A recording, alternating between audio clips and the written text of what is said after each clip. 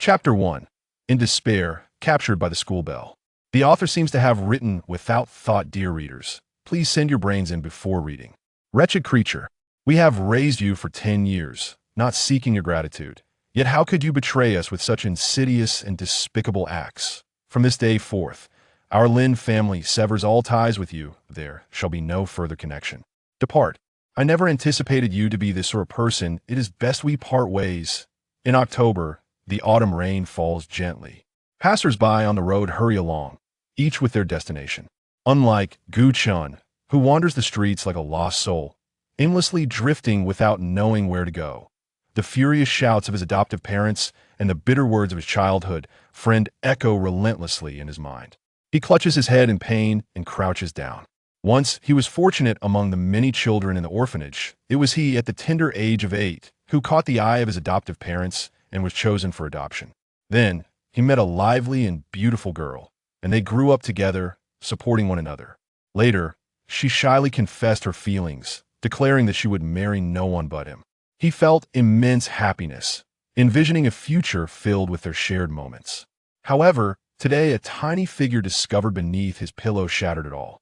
The figure bore a few needles in its chest, with the name Lin Buoxuan inscribed on its back. This was the name of his adoptive parents' biological son. Yet, he was unaware of the origin of this figure. In their rage, his adoptive parents offered him no chance for explanation, casting him out of their home without hesitation. He believed his childhood friend would trust in his innocence. Yet her scathing remark, "One knows the face but not the heart," obliterated his last shred of hope. The once warm home and sweet love had turned into fragile bubbles, ready to burst at the slightest touch. In his anguish, Gu Chan failed to notice a Maybach quietly coming to a halt beside him. Fate has a way of ensnaring the unfortunate. Gu Chan found himself ensnared in a sack, abducted into the luxury vehicle. The turn of events was so sudden that he forgot to feel fear. He dazedly inquired, "Are you going to take my kidney?" A voice responded with derision, "What worth is your kidney? What awaits you is a terror 1,000 times worse than that."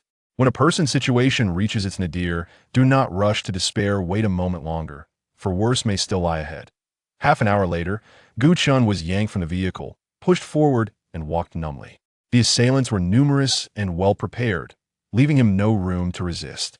Stumbling forward, he resigned himself to fate, repeatedly pondering whom he had offended. First, someone had secretly placed a cursed figure beneath his pillow to ensnare him, leading to his expulsion by his adoptive parents. Next, he was abducted on the street, his life now hanging in the balance. The coincidences surrounding him stirred doubts in Gu Chen's mind.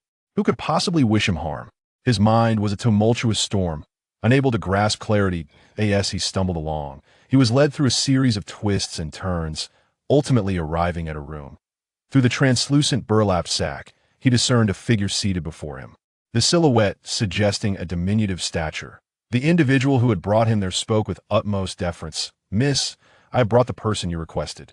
A mere monosyllable left Gu Chun momentarily stunned. This voice, instantly, a visage of unparalleled beauty and an aura of frosty elegance materialized in his mind. Xiao Xingran? The campus belle of Sea City First High School, Xiao Xingran. As he grappled with disbelief, the burlap sack enveloping him was yanked away, and there she was, Xiao Xingran, her expression radiating haughty disdain. She reclined upon an exquisitely crafted redwood armchair, her elbow resting on the armrest and her hand cradling her head, revealing a delicate expanse of skin as smooth and pale as mutton fat. Her stunningly unforgettable face bore an expression of indignation, as if she were poised to levy accusations. Ji Chun was utterly bewildered. He had never anticipated that the puppet master behind this scheme would be Xiao Xingran. A discord existed between Gu Chun and Xiao Xingran. Yet, to be precise, there were no personal grievances between them. That it was Gu Chun's childhood companion, Cheng Mingming, who had harbored a conflict with Xiao Xingran and had come to him in tears. As one was a childhood friend and the other an almost entirely unfamiliar girl, Gu Chun naturally sided with Cheng Mingming, inadvertently offending Xiao Xingran in the process. Each time Xiao Xingran encountered him, she would cast a frosty glance his way, occasionally hurling barbed remarks. Just this afternoon, before classes ended, they had an accidental encounter in the corridor. Upon seeing him alone, she mockingly inquired if he had been jilted by his childhood. Sweetheart, adhering to the principle that a gentleman should not engage in conflict with a lady, Guchen generally ignored her provocations, including her taunt about being spurned. However, he never imagined that the unattainable flower, perceived as distant and unapproachable, bore such a grudge that she would go so far as to have him abducted and humiliated. Her audacity to orchestrate such a scheme, even going so far as to place a cursed figurine beneath his pillow to ensnare him, was beyond belief. The more he contemplated, the more plausible it seemed, inciting a fury within him that felt as though it would combust. Xiao Xingran, why have you treated me this way? Tilting her head, Xiao Xingran regarded him with an enigmatic gaze, her eyes shimmering with a complex emotion that Gu Chun, consumed by rage, failed to perceive. What do you think? Fuming, Gu Chun retorted, you are despicable and shameless. Look at me now, ruined and homeless because of you. Are you satisfied? Xiao Xingran appeared taken aback. What? Stop playing coy. Did you not place the cursed figurine beneath my pillow? What cursed figurine? At that moment, Gu Chun, amidst his fury, began to regain his composure. Xiao Xingran's reaction did not seem feigned. She appeared completely oblivious to his plight at the Lin family's hands. Someone else was responsible for his entrapment. A tempest of indignation roiled within Gu Chun as he turned to leave. He might forego returning to the Lin family, and he could relinquish his love for Cheng Mingming. But he would seek justice for himself. He demanded his vindication. Yet, two towering bodyguards, as imposing as mountains, expressionless, blocked his path. A soft scoff echoed behind Gu Chun. Want to leave? This is not a marketplace. You can't just come and go as you please. Gu Chun replied, it's not like I wanted to come here. Xiao Xingran rose and slowly approached him. In that moment, Xiao Xingran was a far cry from the girl in her school uniform with a ponytail. She wore a stunning white lace-embroidered evening gown, her long hair cascading down her shoulders, radiating a captivating allure even without makeup. This stood in stark contrast to Gu Chun, who exuded an air of dishevelment and despair, akin to a stray dog. Feeling powerless, Gu Chun took a deep breath, suppressing the tumultuous emotions within him, and earnestly looked at Xiao Xingran. Xiao Xingran, I sincerely apologize for any offense I may have caused you in the past. I can pretend tonight never happened. I have urgent matters to attend to and must leave. Please, I ask for your understanding. Xiao Xingran scrutinized him thoughtfully. In truth, since their encounter that evening, she had not ceased her examination of him. You look quite miserable, she stated bluntly. Ji Yu Chun remained silent, fully aware of his plight without needing a reminder. What happened? Her tone bore a hint of concern that made Gu Chun uncomfortable. This is my private matter. Gu Chun believed there was nothing wrong with his statement. Yet Xiao Xingran's expression turned cold. Are you implying that I should not meddle in your affairs? Gu Chun was taken aback. Indeed, that was his intention, and he thought he had expressed it delicately. Yet how could Xiao Xingran react so strongly? It was well known that Xiao Xingran had an eccentric and aloof nature, making her difficult to approach, and this was indeed true. Without room for debate, Xiao Xingran declared, you look like you need to rest properly. In the face of her assertiveness, Gu Chun found it futile to argue. He had been confined to the room, likely to prevent any escape, with two burly men assigned to watch over him. Sitting bewildered at the dining table, Gu Chun gazed at the lavish dinner spread before him, feeling as though he were in a dream. After a long pause, he let out a self-deprecating smile. Having been cast out by his adoptive parents and left penniless, he should have been cowering in a bridge shelter, hungry and shivering in the cold, dreary night.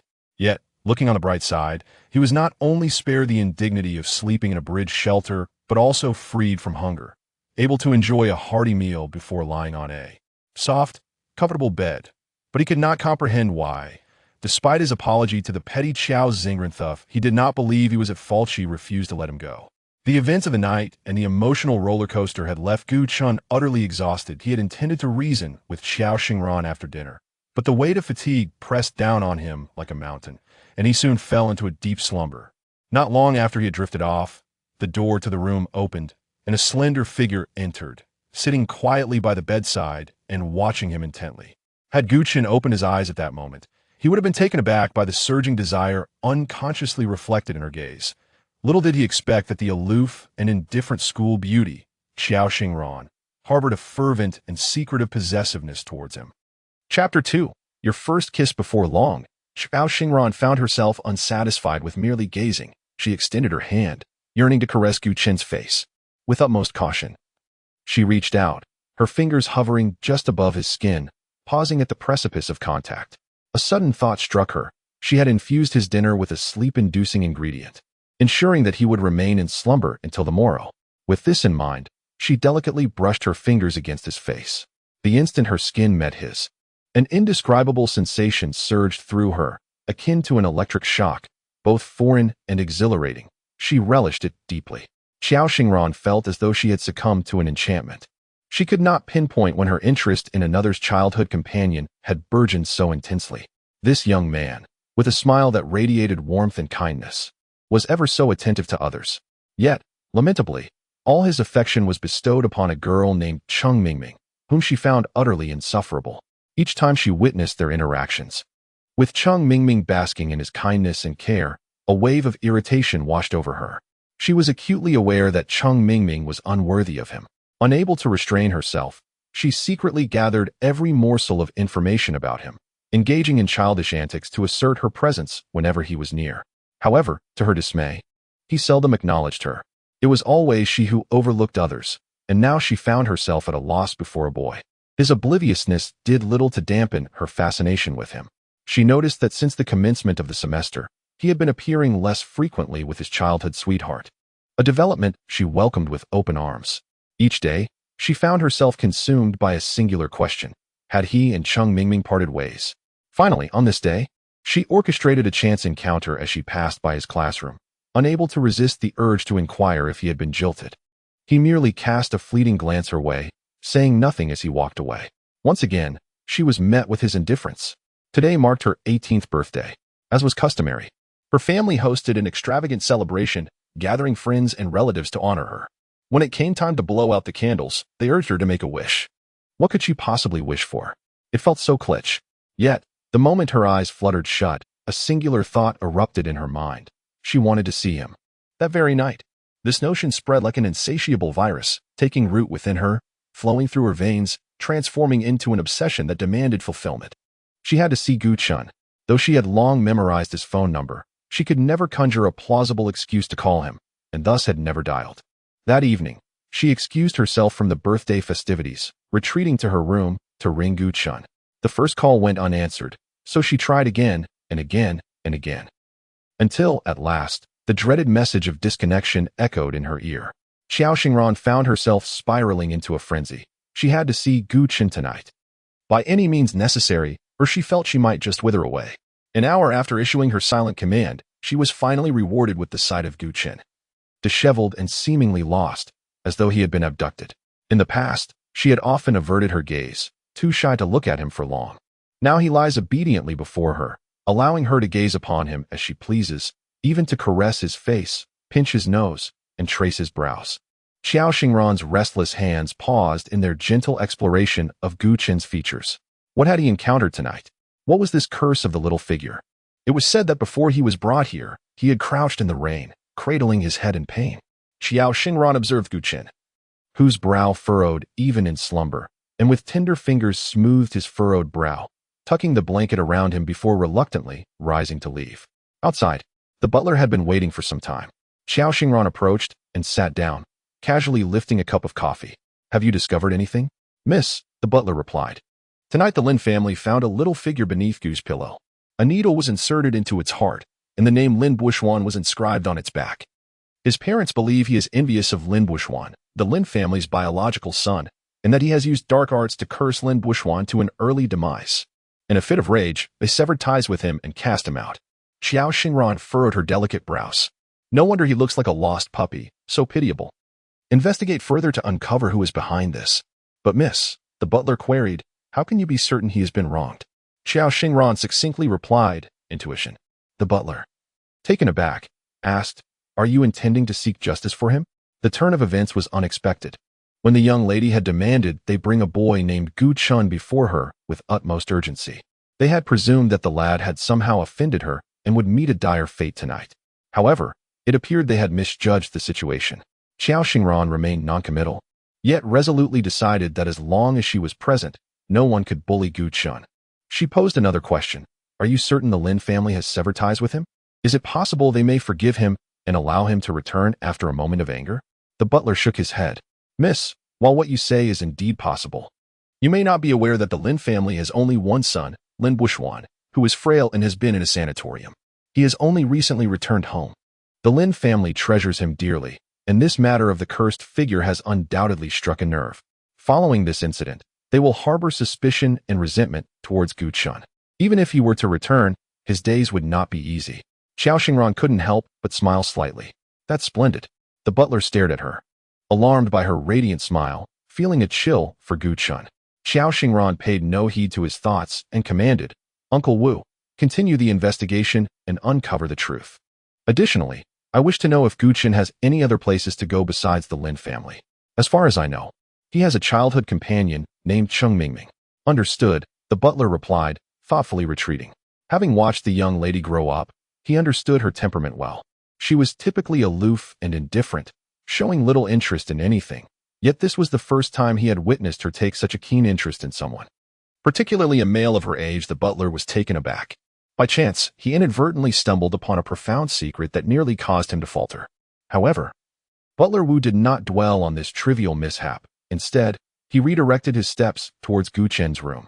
Previously, he regarded Gu Chun as an inconsequential figure who had unwittingly provoked his esteemed young lady, dismissing him entirely.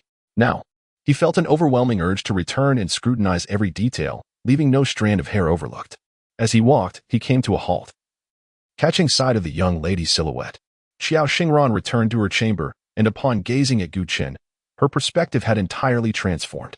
She had observed him in silence for an extended period, well aware that he was the adopted son of the Lin family.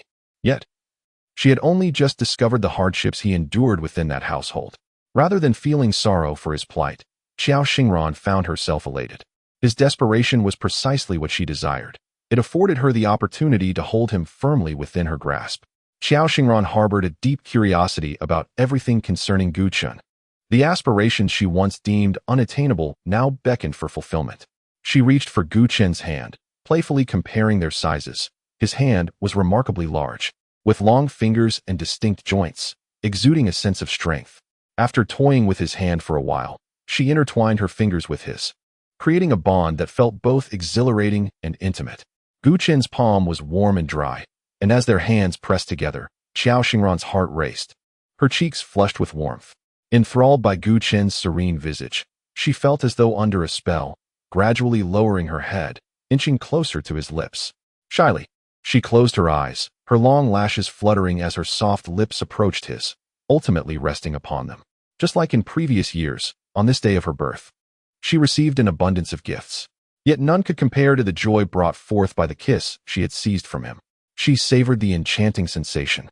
Reluctantly parting from his lips, gazing at him with eyes filled with an indescribable, fervent emotion, Gu Chun, I have given you my first kiss. You must take responsibility for me and never leave my side for this lifetime. Chapter 3. The more you owe her, the better, child, be more astute. Do you truly believe that their act of adopting you is rooted in altruism? You are mistaken. Allow me to elucidate. To them, you are merely a means to ensure the successful and healthy passage of their biological son through the threshold of 18. Their son is frail and plagued by illness. Once teetering on the brink of death, a sage informed them that his weak constitution was a result of a fragile fate, susceptible to malevolent forces. To secure his health and well-being, it was imperative to find a boy born on the same date, month, and year, one with a robust destiny to shield him from calamity. After extensive searching, they ultimately found you. They are devoid of compassion once you cease to be of use. Do you believe they will still harbor any regard for you? I have spoken my piece. Whether you choose to believe it is entirely up to you. Gu Chun awoke, drenched in sweat, from what could be more accurately described as a haunting recollection rather than a mere nightmare. The words had been spoken by a distant relative who had fallen out with his adoptive parents for reasons unknown. Later, this individual approached Gu Chun privately to relay the aforementioned sentiments. Gu Chun dismissed it as mere bitterness, a deliberate attempt to sow discord between him and his adoptive parents, and did not take it to heart. Yet now, recalling those words sends a chill through him. He remembers that Lin Buxuan returned home from the sanatorium only after his 18th birthday. Not long after Lin Boishuan's return, a cursed doll was discovered beneath his pillow. "Gu classmate, you are awake?" A middle-aged man's sudden appearance interrupted Gu Qin's increasingly alarming thoughts. The man, in his 50s, was slender and refined. Gazing intently at him, Gu Qin could not shake the feeling that the man's gaze held a profound scrutiny, as if he were evaluating Gu Qin as one would appraise an item on a shelf, contemplating whether he merited the price set by the merchant. Before Gu Qin could respond, the middle-aged man introduced himself. "My surname is Wu. I am the steward here. You may call me Uncle Wu." Just as the young lady does, Gu Qin hastily got out of bed, only to realize he was dressed in a set of luxuriously soft silk pajamas that were not his own. He was momentarily taken aback. He recalled every event from the previous day, yet he could not remember when he had fallen asleep or how he had ended up in this unfamiliar attire. A sense of unease washed over him. It was highly uncharacteristic for him to have succumbed to slumber in such a strange environment, and so deeply at that. This led him to contemplate a rather grave concern. Was his innocence still intact? Though it seemed far-fetched. Could it be that Xiao Xingran had abducted him precisely to teach him a lesson? If she was capable of having him taken in broad daylight, it was not entirely implausible that she might do something even more drastic. Gu Qin's thoughts spiraled further. At this moment, he could scarcely comprehend that Xiao Xingran would not allow anyone to touch even a single finger of his. Moreover, if she truly wished to do something to him, she would personally attend to it, rather than entrust it to another. "You fell asleep yesterday, and the young lady, concerned for your comfort, had someone change your clothes. Worry not, it was merely a change of attire, and nothing more was done to you." As for whether the young lady did anything further upon her arrival, that remained unknown to Butler Wu. Butler Wu placed a neatly organized pile of clothes beside the bed, smiling as he remarked that these garments were prepared for you by the young lady. Gu Qindong looked around, asking, "Where are my own clothes?" "Oh." The young lady deemed those garments too old and had them discarded. Gu Qin felt inclined to protest, questioning her right to dispose of his personal belongings. Yet, upon reflection, he realized that before Xiao Xingran, he had no freedom to speak of. How could he dare to discuss other matters? Although he had been unceremoniously cast out by the Lin family, the clothes he wore yesterday were purchased with their money. In light of this, losing them seemed inconsequential. Gu Qin found it all rather ironic. For a decade, 10 entire years, he had harbored gratitude, treating his adoptive parents as though they were his own flesh and blood. Should the need arise, he would even sacrifice his life for them. Yet, the affection he cherished most could not procure him even a minute's worth of explanation. Was this his failure, or merely the Lin family's lack of sentiment? The answer was unmistakable. He regarded them as his everything, while to them, he was nothing more than a disposable pawn. They did not care for him, nor did they cherish him. Thus, he would no longer hold them in high regard. Yesterday's ordeal imparted a profound lesson. What does not belong to him should not be coveted. Now, he sought to uncover the identity of the person who had schemed against him to reclaim his justice. Furthermore, he needed to ascertain whether he was indeed, as that distant relative suggested, merely a tool to aid Lin Boishuan in growing up smoothly. This mattered deeply to him, for he yearned to live with clarity. Today was Saturday, a day free from school. Xiao Xingran donned a cream-colored casual cardigan, paired with gray sweatpants and white sneakers. Her hair was styled in a tidy ponytail, and her unadorned face radiated a pure, youthful charm, softening her previously aloof demeanor. She embodied a curious contradiction, though she maintained a low profile. Shunning all activities and disregarding others, her striking appearance and aura invariably captured everyone's attention upon her arrival. She was an enigma. Many discussed her both openly and covertly. It was evident that her family was well off, though the extent of that wealth remained elusive. Now, Gu Qin had begun to grasp the level of her family's affluence, one that could render a person utterly invisible from the world. This was no jest nor exaggeration, but a conclusion drawn from Gu Qin's own experiences. Moreover, he surmised that even the prominent Lin family in city paled in comparison. In summary, she is someone he must absolutely not provoke. Xiao Xingran held a bouquet of freshly picked flowers from the garden, their vibrant hues paling in comparison to her exquisite beauty, which rendered them mere green leaves in her presence. She cast a discreet glance at him, her gaze sweeping over him with an air of nonchalance, the corners of her mouth lifting ever so slightly. The attire that Gu Qin wore was purchased by her the previous night. It was stylish and well-fitted, particularly significant as it was selected personally by her. Meeting her gaze, Gu Chun felt an inexplicable sense of unease. May I leave now?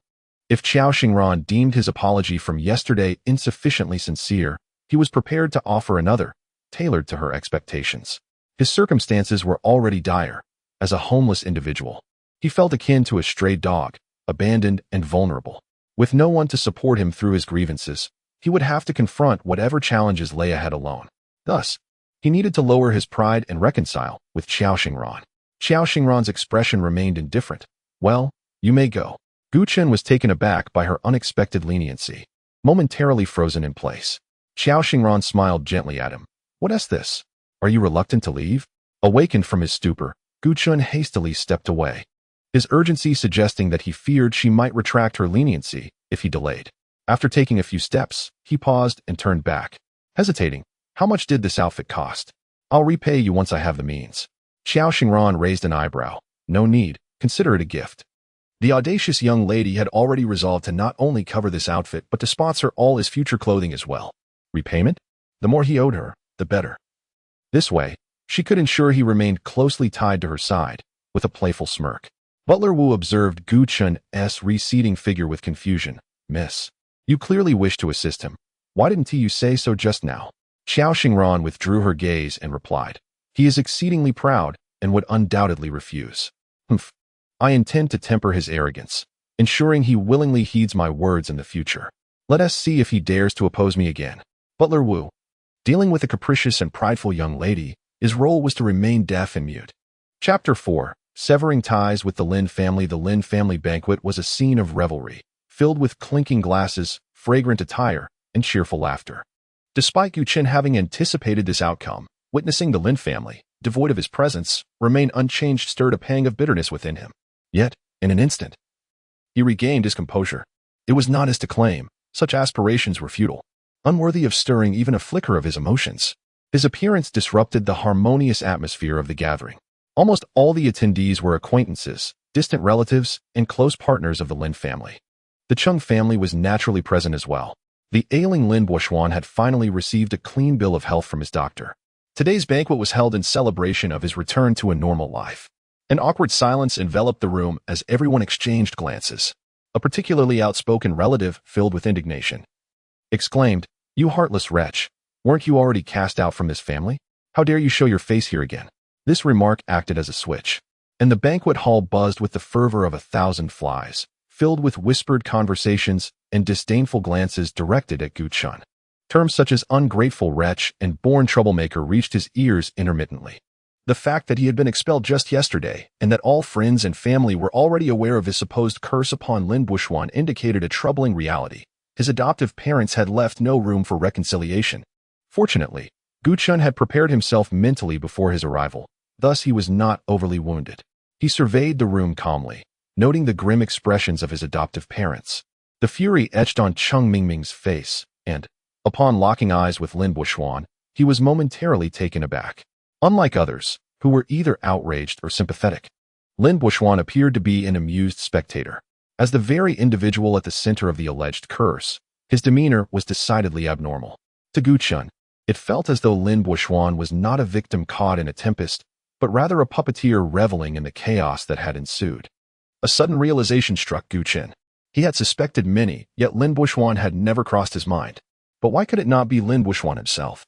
His hands, resting at his sides, clenched tightly. Gu Chun endeavored to quell his rising anger. His return was not to unearth the true antagonist behind these events, a task demanding substantial evidence and time for investigation. At that moment, his adoptive father, Lin Bin, spoke up. Was my statement yesterday not clear enough? Why have you returned? Gu Chun met the gaze of this man he had once held in great esteem. Indeed, I have severed ties with you. But that does not imply I accept responsibility for actions I did not commit.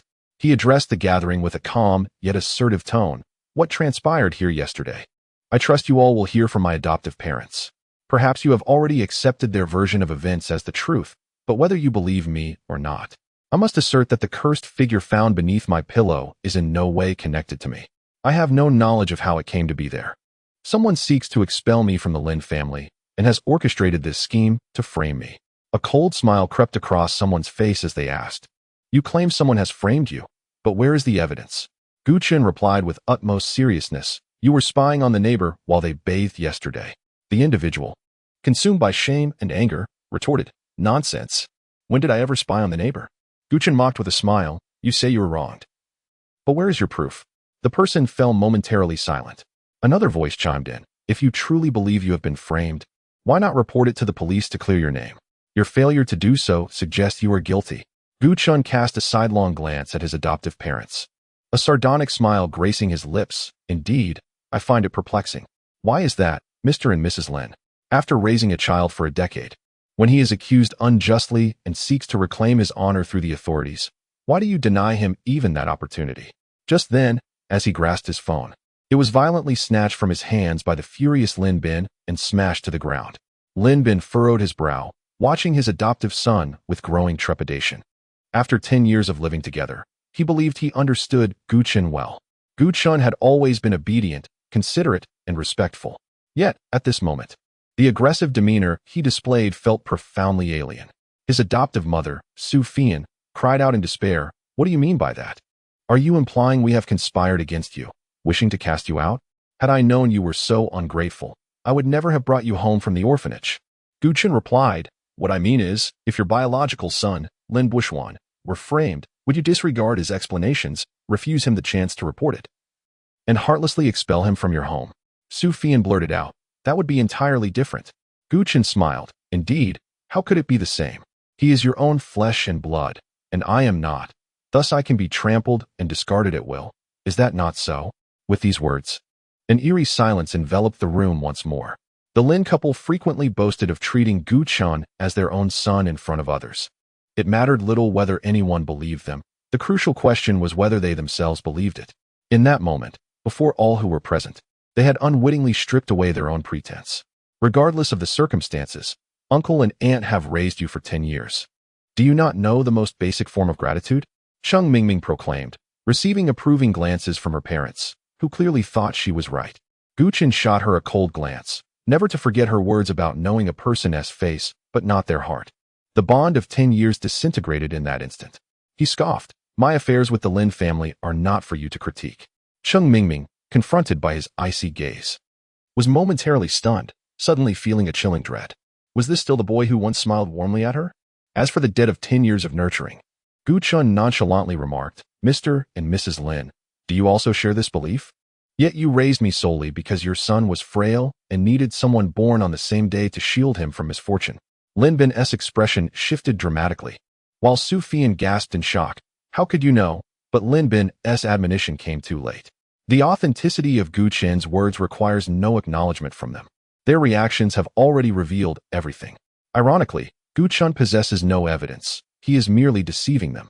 He offers a smile to the bewildered crowd, his handsome stature towering like a slender poplar by the roadside, his features refined yet exuding masculinity.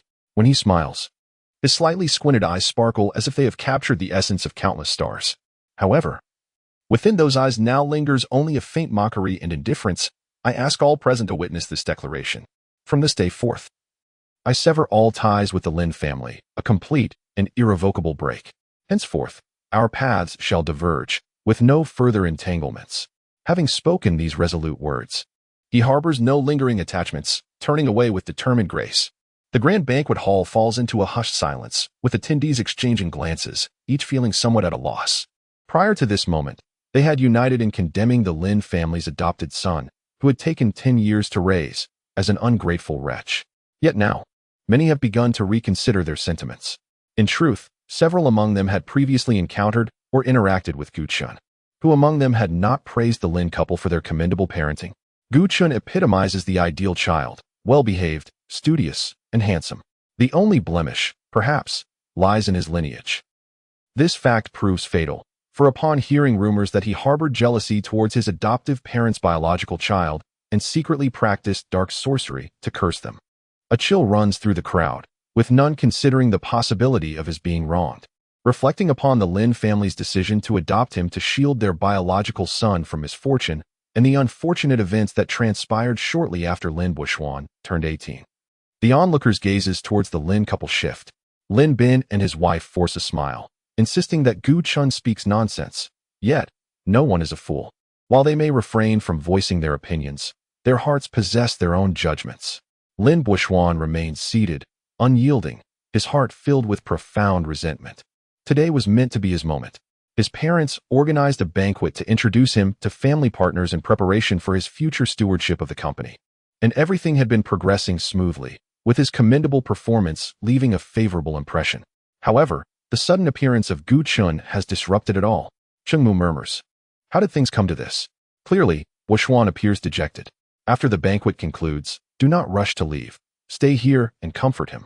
Mingming. Cheng Mingming snaps back to reality, replying absent-mindedly, her mind haunted by Gu Chin's icy gaze and his resolute departure, which she cannot shake off. A wave of indescribable panic surges within her, a sense of having lost something significant that she had not valued, yet which holds immense importance to her. Chapter 5. I will support you. After severing ties with the Lin family, Gu Chin faced his first dilemma: how to sustain himself. He needed to find a job. However, this was easier said than done. In an era where even fresh graduates struggled to secure employment, it was even more challenging for him. A student who had to balance his studies while preparing for the Gaokao. Some even jested, questioning whether he was a young master out for a taste of life, due to the ostentatious brands he wore. Yet, it was not that no one wanted him. After being turned down at a nearby CAF, a plump lady adorned with gold and jewels gazed at him with a glimmer in her eyes, offering him a position that entailed conversing with her every evening. Although Gu Chun was somewhat naive, he was not foolish. Fearing that he might end up utterly exploited by her, he hurriedly fled. As night descended, Gu Chun sat alone on the steps, reflecting on his fortune from the previous night, when he had slept on a soft bed at the Qiao residence. Today, however, he found himself bereft of such comfort. He could no longer evade reality. Was he destined to sleep under a bridge? What if he dozed off and met a grim fate? Or worse, what if he fell victim to a robbery? With a sense of melancholy, he gazed at the illuminated windows of the opposite residential complex, engulfed by a profound desolation as he felt utterly displaced in the vastness of the world. In his despondency, a cowardly thought flitted through his mind.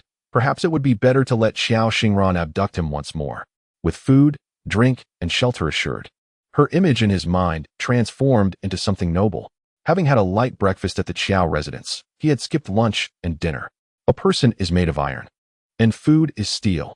If this continued, he would either perish from hunger or meet a grim end at the hands of others. Gu Chen sighed helplessly. If all else failed, he would have to shamelessly seek assistance. Hello, that lady hasn't gone far. If you have second thoughts, it's not too late to go back. A teasing voice broke through his reverie, and Gu Chun turned in shock. Xiao Xingran stood before him, still clad in the same outfit from the morning. In the chilly October air, her cream-colored knit coat exuded warmth. Gu Chen felt embarrassed. Not only had he failed to find a job, but he had also been seen fleeing from a greasy ant. It was indeed a case of fate's irony. Xiao Xingran remarked, I heard you had a falling out with your adoptive parents. Good news rarely travels, but bad news spreads like wildfire. Gu Chen replied, yes. Are you in need of money? She inquired. Gu Chun considered denying it. He was reluctant to let her see him in such a pitiful light. Yet, reflecting on how he had been captured by her people the night before, he found himself resigned to the truth. Yes. Xiao Xingran instinctively clenched the hem of her coat, finally voicing what she had long wanted to say. I can support you. Gu Chen was taken aback. Xiao Xingran feigned a nonchalant smile, but internally, she was wrought with anxiety, beads of sweat forming on her back. Gu Chun was a proud individual. If he were to reject her offer for the sake of pride, she would simply have him bound and taken back home. After all, once was a strange encounter, but twice was familiarity. What harm would there be in being captured again? She had bestowed upon him his first kiss. In her eyes, he was forever hers, and he could not escape. Gu Chen remained silent for a considerable time before suddenly uttering, Are you planning to support me? Xiao Xingran replied with unwavering confidence, Of course, why? Am I not far superior to that greasy old woman? Gu Chen fell silent once more. It was evident that the greasy woman sought something from him. While Xiao Xingran's intentions were also not difficult to discern, it was merely the lingering grievances between them that the petty young lady could not let go of. On the surface, they seemed to have reconciled, but should an opportunity arise to exploit him, she would not hesitate. Gu Chen smiled wryly, realizing he had sunk to such depths. Yet, he was not one to be easily defeated. Hardships were temporary, and he had faith that in the near future, he would carve out a respectable life for himself. The current humiliation and suffering, viewed as a trial, perhaps became more bearable. Moreover, compared to the injustices he faced with the Lin family, Xiao Xingran's indignities were trivial, a mere blessing in disguise. Besides, with a goddess-like figure like Xiao Xingran striding through campus, countless boys undoubtedly drooled over her silhouette. In this light, it seemed he had struck an immense fortune. With a broader perspective, nothing appeared insurmountable. Most importantly, he was in dire need of funds. He had just contemplated seeking assistance from his homeroom teacher. At present, only the teacher who held high hopes for him could provide any help. However, the teacher had both elderly parents and young children to care for, and Gu Chun was reluctant to disturb him unless there was a genuine opportunity. After a myriad of thoughts, Gu Chun adjusted his mindset and calmly asked, "All right then, how much do you intend to pay me monthly?" Xiao Xingran's heart plummeted. Binding him to her home was, of course, not a feasible option. If it were, she would not wish to play the role of an abductor. She yearned for a mutual affection that blossomed over time. In any case, she aimed to create an opportunity first. With a relaxed tone, Xiao Xingran inquired, "How much do you want?" Gu Chun pondered, 5,000? He had no extravagant demands for clothing or food. The bulk of his expenses would go towards rent and tuition. 5,000 would just about suffice. Xiao Xingran frowned. Gu Chun thought perhaps he had asked for too much. To his surprise, Xiao Xingran responded with displeasure. "Gu Chun, why do you value yourself so cheaply?" Gu Chun remained silent. Xiao Xingran continued, "I will give you 20,000, but I have one non-negotiable condition." Gu Chun was taken aback by the unexpectedly high amount. Soon recalling her mysterious yet affluent background, realizing he had overreacted, "Speak." "Cheng Mingming, the girl who used to be your constant companion, I despise her. You must maintain your distance from her." What she felt was not merely dislike, but a deep-seated jealousy, nearly gnashing her teeth in envy. Gu Chun hesitated. "Actually, I have already broken up with her and will not be in contact again. You need not offer me so much for such a condition." Xiao Xingran snorted coldly. "But what if she seeks to reconcile, and you soften your heart? In any case, you must agree to my condition." Gu Chun, "All right. But it's too much." Xiao Xingran looked at him with sympathy. "I am genuinely curious about the kind of life you led in the Lin family. After all, they are well-known entrepreneurs. How much pocket money did they give you each month? Is 20,000 a lot? It's barely enough for a single meal." Gu Chun was aware that Xiao Xingran was teasing him, yet he felt the sting of her words. Before he entered junior high, he received no pocket money from the Lin family. They had taken him in, provided for his needs, ensured he had clothing and shelter, and facilitated his education.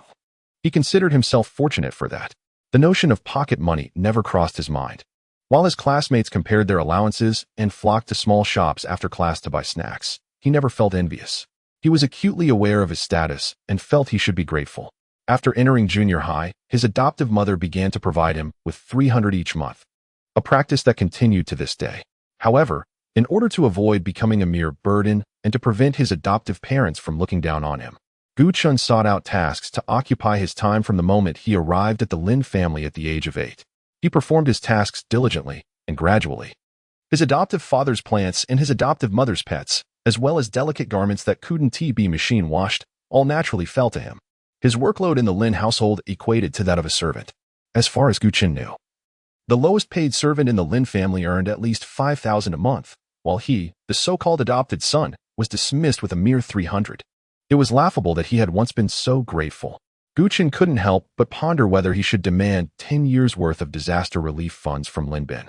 Regardless of how ludicrous the notion of disaster relief might be, it was evident that they truly believed in it. After all, he had indeed been used to shield Lin Buishuan from misfortune for a decade, and Lin Buishuan had grown up healthy and robust, lost in thought for quite some time. Gu Chun inadvertently kept Xiao Xingran in a state of anxious anticipation, frustrated with himself for not being a talkative person. He wondered why he couldn't restrain his tongue in Gu Chun's presence. Surely, he must have felt his pride wounded. What if he were to leave in a huff the very next second? He dared not pressure her into drastic measures. Finally snapping back to reality from his tangled thoughts, Gu Chun noticed Xiao Xingran looking at him, prompting her to feign an expression of playful annoyance. Gu Chun said, "All right," fearing he might change his mind. Xiao Xingran quickly took out her phone. "I will transfer the money to you right now." Gu Chun replied, "Please pay in cash." Xiao Xingran. WeChat transfer of 15,000 yuan. The mechanical female voice was music to Gu Chun's ears. He did not possess a phone to receive the transfer. For Xiao Xingran, who was not short on money, any problem that could be resolved with cash was trivial. She purchased a new phone for Gu Chun, spending over 5,000. And although he insisted that she deduct it from his maintenance fee, she did not press the issue. Upon receiving the money, Gu Chun donned a professional smile. Excellent. The contract is fulfilled. Now may I ask, Xiao classmate, what service do you require from me? Meeting his smiling gaze, Xiao Xingran suddenly felt her face flush. No, I haven't thought it through yet. I'll let you know once I have. Observing the girl who fled in panic, Gu Chun wore a perplexed expression, and then, with a hint of resignation, he shook his head and smiled. It was she who had suggested the arrangement. Yet it seemed as though he was the one benefiting from it. Gu Chun withdrew his gaze and glanced once more at his account balance. His anxious heart gradually found solace. He pondered to himself, indeed, money is a remarkable entity. Chapter 6, The Prime Suspect in a Daze. Xiao Xingran sat within the confines of the Maybach, her hands propping up her chin, her cheeks aflame with warmth. As she repeatedly replayed the image of Gu Chen's smiling eyes in her mind. How gentle he appeared. If only she had captured that moment. She could have relished the sight of his smile at any time, while riding, dining, bathing, or even while slumbering. Suddenly, an incongruous thought struck her. Gu Chan's tender smile was merely a courtesy granted in light of her 20,000 yuan. This realization jolted Xiao Xingran back to clarity. Gu Chen smiled at Cheng Mingming without the taint of monetary influence. That smile, in fact, stemmed from the depths of his heart. In an instant, jealousy surged within her like a tidal wave, nearly overwhelming her. Accustomed to regarding others with indifference, she seldom held anyone in high regard. Cheng Mingming had earned the distinction of being the most detested individual in Xiao Xingran's eyes, primarily due to her association with Gu Chun. With newfound wealth, Gu Chen's appetite seemed paradoxically diminished, as though he had been starved for too long, prompting him to seek the nearest noodle shop. As a forsaken orphan, he understood the importance of caring for his own well-being. After his meal, he sought a modest inn nearby, planning to settle for the night and secure rental accommodations the following day. The money he had borrowed from Xiao Xingran would be repaid with both principal and interest once he found prosperity. Should fortune fail him in the future, well, that was a matter for another time. As Gu Chun pushed open the door to his room, a notification pinged on WeChat, a friend request from an account named Lan Baigo. Certain he did not recognize the name, he ignored it, opting instead for a hot shower, and later sat on the bed with a pillow in his embrace, reflecting on Lin Buoxuan's expression during the family banquet. Although lacking concrete evidence, he had nearly concluded that Lin Buoxuan was the mastermind behind the schemes. The household staff employed by the Lin family, tasked with cleaning and tidying, were well aware that Gu Chun attended to his own affairs and never troubled anyone, save for the recently hired help. It was this new maid who had discovered the voodoo doll hidden beneath his pillow. Unfamiliar with the household's customs, she instinctively treated Gu Chun as a client, unwittingly uncovering the sinister object while changing his bedding. Once the primary suspect, her role now seemed to shift towards Lin Buoxuan, and the threads of this tangled affair began to clarify. Lin Buoxuan was the ringleader, while the maid was merely an accomplice. Over the past decade, Lin Buoxuan had spent only 2 months each year at home. His adoptive parents cherished him, perhaps excessively so, rarely allowing him to venture outside during his brief visits. Though Gu Chun had lived in the Lin household for 10 years, he and Lin Buoxuan were hardly acquaintances. Their interactions were marked by an uncomfortable politeness that left Gu Chun feeling like an unwelcome guest. He sensed Lin Buoxuan's disdain, often believing it to be a figment of his imagination. When Lin Buoxuan smiled at him, the warmth never reached his eyes, leaving a disquieting chill in its wake. His reverie was abruptly shattered by the urgent ringing of his phone. An unfamiliar number flashed on the screen, the location indicating it was from the local area. This is the new phone that Xiao Xingran purchased for him, accompanied by a newly changed phone number. The contacts from his old phone are unlikely to know his new number. Naturally, none of those individuals would reach out to him unprompted. Gu Chun treated the incoming call as a nuisance and promptly hung up. Just as he was about to delve deeper into his thoughts, his phone rang insistently once more. Suddenly, Gu Chun recalled that Xiao Xingran must be aware of his new number. Hello, Gu Chun. Don't tell me you've already turned your back on me now that you've accepted the money? Gu Chun sighed, recognizing the voice. It was indeed Xiao Xingran. I thought it was a spam call, he explained. Xiao Xingran snorted, seemingly unconvinced by his rationale. With unwavering confidence, she declared, "This is my phone number. Make a note of it. From now on, whenever you hear my call, you must answer it immediately, understood?" Gu Chun found her request reasonable. considering she had indeed spent money. Yes, understood. On the other end, Xiao Xingran suddenly stammered, Have you eaten? Gu Qin, oblivious to her unusual demeanor, replied honestly, yes. She quickly inquired, what did you eat? Noodles. In the spacious and comfortable villa, Xiao Xingran felt a twinge of frustration as she lay on her bed. Why was he so reticent? She yearned to hear more of his voice. Surely you're not still wandering the streets? Upon returning home, Xiao Xingran regretted her earlier decision. Gu Qin's gentle demeanor accelerated her heartbeat. She feared he might discover her feelings. In her haste to escape, she had forgotten that Gu Qin was a homeless wanderer, and she chastised herself for not bringing him back, feeling more distressed than if she had lost a fortune of 10 billion. No, I'm at a hotel now. Gu Qin was about to speak when Xiao Xingran preempted him. With a serious tone that carried an implicit warning, she stated, listen, Gu Qin. Our affairs must remain confidential from any third parties, understood? She was determined to keep their growing closeness, which stemmed from a monetary arrangement, a secret. It would tarnish the nascent feelings they had yet to explore. Gu Qin was momentarily taken aback, as that was precisely what he had intended to convey. His dignity was already fragile. The notion of being supported by the school beauty was something he preferred to bear silently. He pressed his lips together, swallowing the words he had prepared to plead with her, and smoothly replied, all right, is there anything else? Not for now. Very well, good night. 3 seconds later, Gu Qin glanced at his phone screen in confusion.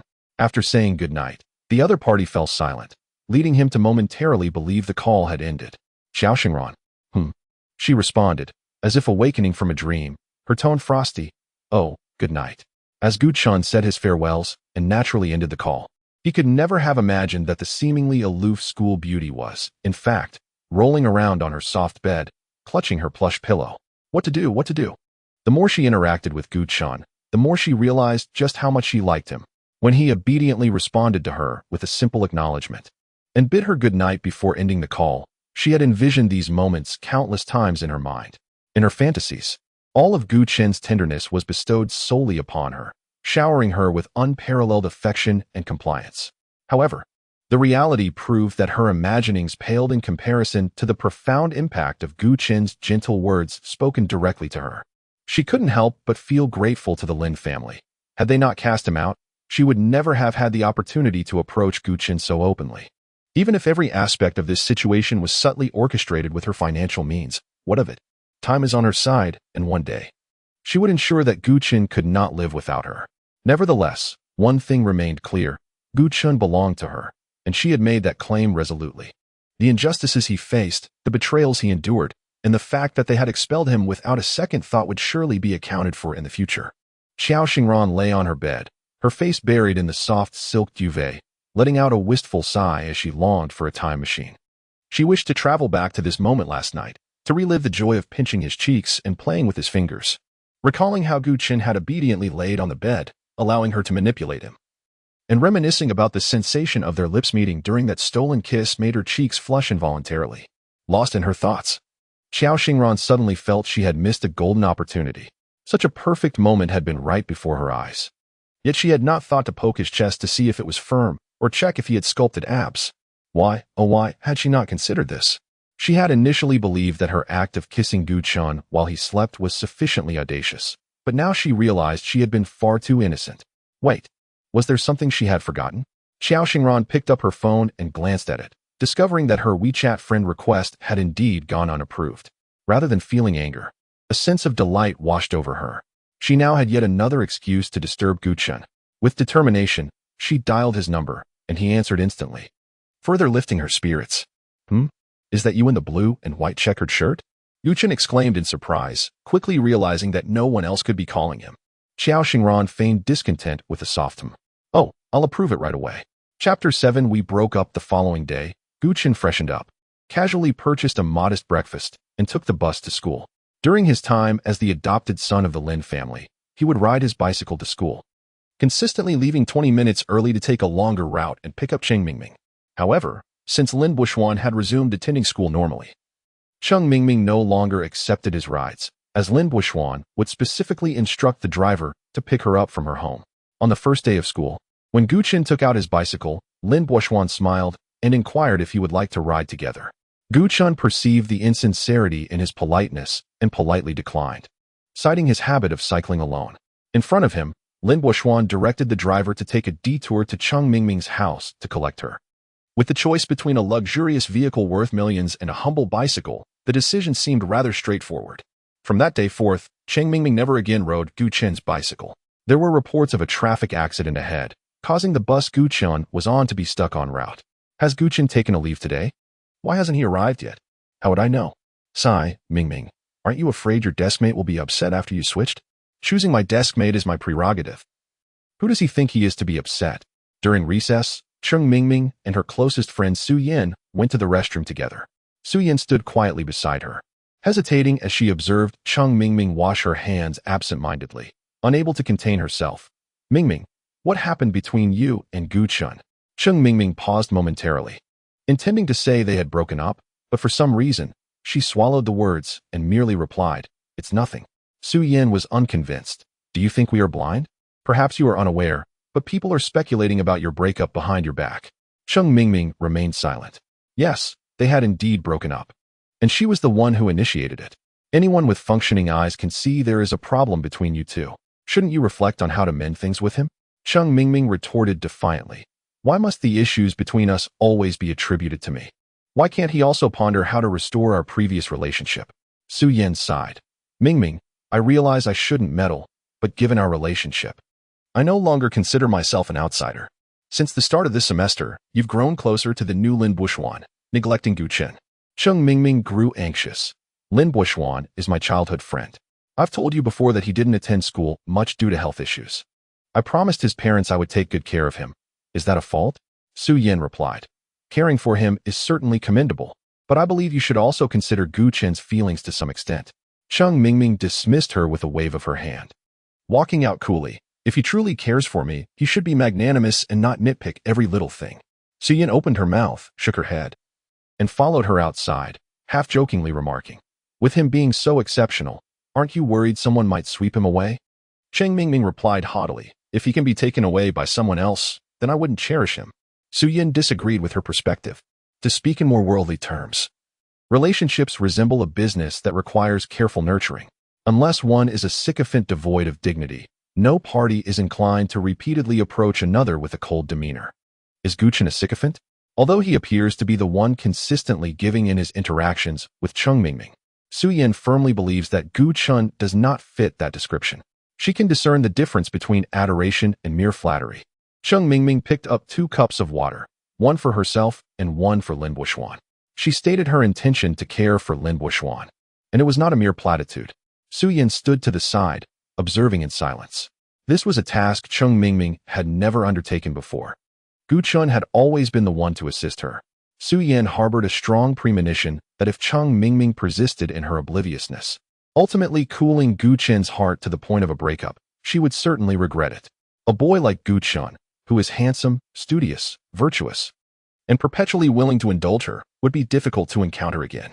As Gu Chen, having missed the first class, entered the classroom, he instinctively headed toward a specific spot when a boy immediately raised his hand to signal him. Hey, Gu Chen, your seat is now over here. Gu Chen paused for a moment, realizing that today the seating arrangement would be reorganized. In their class, there was a tradition of rearranging seats after every monthly exam, with positions determined by students' rankings. Those who ranked higher not only had the privilege of choosing their seats, but also the right to select their deskmate, provided the chosen individual consented. Gu Chen consistently ranked first in his class, which allowed him to sit beside Cheng Mingming. This arrangement had been previously agreed upon by her. She had assertively demanded that Gu Chen remain her deskmate. Gu Chen silently glanced at his former seat, now occupied by Lin Buoxuan, while Cheng Mingming remained in her original spot. Having missed the first class, Gu Chen forfeited his opportunity to choose a deskmate and found himself relegated to being selected by others. Classmates cast sympathetic and inquisitive glances in his direction. Perceiving that he had been abandoned by Cheng Mingming, perhaps they expected him to feel embarrassed, humiliated, or angry. In reality, Gu Chen quickly recovered from his initial surprise and confidently walked toward his new seat, his expression unruffled and composed. Cheng Mingming, approaching with 2 cups of water, momentarily faltered. She cast a quick, uncomfortable glance at Gu Chen and, upon noticing he was not looking at her, felt a slight pang of disappointment. Gu Chen had promptly explained the reason for his tardiness to their teacher and had requested leave, arriving late with an air of nonchalance. His new deskmate was the class monitor, with whom he maintained a cordial relationship. The monitor first inquired about Gu Chen's delay, then curiously remarked, "Gu Chen, why are you not the least bit anxious?" Gu Chen, puzzled, replied, "Anxious about what?" The monitor glanced meaningfully in a certain direction. "If you don't pay attention, your charming girlfriend might be whisked away by some dashing rogue." In his line of sight, Cheng Mingming was engaged in an animated conversation with Lin Buishuan, appearing quite pleased. Gu Chen, indifferent, opened the textbook for the next lesson. His greatest virtue lies not in his self-awareness, but in his ability to let go and move on. "It matters not. Let those who wish to fight do so, for we have already parted ways." The class monitor widened his eyes in disbelief. "Have you truly broken up? I thought as much." After enduring the initial heart-wrenching pain, Gu Chen had long since adopted a carefree demeanor. Alas, it is a pity that the bicycle ultimately succumbed to the luxury car. How pragmatic. Yet, my friend, do not be too disheartened. There are plenty of fish in the sea. I would offer you further words of comfort, but you seem utterly unfazed. Gu Chen scoffed. With this time, I might as well memorize a few more vocabulary words. The class monitor shuddered, transforming sorrow into strength. "Goodness, you are quite the anomaly. When will I ever catch up to you?" Gu Chen turned his nostrils towards him. "Catch up to me? That will be impossible in this lifetime." While jesting with the class monitor, Gu Chen suddenly sensed a gaze fixed upon him. Instinctively, he turned his head and met Lin Buishuan's eyes. The latter nonchalantly averted his gaze, leisurely sipping from his cup, before turning to share a laugh with Cheng Mingming. Gu Chen withdrew his gaze with a cold smirk. "Lin Buishuan, is it you? The future is long, just you wait." Chapter 8. You make a perfect match. The ramifications of Gu Chen severing ties with the Lin family did not extend into his school life. Aside from those close to the Lin family who were aware of Gu Chen being their foster son, no one else, including the school authorities, had a clue. His foster parents explained that this was to spare Lin Buishuan's fragile spirit, fearing he might misconstrue their actions as having replaced him with a new son. Gu Chen found this reasoning quite agreeable, yet it was only now that he realized his foster parents had long prepared for the eventuality of abandoning him, minimizing the impact of such a decision. On Lin Buishuan's first day at school, Cheng Mingming proudly introduced their relationship to others. Given that Gu Chen and Cheng Mingming were childhood friends, it was only natural for them to assume that Cheng Mingming's new companion would be well acquainted with Gu Chen. His foster parents had also specifically instructed him to look after Lin Buishuan at school, and Gu Chen diligently followed their directives. However, unlike his genuine affection, Lin Buishuan remained courteous yet distant, which, combined with his status as the only son of a prominent entrepreneur, led to an impression that Gu Chen was merely ingratiating himself with him. In the end, while attempting to curry favor, he even lost his girlfriend to someone else. People regarded Gu Chen with a certain degree of disappointment, including the class monitor. Initially worried that Gu Chen might be devastated upon learning of his childhood sweetheart's betrayal, the monitor felt a sense of relief when he observed Gu Chen remaining unfazed and nonchalant. He couldn't help but respect Gu Chen for his ability to let go. Truly, a noble character. Noticing Gu Chen engrossed in his studies, he hastily opened his own book, with less than a year remaining. He needed to seize the moment lest he fall further behind. During class, Gu Chen was free from distractions, yearning to absorb every morsel of knowledge imparted by the teacher, as doing so was crucial for his aspiration to enter a prestigious university. This goal held immense significance for him as an orphan, with no one to rely on. He could only depend on himself. During the break, he sat in contemplation, considering the necessity of renting an apartment, preferably near the school. To avoid the daily rush of public transportation, many parents chose to rent nearby to accompany their children, and although the local housing was somewhat aged, it remained in high demand. This morning, having already arrived late, Gu Chen decided to stop by a real estate agency to inquire about potential rentals. Finding a suitable place would require him to procure bedding, clothing, and kitchenware. On days when he wasn't in school, he could shop at the local market to prepare his own meals, ensuring he maintained proper nutrition while saving some money. All in all, these expenses would accumulate to a substantial sum. Fortunately, his benefactor was quite generous. Speaking of which, while Gu Chen was being pulled by class monitor Liang Yiqi to play basketball, he encountered Xiao Xingran in the corridor. Though she wore the same monotonous school uniform as everyone else, her presence was akin to a vibrant splash of color in an otherwise black and white film, captivating the attention of those around her. As she cast a fleeting glance in their direction, Guchun distinctly sensed Liang Ichi's grip on his shoulder stiffen. Amused, Guchun couldn't help but chuckle at the class monitor's seemingly feeble reaction despite his usual commanding demeanor. However, when the image of that fateful rainy night, in which he found himself ensnared in a sack, surfaced in his mind, he could no longer bring himself to mock Liang Ichi. If he were to compile a list of the most dangerous individuals he knew, without a doubt, Xiao Xingran would top the chart. Regrettably, he found himself entangled in a perplexing and obscure relationship with her. He had no choice. The need for money was one factor. The other, if he foolishly rejected Xiao Xingran, who could predict whether this affluent young lady might, in a moment of displeasure, have him abducted? There is a saying that fortune favors the bold. Whether it be a blessing or a curse, one cannot escape fate, and thus he resolved to take the plunge.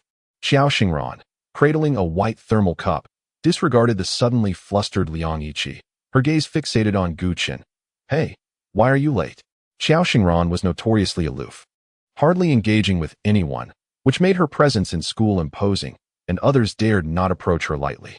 It seemed that only Guchun, who occasionally bore her barbs, could exchange a few words with her when circumstances forced him to. There was a traffic jam. Guchun, ever the gentleman, at least in the past, would not stoop to her level unless provoked excessively.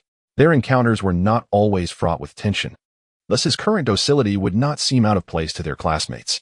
Xiao Xingran had many inquiries for him, how he had slept last night, whether he felt wronged, what he had for breakfast, yet the moment was inappropriate, and she was acutely aware that her every movement was under the scrutiny of her peers, compelling her to remain silent.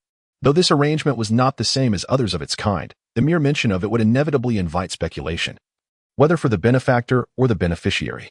After a moment of silence, Xiao Xingran reluctantly averted her gaze from Guchun, allowing it to flit over Liang Ichi, her cold stare causing him to stiffen from his arm to his entire body, awkwardly retracting the arm that had draped over Guchun's shoulder. Guchun? Liang Ichi rubbed his arm and mumbled, "Why is it so cold?" Guchun, perplexed, thought, "Cold? Hasn't it always been like this?" They continued walking, and once they were assured they had left Xiao Xingran's line of sight, Liang Ichi once again slung his arm over Guchun's shoulder, leaning in to whisper, "Guchun, what is going on between you and Xiao Xingran?" Guchun was taken aback. How could Liang Ichi know? He attempted to maintain his composure. "What are you talking about? I don't understand." "I meant, how did you end up speaking with Xiao Xingran?" Liang Ichi exclaimed, his face brimming with envy. "Don't be so stingy. Teach me." Guchun was momentarily speechless. It was merely a false alarm. His conscience was pricked. The agreement he reached with Xiao Xingran had taken place in private, known solely to the two of them. He incredulously turned to the class monitor, his expression questioning. "Didn't you notice she looked at me with disdain?" "Not at all. I think she is quite concerned about you. She even asked why you were late." Guchun found himself utterly at a loss for words. Xiao Xingran's tone during their recent conversation remained as aloof and haughty as ever. However, upon closer inspection, one might discern a minuscule hint of concern, almost negligible. Guchun self-deprecatingly mused, "This concern is for you. Do you want it?" Yes, of course I want it. How could I not yearn for it?" "Dear class leader, you wouldn't dare to suggest that you hold affection for her, would you? A girl like her. It would be abnormal not to be fond of her." Guchun's lips twitched. Does that imply he is the one who is abnormal? In the past and present, he harbored no feelings for Xiao Xingran.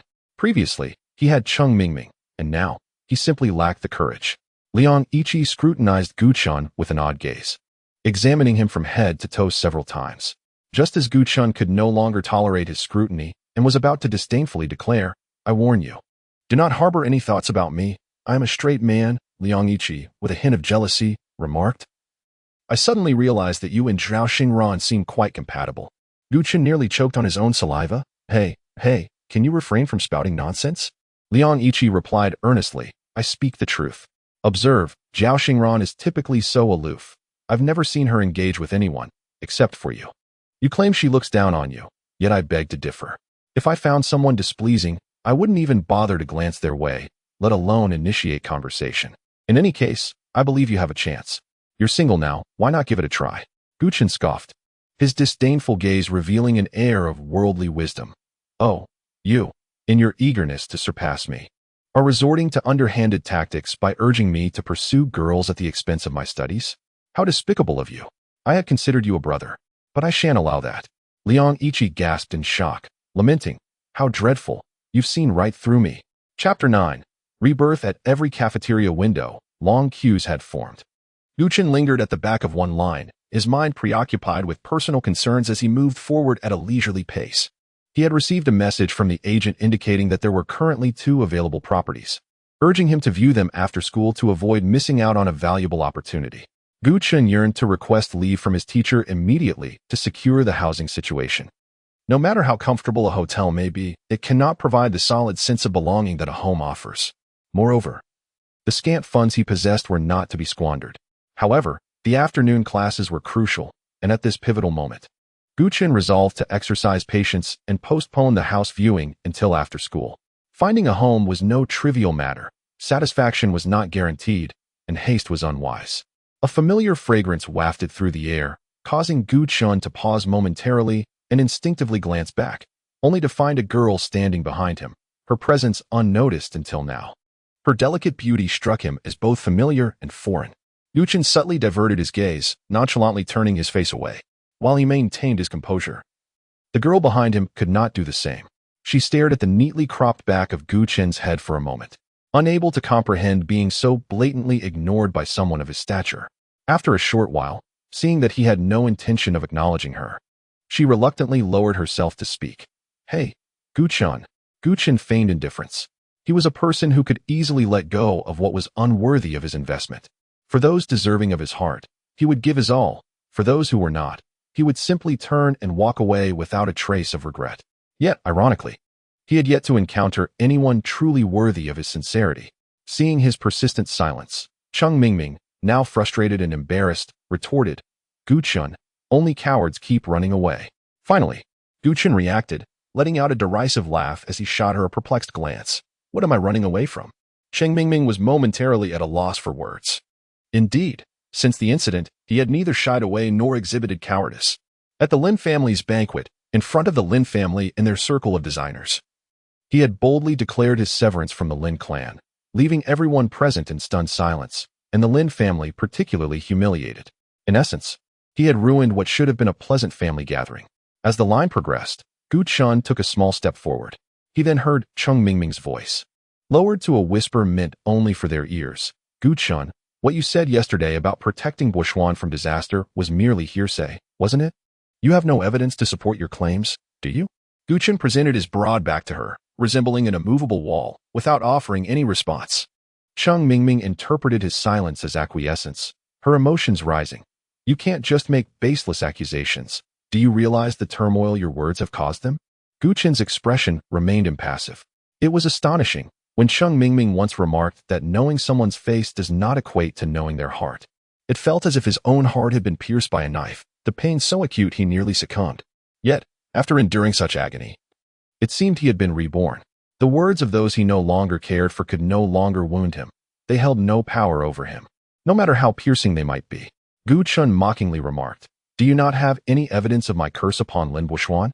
Yet, that did not prevent you from driving me out of my home, deeming me someone who knows faces but not hearts." Cheng Mingming was unaccustomed to his assertiveness. In truth, Guchen was not being forceful. He was merely refuting the prejudices directed at him with reason and evidence, which was not his fault. His previous gentleness towards Cheng Mingming had led her to mistakenly believe that his compliance was the norm. She retorted angrily, "How can it be the same? The items were indeed found beneath your pillow, caught red-handed. What further excuses can you make?" Guchen turned once more, his gaze icy as he regarded her. How ironic it was that the girl before him, relentless in her pursuit to cast blame upon him, was the very childhood companion he had cherished for years. He let out a dismissive laugh and, without context, uttered, "If time could be reversed, back to that day in 5th grade when the teacher discovered a diamond hairpin in your backpack, I would certainly choose to remain a silent observer." Cheng Mingming was taken aback. She vividly recalled that day during the 2nd semester of 5th grade when a girl tearfully approached the teacher, claiming that her birthday gift from her mother had gone missing, a diamond hairpin, due to its considerable value. The teacher took it seriously and ordered all students to empty their backpacks before her. Ultimately, the sparkling hairpin was found in Cheng Mingming's possession. Previously, when the girl had flaunted the hairpin, Cheng Mingming had openly displayed her envy, leading everyone, including the teacher, to believe she had stealthily taken it for herself. The teacher pressured her to confess and apologize to the girl in front of the entire class, with no evidence to prove her innocence. Chung Mingming was at a loss for words, weeping in despair. No one believed her, except for Gu Chun. Gu Chun unwaveringly believed in her innocence and implored the teacher to investigate anew, yet he could not produce evidence to substantiate Chung Mingming's claims, resulting in both of them being sent to the corridor to stand in punishment for the entire afternoon. Chung Mingming, who valued her pride, was certain that had it not been for Gu Chen's presence that day, she would have succumbed to despair. Years later, history seemed to repeat itself. Their roles had reversed, and Gu Chun had become the target of scorn. Unlike Gu Chun, who steadfastly believed in her innocence, she unhesitatingly aligned herself against him. Chung Mingming felt a profound sense of unease. To quell the anxiety that gnawed at her, she repeatedly reassured herself that the circumstances of her past were not analogous to Gu Chen's present plight. The girl from years ago had harbored jealousy and had deliberately framed her. How could that be the same? In contrast, Gu Chen's motives for cursing Lin Buoxuan were undeniably clear. As an adopted son, perhaps he had once felt indifferent, but with Lin Buoxuan's return, the constant reminder of his identity stirred jealousy within him. Jealousy that Lin Buoxuan effortlessly garnered the attention of their adoptive parents, taking away what he felt was rightfully his. He repeatedly claimed to be a victim of conspiracy, yet who was the true perpetrator? The Lin family's servant harbors no grievances or animosities towards him. What motive would compel them to jeopardize their employment by framing him? Furthermore, it is inconceivable that one's own uncle and aunt would curse their own flesh and blood. To cast suspicion upon Lin Buoxuan under such circumstances is utterly ludicrous. Thus, even in the absence of irrefutable evidence, the truth stands glaringly evident before us. He is merely engaging in a futile attempt at self-justification. Chapter 10. The one who can change the young lady's decision after school. Gu Chen hurriedly made his way towards the real estate agency. A Rolls-Royce gracefully came to a halt before him. He cast a casual glance, dismissing it without a second thought, as it was certainly not Xiao Xingran's vehicle. Xiao Xingran typically commuted in a Mercedes-Benz. Gu Chen naively assumed that the Rolls-Royce had stopped to inquire for directions. He prepared himself for a swift encounter and an immediate departure. The window slowly descended, revealing a stunningly beautiful visage that met his gaze, her frosty demeanor scanning him briefly before she commanded in an undeniable tone, "Get in." Gu Chen's first reaction was, "Why have you changed cars?" The moment the words left his mouth, he felt utterly foolish. This question was akin to asking a girl with an abundance of exquisite dresses why she wore something different today than she did yesterday. Xiao Xingran hailed from a wealthy family, possessing cars as plentiful as a fashionista's wardrobe. Switching from one to another was hardly a cause for astonishment. Xiao Xingran blinked, her cold expression softening slightly due to Gu Chen's instinctive reaction. "How did you know I don't usually ride in this car? What do I typically drive?" She quizzed him with a hint of amusement. The intricacies of a woman's heart are as unfathomable as the depths of the sea. Gu Chen remained oblivious to the budding warmth in Xiao Xingran's demeanor, despite his lack of any overt actions. "A Mercedes, a black Mercedes. How do you know I take the Mercedes to school?" "I saw it." Gu Chen was perplexed as to why she insisted on pursuing this trivial matter. What was so extraordinary about knowing she drove a black Mercedes daily? She was striking and radiant, naturally attracting considerable attention, to the extent that even Gu Chen, who typically paid her little mind, had gleaned some understanding of her from others. One could say that anyone plucked from the crowd could likely answer that question. Xiao Xingran's good spirits were evidently buoyed. A subtle smile graced her lips as she regarded Gu Chen with a sidelong glance. "Aren't you going to explain yourself?" "Explain what?" Gu Chen was utterly bewildered. As he observed Xiao Xingran's mood waning due to his bewilderment, a sudden realization struck him. "Is it about my conversation with Chung Mingming in the cafeteria at noon?" At this juncture, a chill ran down Gu Chen's spine. Had Xiao Xingran witnessed that exchange amidst the throngs in the cafeteria? How unfortunate. I can clarify that. She ended up behind me in line without my knowledge. The cafeteria is a public space, and I had no control over it, which I trust you can understand, right? She mentioned matters concerning the Lin family, and I assure you, I would never initiate contact with her. Gu Chen rushed through his explanation, and indeed, Xiao Xingran's expression softened. "I see, then I forgive you. What would you like to eat tonight? I'll have the chef prepare it." Her tone was casual, yet imbued with an undeniable authority. Gu Chen ought to have expressed gratitude rather than hesitance. I'm sorry, perhaps another day?" I need to go house hunting today. Xiao Xingran raised her brow in displeasure and remarked, What are you looking at? From today onward, you shall reside with me, in the same room you occupied previously. If it does not meet your satisfaction, I shall have someone prepare another for you. At that moment, Guchen finally began to grasp a semblance of being cared for. From Xiao Xingran's words, it was evident that she not only provided him with a substantial monthly remuneration but also took care of his meals and lodging. Thus far, however, Xiao Xingran had not explicitly stated what he was required to offer during the term of their arrangement. The principle of reciprocity seemed to be the appropriate mode of interaction in their current relationship, leaving Gu Chan perplexed as to why Xiao Xingran treated him as if he were somewhat akin to a pet. As her pet, was his duty merely to be obedient and to wag his metaphorical tail to please her? This realization surpassed Gu Chen's initial expectations, and, from another perspective, it felt quite degrading. Was this not merely a means for Xiao Xingran to humiliate him?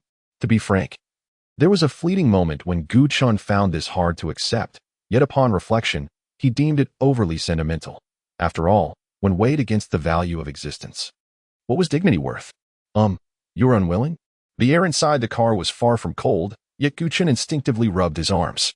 Suddenly, he recalled why Liang Yiqi had rubbed his arms and claimed to be cold earlier that day. At that time, they had just encountered Xiao Xingran.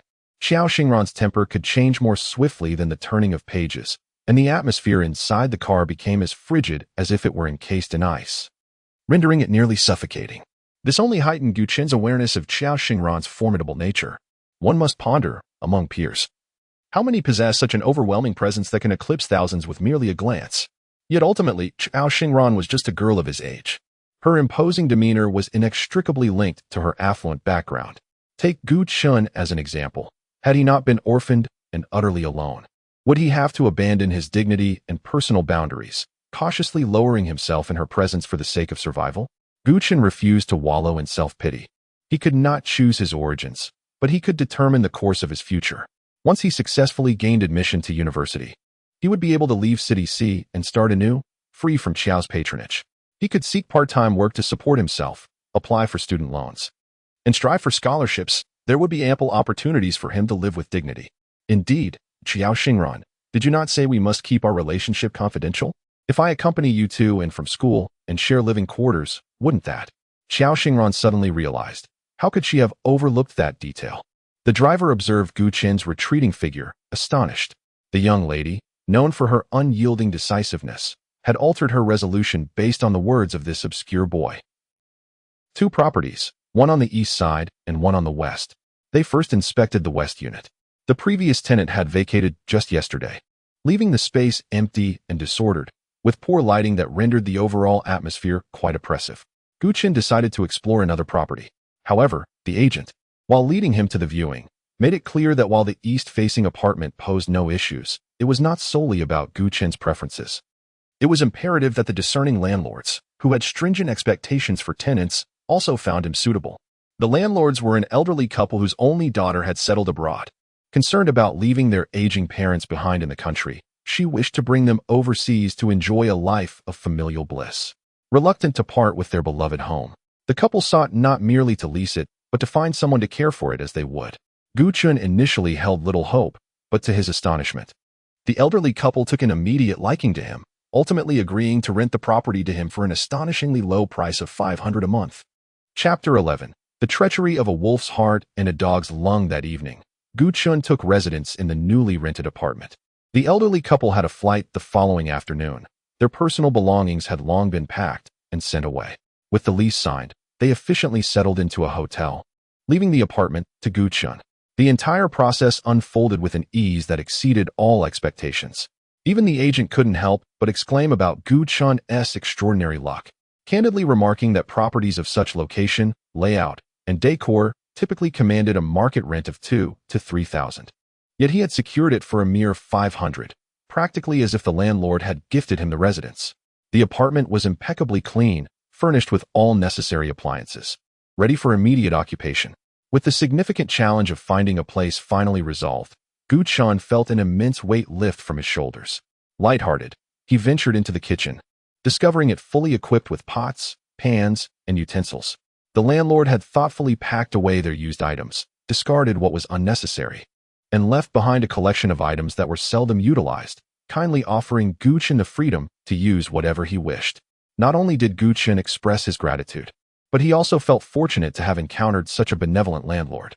Inside the cabinets, he found some rice and flour, and upon opening the refrigerator, he discovered an ample supply of fruits, vegetables, meats, and eggs, enough to sustain him for an entire week. With heartfelt appreciation for the landlord, he silently prayed for their well-being and long life, then prepared a generous bowl of fragrant tomato and egg noodles using 1 tomato and 2 eggs, satisfying his ravenous hunger. After cleaning up, he took the keys and stepped outside. Upon exiting, he politely greeted his neighbor across the hall and headed straight to a nearby shopping mall to purchase fresh clothes and other daily necessities. He returned laden with goods, organized everything, and sat down to complete his assignments. As he wrote, he unconsciously paused, listening to the distant sounds of square dance music and children's laughter wafting in from the park several dozen meters away, closing his eyes to savor the moment. His restless soul, unsure of its direction, found solace in this small haven. With both body and mind at ease, he reveled in the liberating sensation that enveloped him.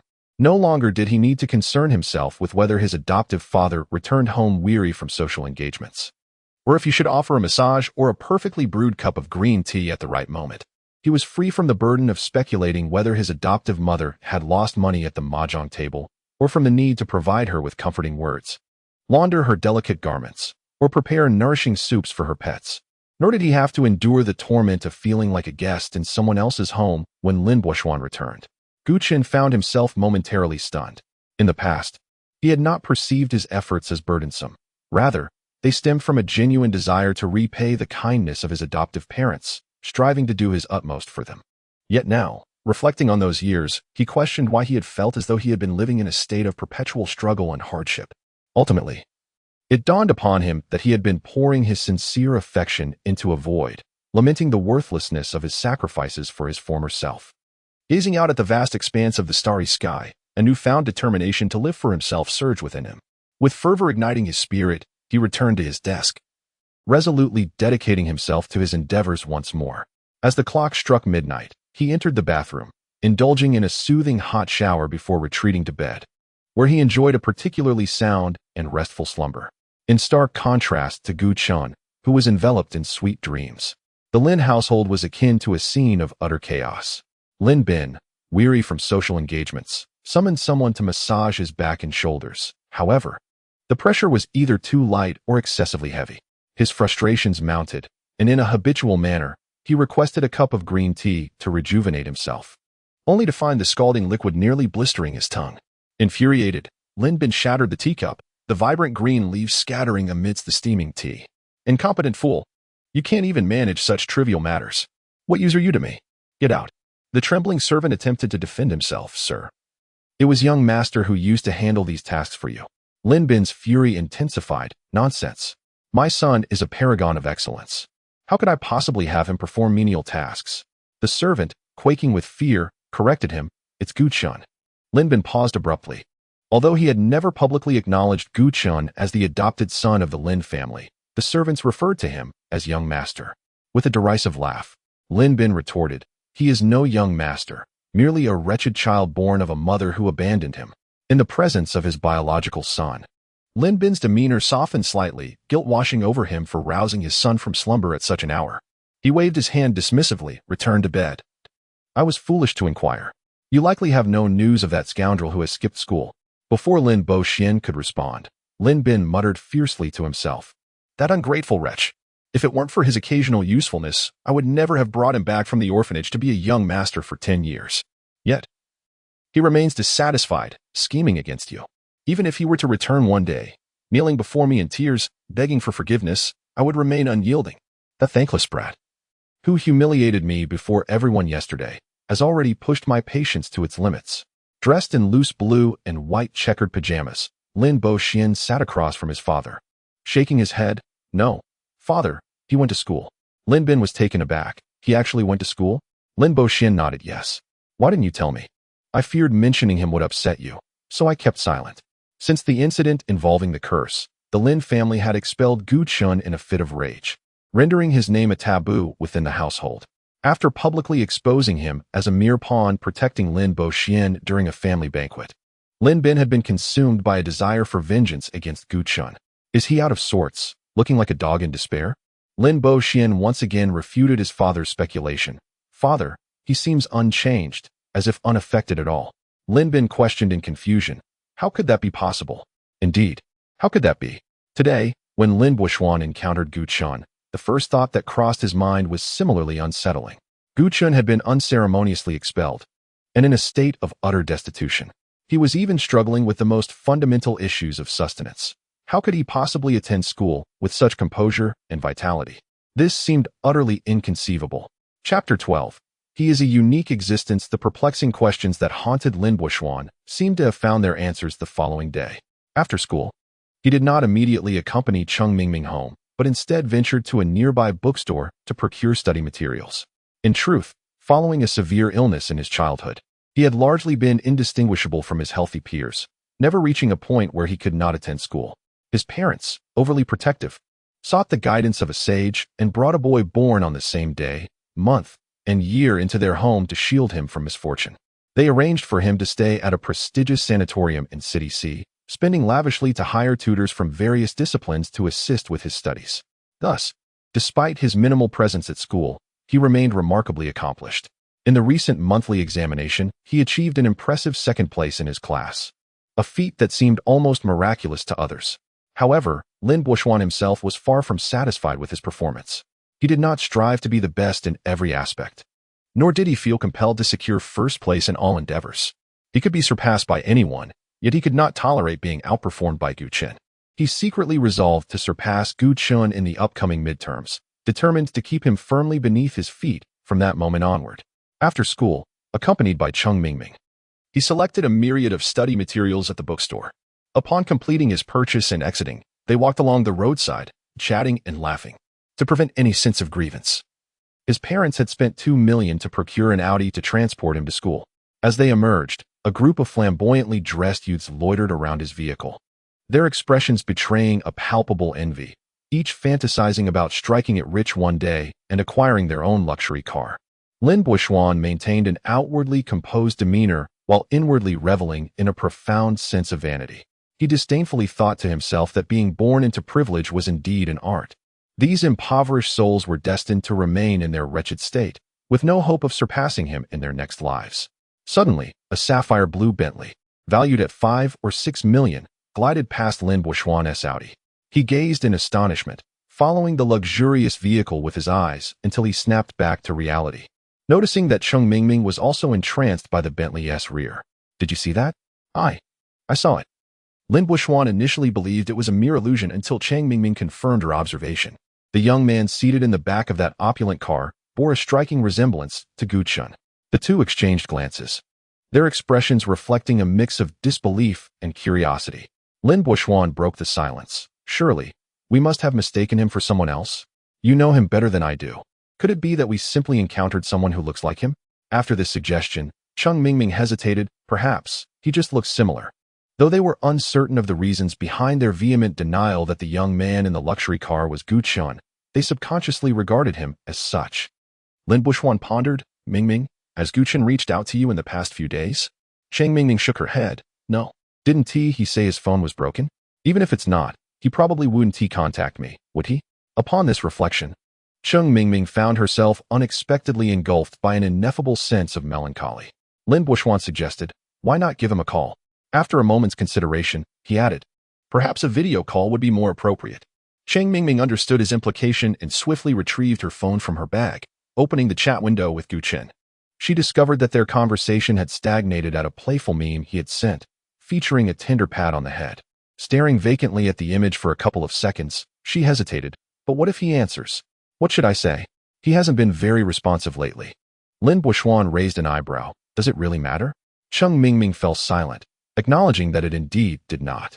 The primary intent behind Lin Buishuan's urging was to ascertain whether Gu Chun had access to a phone, as it was known that his device had been damaged while at the Lin household, and given his financial constraints, acquiring a new one seemed implausible.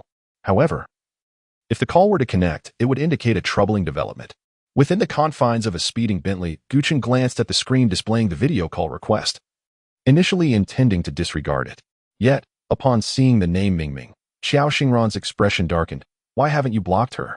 Gu Chen replied weakly. "I forgot this was not a mere excuse." He genuinely had overlooked it. Xiao Xingran scrutinized his face for a considerable time, attempting to discern any hint of deceit or reluctance in his demeanor. In truth, she merely wished to seize this moment to admire his features. Earlier, when she had kept Gu Chen confined in her home, she had gazed at his sleeping visage for 2 hours, still yearning for more, an obsession bordering on madness. Xiao Xingran unabashedly fixed her gaze on the innocent-looking Gu Chen for an extended period, aware that if she continued, he might begin to suspect her unspoken affections. She feared that revealing her sentiments would frighten him away, a prospect that left her feeling quite disheartened. If she were to harbor feelings for any other man besides Gu Chen, she was confident he would be astonished and deeply appreciative. Yet, Gu Chen was different. She had observed him closely enough to recognize his uniqueness. It was precisely this distinctiveness that had drawn her to him in secret. Clearing her throat, Xiao Xingran commanded, "Block her, and do it now." Gu Chen complied without hesitation, having previously forgotten this detail. He resolved to block all relevant contacts from the Lin and Cheng families once he remembered. Cheng Mingming stared at the screen, displaying call declined with a heavy heart. More than the revelation that Gu Chen possessed a phone, she was troubled by the fact that he had rejected her call, an occurrence that had never transpired in their decade-long acquaintance. Lin Buxuan, brimming with the exhilaration of a detective solving a major criminal case, exclaimed, "He actually has a phone? Where did he get the money? Who provided him with funds? Mingming, do you have any idea who besides our family might be helping him?" Cheng Mingming snapped back to reality, contemplating earnestly. "He is the favored student of our old teacher. If he were aware of Gu Chen's predicament, he would certainly not remain indifferent." Upon hearing this, Lin Buxuan's impression of the stern yet responsible homeroom teacher quickly soured. After a brief moment of contemplation, he suggested, "Why not give the homeroom teacher a call?" Soon after, Cheng Mingming concluded her call and looked at Lin Buxuan with a perplexed expression.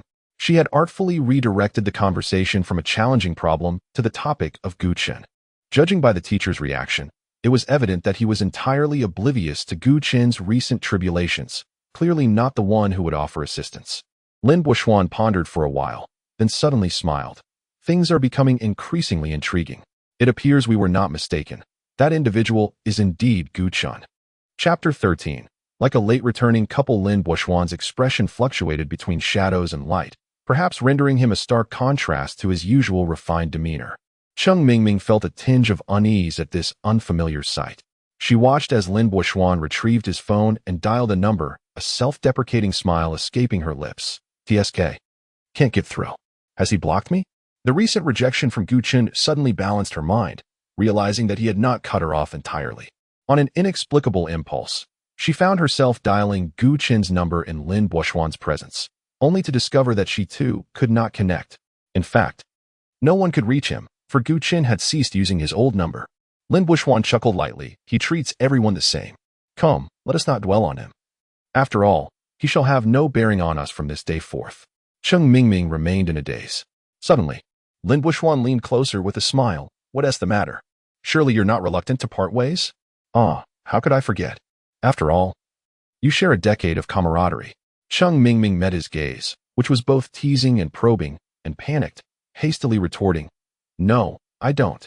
While it's true we've known each other for 10 years, I possess the discernment to see his flaws. He is unworthy of my thoughts, unworthy of her thoughts." Gu Chen, vibrant and full of spirit, spent a relatively tranquil and fulfilling day at school.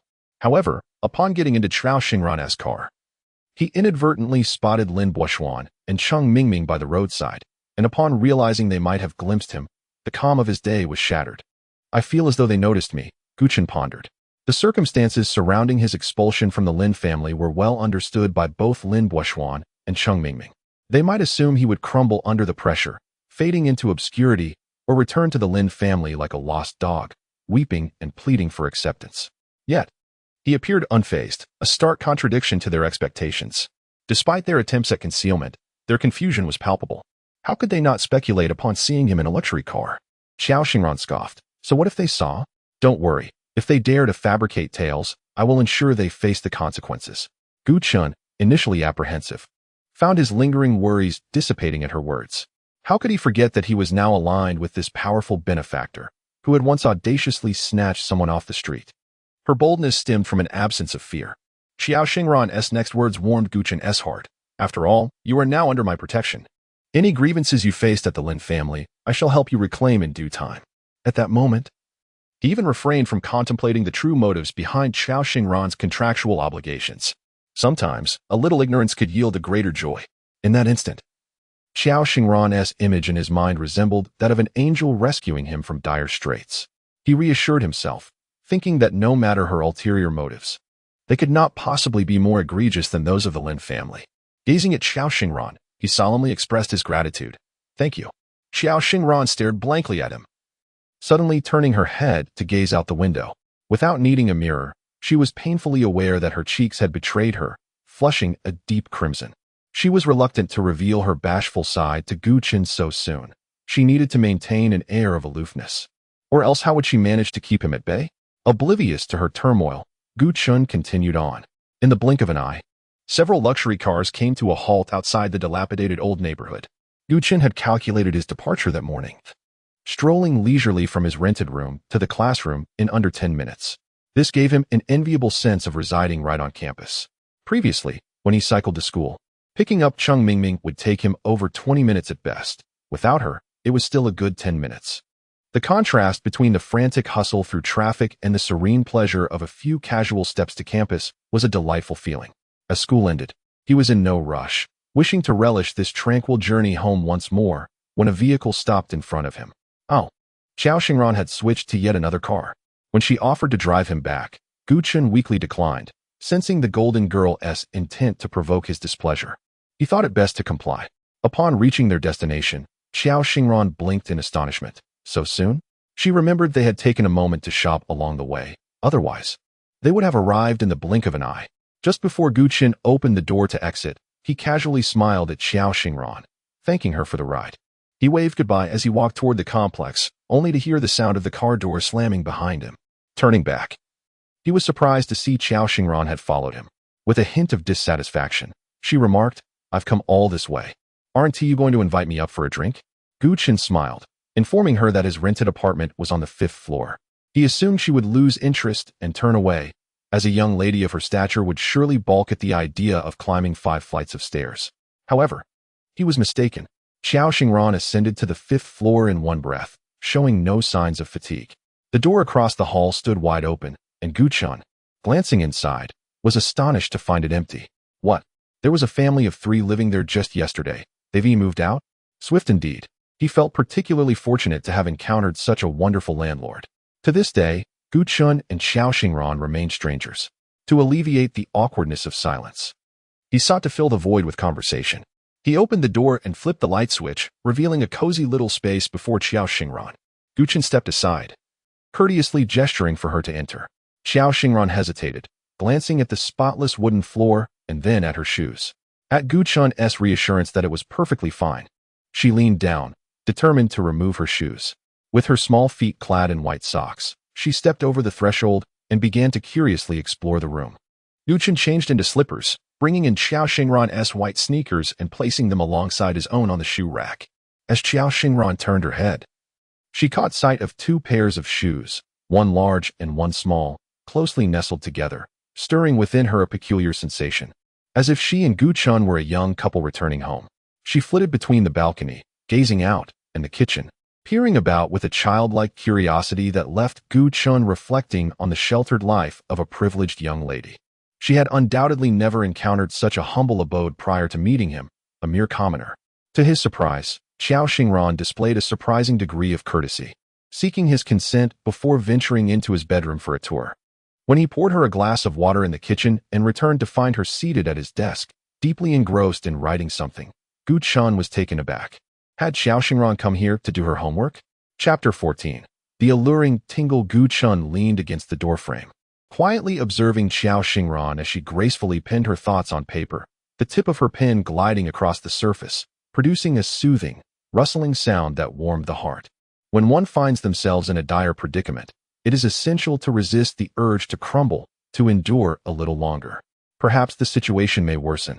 Yet one cannot dismiss the possibility of a fortuitous turn of events, leading to a glimmer of hope amidst the shadows.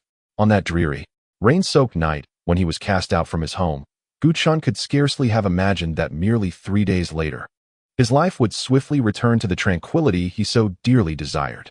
The caveat being, he must dutifully attend to the whims of his current benefactor. Xiao Xingran set down her pen and beckoned him over. Guchun approached, perplexed. She pointed to the notebook on the table, instructing him to sign his name there. Leaning closer, Guchun beheld 2 lines of elegantly penned script.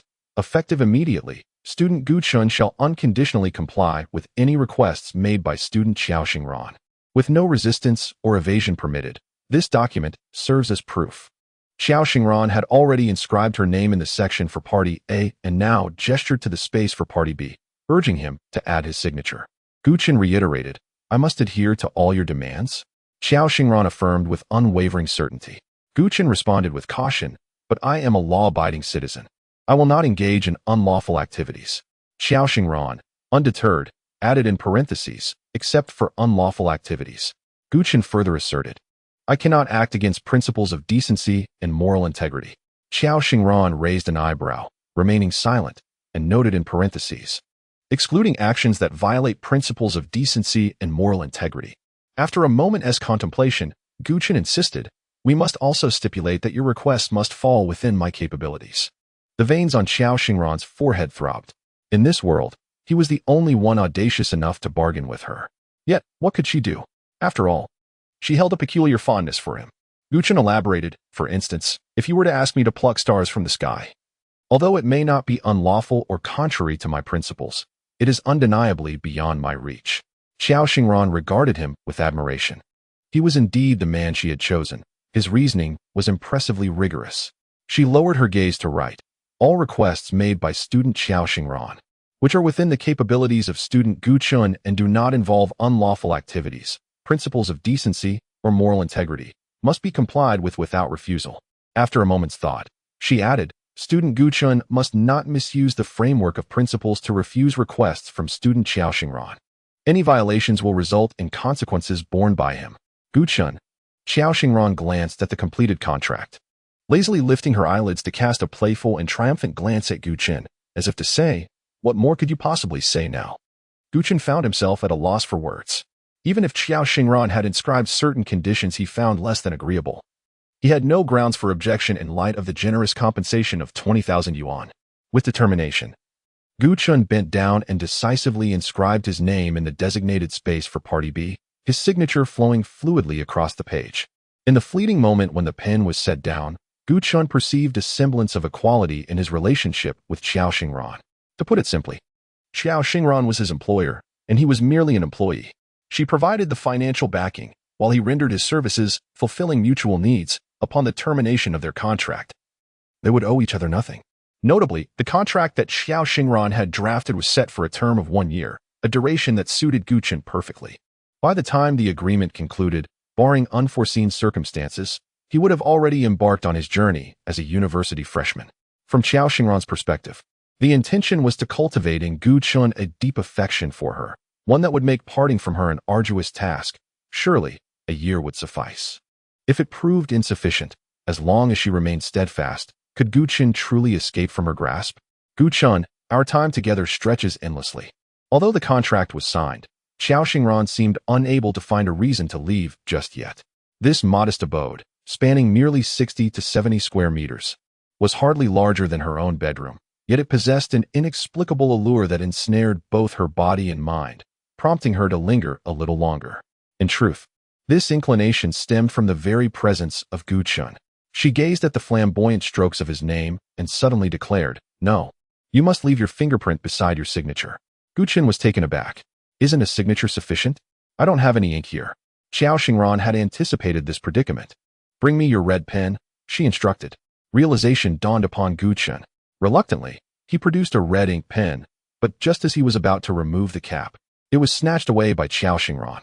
Immediately, her warm, delicate hand cradled his right hand, and she lowered her head, gently straightening his slightly curled index finger with her other hand before meticulously biting off the pen cap. With great care, she began to apply the pen tip to the pad of his finger. When the tip of the red pen made contact with his skin, Guchun instinctively twitched, his hand recoiling in reflex. Xiao Xingran firmly grasped his hand, her soft palm pressed against the back of his hand, evoking an unexpected contrast in his mind between coarse burlap and exquisite silk. With a hint of displeasure, she fixed her strikingly bright eyes upon him. "What are you doing?" Gu Chen, feeling somewhat awkward, cleared his throat and extended his other hand toward the pin she held. "Let me do it myself." To his chagrin, he had never realized how tantalizing the sensation of the pin tip gliding across his skin could be. It was a mix of ticklishness and an electric thrill, as though a feather had gently brushed against his heartstrings, causing him to tremble involuntarily, overwhelmed by an unfamiliar sensation that left him quite unsettled. Xiao Xingran let out a soft huff, asserting her authority as the financier. "I command you not to take it from me." Gu Chun was at a loss. He couldn't comprehend why Xiao Xingran was so insistent on this trivial matter. Perhaps she felt her authority had been challenged? Well, it seemed futile to resist, especially considering the financial incentive. Thus, he braced himself to endure the situation. To make matters worse, the delightful sensations he was struggling to resist were not confined to the tingling on his fingertip.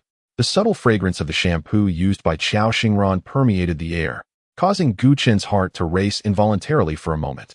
Fortunately, being a man of integrity, Gu Chun remained composed and unaffected by distraction. Xiao Xingran diligently filled the tip of her index finger with red ink, and at the moment of completion, Gu Chen swiftly withdrew his hand, decisively pressing his fingertip onto the paper to leave a faint imprint of his fingerprint. He exhaled deeply and asked, "Is this acceptable?" Xiao Xingran responded with a soft kept the pen, and placed it on the table. With that, she found herself devoid of any further excuses to linger. "Gu Chen, starting tomorrow, you shall join me for lunch every day." "Very well." Chapter 15. The generous benefactor after bidding farewell to Xiao Xingran. Gu Chen prepared a simple yet nutritious dinner using the ingredients left by his landlord. As he sat down to savor the tranquility of his solitary moments, a sudden notification appeared on his WeChat, a transfer of 50,000 from Xiao Xingran. Confused, Gu Chen inquired, "What is this for?" Xiao Xingran replied, "A housewarming gift." Her nonchalant forewords struck him with astonishment. She urged, "Hurry and accept it." Through the screen, he could almost visualize her impatience. 50,000 was an amount that made Gu Chun restless, while for Xiao Xingran, it might merely cover a meal. Yet, this was not a justification for him to accept it with ease. He had never coveted what belonged to others, even during his time with the Lin family. He had never desired their wealth. In fact, it was the Lin family that had always regarded him with caution and suspicion, though he had previously dismissed their wariness. It did not imply that he was oblivious to the underlying currents. Ultimately, Gu Chun accepted the benefactor's goodwill, rationalizing it as a loan he would repay in the future. With this thought, he felt a sense of ease wash over him. "Thank you, esteemed benefactor. Your generosity is commendable. May you remain youthful and find success in all your endeavors." He jested. To his surprise, Xiao Xingran retorted, "Don't call me boss. That makes me sound old." Gu Chun was taken aback. It was the first time he had heard that addressing someone as boss could imply aging. He pondered for a moment before tentatively suggesting, "Benefactor?" Xiao Xingran responded with a laugh, clearly exasperated. Gu Chun imagined her rolling her eyes on the other end, which amused him greatly. Xiao Xingran then switched to voice messages. Her tone as cool and composed as her demeanor, now laced with a hint of irritation. "Just call me by my name." Realizing the humor in their exchange, Gu Chun sent a brief voice message of his own. "Understood, as you wish." After a while, he received a frosty hum from Xiao Xingran. As Gu Chun interacted more with her, he began to sense that the situation was not as he initially perceived. He had thought Xiao Xingran intended to humiliate him for daring to oppose her. However, perhaps he had misjudged. Instead of feeling belittled, he felt genuinely warmed by her unexpected kindness. Meanwhile, Lin Boishuan stared intently at his computer screen, a cold smile slowly spreading across his face. He had underestimated the capabilities of that individual. After spotting someone who resembled Gu Chun in a Bentley, he had assured Cheng Mingming that they must have been mistaken. Yet his suspicions lingered. After dinner, he secluded himself in his room and retrieved the surveillance footage from the banquet hall on the day of the family gathering. Enlarging the image, he discovered that Gu Chun was garbed in a limited edition Gucci outfit, worth a staggering 6 figures, clad in designer attire. He appeared more stylish than Lin Boishuan, the genuine heir. After meticulously orchestrating Gu Chen's expulsion from his home, Lin Boishuan could never have anticipated that Gu Chun would thrive in life. No one could have foreseen that the cursed figurine hidden beneath Gu Chen's pillow was actually placed there by Lin Buishuan himself. He harbored an inexplicable disdain for Gu Chen, despite Gu Chen having done nothing to offend him. The seeds of animosity had taken root in his heart from the very first moment he laid eyes on Gu Chen, and over time, they blossomed. Lin Buishuan despised Gu Chen's vibrant health, resented the fact that Gu Chen could live freely within his household, loathed the sight of Gu Chen becoming intimate with the childhood friend he should have been closest to, and detested Gu Chen's feigned obedience in front of their parents. Yet, until he turned 18, he had no choice but to endure. Once he matured, he resolved to no longer tolerate it. After all, Gu Chen had enjoyed the privileges of being a young master in his home for a decade, which Lin Buishuan deemed excessive. He sought to rectify the situation. He aimed to personally dismantle everything Gu Chen had gained because of him. For Lin Buishuan, destroying Gu Chen was an uncomplicated endeavor. The more one lacks something, the more fervently one desires it. As an orphan, what did Gu Chen yearn for the most? Undoubtedly, it was familial affection. His plan unfolded seamlessly. Gu Chen was, as he wished, cast out from the household. In Lin Buishuan's mind, Gu Chen would surely be devastated, demoralized, and dejected. Even if he managed to participate in the college entrance examination, it would inevitably affect his performance, resulting in a dismal outcome. With no money, no power, no support, and no education, Gu Chen's bleak future thrilled Lin Buishuan to the core, keeping him awake at night. However, reality dashed his expectations. Gu Chen appeared to be utterly unaffected. Lin Buishuan was infuriated. Gu Chen's good fortune was a torment far worse than enduring his own suffering. Initially, he suspected that Cheng Mingming, who seemed to comply with Gu Chen, was secretly supporting him out of their 10-year friendship. Upon seeing Gu Chen adorned in high-end designer attire, Lin Buishuan quickly realized he had misjudged the source of his suspicions. Cheng Mingming's family, though superficially connected to the Lin family, was merely a subordinate and lacked the pedigree to afford such luxuries.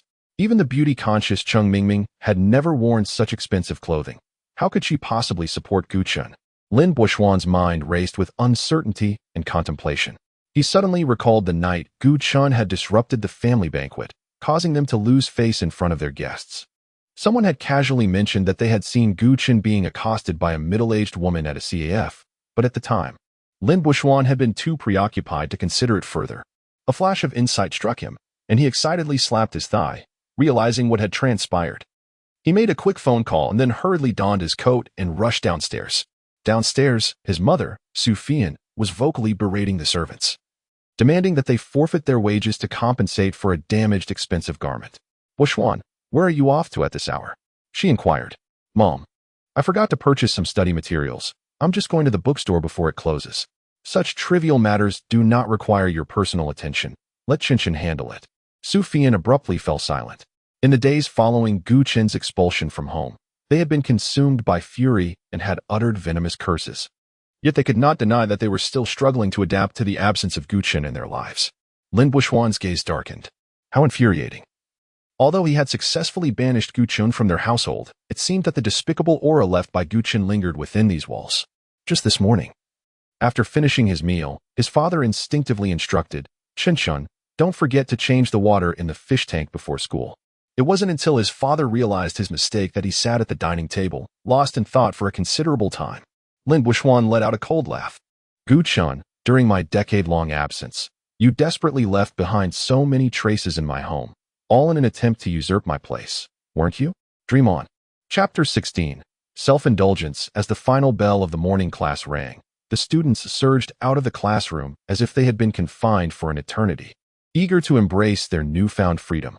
The class monitor, Liang Yiqi, dashed out faster than anyone else, epitomizing the fervor of those with questionable motivations regarding their lunchtime enthusiasm. On a typical day, the classroom would be vacated in the blink of an eye. However, today, for reasons unknown, a bottleneck formed at the front door, preventing anyone from exiting. Gu Chen, making a swift decision, opted to leave through the back door. Upon stepping outside, he discovered that the congestion at the front was caused by the throngs in the corridor. Under normal circumstances, he would have remained in the classroom until the traffic cleared. But today was different. No, from this day forward, it would be different. He was preoccupied with fulfilling Qiao Xingran's request and was unaware of where she awaited his arrival. If she grew impatient and, in a fit of irritation, decided to terminate their agreement, it would spell disaster. After finally enjoying a couple of peaceful days, he depended on her support to navigate the tumultuous final year of high school. He could not afford any missteps. Reluctantly, Guchen was swept along with the crowd. Why is she at our classroom door? Are you blind? Can't you see she's waiting for someone? Who could she possibly be waiting for? Perhaps it's Lin Buishuan. Whispers circulated among the students. Since his enrollment, Lin Buishuan had endeared himself to everyone by lavishly treating the entire class to a meal at a five-star hotel, swiftly establishing himself as a key figure in their midst. His polite demeanor, charming disposition, striking appearance, and status as the sole heir of a prominent entrepreneur propelled him into the limelight, capturing the hearts of many female students. Within just a month, several girls had confessed their feelings for him. I thought no one could catch her eye, yet here she is, interested in Lin Buishuan. What are you saying? She's just a bit aloof. It doesn't mean she lacks emotions. The way the school belle pursues her interests is so direct and carefree. Oh my, I must learn from this. I advise against it. She possesses the confidence to be bold. If we attempted the same, it would only lead to humiliation. Gu Chun was left bewildered. Had he truly heard the word school belle? The only acknowledged belle of the school, aside from Qiao Xingran, was none other than her. Rising slightly on his toes, he confirmed that leaning against the corridor window, facing the classroom door, was indeed Qiao Xingran. Perhaps disturbed by the noise, she appeared somewhat impatient. Blocking the doorway was Lin Buishuan, impeccably dressed in his school uniform.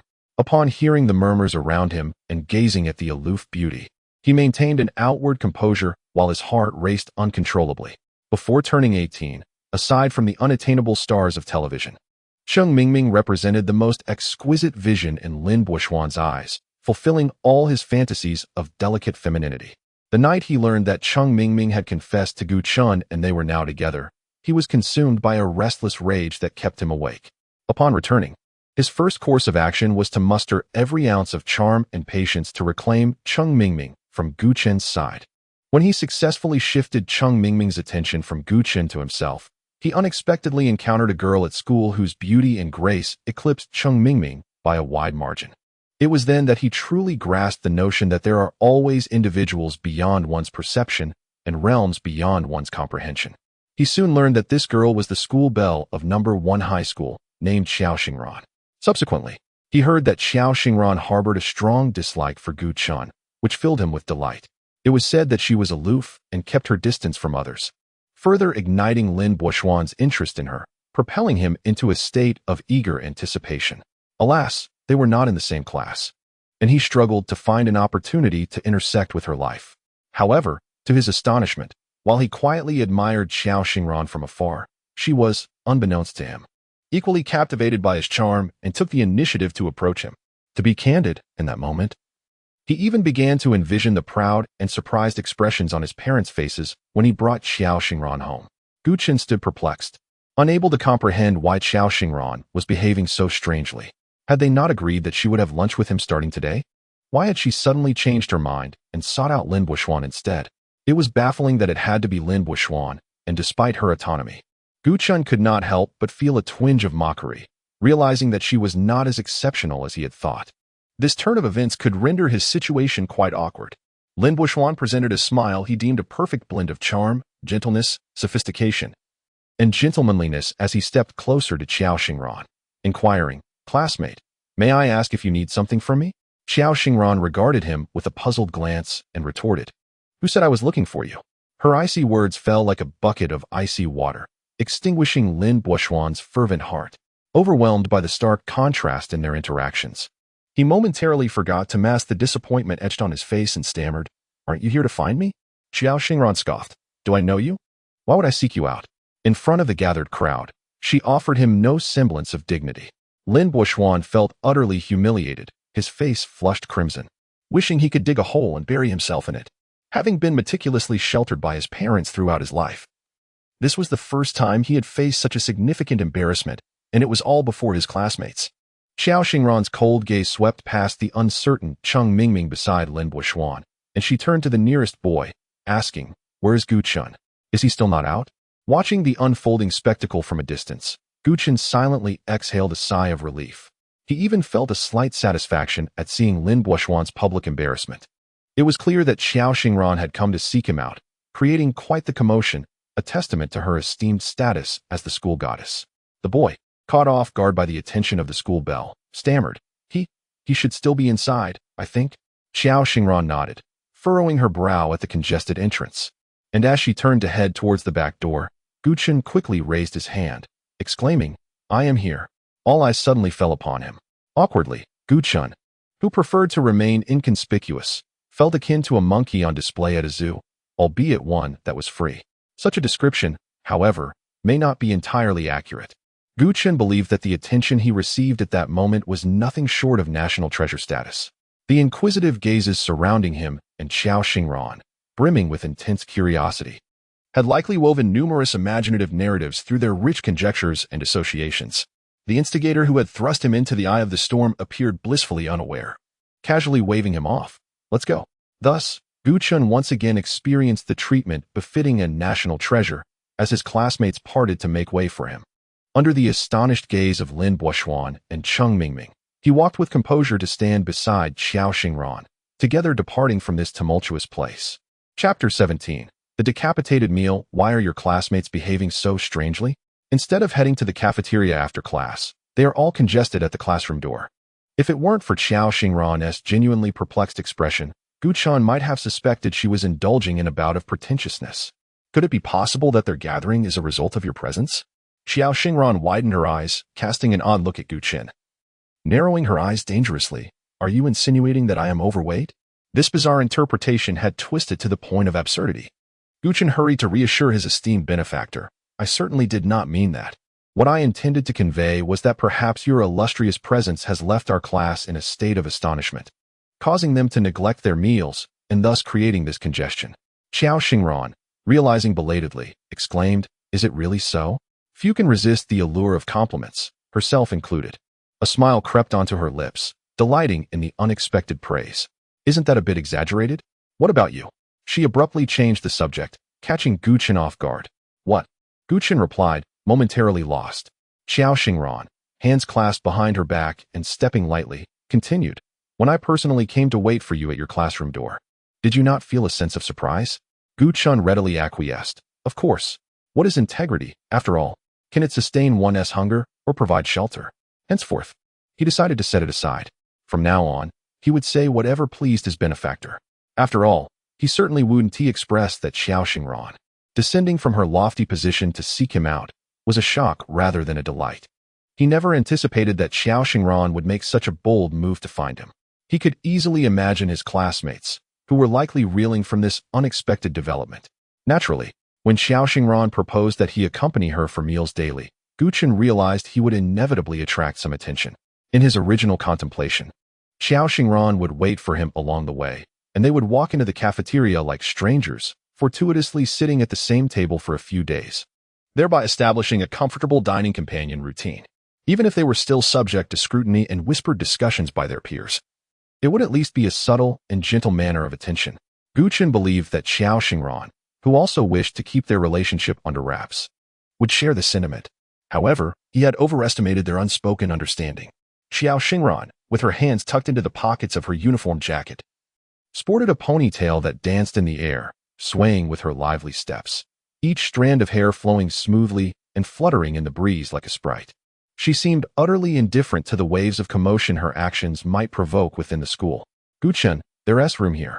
Upon seeing Gu Chen approach with 2 trays in hand, Liang Yiqi, who had been the first to leap out of the classroom and was nearly finished with his meal, waved him over. Gu Chen, however, walked past him with indifference. In a moment of belated realization, recognized that Gu Chen was today carrying 2 trays. Had he reconciled with Cheng Mingming? Liang Yiqi felt a lump in his throat. They say a good horse does not turn back, and while the involved may be confused, the observer sees clearly. Gu Chen's relationship with Cheng Mingming was tainted by betrayal, and if Gu Chen truly returned to her, he would hold him in contempt. His gaze followed Gu Chen, who stopped at a table, and upon recognizing the person seated with him, Liang Yiqi's mouth slowly fell agape, causing a piece of braised pork to tumble from his lips. Upon entering the cafeteria, Xiao Xingran boldly took her seat at the table, ready to reap the benefits. However, as Gu Chen's figure disappeared into the crowd, she quickly regretted her decision. Enjoying the fruits of someone else's labor held little satisfaction. She had been meticulously trying to draw closer to Gu Chen, not to find a servant to command at her whim. Frustrated, She thought that queuing with Guchan, engaging in casual conversation, or simply admiring his silhouette would have sufficed. Xiao Xingran resolved that from the next day onward, she would harmoniously accompany Guchan to meals, positioning herself behind him to gaze at him openly. Even if it were just his back, she could never tire of it. How peculiar it was that she had developed such a fondness for Guchan. Sitting alone now bored her immensely. As she vacillated between seeking Guchan and patiently waiting for his return, he finally reappeared within her line of sight.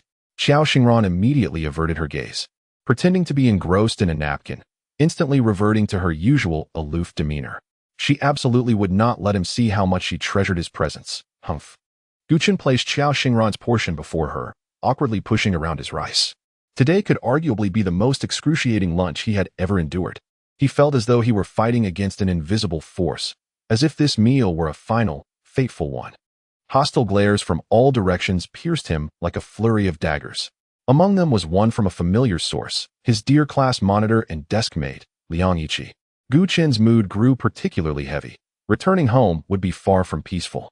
Xiao Xingran's cheerful disposition waned upon witnessing the sorrow unconsciously etched on Guchan's face.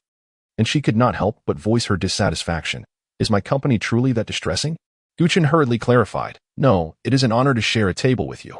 Xiao Xingran scoffed. Do you take me for a fool? You look more miserable than a bitter melon. Regrettably, Guchan was a young man. Unlike some beauty-obsessed girls who carried mirrors to constantly check their appearance. Otherwise, he would certainly have examined how his expression compared to that of a bitter melon. He quickly composed himself, striving to appear less despondent. Don't look so glum. It makes me feel like I'm forcing you, she urged. Please, smile at me. Guchan forced a smile, aware of its insincerity, likely appearing less appealing than tears. He also yearned to smile in a more natural and appealing manner. However, despite his noble decision to cast aside his dignity, he remained a flesh-and-blood individual, unable to mold himself entirely according to Xiao Xingran's whims. Xiao Xingran glared at him, and Guchan gazed back innocently. The two engaged in a silent standoff for a moment, until Xiao Xingran suddenly let out a soft laugh. The tension in Guchan's face instantly eased, as if a burden had been lifted. The process was inconsequential. The objective was simply to elicit a smile from the benefactor. To be fair, Xiao Xingran's laughter was indeed quite charming, bordering on breathtaking. Ah! A brief gasp was followed by the sound of a tray clattering to the ground. And when Guchan turned his head, he was astonished to see Cheng Mingming.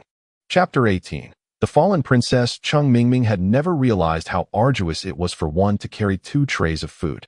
Previously, when Guchan assisted her in getting her meals, it appeared effortless. However, the responsibility of serving herself commenced only after Guchan was unceremoniously dismissed from her life.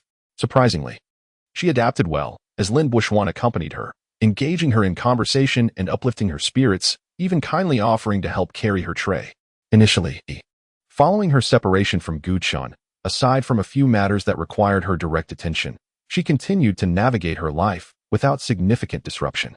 Until today, Cheng Mingming harbored an intense resentment towards Xiao Xingran. She could not comprehend why such an insufferable girl existed in this world. Xiao Xingran must be deliberately seeking trouble. During her time with Guchan, Xiao Xingran consistently provoked him. Now that she was with Lin Buishuan, Xiao Xingran showed no signs of relenting, purposefully aiming to embarrass him in public. Cheng Mingming was nearly beside herself with fury. Why did Xiao Xingran persistently target her? Was it merely because she had quietly criticized her pretentiousness, which Xiao had inadvertently overheard? Such pettiness was truly intolerable. Cheng Mingming was overwhelmed with frustration. She had previously expressed her disdain for Xiao Xingran in front of Lin Buishuan. Why, then, did Lin Buishuan mistakenly believe Xiao Xingran was interested in him? Eagerly approaching her for conversation, only to humiliate himself? Lin Buishuan lost face, while she bore the brunt of the misfortune. She had promised her uncle and parents to take good care of Lin Buishuan at school, and when he was in low spirits, the burden of procuring meals naturally fell upon her. Balancing a tray in one hand, fearful of spilling its contents, she navigated the bustling cafeteria as if treading on thin ice, all while evading classmates who surged forward like famished souls reborn. Her delicate wrists ached unbearably, nearly on the verge of breaking. More than the physical strain, the emotional torment was excruciating. She had always been a pampered princess, accompanied by a gentle and handsome knight, cherished and adored, effortlessly exuding grace and poise, basking in the envy of her peers. What was she reduced to now? Clumsily balancing a tray brimming with food, she felt no different than a vendor hawking meals. Everyone was preoccupied with their own affairs. Not a single person extended a hand to assist her. Suppressing the torrent of grievances swelling within her, she cautiously approached Lin Buishuan. Yet, an inadvertent sight of a boy and girl sharing a laugh pierced her heart, and as she stumbled over a table leg, the tray slipped from her grasp, sending a cascade of white rice tumbling to the tiled floor, with soup splattering everywhere. "Are you blind while walking?" A boy shouted in exasperation, splattered with soup. Cheng Mingming trembled in fear, tears streaming down her face, feeling as though she were being unjustly bullied. It was then that she realized her situation was even more dire. With her school uniform jacket and pants stained with unsightly brown grease, the boy grumbled in irritation, wiping at his clothes with a tissue, ultimately resigning in frustration. However, the commotion drew the attention of many onlookers, including the pair who had distracted her earlier. Cheng Mingming felt utterly humiliated and heart-wrenchingly wronged, desperately wishing for someone to step forward and rescue her from this predicament. However, apart from a few boys from certain classes who inquired about her well-being, the others quickly withdrew their attention, as if it were no concern of theirs. This included the pair of boys and girls who had caused her to lose her train of thought. With tears streaming down her face, she helplessly gazed in a certain direction, only to be taken aback by the realization that Lin Buishuan, who had been waiting for her, had disappeared. Confused, she searched frantically, and finally spotted Lin Buishuan walking out the cafeteria door. Unbeknownst to her, the moment she accidentally dropped her tray, Lin Buishuan had immediately sprung from his seat, not to assist her in clearing the mess, but rather to turn and walk away, choosing to ignore the embarrassment she was enduring. Gu Chen, seemingly oblivious, continued to eat his meal. When he finally looked up, he noticed Xiao Xingran scrutinizing him with an intensity akin to an X-ray machine, causing a chill to run down his spine as he began to reflect on whether he had erred in any way or misrepresented his emotions. Yet, when he met her gaze, Xiao Xingran feigned indifference, cheerfully remarking, "The food today is absolutely delightful. Each dish is perfectly to my taste." Gu Chen was taken aback, wondering, "Is it really?" He felt that it was no different than before. Perhaps, in an unexpected turn of events, Cheng Mingming's misfortune had inadvertently enlivened their lunch. Xiao Xingran and Cheng Mingming harbored mutual disdain for one another. Gu Chen was oblivious to the reasons behind Xiao Xingran's animosity towards Cheng Mingming, and surprisingly, he also lacked insight into why Cheng Mingming disliked Xiao Xingran. All he knew was that these two girls, who typically had little interaction, had suddenly become adversaries, dragging him, an unwilling participant, into their discord. Gu Chen could swear that although he had previously sided with Cheng Mingming, feeling sympathy for her tears and wishing to support her, his attempts to understand the source of their conflict were met with Cheng Mingming's unwillingness to elaborate, leaving him in a state of confusion. He humbly and sincerely pleaded with Xiao Xingran to refrain from confronting his childhood friend, for the sake of their shared camaraderie as classmates. It seemed that despite his earnest and measured words, Xiao Xingran, perhaps accustomed to being adored, was incensed by encountering someone who clearly did not align with her. Gu Chen vividly recalled that day. The weather was splendid, the sky a brilliant blue, and the sun cast a warm glow upon them. Xiao Xingran stood by the track, clutching two books, and after listening to his request with an indifferent expression, she offered him a curt remark. "Gu Chen, do you really enjoy meddling in others' affairs?" Wait, that was strange. Gu Chen paused in his movements, suddenly realizing that Xiao Xingran had accurately called him by name. Yet, prior to Cheng Mingming's falling out with her, he had had no interaction with Xiao Xingran whatsoever. Upon reflection, he considered that Xiao Xingran's familiarity with his name was not so surprising. His academic performance consistently placed him among the top 5 in their grade. Although he had never been her rival, indeed, no one had ever been able to challenge her position at the top, he had assumed her aloof demeanor meant she would have no interest in her defeated opponents. Nevertheless, Gu Chen is genuinely curious about the workings of Xiao Xingran's mind, pondering how she has managed to maintain her position at the pinnacle for an eternity. It is utterly bewildering. With her stunning beauty, illustrious lineage, and exceptional intellect, it is often said that when God closes one door, he opens another.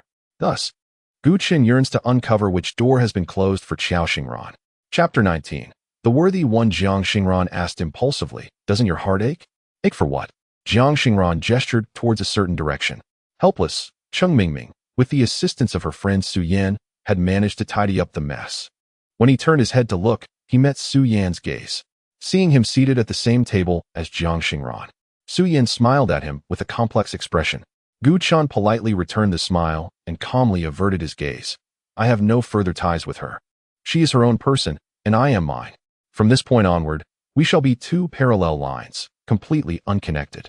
Gu Chen's words were not intended to please Jiang Xingran. Knowing her disdain for Cheng Mingming, he was merely stating a fact. Jiang Xingran, intrigued, replied, But you two grew up together as childhood sweethearts. Can you truly remain indifferent? Is your heart made of stone? Though she appeared casual, her words carried an undertone of probing. Gu Chen couldn't help but feel wary, wondering if she was testing his loyalty to her. Gu Chen chuckled bitterly. Indeed. You are correct. We were childhood sweethearts. I once believed that sincerity could be reciprocated. Perhaps the fault lies with me. I am simply unworthy. That's not true. Gu Chen, you are mistaken. Jiang Xingran's small face tightened with seriousness. You just haven't encountered someone worthy. Her gaze was intense as she looked at Gu Chen, silently affirming that, were she in his position, she would unconditionally stand by him, regardless of the circumstances. You are the one I believe in. You are worthy. Unable to restrain his curiosity, Gu Chen asked, Jiang Xingran, do you know everything that has happened to me? Jiang Xingran casually picked up a strand of potato and replied, Of course, I know whatever I wish to know. Gu Chen hesitated. Have you never doubted that the cursed figurine is truly connected to me? Jiang Xingran stared at him for a few seconds before scoffing. Do you think I'm foolish? What benefit would that bring you? Besides, I believe with your intelligence, you wouldn't be so careless as to let anyone discover it. Moreover, if simply writing a name on a figurine and stabbing it a few times could curse someone to death, do you have any idea how many times I've died since birth? After saying this, Jiang Xingran nonchalantly continued eating, as if she had just made an inconsequential joke. Gu Chen, the storm arrived with more ferocity than anticipated. In the men's restroom, Gu Chen found himself pressed firmly against the wall by Liang Yiqi. Gu Chen turned his head and coughed lightly. Hey, I'm straight. Don't waste your time on me. A fruit that is forced to ripen is not sweet. I advise you to back off. Liang Yiqi's expression was menacing. Quickly explain your relationship with Jiang Xingran. Gu Chen, feeling helpless, replied, Didn't you see it? What else is there to explain? His calmness was perceived by Liang Yiqi as arrogance, prompting him to grit his teeth and say, Oh, so when I urged you to bravely pursue love, you pretended to be studious and then turned around to be so intimate with Jiang Xingran. Gu Chen was at a loss for words. When did I become intimate with her? Ah, so you dare to argue this time? She personally hurried over to invite you to the cafeteria. Does that not signify intimacy? You assisted her in getting her meal. Does that not indicate closeness? Previously, you had only prepared food for Cheng Mingming, who ultimately became your girlfriend. Oh, how ironic. Although you two have since parted ways, I wish to convey that there surely exists a connection between you. Gu Chen rolled his eyes. The restroom walls were cold and hard. Were it not for the fact that they were currently desk mates, he would have long since dismissed him. Brother, I call you brother. Can you please rein in your gossiping spirit and let go of me for a moment? I am, after all, older than you. Just a week older, mind you. Even if it's merely a second, you ought to call me brother. Do you even possess the demeanor of an elder brother? Liang Yiqi finally released him, lamenting. Had I known such a grand spectacle awaited us today, I would not have hurried so fast. I heard that Lin Buoxuan thought Xiao Xingran was looking for him, but in reality, Xiao Xingran didn't even know who he was. How hilarious. Gu Chen patted the wrinkles on his uniform caused by Liang Yiqi and approached the sink to wash his hands, observing the splashing water. Oh, class leader. Secretly relishing in others' misfortunes is quite unbecoming. Liang Yiqi stood beside him, admiring his handsome face in the mirror for a while. Humph, a love rival deserves to be vanquished. Lin Buoxuan had won the hearts of many classmates, but not those with clear minds, like Liang Yiqi. His interference had caused the beloved childhood friends, Gu Chen and Cheng Mingming, to go their separate ways. Of course, Cheng Mingming must have had her own issues. Liang Yiqi now found her equally displeasing. Gu Chen, fearing that Liang Yiqi would cling to this topic and uncover some hidden truths, hastily shifted the conversation. Fortunately, Liang Yiqi was not without a sense of boundaries. Once the initial shock wore off, he did not pursue the matter further. The two chatted as they walked into the classroom, and Gu Chen noticed someone approaching them. While conversing with Liang Yiqi, he instinctively stepped aside. However, the person halted beside him, not moving away. Gu Chen did not dwell on it and casually glanced up. Unexpectedly encountering Lin Buoxuan, the so-called love rival mentioned by Liang Yiqi. Had it not been for him, Gu Chun and Cheng Mingming might have eventually drifted apart. Yet perhaps not so swiftly, and certainly not in his most desperate moment. Yet, now that he had regained his composure, Gu Chun felt a tinge of gratitude towards him. Were it not for Lin Buishuan, he might still be naively catering to Cheng Mingming, clinging to unrealistic dreams of a blissful life. He owed Lin Buishuan thanks for awakening him to the truth about Cheng Mingming sooner. As their eyes met, there appeared to be no outward signs of discord. Yet Liang Yiqi, standing closest to them, perceptively sensed the tension brewing silently. Liang Yiqi genuinely admired Gu Chun. Whether it was Gu Chun consistently maintaining superior grades, or his calm and composed demeanor, one thing was certain. If it were his beloved childhood friend who had been usurped, he would have wanted to engage in a fierce confrontation, driven by youthful impetuosity. However, they were no longer children. Actions could not be dictated solely by fleeting emotions. Gu Chun remains indifferent to the fickle-hearted childhood sweetheart and the shameless male rival, which serves as the most profound rebuttal. Even when the male rival flaunts his presence right under his nose, Gu Chun continues to stand firm, unperturbed by the tumult around him. This composure in the face of disgrace and honor is a hallmark of a truly mature man. Lin Buishuan takes the initiative to smile at Gu Chun. Gu Chun, I heard from others that you were seen job hunting at a CAF a few days ago. Are you facing some challenges in life? Feel free to share. After all, we are classmates and can support each other. Liang Yiqi looks at Gu Chun in astonishment. Is it true? Gu Chun has been looking for a job? Chapter 20. The devious Lin Buishuan. Lin Buishuan adeptly concealed his true intentions. Even though Liang Yiqi could discern the hostilities between Lin Buishuan and Gu Chun, he remained oblivious to the malice lurking deep within Lin Buishuan's gaze. Gu Chun remained silent. He had already been cast out from his home. How could Lin Buishuan still harbor plans to torment him? The sheer malevolence emanating from Lin Buishuan left Gu Chun utterly convinced that he was indeed the vile schemer behind his plight. Gu Chun was instantly reminded of that night when he was accosted by an unsavory woman.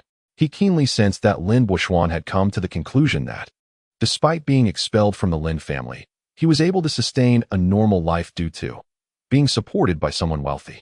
Although there was a grain of truth to this, Lin Buishuan would never fathom that it was not an older woman playing the role of a benefactor, but rather a coveted figure admired by many young men. Gu Chun, maintaining an impassive expression, fixed his gaze upon the hypocritical Lin Buishuan, who feigned concern for his classmate, and replied coolly. And then, mistakenly believing that Gu Chun was feeling guilty, Lin Buishuan inwardly reveled in his perceived triumph. After school, we shall meet at Chiyu. Chiyu is a CAF located near their school. With that enigmatic statement, Lin Buishuan left with an enigmatic smile, convinced that Gu Chun would not dare to decline his invitation. If this matter were to be exposed, the repercussions at their school would be akin to an atomic explosion. The revelation that a model student, esteemed for his academic prowess, was resorting to such means for financial gain. Just the mere thought of it sent shivers of exhilaration coursing through Lin Buishuan's every pore. The previous night, in pursuit of verification, he had ventured to the CAF. Conversing with the manager and successfully viewing the surveillance footage from that day, confirming the veracity of the rumors. The moment Gu Chun entered the CAF, he caught the attention of a rather corpulent woman who, upon hearing about his job search, became as alert as a cat sensing a fishy odor. After Gu Chun's futile attempt at securing employment, he left in disappointment, only for the woman to hastily follow him out. Lin Buishuan observed Gu Chun with a glimmer of scorn and derision in his eyes. He had once believed Gu Chun to be of lofty ideals, but now saw him as nothing extraordinary.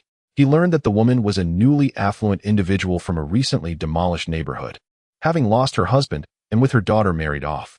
With 7 to 8 million in compensation, she indulged in extravagant spending, living a carefree life, content and untroubled. She found herself captivated by the youthful vigor of Gu Chun, subsequently nurturing inappropriate thoughts. Indeed, she had shown particular interest in Gu Chun.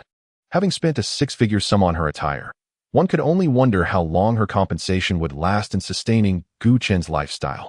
Liang Yiqi, unable to contain his curiosity, pressed, Gu Chun, did you truly seek employment? Gu Chun nodded in affirmation. Now that Lin Buishuan was aware, he felt no need to conceal the truth from a classmate who genuinely cared for him. Gu Chun, what is the story behind this? Gu Chun and Liang Yiqi exchanged glances. As they passed by Class 7, their strict homeroom teacher, Luo Yuliang, inadvertently overheard their conversation and was left in a state of shock. If one were to identify the apple of the homeroom teacher's eye in Class 7, it would undoubtedly be Gu Chun. The teacher's attention towards Gu Chun far surpassed that directed at any other student. For Gu Chun was a uniquely special child in his eyes. Gu Chun's uniqueness is primarily reflected in his status as an orphan, concealed by the Lin family, either intentionally or inadvertently. Apart from those closely associated with the Lin family, few are aware that Gu Chun was taken in by them as an adopted son. The narrative known to the school and all his classmates is that Gu Chun is an orphan supported by kind-hearted individuals, having lived with his benefactor throughout his 3 years of high school. Consequently, no one has ever attended a parent-teacher meeting on his behalf, and this has become a norm. Luo Yuyong once contemplated expressing gratitude to Gu Chun's benefactor in person, but Lin Bin deflected the idea under the pretext of being busy. Upon learning about Gu Chun's circumstances, Luo Yuyong felt sympathy for the boy's hardships and even offered to provide him with some financial assistance. However, the considerate Gu Chun politely declined. When he suddenly heard that Gu Chun was seeking employment during the most crucial and demanding time of his academic life, he immediately realized that there was a problem with the support chain. "What on earth has happened to you, Gu Chun?" he inquired with a tone of concern in the quiet office. Gu Chun, not wishing to burden his devoted teacher with his trivial issues regarding the Lin family, felt that Lin Buishuan's intentions were malicious and that the matter could not remain concealed. He recounted his experiences within the Lin household in detail, leaving Luo Yuyong utterly astonished, as if Gu Chun had just spun an elaborate tale. It was no wonder that Luo Yuyong appeared so bewildered. As Gu Chun reflected on the entire ordeal, he sometimes found himself questioning whether he had unwittingly stepped into a dramatic saga filled with love, hatred, and deceit typical of a wealthy family. However, the pressing question remained: why would Lin Buishuan go to such lengths to eradicate someone who posed no threat? Being merely an adopted son? Luo Yuyong was filled with uncertainty. Had it been another student, he would have approached the story with skepticism, seeking to verify the facts afterward. Yet, given that it was his prized student, Gu Chun, sharing this narrative, he chose to believe it, despite its absurdity. This discernment had been honed over his 20-plus years of teaching. Gu Chun was not lying. Luo Yuyong promptly declared that Gu Chun's education was paramount, instructing him to focus solely on his studies while he would take care of everything else. Gu Chun gazed at his teacher, who was not yet 50, noticing the strands of white hair hidden beneath the dark locks, and gratefully shook his head, saying, "There's no need, teacher. I have found a new benefactor who has promised to support me until I graduate from high school." Luo Yuyong furrowed his brow, not abandoning his intention to assist Gu Chun. "Is this new benefactor trustworthy? Will they be as fickle as your previous supporter?" This question left Gu Chun momentarily speechless. Was Qiao Xingran reliable? Who could say? However, he certainly could not divulge the truth to his teacher. "Rest assured, teacher, I am not foolish. I will take responsibility for my future, and if I find myself in dire circumstances, I will surely seek your help." At this point, there was little more for Luo Yuyong to say. He understood that Gu Chun was a resolute individual, although he remained silent. Gu Chun was certainly aware of his own path. Luo Yuyong gently patted Gu Chun's shoulder, expressing his heartfelt concern. "Child, you have endured so much. In the future, never hesitate to share your troubles with me. Do not fear that you might be a bother. What I truly dread is when you young ones pretend to understand everything and refuse to confide in me. A teacher is not merely an educator. They can also be a friend, a wise mentor and companion." The term child from Luo Yuyong nearly broke Gu Chun's composure. Yes, he was once a cherished child, longed for and delicately cared for by others. Chapter 21. A Distracted Soul. Wait a moment, Luo Yuyong suddenly recalled something, casting a slightly peculiar glance at Gu Chun as he sought the right words. Gu Chun, what exactly is going on between you and Qiao Xingran from the neighboring class?" "Gu Chun, even the esteemed class teacher is aware of this.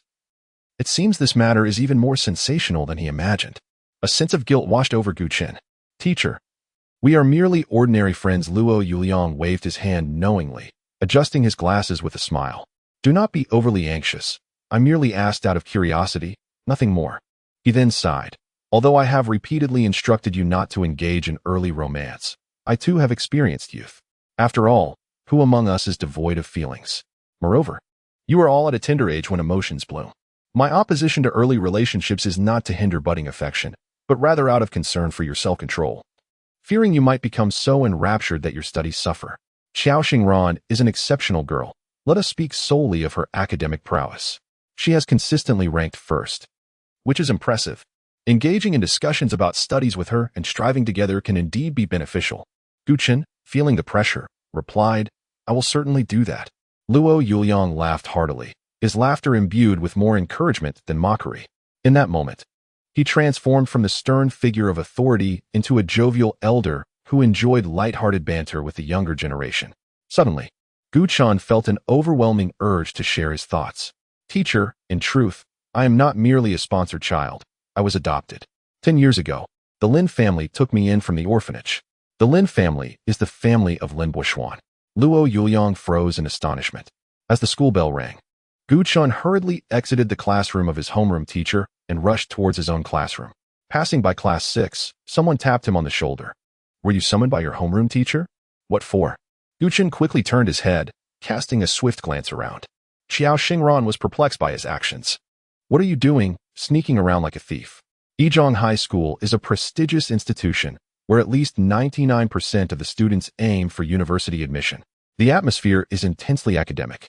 Once the bell rings, nearly all students take their seats, awaiting the teacher's instruction. Thus, Gu Chen and Xiao Xingran, lingering in the corridor at that moment, appeared particularly uncommitted to their studies. Gu Chen, the bell has rung. Xiao Xingran, my ears are not deaf. Gu Chen, why aren't you rushing into the classroom? The teacher is coming soon. Xiao Xingran, and what of it? Even if I skip class this week, the first place will still be mine. Gu Chen, listen to that. What a presumptuous statement. It vexed Gu Chen, who diligently strove to absorb as much knowledge as possible, to the point where he felt like grinding his back teeth in frustration. He believed that had she not been Xiao Xingran, her arrogance might have led her to be chastised 100 times over. This is not the right time to speak. Let us discuss this after school, shall we? The teacher has arrived. Xiao Xingran released him. The teacher of class 6 has already taken the podium. All the students are seated with utmost decorum. But Xiao Xingran strides in, seemingly oblivious to her surroundings. The stern teacher, upon noticing the top student who flouts class rules, does not chastise her. Instead, he kindly urges her to take her seat. Indeed, individuals differ significantly. A student with exceptional grades serves as a living endorsement for the school, a vivid highlight in a teacher's career, deserving of special treatment akin to a treasured gem. Gu Chen rushes into the classroom, feeling eyes upon him. Without the inclination to discern or explore, he hastily takes his seat. Liang Yiqi quietly inquires, are you all right? Gu Chen nods in response. Throughout the lesson, his gaze remains fixed on the teacher, immersing himself in the lecture. However, not everyone shares his level of focus. Cheng Mingming, lost in thought, draws the teacher's attention, who calls her name, prompting her to answer a question. Cheng Mingming, adrift in her reverie, is unaware of the lesson's content and, consequently, cannot respond. The teacher, disappointed, instructs her to sit down and calls upon her deskmate to answer the same question. Leading to a surprising turn of events, Lin Buishuan also fails to answer. It is noteworthy that both Cheng Mingming and Lin Buishuan are academically gifted, yet they stumble on what should not be a difficult question, leaving the teacher incredulous. In an attempt to break the spell of incorrect responses, the teacher calls upon Gu Chen. With a clear voice, he delivers a flawless answer, prompting the teacher to nod in satisfaction and gesture for him to sit down, praising his diligence. The atmosphere shifts as the teacher encourages everyone to emulate Gu Chen.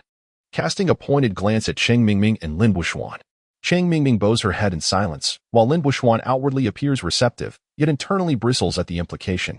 He silently vows that he can accept defeat from anyone but Gu Chen. He thinks fiercely, I wonder how long you can revel in this. In any case, he now possesses a critical leverage over Gu Chen, ensuring that the latter cannot escape the fate of being under his thumb. A glint of malice flickers in Lin Buishuan's lowered gaze. Oh, how slowly time drags on. He wishes he could simply advance the hands of the clock to after school. The anticipation is palpable, and Lin Buishuan can't help but smirk. Cheng Mingming inadvertently catches sight of the suspicious smile gracing his lips, remaining frozen in her seat. Unable to settle her thoughts on the lesson, her mind is consumed by Su Yan's earlier words. Mingming, I did not wish to convey this, but I feel a duty to remind you about our relationship. You should not distance yourself from Gu Chen for Lin Buishuan's sake. Everyone can see how well he treated you in the past. Conversely, do you know what Lin Buishuan said the moment you fell? He disdainfully uttered fool before rising and turning away. Coincidentally, Su Yan was seated at the adjacent table and distinctly overheard the cold complaint. Cheng Mingming returned to the classroom. Having barely touched her meal, her spirits weighed down. Despite her despondency reaching its zenith, she felt compelled, under the watchful eyes of the parents, to uphold the mission she bore. She inquired of Lin Buishuan why he had not eaten. He replied that he lacked an appetite, omitting any mention of her fall in the cafeteria, as if he were entirely oblivious to the incident. Yet, given the commotion she had caused, it was implausible that he could be unaware. Cheng Mingming felt a twinge of discomfort but dismissed it, quietly offering her small cake to coax him into taking a few bites. Subsequently, she went to pour him some water when Su Yin could no longer contain herself. Chapter 22. Do you have a handle? Su Yin spoke with earnestness, yet her words were incisive. Cheng Mingming instinctively defended Lin Buishuan, believing that Su Yin, as an outsider unfamiliar with the truth, was thus emotionally inclined to favor Gu Qian, whom she had known for a longer time. Seeing her friend remain obstinately ignorant, Su Yin, with a hint of resignation, remarked, Cheng Mingming, I consider us friends, which is why I am sharing these thoughts with you. Since you are unwilling to heed my words, I shall henceforth refrain from interfering. As she witnessed her closest friend consistently speaking in favor of Gu Qian, Cheng Mingming grew agitated. You know nothing. If you were aware of what Gu Qian has done to Lin Buishuan, you would not speak as you do. In an effort to substantiate her loyalty in the relationship with Gu Qian, Cheng Mingming took a deep breath and recounted the connections between Gu Qian, the Lin family, and Lin Buishuan, along with all recent events. Su Yin, much like their homeroom teacher Luo Yuliang upon hearing the news for the first time, was initially taken aback. Mingming, are you sure you are not recounting a plot from some television drama? Once she confirmed that the seemingly absurd events had indeed transpired recently, Su Yin instinctively blurted out. After being cast out, where has Gu Qian been staying these past few days, utterly alone? How is he managing to survive? Cheng Mingming stared blankly at her best friend, seemingly perplexed by her reaction, which diverged from what she had anticipated. She had expected Su Yin to join her in condemning Gu Qian for his ruthless and insidious nature, once she recognized his true character. Instead, Su Yin countered, do you possess sufficient evidence to prove that Gu Qian cursed Lin Buishuan? Cheng Mingming retorted, but the evidence was found beneath his pillow.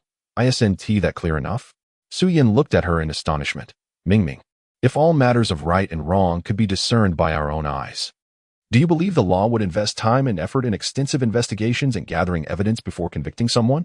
Cheng Mingming, unwilling to concede, replied, at the very least, he is the primary suspect. That much is indisputable, right? Su Yin nodded. Indeed, but as you have stated, he is merely a suspect, not a convicted criminal. Frankly, I believe this matter is not as straightforward as it appears. To be honest, both emotionally and rationally, I maintain that Gu Qian is innocent. Meeting Su Yan's steadfast gaze, Cheng Mingming, in bewilderment, asked why? Su Yan was taken aback by her friend's inquiry. Why are there so many questions? We are no longer children. Have we lost even our basic judgment? I believe Gu Qian is wronged for two reasons. First, I do not perceive him as that kind of person. Second, he is an exceptionally intelligent student. Would he truly resort to such despicable means to undermine his own intellect? Realizing she may have come on too strong, Su Yin softened her tone. Mingming, our encounters with Gu Qian have all been within the confines of the school. None of us know him better than you do. You should understand what kind of person he is. Given that you have deemed him irredeemable without compelling evidence, does that not suggest he might harbor a duplicitous nature, concealing a darker side? Perhaps you could share your thoughts with me, and I shall analyze them further. Cheng Mingming fell silent. The darker side of Gu Qian? Does it exist? He has always radiated warmth like sunshine to all those he cares for. After a decade of companionship, Cheng Mingming found no evidence to the contrary. She recalled the day when Gu Qian, in distress, grasped her hand and insisted he was wronged. In her disdain, she had forcefully shaken off his grip, coldly remarking that one can know a person's face, but not their heart. The way Gu Qian had stared at her then lingered in her memory. Su Yin, seeing her at a loss for words, realized there was no need for further discussion, shook her head, and departed. Cheng Mingming remained rooted to the spot, lost in thought for what felt like an eternity. She had firmly believed that Gu Qian had wronged Lin Buishuan, feeling guilt for his years of affection. Yet, was a decade of close proximity insufficient to discern the true nature of a person? If 10 years were inadequate, then on what basis could she assert that Lin Buishuan was the most gentle and considerate young man in the world during this past month since his return? After school, Lin Buishuan stood up to leave the classroom, casting a meaningful glance at Gu Qian. Liang Yiqi quietly inquired, Gu Qian, tell me honestly, do you have some leverage over that guy? Gu Chen replied. Of course not. Liang Ichi muttered. But the way he looks at you makes me feel like your future is somehow in his grasp. Gu Chen scoffed lightly. What a ridiculous notion. As if he could control my fate. You overestimate him far too much. Liang Ichi, with a charmingly contrite demeanor, said, my apologies. I also think I might have exaggerated his significance. However, Gu Chen, you haven't yet explained why you sought employment. Gu Chen stated. There was a brief disruption in my financial chain, but rest assured, it's now a thing of the past. Is that true? Brother, if you face any difficulties, don't hesitate to reach out. I may not know about others, but I can certainly be your steadfast support. If you're truly short on funds, let me whisper this. My little treasury holds a six-figure sum, saved since I was 3 years old for my future spouse. Gu Chen conceded, I never would have guessed. Class leader, that you harbored such grand ambitions from such a young age. Liang Ichi boasted proudly, naturally. Whoever becomes my wife in the future will surely find herself in a fortunate position. Gu Chen teased, allow me to pose a question on behalf of your future sister-in-law. Get out of here, Liang Ichi exclaimed, his brows furrowing in mock horror. I warn you, do not pose me the tiresome question of whether I would save my mother or my wife first if they both fell into water, or else we shall sever ties. Gu Chen chuckled. Why such an exaggerated reaction? Have you yet to decide on an answer? You ought to consider it carefully. It might come in handy one day. Suddenly, Liang Ichi nudged Gu Chen with his elbow, a conspiratorial look in his eyes. I spotted your little green plum today. Why didn't she take the luxury car with the third party after school? Did they have a falling out? Oh, she fell in the cafeteria today. And the third party didn't even help her out but just turned and left. Could it be that she embarrassed him? Yet, his own antics today were hardly less embarrassing. Gu Chen followed Liang Ichi's gesture and spotted Cheng Mingming standing 10 meters away at the bus stop outside the school gate. Among the crowd of people waiting for the bus, she appeared solitary and forlorn. Gu Chen observed that her closest friend, Su Yin, was also waiting at the same stop. Yet a few individuals separated them, making it seem as though they were strangers. Chapter 23. The Heartache of Cheng Mingming. Cheng Mingming. Why are you waiting for the bus with us? I thought you took an outie to school every day? A classmate, perplexed, inquired upon spotting Cheng Mingming. Cheng Mingming forced a smile. Actually, I was hitching a ride with Lin Buoxuan's family, but he has something to do today, so I'm taking the bus home by myself. After the last class bell rang, Lin Buoxuan unexpectedly informed the unprepared Cheng Mingming that she could go home alone, as he had matters to attend to. Without allowing her a moment to respond, he stood up and left. Cheng Mingming contemplated calling her parents for a ride, but reconsidered, knowing they might suspect a rift between her and Lin Buoxuan, leading to his unusual decision not to have the driver take her home. She was at a loss for how to explain. Standing at the bus stop, Cheng Mingming gazed at her school uniform, which she had washed with clear water yet still bore faint stains, and her spirits plummeted. Amidst the sea of students clad in the same uniform, she spotted a familiar figure, stirring a wave of nostalgia for the days she rode her bicycle to school. She followed the figure with her eyes, suddenly overwhelmed by the urge to see where Gu Chen was living now, to inquire if he had any money left and if he needed her assistance. Su Yan's words resonated within her. Cheng Mingming began to grasp the depth of despair and helplessness Gu Chen must have felt when he was cast out. He was utterly destitute, an orphan with no one to rely on. Yet, at that time, she had been so consumed by her enmity with the Lin family that she had failed to consider this crucial aspect. Humans are fallible. Who among us is without fault? Even if Gu Chen was indeed guilty, why could she not grant him a chance for redemption, given their 10 years of shared history? Moreover, as Su Yan pointed out, there was insufficient evidence to definitively label Gu Chen as the perpetrator. Cheng Mingming's previously unwavering resolve began to waver. In a surge of impulsive determination, she dashed after the figure, only to hear someone call out behind her, Cheng Mingming, where are you going? The bus has arrived. As Gu Chen walked, he grew wary. Sensing someone was following him, there were quite a few classmates living nearby, so he was not the only student hurrying along the path. He glanced back, noting that the other students appeared normal, yet his unease persisted. He quickened his pace to a corner and ducked into a fruit shop, pretending to browse while keeping an eye on the outside. Soon, a girl in a school uniform appeared at the entrance of the fruit shop. Xiao Xingran's presence imbued the modestly decorated shop with an unexpected vibrancy. With her foot on the step, her elbow resting on her knee, she confidently tilted her chin towards Gu Chen, who was clutching a red plastic bag, and said, the winter jujubes look good. You should buy some.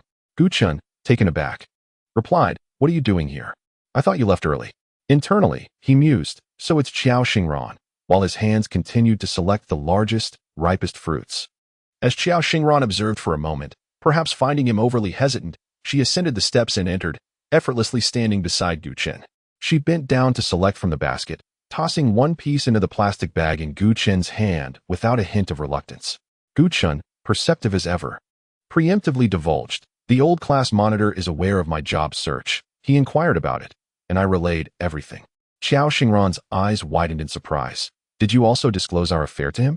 Gu Chen replied, "Do you think I would be that foolish?" Qiao Xingran let out a soft huff, gazing at him with a playful demeanor. "How could anyone know you?" Feeling that they had gathered sufficient fruit, Gu Chen lifted the plastic bag. "Do you think this is enough?" Qiao Xingran glanced and paused her hand. "That should suffice." Gu Chen, politely inquiring, asked, "Is there anything else you wish to eat?"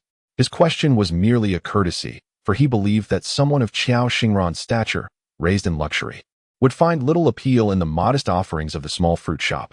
Unbeknownst to him, her heart fluttered with delight upon hearing his words.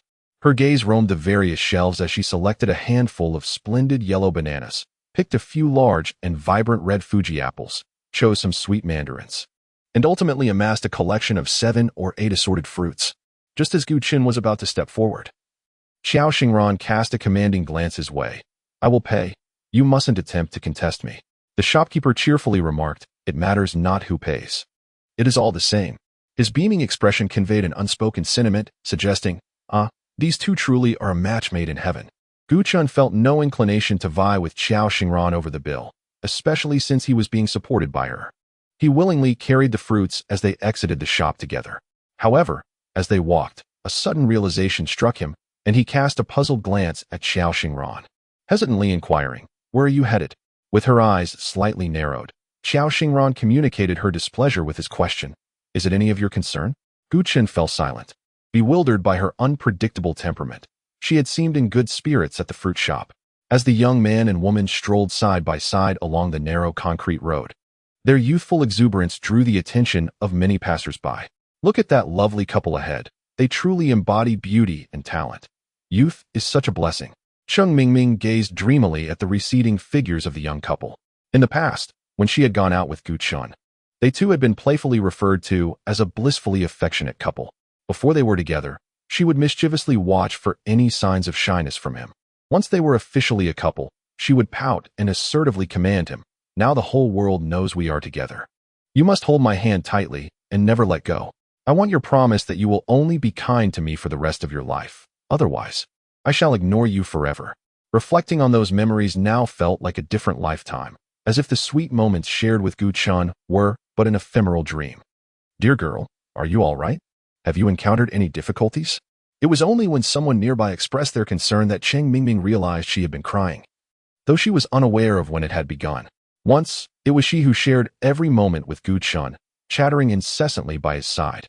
Initially, it was her desire to be together, and later, it was she who suggested their separation. She believed herself indifferent. Yet only upon witnessing Gu Chen with another girl did she truly comprehend the depth of her heartache. Chapter 24. The Arena of Despair. A voice filled with grievance and complaint, calling out, "Gu Chen," startled the elderly passerby who had just been concerned about Cheng Mingming. She was taken aback to see the young couple, whom she had just praised as a match made in heaven, come to a halt. The term Arena of Despair, which was rather trendy for someone of her age, flashed through her mind. Gu Chen furrowed his brows, instinctively glancing at Qiao Xingran. The unmistakable plea in his eyes subtly pleased Qiao Xingran. Cheng Mingming rushed forward, grasping Gu Chen's arm with urgency and firmness. "Come here. I need to talk to you." She had often employed this spoiled, petulant demeanor with Gu Chen, and others merely perceived it as her acting cute and stubborn. They never thought much of it. Qiao Xingran's gaze fell upon the hand that clutched Gu Chen's arm without yielding, her eyes turning icy. Meanwhile, Gu Chen instinctively shook off Cheng Mingming's grip, his expression cold and impatient. "I have nothing to discuss with you." Accustomed to Gu Chen's unwavering compliance, Cheng Mingming felt increasingly agitated by his dismissiveness, her sense of grievance intensifying. "Gu Chen, I'll ask you one more time. Are you coming with me or not?" Qiao Xingran stood by with her hands in her pockets, appearing indifferent as she watched the unfolding drama with a sidelong glance. Yet, Gu Chen did not even spare her a glance, turning to call out to Qiao Xingran, "Let us go." The effortless "we" that slipped from his lips shattered Cheng Mingming's composure entirely. In a moment of rashness, she lunged forward, attempting to grasp Gu Chen once more. Her movement was too swift for Gu Chen to react, but Chao Xingran, quick as a flash, pulled him behind her. Gu Chen found himself momentarily speechless. The imposing presence of Chao Xingran standing before him was akin to a solitary warrior guarding against a multitude. In terms of sheer aura, Cheng Mingming had already suffered a total defeat. With her eyes reddening and her face flushed, Cheng Mingming glared at Chao Xingran. "This is between him and me. What right do you have to meddle?" Chao Xingran leisurely replied, "His affairs are my affairs. Feel free to express whatever you wish here." There was not a trace of regard for Cheng Mingming in her demeanor, and the condescending arrogance made Cheng Mingming feel as though she was an unsightly piece of refuse, inadvertently exposed to light. Fuming with rage, Cheng Mingming was nonetheless intimidated by the formidable aura emanating from Chao Xingran. She cautiously glanced over Chao Xingran's shoulder at Gu Chen. "Gu Chen, if you are a man, stop trying to escape. Come over and clarify things with me." Gu Chen coldly regarded the girl before him, whose face had become somewhat twisted and ugly from her frustration, and could not help but question whether he had been out of his mind to ever harbor feelings for her, envisioning a future filled with her presence. "I sincerely advise you to seek medical attention. Do you want me to repeat what you told me that day? The moment you proposed a breakup, we became complete strangers. Please refrain from bothering me again, or I won't hesitate to be unkind." Chao Xingran, with a sense of schadenfreude, taunted, "Did you hear that? You really ought to see a doctor for your brain. It's only been a short while, and you've already forgotten what you said." Cheng Mingming gazed intently at the boy, whose expression was as cold and indifferent as that of a stranger, tears streaming down her cheeks. An indescribable wave of despair surged over her, nearly suffocating her. She enunciated each word with a fierce threat. "Gu Chen, if you dare to leave today, I shall never speak to you again. I absolutely mean what I say." A flicker of change appeared on Gu Chen's previously impassive face, as if he were contemplating whether she could truly follow through on her words. Cheng Mingming felt a surge of joy and relief. How could Gu Chen, who had promised to cherish her for a lifetime and had never been harsh with her, be someone that other girls could easily take away? She instinctively straightened her back, casting a triumphant glance at Chao Xingran. Even if this person was renowned as the school beauty, it was unacceptable. In a fit of anger, she turned her gaze back to Gu Chen. She could not let this indignity go unaddressed, especially after he had embarrassed her in front of the girl she loathed the most. At that moment, Gu Chen spoke. "Then let us do as you say." "Thank you." With that, he turned and walked away without a backward glance. Chao Xingran, surprisingly polite, smiled and waved goodbye to Cheng Mingming as she departed. Cheng Mingming stood there in a daze, struggling to comprehend that Gu Chen had actually left her. Gone? This was after she had threatened him that if he dared to leave, she would never acknowledge him again? As she meandered along the path, an elderly woman, with a curiosity for gossip, shook her head while watching the poignant drama of youthful heartbreak unfold, casting a sympathetic glance at the forlorn girl before continuing on her way. Gu Chen's phone vibrated in his pocket. Upon checking it, he looked at Chao Xingran in disbelief. "Why did you transfer money to me?" She had sent him 20,000. Chao Xingran replied, "You made my day today. This is a reward for you." Gu Chen, taken aback, thought, where could he find such a generous patron? He managed a standard smile. "Thank you, boss. You were quite magnanimous." Chao Xingran scrutinized him for a couple of seconds before silently turning away, engrossed in her phone as she walked. Moments later, Gu Chen's phone vibrated again. He glanced at the affluent benefactor and raised an eyebrow. "Is this also a reward for me?" Chao Xingran casually tucked her phone away. "Yes." "Why?" "Because you were good." "Good?" Gu Chen, being an academic high achiever, was certainly adept at reading comprehension, yet at that moment, he found himself perplexed by whether the term good as applied by Miss Chiao is complimentary or derogatory. He could only manage an awkward smile and say nothing further. As he entered the gate of the community and ascended the steps to his rented building, it suddenly dawned on him that Chao Xingran intended to accompany him back to his modest abode. He cast a puzzled glance at her, saying nothing, and silently continued up the stairs, one behind the other. Chao Xingran possesses a peculiar temperament, one that remains elusive to him even now. Consequently, he adheres to the principle of doing more and speaking less during their interactions, striving to minimize any potential annoyance he might provoke in her. While he does not consider Chao Xingran's emotions, he must still contemplate whether he can navigate this year smoothly. He finds solace in solitude within his private space, Yet now he must sacrifice a fragment of his own comfort due to Xiao Xingran's presence. It is a matter of choosing between fish and bear's paw, an unavoidable dilemma. Their footsteps echoed in the corridor, a rhythmic interplay, when they encountered someone descending with a burden. Gu Chun, walking ahead, instinctively positioned himself in front of Xiao Xingran to shield her from the sharp corners of the old furniture. Chapter 25. Erasing her presence since the very night he moved into the rented apartment. Gu Chun had not laid eyes upon the seemingly blissful family of three residing across the hall. The property remained shrouded in uncertainty, whether sold or rented. It was currently undergoing extensive renovations. However, the owners were considerate enough to schedule the noisy work during the hours when Gu Chun was at school, ensuring his personal life remained undisturbed. Gu Chun mused that such thoughtfulness indicated that the new neighbors would undoubtedly be amiable. With his arms laden with fruits, he found it inconvenient to retrieve his keys. Thus, he placed the fruits at his feet before unlocking the door. As he inserted the key into the lock, he heard the crinkling of a plastic bag beside him. Xiao Xingran had bent down to take hold of the fruits. Gu Chun felt a surge of anxiety and hurriedly opened the door, instinctively reaching out to take the plastic bags from her hands. The weight of the fruits must have been at least 7 or 8 pounds. Even someone as sturdy as he was marked by red imprints on his fingers from the effort. It was hardly a task for a delicate young lady like Xiao Xingran. In a swift motion, she darted past him, and as she brushed by, the tips of her ponytail grazed his face, leaving behind a tingle and a delightful fragrance. By the time Gu Chun gathered his senses, Xiao Xingran had vanished, leaving only the sound of running water from the kitchen. He shook his head in resignation, noting her unreserved demeanor. Yet, her ease did not disturb him. He felt at ease as well. Stepping over the threshold, Gu Chun leaned against the shoe cabinet to change his shoes. As he removed one shoe and prepared to slip on his newly purchased, soft, and cozy slippers, he suddenly realized they were missing. Confused for a moment, he recalled placing the slippers beside the cabinet that morning without putting them inside.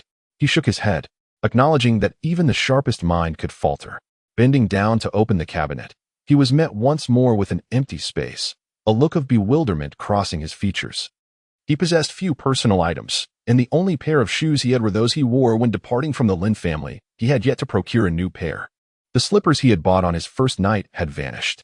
A sudden chill ran down his spine. Could it be that a thief had visited during his absence? The thought flitted through his mind, only to be dismissed immediately. Who in their right mind would steal a pair of worthless slippers?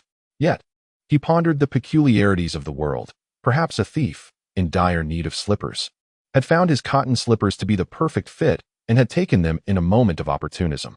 The chilling thought gripped him. What if the thief had not left and was still inside?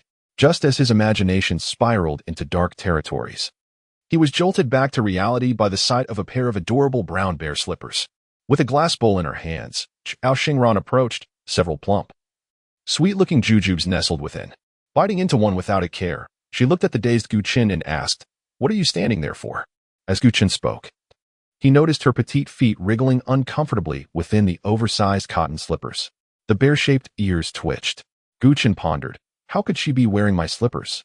Just as the reprimand was about to escape his lips, he swallowed it back urgently. The fact that the esteemed patron was donning his slippers was, in itself, a mark of distinction. Questioning her would undoubtedly provoke her wrath. That simply would not do. The appropriate course of action was to act as though he had seen nothing amiss. Calmly, he removed the other slipper and bent down to place it in the shoe cabinet, attempting to break the silence with a casual inquiry. "How does it taste?" Xiao Xingran took a bite and replied, "It's decent enough." As she spoke, she discarded the date pit into the trash and selected the largest, ripest date from her bowl. Gu Chun assumed she intended to eat it herself, only to be surprised when she held the luscious fruit to his lips. Momentarily taken aback, he instinctively leaned back, evading her gesture. When he caught sight of her sudden displeasure, he quickly realized the gravity of his misjudgment. Gu Chun offered an awkward smile. "My apologies, I meant no offense. No one has ever fed me before." Xiao Xingran interjected, "Doesn't Cheng Mingming ever feed you?" Gu Chun was baffled by her persistent inclination to steer the conversation towards Cheng Mingming, hinting at a significant underlying tension between them. Suddenly, Xiao Xingran had a thought. "You should go wash up in the bathroom right now." Gu Chun was taken aback, yet her expression was profoundly serious. He stammered, "Why? Just now, Cheng Mingming touched your arm, and you've absorbed her scent. It must be eradicated." Gu Chun retorted. Swiftly, He removed his school jacket and tossed it into the washing machine. She only touched my clothing. Surely washing the clothes will suffice? Xiao Xingran firmly insisted. No. You absolutely must take a proper shower to wash away her scent. Gu Chen felt utterly exasperated. He was a person who valued cleanliness, bathing daily even in the depths of winter, and would naturally do so tonight. However, with a young lady present in the house, it was decidedly inconvenient. Even with the doors separating them, the situation felt awkward for him as a solitary male. Xiao Xingran's disdain for Cheng Mingming was evidently profound. Gu Chen chuckled nervously. She only grabbed my arm. Wouldn't it suffice to wash my arm thoroughly with soap? I prefer to shower before bed. It feels a bit premature now. Xiao Xingran's displeasure was palpable as she narrowed her eyes. What? Are you afraid I might take advantage of you while you're bathing? Gu Chen was taken aback by her bold insinuation, astonished that Xiao, the young lady, could be so unabashed. In typical circumstances, it would be her who felt anxious and uneasy. Then he thought, who is afraid of whom? Just as he resolved to boldly fetch his clothes from the balcony, the young lady beside him changed her mind. Never mind, just go wash your arm then. What a capricious woman. Gu Chen entered the restroom, resting his arms on the sink. He first wet his hands with warm water, then lathered them with soap, only to be interrupted by Cheng Mingming grasping his arm. Although Xiao Xingran's demand seemed utterly unreasonable, upon reflection, it was not just Xiao Xingran who felt uneasy. Gu Chen too was disturbed by the realization that what he had once cherished and was willing to sacrifice his life for, the precious pearl, was merely an illusion, a wretched deception. Who could remain in good spirits after such a revelation? Gu Chen was left with nothing but disdain for Cheng Mingming. Perhaps Xiao Xingran harbored similar sentiments towards her as well? In that moment, Cheng Mingming wandered back in a daze, her phone ringing 3 times before she regained her senses. The caller was Lin Buishuan. Chapter 26. The dinosaur in little underwear. As soon as the call connected, Lin Buishuan's voice erupted from the receiver, filled with frustration. Mingming, you must call Gu Chen immediately and instruct him to come to Qiyu without delay. Otherwise, he shall bear the consequences. Cheng Mingming's spirits plummeted further. Lin Buishuan's imperious tone felt like adding fuel to the fire, stirring a whirlwind of grievances, resentment, and unease within her. She retorted sharply. Have you forgotten that Gu Chen has blocked me? If you can't reach him, I certainly cannot. At that moment, in the elegantly decorated Qiyu CAF, Lin Buishuan furrowed his brow, staring at the call that had been abruptly terminated, his lips pressed into a thin line of uncertainty. He even glanced at the recent call log, confirming it was indeed Cheng Mingming's number, yet she had audaciously hung up on him, speaking in a tone laden with impatience. Had she lost her mind? Through the glass window, Lin Buishuan gazed at the vibrant neon lights painting the dusk, his expression dark and tumultuous, struggling to contain the rage bubbling within. After school, he had arrived at Qiyu CAF with an air of calm, ordering a hot coffee and leisurely flipping through a book while awaiting Gu Chen's arrival. However, after over an hour of waiting, Gu Chen had yet to appear. Initially, Lin Buishuan had assumed that Gu Chen was merely hesitant, concerned that his indiscretions might be overheard by others, thus delaying his arrival. Yet, as nearly 2 hours passed, he finally realized that Gu Chen had no intention of showing up at all. At this point, Lin Buishuan could no longer remain seated. He attempted to contact Gu Chen, intending to exert pressure for his prompt arrival, only to remember that he had been blocked and could not reach him. This led him to consider Cheng Mingming. To his surprise, the usually compliant and gentle Cheng Mingming had unexpectedly ridiculed him, leaving him seething with indignation. What could have provoked such a reaction? Could it be that because he had not sent her home with the driver today, she was throwing a tantrum? Lin Buishuan scoffed. Indeed, women are to be spoiled with caution. It appeared he had been far too indulgent previously, allowing her to become so audacious as to openly mock him. With a scowl, he slammed the coffee cup onto the table and dialed Cheng Mingming again. This time, her demeanor was markedly calmer, likely reflecting on her earlier impulsive decision to disconnect his call. He was not Gu Chen. Cheng Mingming had no standing to show him any disrespect. I cannot reach Gu Chen, but I did see him walking with Xiao Xingran after school. They must have an engagement, she informed him. Gu Chen had a rendezvous with Xiao Xingran? Lin Buishuan's suddenly elevated voice startled the patrons at the adjacent table, who shot him disapproving glances. The shift in his tone reached Cheng Mingming's ears, solidifying a suspicion that had been brewing within her. A wave of bitterness surged within her heart. She deliberately revealed that Gu Chen and Xiao Xingran were together, intending to gauge Lin Buishuan's feelings towards Xiao Xingran. As anticipated, she discovered that Lin Buishuan indeed held an interest in Xiao Xingran. Yet, he had previously assured her that, in his eyes, she was the most extraordinary girl in the world. The tenderness in his gaze made Cheng Mingming's heart race involuntarily, instilling in her the belief that there was no room in his heart for anyone else but her. How much time had passed? How could he suddenly develop a profound interest in another girl, particularly one she despised to the core, Xiao Xingran? Cheng Mingming felt an intense hatred. Why were the boys around her so shallow, all captivated by Xiao Xingran? She refused to accept this. In her self-pity, she momentarily forgot that there was once a boy who devoted himself to her unwaveringly. In the end, it was she who had carelessly pushed him away, failing to appreciate his affection. Who could she blame for that? Gu Chun emerged from the bathroom and noticed Xiao Xingran, who treated him like a close friend. Heading towards the balcony, he paid it no mind and casually popped a large jujube into his mouth. Suddenly, he recalled the small underwear he had left to dry on the balcony. That was not the crux of the matter. The real issue was that in his hurried shopping that day, he had randomly picked out a pair, only to return home and discover it bore an adorable dinosaur pattern. While cute slippers were one thing, even his underwear had not escaped such childishness, and he was already 18. He was no longer a child. Guchen felt a wave of embarrassment wash over him, quickly exclaiming, "Xiao Xingran, would you like to join me for dinner tonight? What would you like to eat? I can go out and buy it." Xiao Xingran indeed paused, turning around to walk slowly toward him. No need. Gu Chun had merely acted on impulse, never intending to genuinely invite her to dinner. Relieved that the crisis had passed, he let out a silent sigh. Unbeknownst to him, during his time in the bathroom, Xiao Xingran had already explored his balcony. Naturally, the eye-catching dinosaur-patterned underwear had caught the attention of someone who found everything related to Gu Chun intriguing. Upon seeing the dinosaur underwear, Xiao Xingran was momentarily taken aback, struggling to reconcile the sunny, handsome Gu Chun with such a peculiar hobby. She stared incredulously at the blue underwear, and in a mere 3 seconds, she astonishingly found the little dinosaur oddly endearing. Realizing the impropriety of her staring at a boy's underwear, her cheeks flushed as she retreated from the balcony, only to feel an irresistible urge to take another glance. Halfway through her retreat, she was halted by Gu Chun's voice. As Gu Chun exhaled in relief, Xiao Xingran discreetly wiped her palms against her pants, feeling a cold sweat. She silently regretted her curiosity. What if Gu Chun discovered her interest in his underwear? Would he mistakenly think she had some peculiar fetish?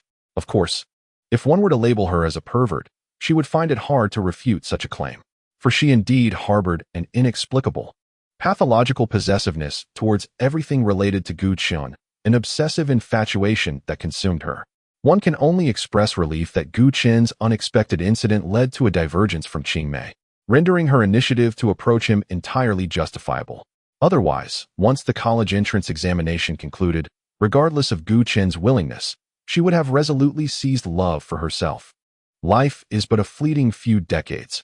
Why not live a little selfishly, following one's own desires? Xiao Xingran would never demean herself. She was determined to ensure her life bore no regrets. Her affection for Gu Chun compelled her to explore every possible means to keep him by her side. If he were unwilling, she possessed ample strategies to ensure he would never escape her grasp. Chapter 27. The caprices of the wealthy Gu Chun sat in silence, gazing at the exquisite spread adorning the dining table. It was only then that he truly comprehended the situation. Earlier, when he had insincerely invited Xiao Xingran to dinner, her refusal had not stemmed from a desire to avoid his company, but rather from her belief that he need not personally procure the meal. Unbeknownst to him, she had placed an order at a 5-star hotel, and upon a rough calculation, the lavish feast before him undoubtedly exceeded 5 digits. Gu Chun forced a smile, realizing that the affluent indeed have the liberty to indulge their whims. Noticing his immobile demeanor at the table, Xiao Xingran inquired, "Is there nothing here you enjoy? What do you like to eat? I can order more." No, Gu Chun exclaimed, taken aback. "It's not that I don't like the food, but there is far too much for just the two of us to finish. It's fine if we can't finish it, as long as there is something you like," she replied. Gu Chun felt a wave of frustration wash over him. Did Xiao Xingran truly perceive him as a pet to be pampered? Yet, perhaps there was no harm in it. Just a slight strain on his stomach, what a waste it would be to leave uneaten food, especially when it had been paid for. Wasting it also meant wasting his money, but she need not worry, as his funds were inexhaustible. Is this not the pinnacle of ostentatiousness? Darling, while studying is undoubtedly important, your health is paramount. Come, Sit down and have some ginseng soup to nourish your body. The moment Lin Buoxuan returned home, his mother rushed to him with a face full of concern. In order to see Gu Chun, he had concocted an excuse about researching in the library, and his parents, firmly believing him, felt immense pride in their son's diligent efforts.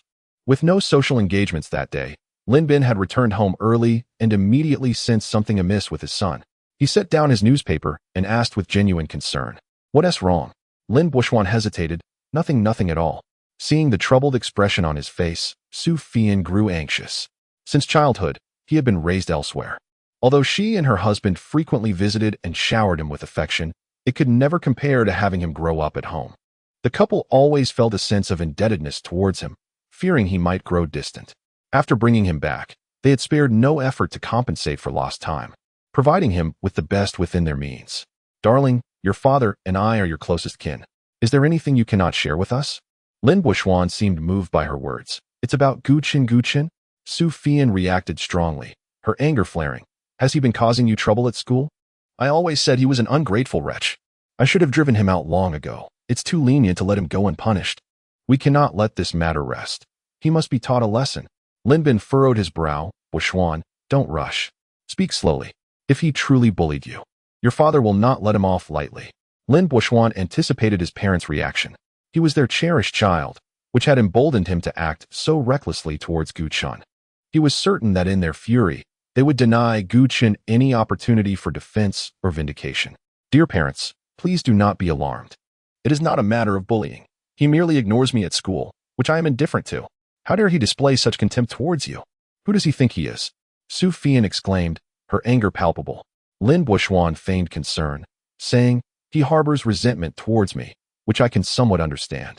Perhaps he feels a sense of imbalance seeing how well you treat me. What does he have to feel imbalanced about? He is nothing more than an unwanted child, and yet he dares to compare himself to you. He should take a moment to reflect on his worth." Lin Bin interjected, attempting to quell Su Fian's rising agitation, encouraging their son to continue. Lin Buoxuan continued, "After school, I thought that since Gu Chun and I are in the same class, it would be better to talk things over. At the very least, we should not greet each other like enemies, as it would only invite ridicule from our teachers and classmates." Su Fian could not help but interrupt. "Oh, dear child, you are far too kind. What could you possibly discuss with him? If he dares to show you that sour face again, I will speak to the principal and have him transferred to another class." However, after school, I discovered Gu Chun getting into a Bentley. Lin Bin, taken aback, questioned, "Did you just say he got into a Bentley?" Lin Buoxuan nodded. "The driver was a middle-aged woman, older than my mother. This was but a figment of his imagination, yet he was firmly convinced of his assumptions." Lin Bin and Su Fian exchanged glances, their expressions a mixture of disbelief and contemplation. The complexities of adult thought are profound, especially for those accustomed to high status, who have encountered a myriad of eccentricities. They instinctively began to align their thoughts with Lin Buoxuan's intentions. Su Fian, perplexed, stammered, "No, that cannot be true. I do not believe that boy is capable of such behavior." Lin Buoxuan clenched his hands tightly within his sleeves. He could not tolerate Gu Chun's presence, and after successfully driving him away, his parents initially reacted with outrage. However, just 2 days later, they inadvertently began mentioning his name, even if they did not admit it. Lin Buoxuan could see their struggle to adjust to life without Gu Chun. Just yesterday, he happened upon his parents quietly discussing Gu Chun in the study. They expressed that if Gu Chun were to publicly declare that his previous comments were baseless and apologize before everyone, they might consider accepting him back. The mere thought of Gu Chun, whom he had worked so hard to expel, possibly returning, sent Lin Buoxuan into a frenzy of frustration. How could his parents still cling to their adopted son of 10 years? He understood that if he had not orchestrated Gu Chun's departure, truly succeeding in banishing him from their lives would not have been an easy feat. A decade of shared moments had left indelible marks within his home. When his mother heard rumors regarding Gu Chun, her instinctive response was to defend him. Lin Buoxuan felt a surge of discontent. Lin Buoxuan pretended not to comprehend Su Fian's words, stammering with an air of reluctance, "I have heard. Of course, I actually do not believe it. But I have heard that he seems to have made the acquaintance of a wealthy individual involved in demolition. That lady has taken him in, providing him with the comforts of clothing, food, and shelter." Su Fian pondered thoughtfully. No wonder, after being cast out from his home, he was still able to sustain himself. I had indeed underestimated the boy. Observing that the atmosphere had sufficiently intensified, Lin Buishuan continued. At first, I was skeptical. But have you noticed, dear parents? On the day of the family banquet, the outfit he wore was worth a staggering 6 figures. Chapter 28. The extravagant young lady Qiao. He has resided in our household for a decade, and I was utterly oblivious to his propensity for insubordination and his penchant for delving into matters beyond his station.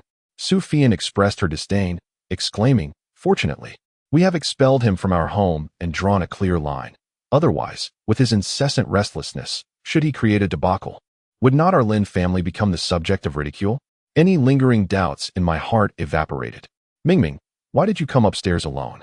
Did I not send you a message instructing you to bring Buishuan along? I had personally crafted shrimp dumplings today, with delicate wrappers and ample filling. So please call him and have him come up to savor them." Cheng Mingming, with a sullen expression, made her way to her room. "Do not trouble yourself. If he desires something, he can certainly manage without our shrimp dumplings." Cheng's mother, displeased, retorted, "Oh dear, how can you speak like that? I hope you aren't in a quarrel with Buishuan?" Cheng Mingming, fraught with confusion, merely sought a quiet refuge. However, upon her return, her mother incessantly chattered about Lin Buishuan, igniting her ire. "Yes, I am indeed at odds with Lin Buishuan. He didn't even see me home today. And I missed your message. Is that satisfactory?" Her mother was taken aback. "You truly are at odds with Buishuan? Oh, my dear, how can you be so inconsiderate? Apologize to him at once." Cheng Mingming stared incredulously at her mother. "You haven't even inquired why I am at odds with him. Yet you hastily conclude that I am at fault? Need it even be said? It is undoubtedly your fault." Cheng's mother asserted emphatically. "Buishuan is a fine young man, gentle and considerate. If you cannot get along with him, the fault lies with you." "Mother," Cheng Mingming interrupted furiously, "is Lin Buishuan your flesh and blood? Or am I your true daughter? You need not feign innocence. It is certainly your issue." Cheng Mingming's eyes widened, tears flowing uncontrollably, akin to a dam bursting. She could scarcely believe that her usually indulgent mother would speak to her in such a harsh and unreasonable manner. Unable to endure further, she turned and fled. Suddenly, she recalled the despair etched on Gu Chen's face that day. Had he felt as helpless and voiceless as she did now? The difference was that she possessed a phone and money, enabling her to find a decent hotel and return once her temper had cooled. But what of Gu Chen at that time? Cheng Mingming crouched down, covering her face. She realized her error, acknowledging her wrongdoing. Could Gu Chen ever forgive her? Gu Chen surveyed the table laden with delectable dishes, feeling despondent. Whether in want of food or surrounded by it, life seemed perpetually shrouded in gloom. Xiao Xingran ordered an abundance of dishes but only sampled a couple of bites before receiving a call and hastily departing. Gu Chen's stomach was not a bottomless pit to accommodate such a feast. The meals chosen by Miss Qiao could not be lacking in quality. Even though it was not Gu Chen's money being spent, the thought of such waste would surely cause him discomfort. He placed the untouched takeout into the refrigerator, saving it for tomorrow, while he leisurely finished the remaining food by himself, feeling thoroughly satisfied as he tidied up his abode. After indulging in a comforting hot bath and donning his dinosaur-patterned underwear, he couldn't help but marvel at his own cleverness. Otherwise, facing Xiao Xingran in the future would be an exercise in humiliation. When the weekend arrived, he would need to procure a couple of pairs that were mature, composed, and respectable. He sensed that Xiao Xingran's impulsive decision to join him for dinner today would not be a singular occurrence. Exiting the bathroom, Gu Chun dried his hair with a clean towel and suddenly realized that even the most mature and proper underwear would be embarrassing for him if discovered by Xiao Xingran.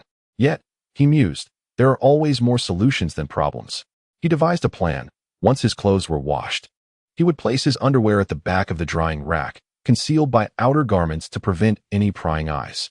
Alternatively, he could discreetly stow them away when Xiao Xingran wasn't paying attention.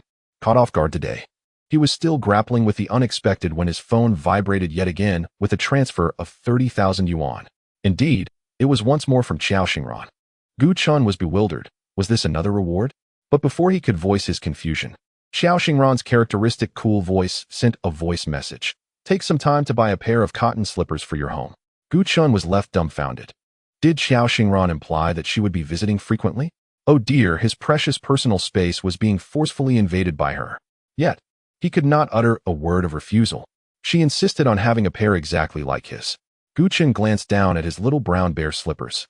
a smirk playing on his lips as he pondered Xiao Xingran's peculiar obsession. Buying identical pairs would make it difficult to distinguish which was which. Nonetheless, those slippers were merely 20-some yuan. Such an amount hardly warranted such a hefty transfer. No matter, he thought, the remaining funds shall be a gift to you. Seated on his bed, Guchen earnestly contemplated a pressing question. What was he striving for? People toil tirelessly to ascend the social ladder. And aside from a few ambitious souls, the common goal remains the same: earn abundant wealth and savor a delightful life. Guchen, being an ordinary person, shared this sentiment.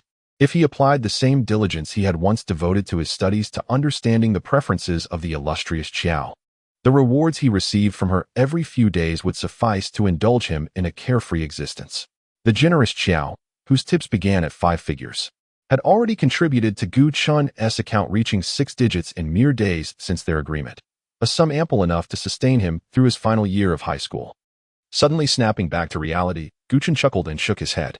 Look at his pitiful state, so easily enchanted by Xiao Xingran's trifles.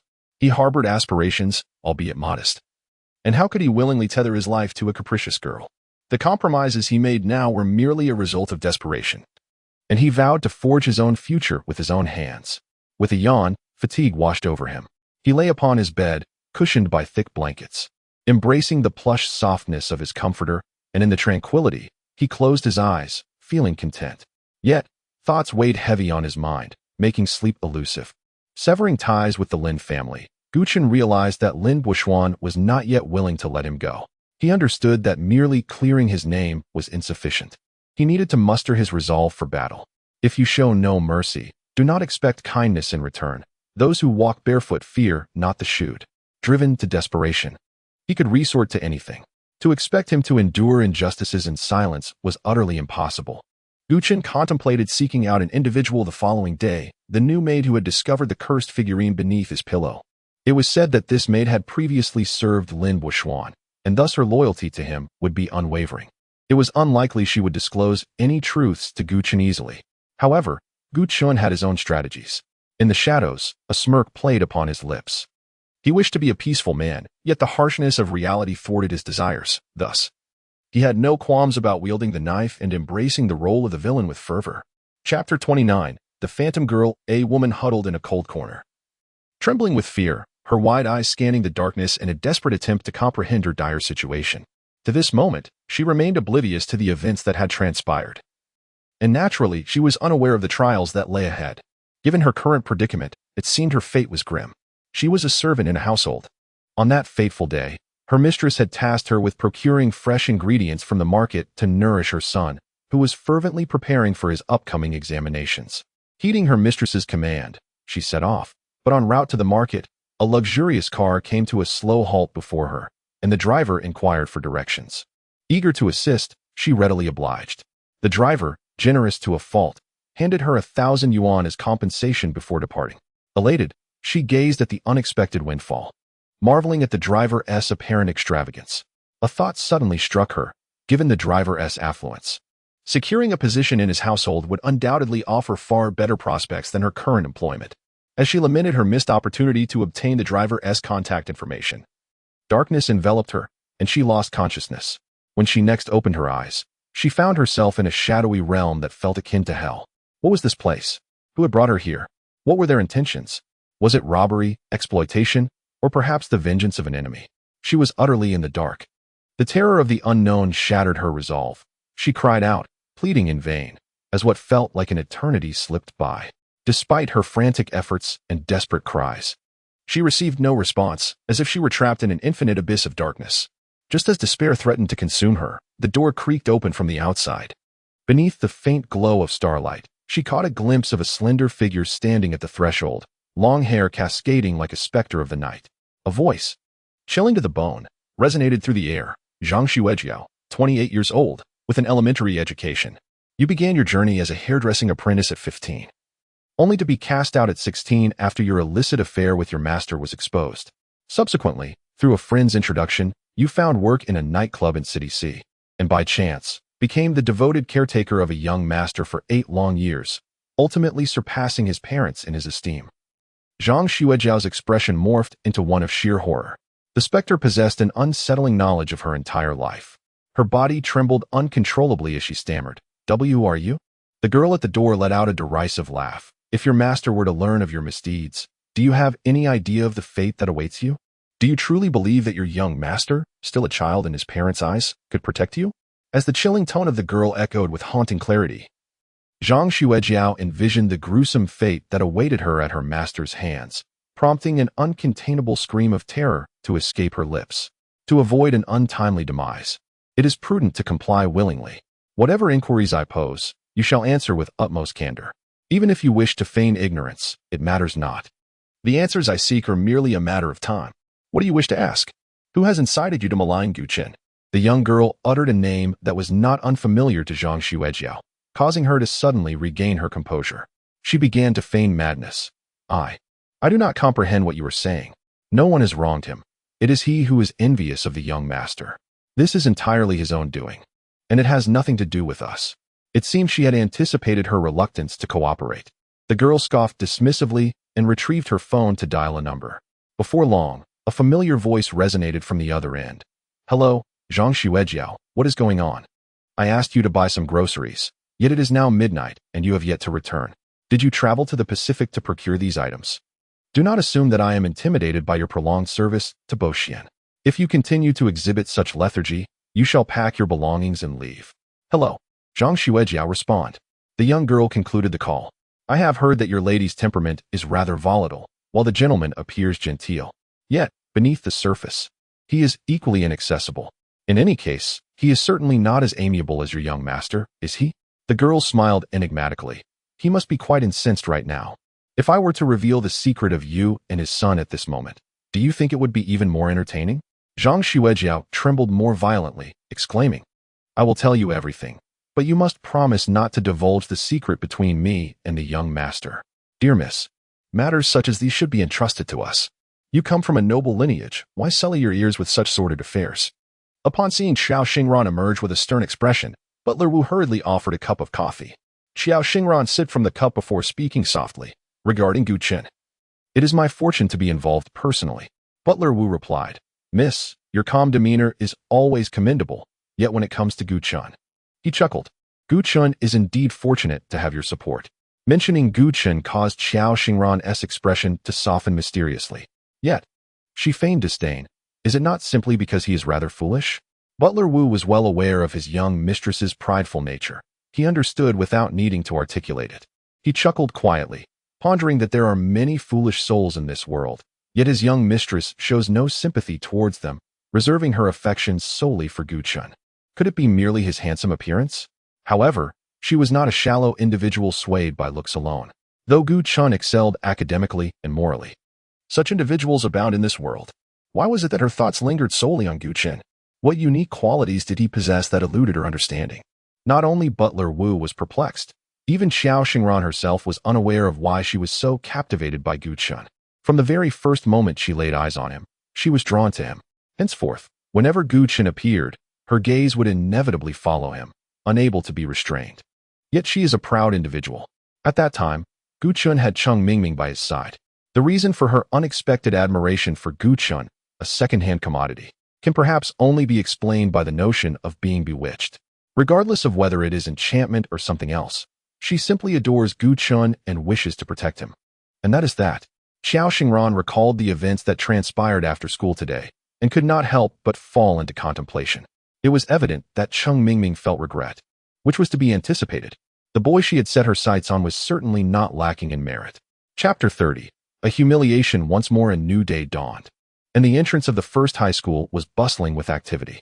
Gu Qin held a cup of soybean milk in one hand and a fried dough stick in the other, savoring his breakfast while leisurely taking in the scenery around him.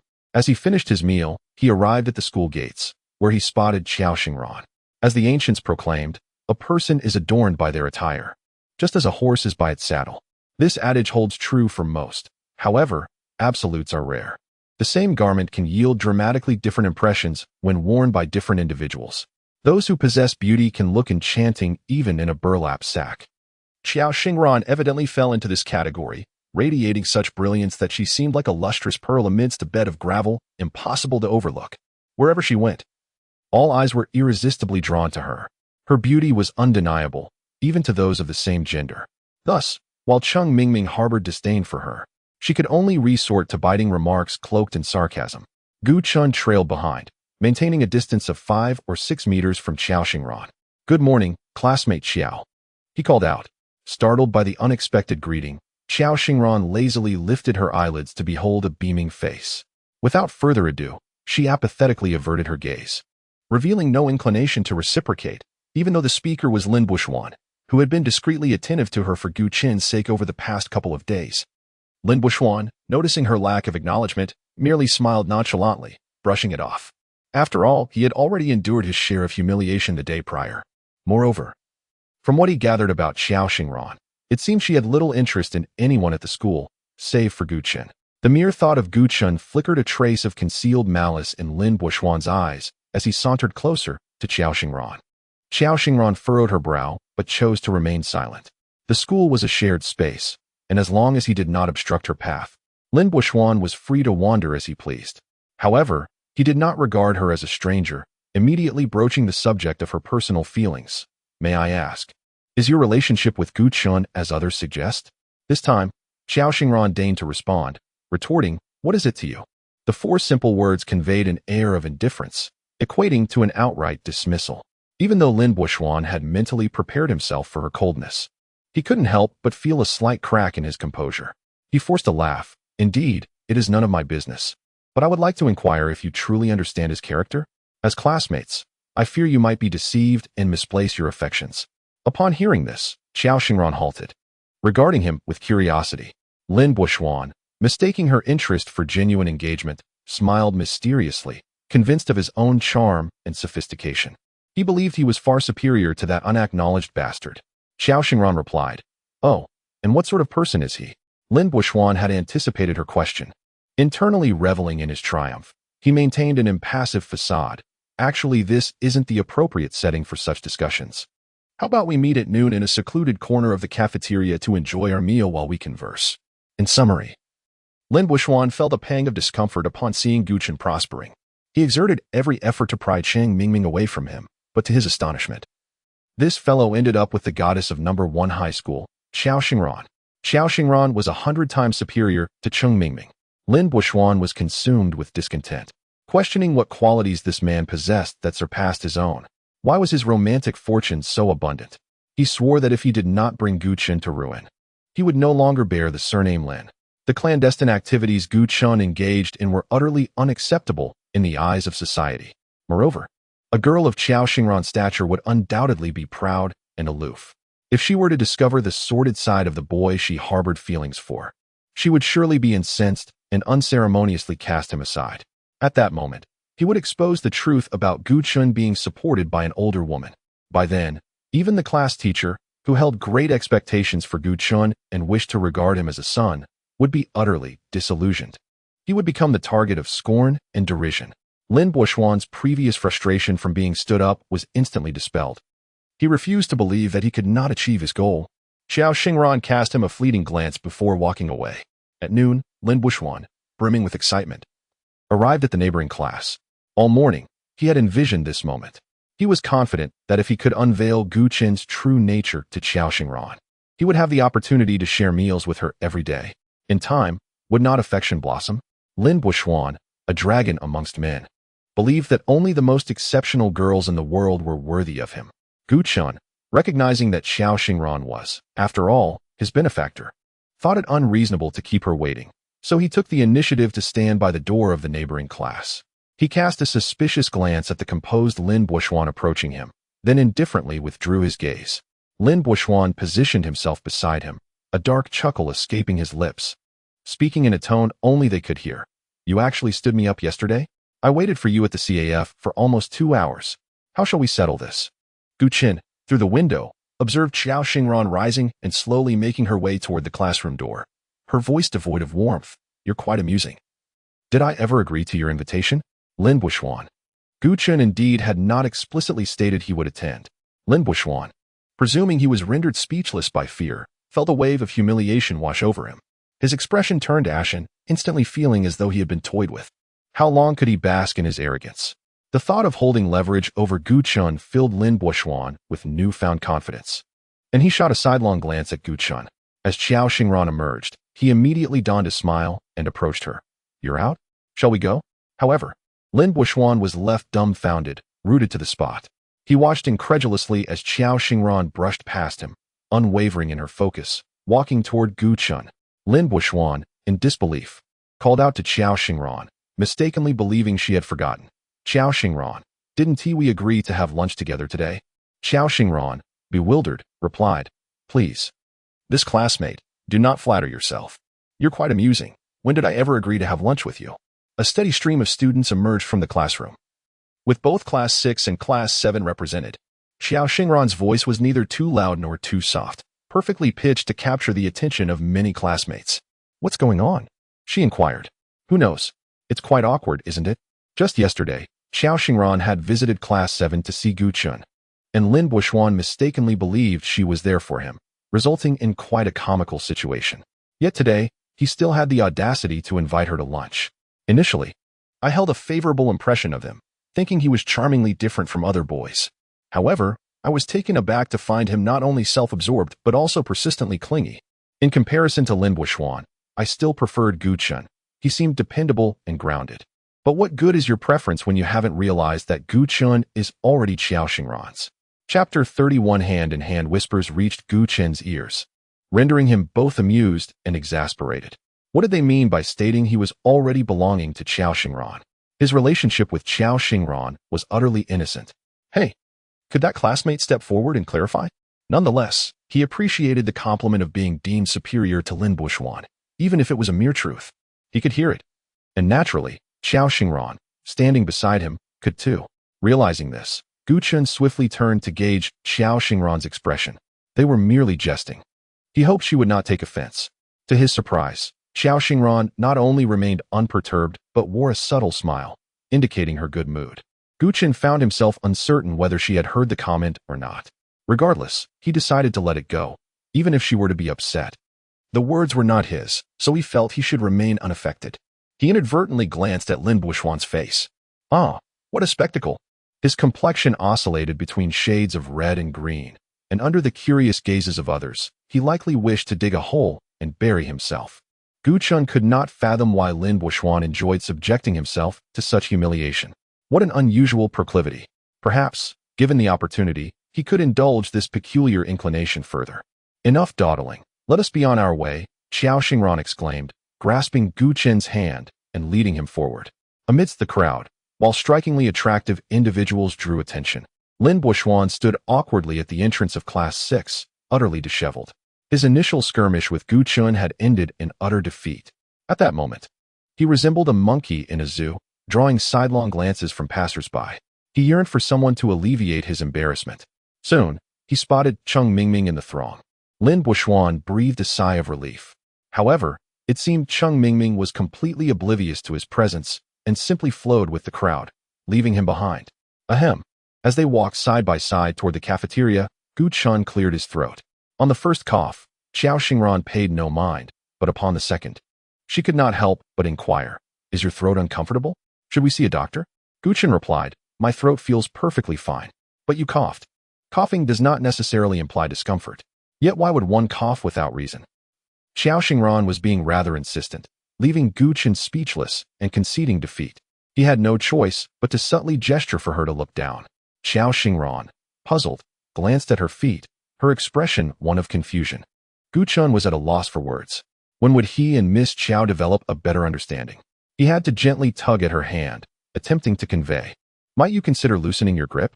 Have you not noticed the curious and gossiping glances from our classmates?" Even the principal is amidst the crowd, casting several glances this way. Gu Chun felt a cold sweat bead upon his brow, realizing that the principal had not rushed over to chastise them, brandishing authority to demand they write self-criticisms, likely due to his apprehension of Qiao Xingran, the top student in their grade. The principal has repeatedly emphasized the importance of focusing on studies, cautioning against being sidetracked by immature romantic entanglements that could jeopardize their future. Yet, the audacity of some students is remarkable, boldly holding hands right under his nose. Does the old man not suspect they are intentionally challenging his authority? With tenfold courage, Gu Chun would never dare to act so recklessly. At this moment, Xiao Xingran released Gu Qin's hand, expressing her displeasure. You could have directly told me to let go. Gu Qin responded, all right, it's my fault. A subtle smile crept onto Xiao Xingran's lips. She was not foolish. She could certainly discern Gu Qin's implied meaning, yet she stubbornly refused to release his hand. Having already drawn attention by holding hands in public, how could they claim there was no relationship between them? This only served to solidify Gu Qin's claim over her, dissuading anyone from harboring intentions toward him. Before anyone even thinks of stealing Gu Qin away, they must consider if they can compare to her in beauty, excellence, or wealth. As Gu Qin went to fetch their meal, he noticed Xiao Xingran trailing behind and instinctively suggested, you should find a place to sit and wait. Xiao Xingran followed closely, teasingly replying, Gu Qin, are you starting to give me orders? Gu Qin, taken aback, quickly reflected on his words. He had spoken with a tone that was perfectly normal, gentle yet laced with the respect an employee might show a superior. It was an ideal balance. Yet how had it been misconstrued by Xiao Xingran? Surely, the fault lay not in his expression but in her interpretation. I didn't mean it that way. What I intended to say was Gu Qin began, but Xiao Xingran interrupted, I don't care what you meant. I prefer to get my own food. Can you stop me? Indeed, he had no authority to do so. Then why are you standing in front of me? She challenged. I prefer standing behind. Gu Qin, perplexed by the unpredictable nature of women, fell silent. How foolish he had been to entertain the notion of serving her for life after a moment of weakness last night. Little did he know that at this moment, Xiao Xingran had eagerly awaited a chance to gaze unabashedly at the back of his head. Meanwhile, Cheng Mingming watched the dazzling couple ahead with a heavy heart. Were they truly so inseparable? Even during mealtimes, they clung to one another. They had not even afforded her the opportunity to speak privately with Gu Qin. Yesterday, after a heated argument with her mother, Cheng Mingming stormed out. Initially resolved not to return home, thinking she would find a place to stay for the night.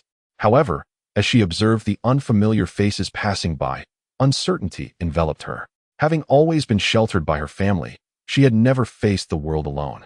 Fear gripped her, leading her to retreat home, where she faced her mother's fury and explained through tears that she had not quarreled with Lin Buishuan. It was merely that Lin had matters to attend to, which is why he did not have the driver take him home.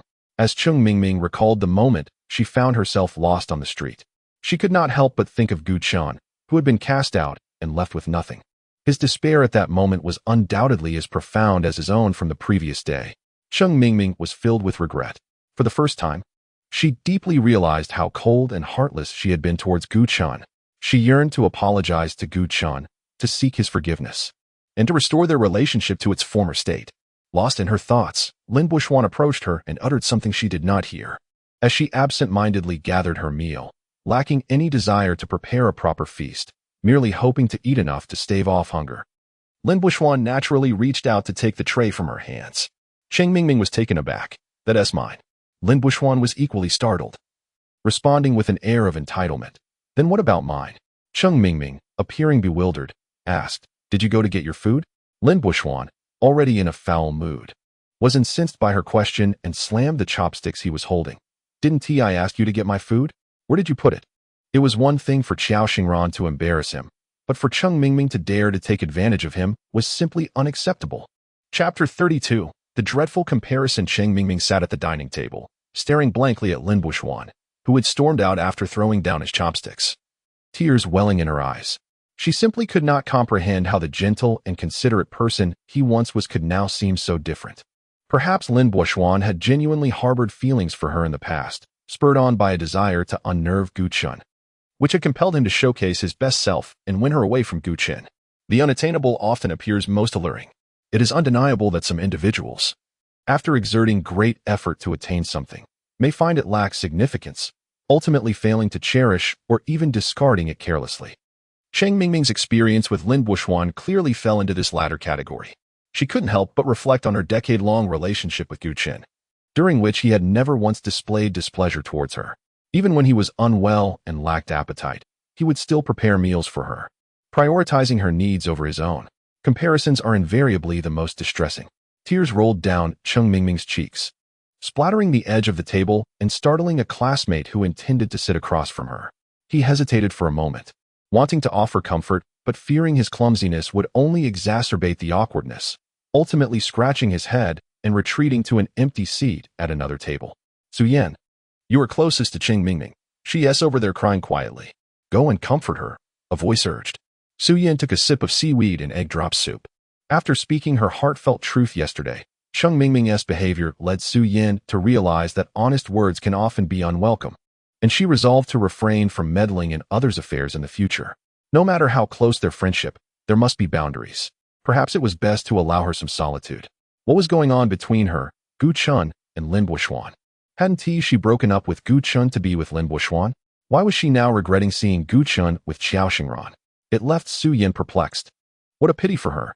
Gu Chun treated her so well. He practically offered his heart on a platter. They were the golden couple. Flaunting their affection before a single soul's, we could hardly contain our envy towards Gu Chun. Yet who could have foreseen that their relationship would falter so easily? Su Yin continued eating in silence, lost in thought. The male classmates were gossiping, matching the enthusiasm typically reserved for their female counterparts. I initially felt sympathy for Gu Chun, but now I believe he should thank Cheng Mingming for her betrayal. Su Yin's expression turned peculiar. One of the boys continued. I understand you're close friends with Cheng Mingming and can't bear to hear anyone speak ill of her, but I'm merely stating facts. Look at Xiao Xingran, she confidently lets Gu Chun serve her. Just that alone makes her far superior to Cheng Mingming. Su Yin found herself at a loss for words. The eyes of the public are astute. Within the relationship between Cheng Mingming and Gu Chun, she had always been the one benefiting from his care. While it may have been a mutual arrangement, once troubles arose, their dynamic was inevitably subjected to scrutiny. The conclusions drawn from such comparisons were clear. Gu Chun had done nothing to wrong Cheng Mingming. Su Yin sighed inwardly. Cheng Mingming has finally come to realize just how absurd her choice was. Unfortunately, it is too late. The day after their shared meal, just like the first day, there were always curious glances cast in their direction. Surprised, inquisitive, envious emotions intertwined in the air. Perhaps Gu Chun's resilience had strengthened, or perhaps the probing gazes had softened considerably compared to the shock of the first day. He had regained his former composure. Today, they indulged in noodles. Xiao Xingran had braised pork with snow vegetables, while Gu Chun savored spicy meat sauce noodles. Is your meal sufficient? If not, I can share some with you. No need. I have enough. I cannot finish this much. Gu Chun believed that the latter statement was the crux of the matter. If you truly cannot finish, you may give me a bit. Wasting food would burden Gu Chun with guilt, reminiscent of the days when he nearly starved on the streets. His stomach was like a balloon. One bowl of noodles could satisfy him, and a little more would not be overwhelming. Yet Xiao Xingran hesitated. I forgot that our noodles have different flavors. Wouldn't mixing them spoil the taste? Gu Chun, reflecting, replied. The flavor I miss most is the leftover dishes from family banquets, all mixed together and heated in a pot, served in a large bowl. With the family gathered around the table, eating heartily. Xiao Xingran, somewhat skeptical, asked, I've never had that. Is it really delicious? Gu Chun lowered his gaze, using his chopsticks to pick up 2 strands of noodles to mask his discomfort. It is delicious to me, but perhaps not to you, considering you have always indulged in exotic delicacies. Xiao Xingran fell silent. She was perceptive and sensed that Gu Chun's mood was amiss. Was it due to his unintentional mention of family? However, Gu Chun was an orphan raised in a welfare home, adopted by the Lin family at the age of 8. Xiao Xingran suddenly realized that she did not know Gu Chun as well as she had thought. She was completely unaware of what Gu Chun's life was like before he was sent to the welfare home. Taking the initiative to change the subject, Xiao Xingran said, Gu Chun, I have a gift for you, and I believe you will love it. Gu Chun feigned great interest. What is it? Yet Xiao Xingran answered with an unrelated remark. Have I mentioned that I will protect you from anyone who dares to bully you? Gu Chun nodded gratefully. I remember. Xiao Xingran smiled mysteriously. You will find out after school. Gu Chun hesitated. Xiao Xingran, I have something to attend to today. He intended to meet the young and beautiful maid from the Lin family. Gu Chun was well acquainted with the maid's schedule. The new maid did not stay at the Lin residence on Thursdays, leaving at 6 in the afternoon to return to her apartment provided by the Lin family in the city center. The Lin family granted her this privilege due to her diligent care for Lin Buishuan, a treatment not afforded to other maids. Gu Chun knew where she lived, and according to his original plan, he would head directly there after school. However, he had overlooked the variable that was Xiao Xingran. I'm sorry, but I truly have something important to attend to. He pondered briefly, intending to tell Xiao Xingran the truth. Regardless, Xiao Xingran would never betray Lin Buishuan. Upon realizing this, the once lofty image of the young lady in her mind suddenly became endearing. Previously, when Xiao Xingran spoke of protecting him, he did not feel such warmth. Xiao Xingran understood. Are you seeking the truth for yourself? Don't bother. Her authoritarian demeanor made Gu Chen's fleeting affection for her waver. I already met her on your behalf yesterday. Xiao Xingran let out a regretful sigh. I had intended to give you a surprise, but now that you know, it is not entirely out of the question. Chapter 33. Unusual preferences. Gu Chen was taken aback. You rushed off yesterday just to meet her? Xiao Xingran snorted coldly. What do you mean? I went to see her. Does she even deserve that? Gu Chen promptly sealed his lips, realizing he had inadvertently misspoken once more. Suddenly, an epiphany struck him. It was inconceivable for Xiao Xingran to meet Zhang Xuejiao in person, and Zhang Xuejiao, in turn, seemed unlikely to approach a complete stranger without cause. Could it be that Xiao Xingran had someone abduct Zhang Xuejiao, similar to how he had been taken away that rainy night? The memories were less than pleasant, and Gu Chen quickly dismissed them. What did she say to you? Everything that needed to be said has been said. Xiao Xingran appeared to have drifted into her own thoughts, her expression tinged with an unusual nuance. Before he had truly interacted with her, Gu Chen had assumed that she maintained a stern demeanor all day long. Didn't she ever tire of it? However, he soon discovered how misguided his past assumptions had been. Though Xiao Xingran often wore a cold expression that made her seem unapproachable, in truth, she displayed a myriad of subtle expressions. Among them, Gu Chen found her smile to be the most enchanting. Perhaps it was because he had become accustomed to her icy visage.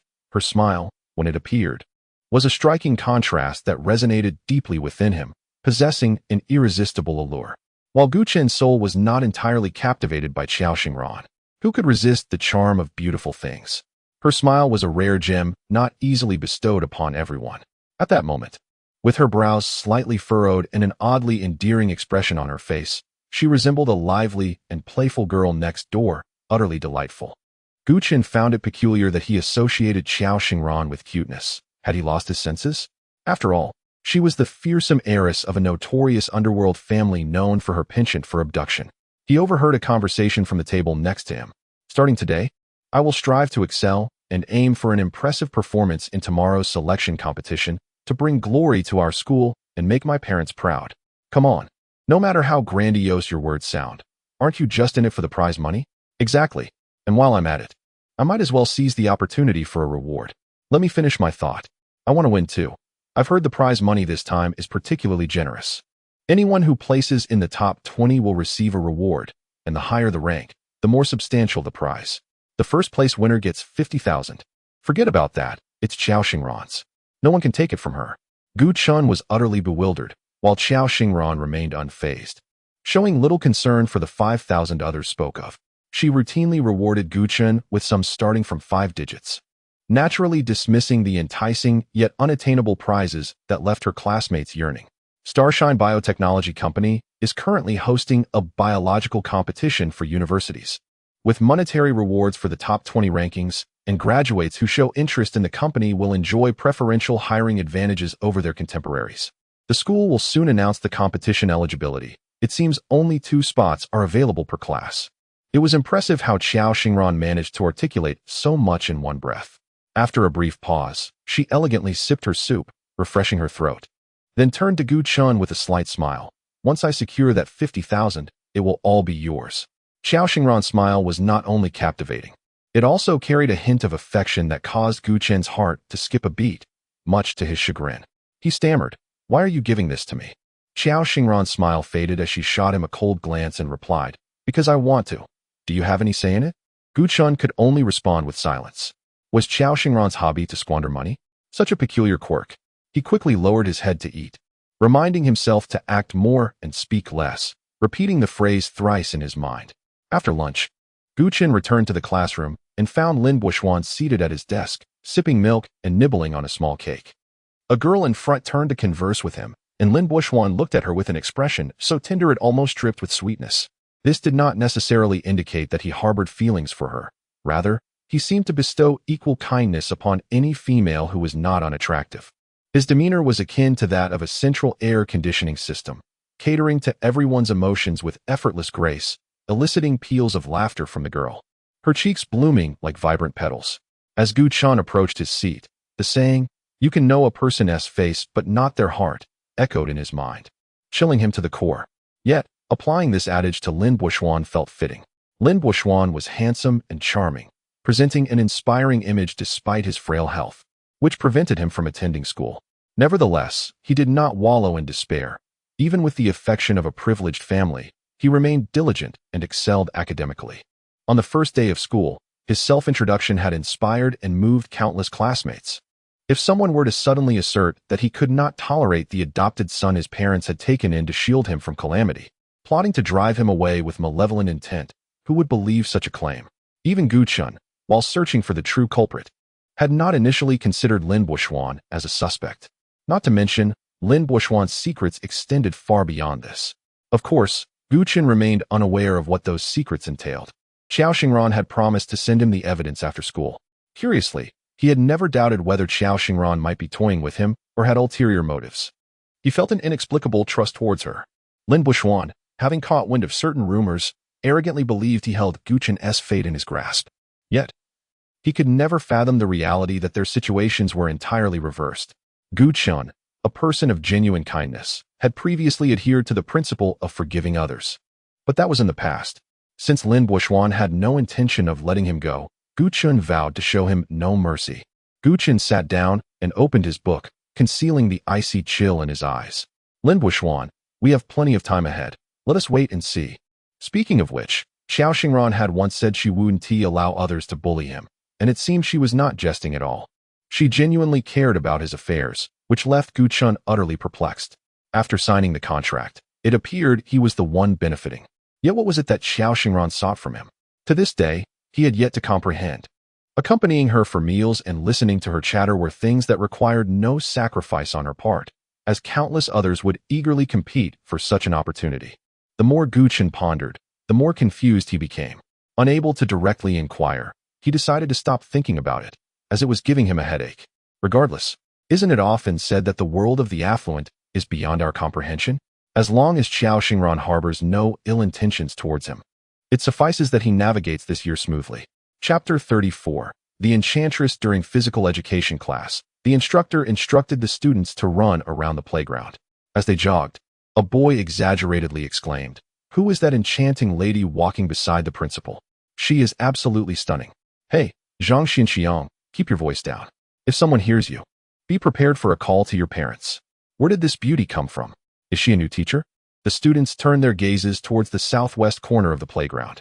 There stood the principal, radiating warmth, conversing amiably with a woman in her mid-20s. The principal, a man of over 50, was wise and knowledgeable, capable of delivering lectures without repetition. Yet, despite his impressive demeanor, he was not immune to the common plight of balding middle-aged men. His shiny forehead resembled a high-wattage light bulb, and thus, some brave soul humorously dubbed him the light bulb among the students. Gu Chun caught a glimpse of the enchanting lady and was momentarily taken aback. As fate would have it, he recognized her. At that moment, he heard a boy voice his admiration. "Lin Buoxuan, you actually know her? Oh my, she is looking this way. Is she gazing at you?" Indeed, Gu Chun was not the only one acquainted with her. Cheng Mingming also recognized her. The lady regarded the lively group of youthful scholars with a gentle smile, exchanged a few words with the principal, and then gracefully approached them. In terms of beauty, Gu Chun had never encountered anyone more striking than Qiao Xingran, and this enchanting lady was no exception. This was not to say she lacked beauty, on the contrary. She was exceedingly lovely, exuding a mature allure that came with age, combined with the sharpness and competence characteristic of a career woman. Her mere glance commanded an overwhelming presence that many innocent boys found hard to withstand. A boy's voice trembled with excitement. "Lin Buoxuan, it seems you weren't boasting. You really do know her. She just smiled at you and is now walking over." Lin Buoxuan maintained his composure, straightened his posture with an air of pride, reveling in the envy and admiration from his peers. In this moment, he regained the dignity he lost when Qiao Xingran turned down his invitation for lunch. The physical education teacher, a robust young man, usually boisterous and imposing, found his gaze fixated on the beauty, momentarily oblivious to the halted line of students. With a radiant smile, the enchanting lady eventually stopped 2 meters away from Lin Buoxuan and gently patted the shoulder of a tall boy in front of her. Gu Chun, whose shoulder was tapped, smiled and said, "Yeyejia, Zhou Yuemeng." The enchanting lady beamed with delight. "I thought I saw someone who looked like you just now and was worried I was mistaken. But then I realized, of course, Chen Chen, you attend Zhang."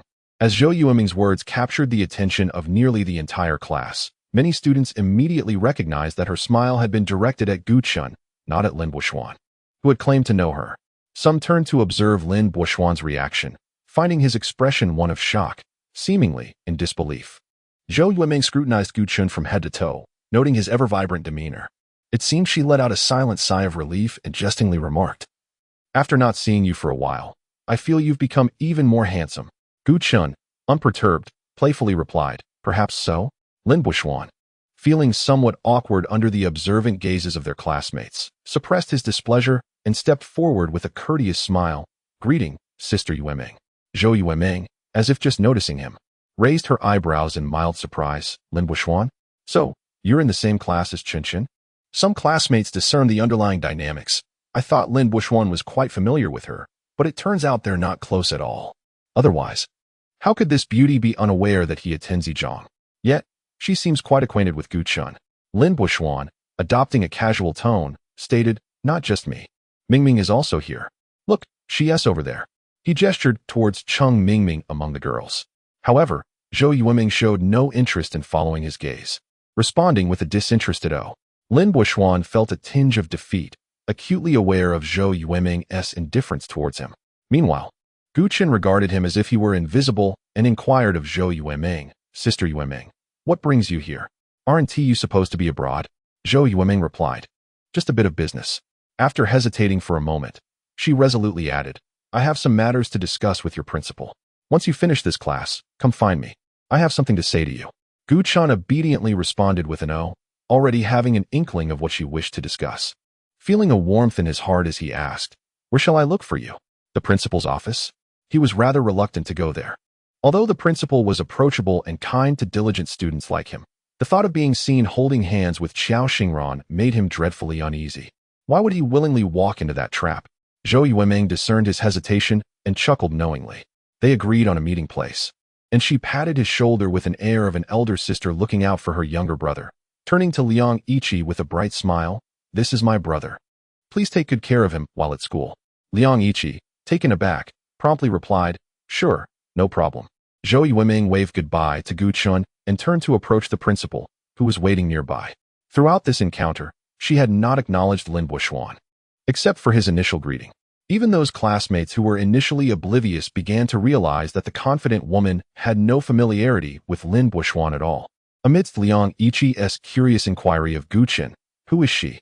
and the scrutinizing gazes of other classmates, Lin Buoxuan struggled to maintain his composure, nearly grinding his teeth in frustration. Gu Chun. Why did he harbor such animosity towards Gu Chun? It was because, after living in the Lin household for a decade, Gu Chun had taken away what rightfully belonged to him, including the affection of Zhou Yueming. Zhou Yueming, the daughter of a partner in the Lin family business, frequently interacted with the Lin family, which naturally led to her growing familiarity with Gu Chun. Lin Buoxuan was quite displeased. Did she not realize that Gu Chun had already been cast out by their family? For the sake of maintaining a harmonious and enduring relationship between the two families, she should consciously keep her distance from Gu Chun. However, not only did she fail to maintain such distance, but she also treated him, the future heir of the Lin family, with particular coldness, much to Lin Buoxuan's frustration. Chapter 35. Do you really think you understand him? After class, Gu Chun did not return to the classroom, but proceeded directly to the designated meeting place. Cheng Mingming gazed at Gu Chun's receding figure, her mind drifting back to the fleeting coldness she had sensed from Zhou Yueming, leaving her in a state of confusion. In such a short span of time, she was already engulfed in a sense of desolation, as if the world had shifted beneath her feet.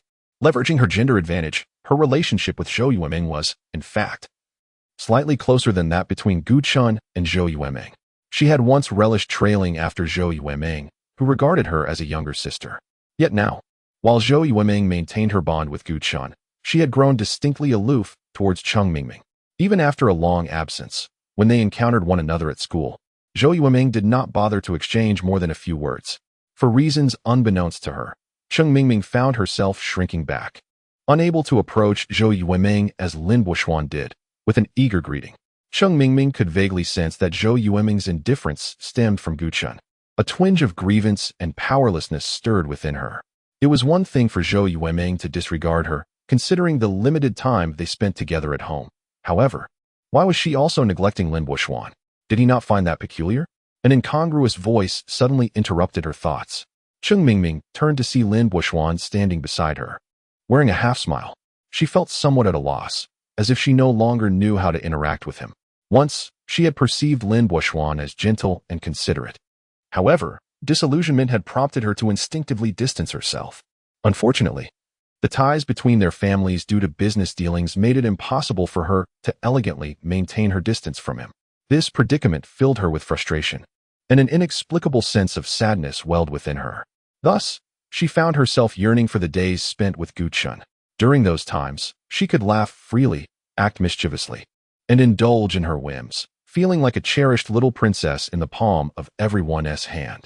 You need to cultivate a good relationship with Buishuan. Take care of him more at school. What is wrong with helping him get lunch?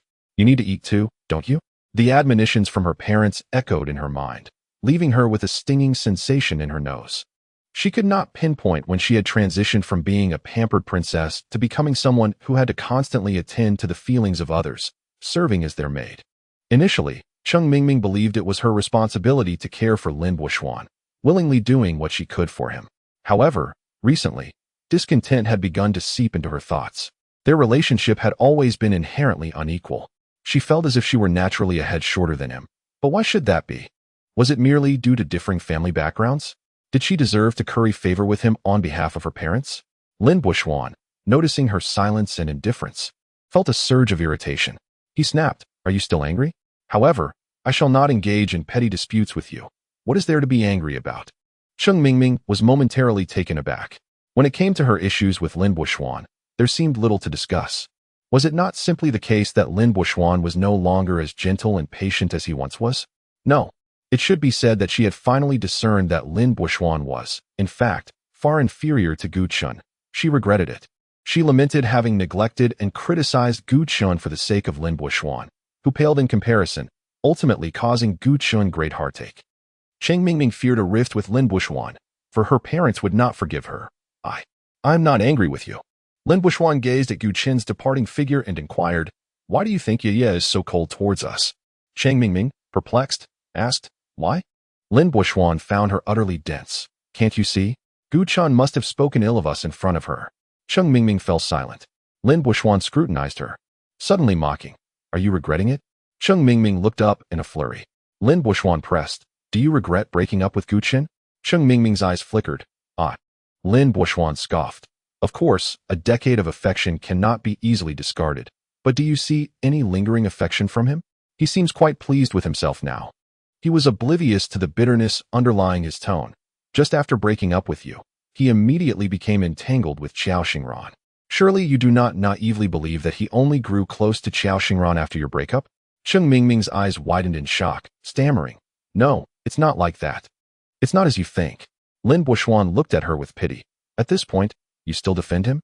Cheng Mingming bit her lip, uncertain. "In my opinion, even if you hadn't initiated the breakup, he would have kicked you to the curb eventually. And let me ask you, after knowing each other for 10 years, do you truly believe you understand Gu Chun well? Mingming, I genuinely feel you deserve better." "Qinchin, were your words true when you spoke before everyone?" Upon their meeting, Zhou Yueming could hardly contain her curiosity. At the time of the incident, Zhou Yueming was abroad. Otherwise, she would have certainly attended the Lin family gathering that day. Having returned home not long ago, she had just learned of the matter from her family. Originally, this task was not her responsibility. She had come simply to see Gu Chun. Gu Chun did not answer but countered, "So, yeah, what do you think?"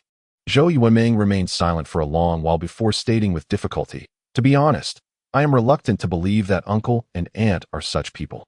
Gu Chun, filled with disappointment, replied, "Then I have nothing more to say. I need to prepare for my next class. Goodbye." Zhou Yueming seized his arm, exasperated. "Why the rush? I haven't finished speaking." However, Gu Chun felt there was nothing left to discuss. Zhou Yueming, her expression earnest, declared, "Although I am reluctant to believe that uncle and aunt are those kinds of people, I am more inclined to trust you, Qinchin." Gu Chun gazed at her in astonishment. "Sister Ye, you." Zhou Yueming playfully called out twice, "Are you so moved that you might cry? A strong man like you mustn't." Gu Chun chuckled softly. 1,000 words of gratitude ultimately condensed into a heavy, heartfelt thank you. Zhou Yueming replied, "What are you thanking me for?" I've heard about your situation with the Lin family. The curse on Lin Buishuan? Nonsense. You could never be that kind of person. And Mingming, alas. I am deeply disappointed in her. I've heard that you two have parted ways. So what if you have? It's her loss, after all. You will surely find someone better in the future. Chapter 36. That's my sister. As Zhou Yueming spoke, a thought crossed her mind.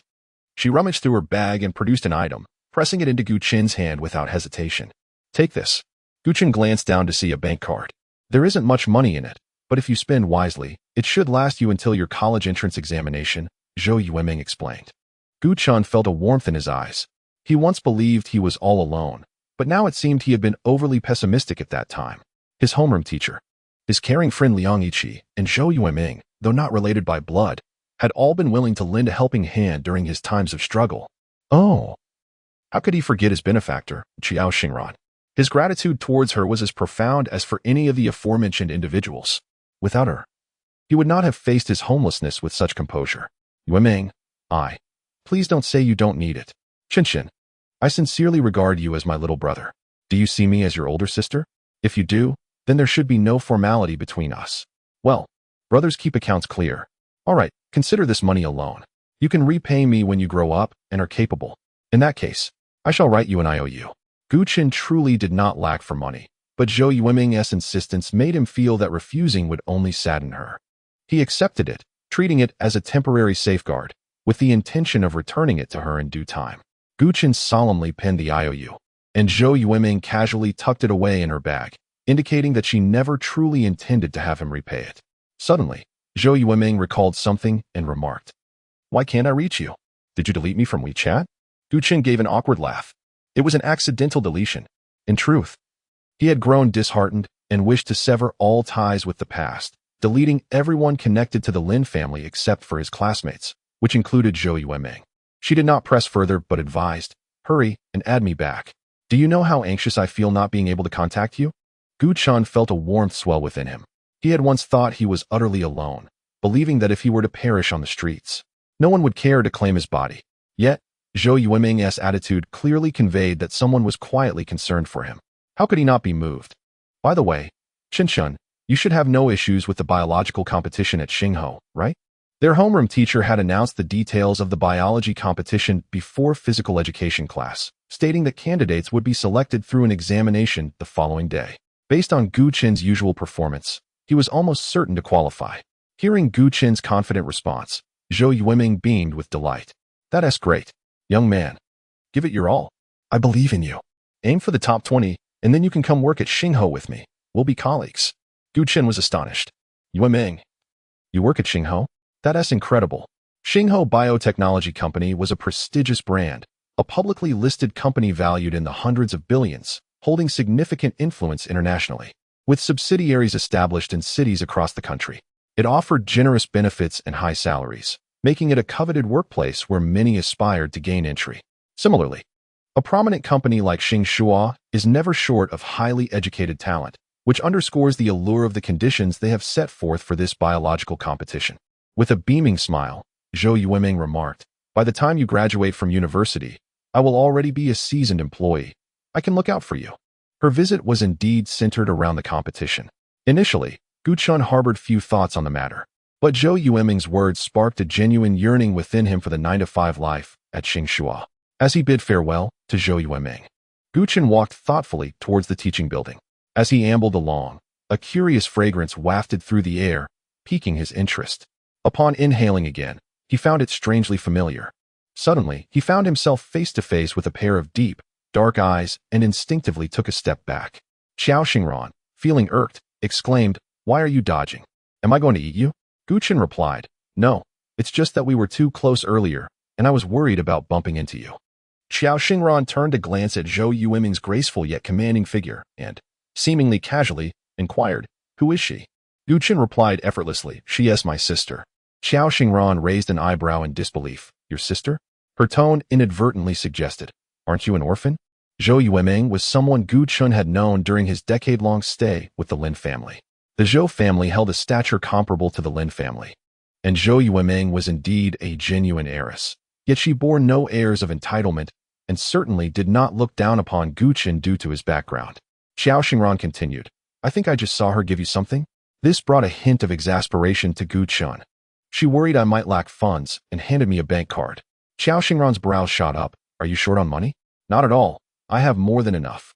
Noticing the temperamental young lady was on the verge of a tantrum, Gu Chun pondered why she was so irritable. He added, I can't spend much on my own. Yet you accepted the card she offered?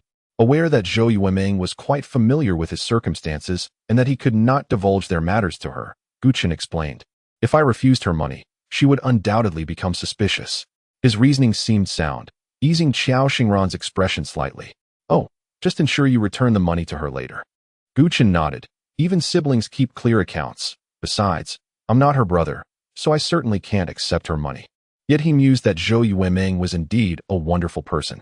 He couldn't help but wonder that had Zhou Yueming returned to the country sooner and known of his plight, he might have avoided entangling himself with Xiao Xingran altogether. If there were a second option, Gu Chun would absolutely refrain from provoking her. However, upon reflection, it seemed that even if he did provoke her, it wasn't all that problematic. Apart from her controlling tendencies, his interactions with Xiao Xingran were relatively harmonious, and the anticipated humiliation never materialized, remaining within his psychological threshold. He realized that whenever he engaged in light-hearted banter with a mature woman, Xiao Xingran's keen eyesight would swiftly detect the situation.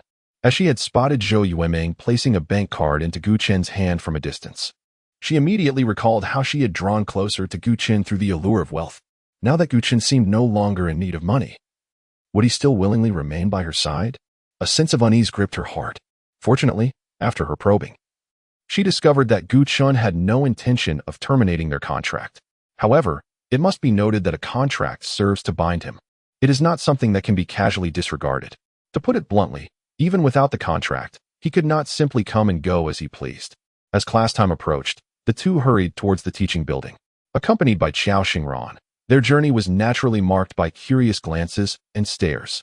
Thankfully, Gu Chun had grown accustomed to it. Chapter 37. A timely halt as the school bell rang. Gu Chun rushed into the classroom. At the entrance, he encountered a person lingering in his path. Just as he was about to request her to move aside, she suddenly turned around. It was Cheng Mingming. Cheng Mingming regarded him with an unusual gaze, filled with scrutiny and a hint of anger that Gu Chun found difficult to comprehend. Although he was relatively familiar with her, the events that followed revealed a deeper complexity to their relationship. Unfazed, Gu Chun brushed past her without a word. After the final class, he gathered his belongings and made his way outside. Liang Yiqi, aware of Gu Chen's recent move to a location near the school, eagerly insisted on visiting him, claiming it was only a short distance away. Delighted by the prospect of conversation, Gu Chen agreed.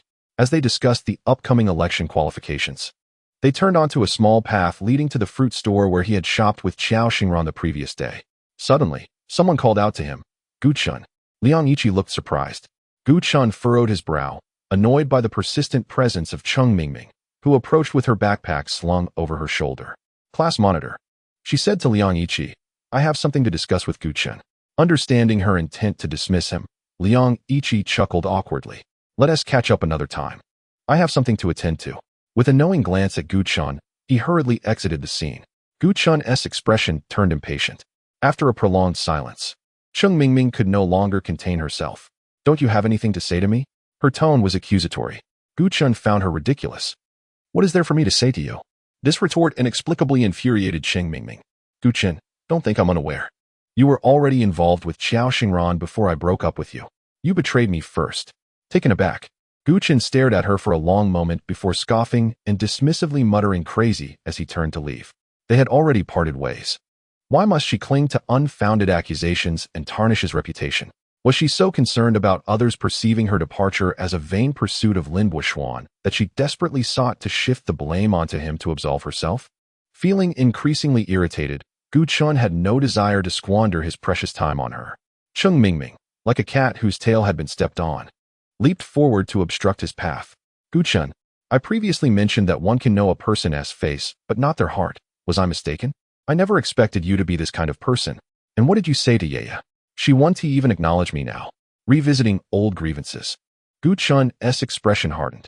Was it not enough that she had hurt him once? Did she need to pursue him further to inflict more pain? Yet, it was unfortunate for her. Only those he truly cared for could wound him. To him, Those he held in indifference were utterly insignificant, unworthy of his concern. Today, Cheng Mingming found it exceedingly challenging to provoke any emotion from him, regardless of how harsh her words were.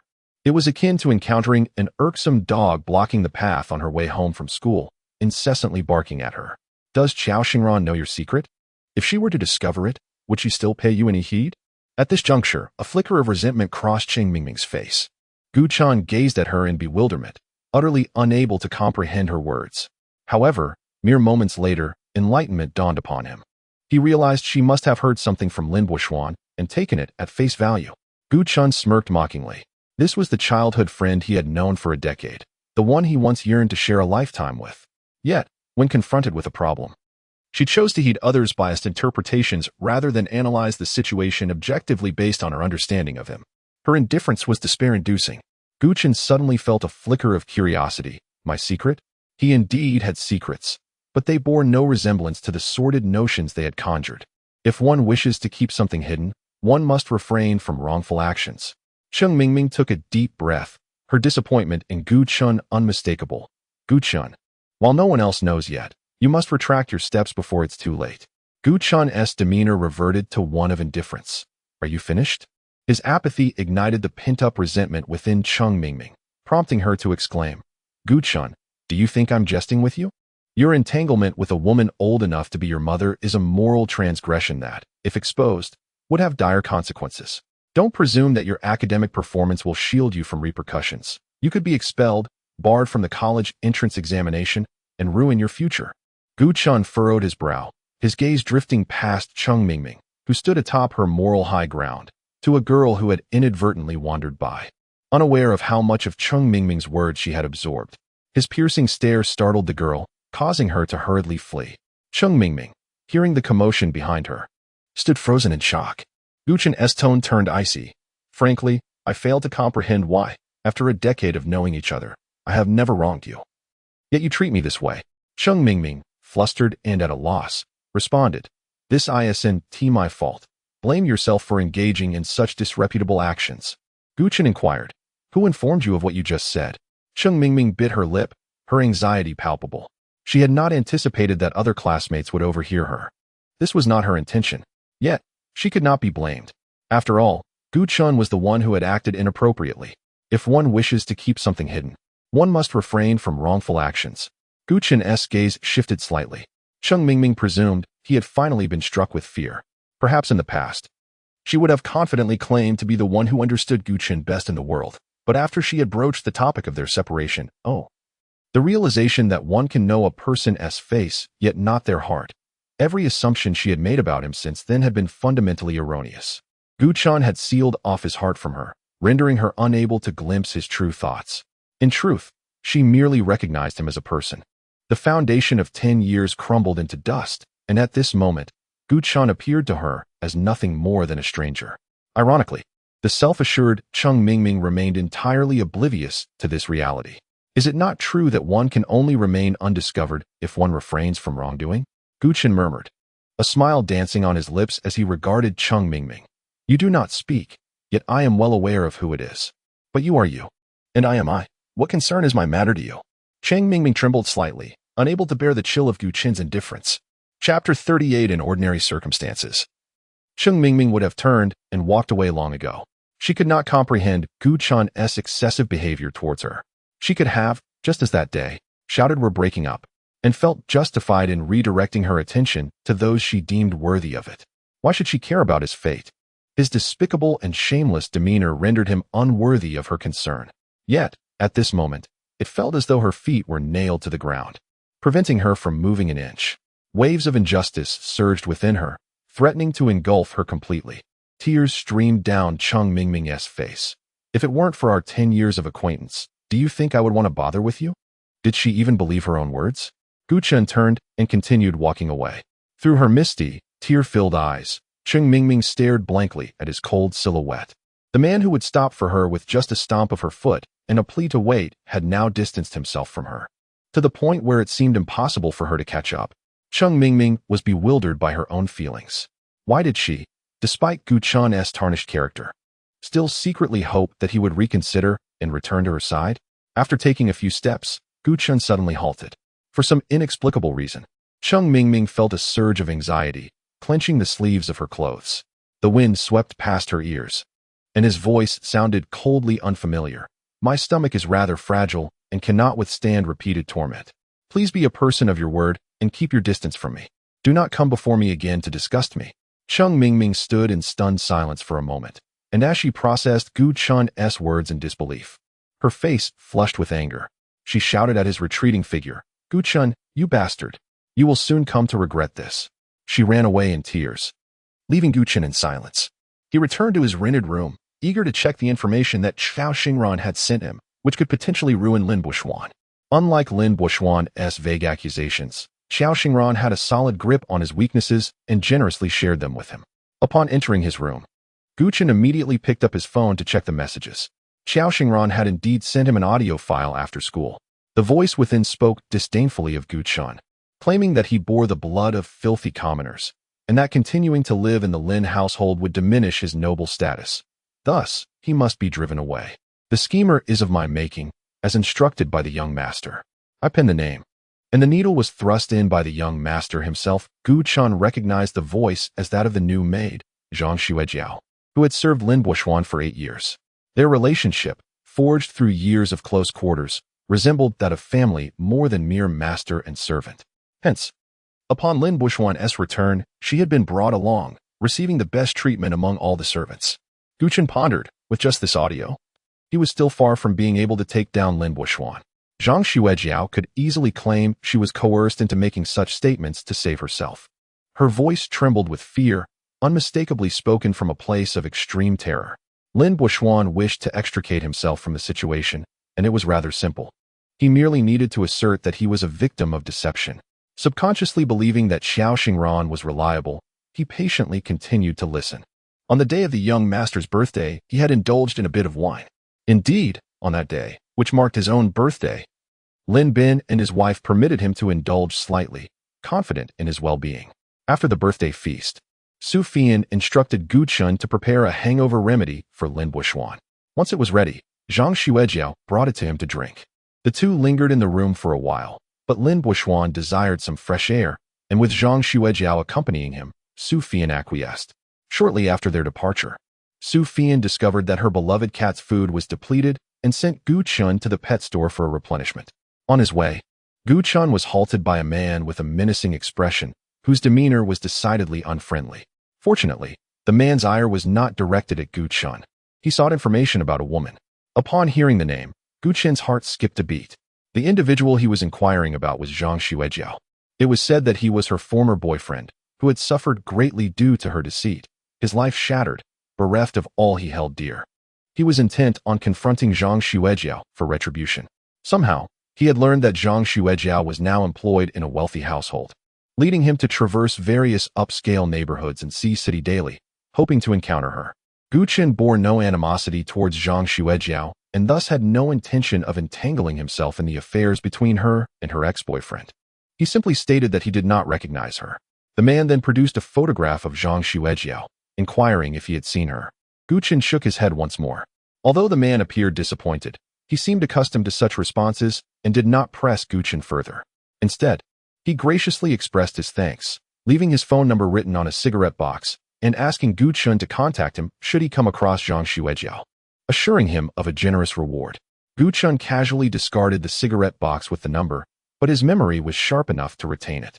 According to his original plan, he intended to visit Zhang Xuejiao that evening, believing that even if she were aware of the truth, she would undoubtedly assist Lin Buxuan in concealing it. Hence, he contemplated using her ex-boyfriend as leverage against her. Ideals of nobility were better left to those of virtuous character. Gu Chun did not mind assuming the role of a scoundrel as long as he achieved his objective. After all, one must look out for oneself. And Zhang Xuejiao was not necessarily innocent. Evidence suggested she was indeed complicit, having directly participated in the scheming against Lin Buxuan. The audio played on, interspersed with Zhang Xuejiao's trembling voice, laced with tears. The young master said he has turned 18, that he is now a true man, and he is eager to try things that only adults can do. Gu Chun's eyes widened in shock. What was he hearing? Thus, in addition to the gift I prepared for the young master, I also arranged a special adult ceremony for him. A knock resounded at the door. Gu Chun, filled with mixed emotions, paused the audio and silenced his phone before calling out, "Who is it?" He had only recently moved here, and apart from the agent, the landlord, and Xiao Xingran, no one was aware of his presence. Uncertain of who stood outside, Gu Chun had no intention of opening the door. He was not a fragile, delicate girl. He possessed the courage to confront the world alone without succumbing to fear. Yet, he found it bothersome. If it were a salesperson, he would prefer to devote his time to contemplation rather than engage in trivial exchanges. The knocking ceased, and the silence outside enveloped him. Gu Chen's thoughts returned to the audio. The same question lingered. Although Zhang Xuejiao's words were shocking, they could not directly substantiate their actions. Chapter 39. The taste experienced as Gu Chun was enveloped in a cloud of uncertainty. His phone vibrated, and a brief message appeared. Open the door. The succinct two-character command exuded an undeniable aura of authority. Gu Chen's gaze returned to the perfectly fitted mahogany door, his lips twitching slightly as he approached to open it.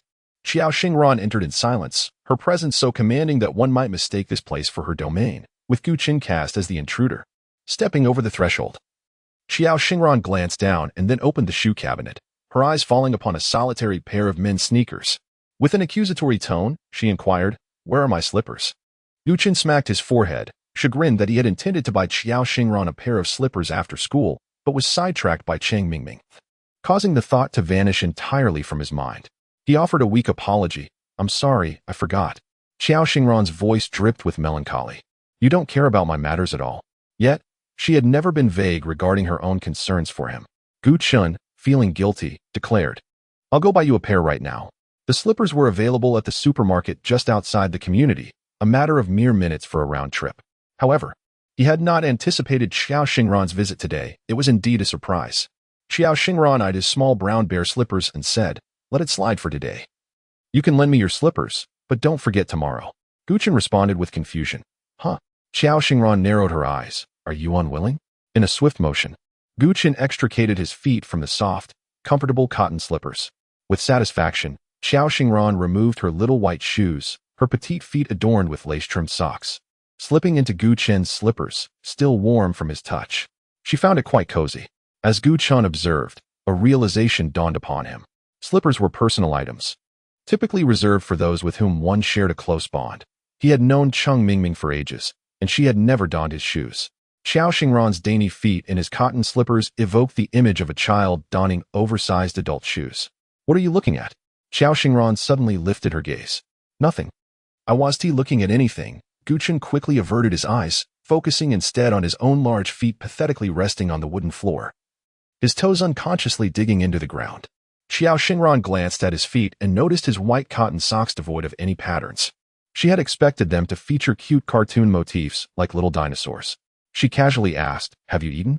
Gu Chen replied, "Not yet, but please don't order takeout. I still have leftovers from yesterday in the fridge. We can heat them up." He was slightly taken aback. Xiao Xingran had not mentioned that she intended to eat here, making him wonder if he was being overly presumptuous. Xiao Xingran expressed her surprise. "You kept them? Why not just throw away the leftovers?" Gu Chen thought to himself, "It's still money, even if it's not mine. Moreover, why discard perfectly good food? That would be wasteful." His mind then wandered back to just a few days ago when he had no home and struggled to find sustenance. Even eating leftovers filled him with a profound sense of happiness. Leftovers are not something one consumes daily, and since I stored them in the refrigerator, they remain unspoiled and merely require reheating. This conveniently spares me from cooking. A thought crossed Gu Chun's mind, causing his brows to twitch involuntarily. If Xiao Xingran were to stay, dealing with the leftovers would become a challenge. Her earlier reaction indicated she was not fond of leftover food. As a young lady of a wealthy household, accustomed to a life of comfort and abundance, the notion of frugality held no significance for her, and it was entirely normal for her to lack the habit of eating leftovers. "I'll eat the leftovers. What would you like?" "I can buy it for you," he offered. "No need." Gu Chen anticipated her next words would be that she had already ordered something, for she was under no obligation to consult him about her choices.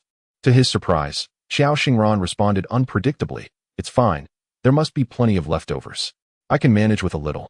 Her purpose for being here was not to indulge in gourmet cuisine. Moreover, she had likely tasted every delicacy in existence. To her, the act of dining was inconsequential as long as she was in Gu Chen's company, for he was the feast for her eyes. Xiao Xingran's gaze inadvertently drifted to Gu Qin's lips, which were elegantly shaped and possessed a healthy, rosy hue. She had once savored them while he slept. Though her nervousness at the time prevented her from recalling the flavor, a yearning to experience that taste once more surged within her. Noticing her scrutiny, Gu Qin instinctively wiped his mouth, wondering if something unsightly lingered there. That would be quite embarrassing. Xiao Xingran promptly remarked, "You have something on your lips."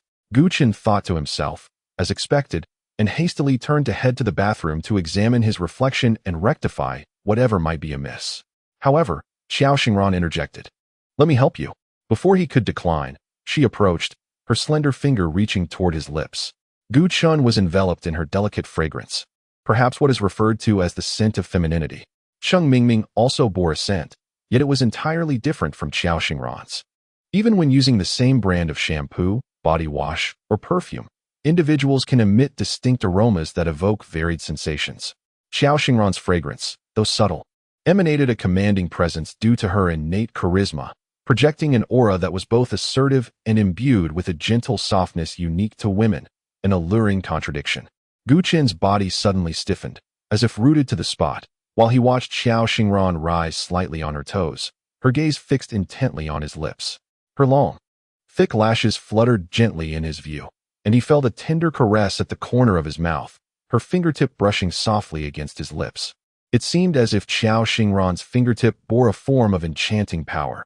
After her gentle touch, his lips ignited with an electric sensation, sending a shiver coursing through his entire being. Noticing his reaction, a hint of confusion flickered in her starkly contrasting eyes. "What's wrong? I was very gentle. It shouldn't have hurt you, right?" Gu Qin remained rigidly in place, striving to mask the unsettling flutter in his heart. "Of course not. It is merely that your hand feels somewhat cool, almost icy against mine." Though this statement was a fabrication, it was true that Xiao Xingran's hand was indeed quite cold. In mid-October, with temperatures hovering between 10 and 20 degrees Celsius, it is generally regarded as a relatively comfortable time of year.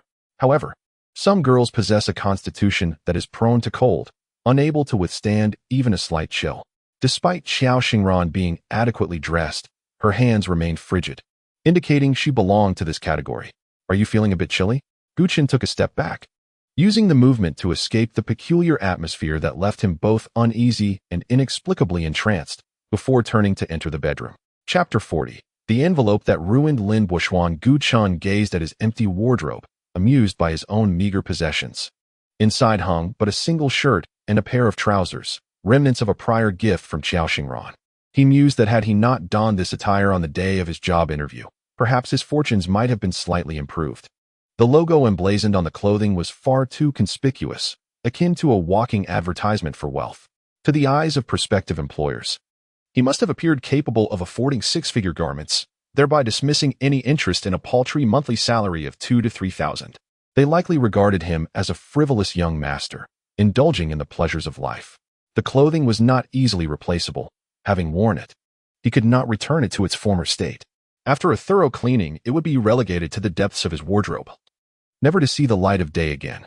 He was no more than an ordinary individual. No, he was not even that. He was a small fry, existing on the lowest rungs of society. Despite his aspirations to escape poverty in the future, that was a concern for another day. His temperament was more composed than that of his peers. He would not compromise his dignity for the sake of superficial vanity, parading in designer labels that did not belong to him. Such ostentation would yield him no tangible benefits, unless he intended to deceive and mislead others with a carefully crafted facade. With no alternative, Gu Qin retrieved the sole shirt from his wardrobe and approached Xiao Xingran in the living room, offering it to her. "Put this on. It will keep you warmer." "I'm not cold," she replied. "My hands are always this cold."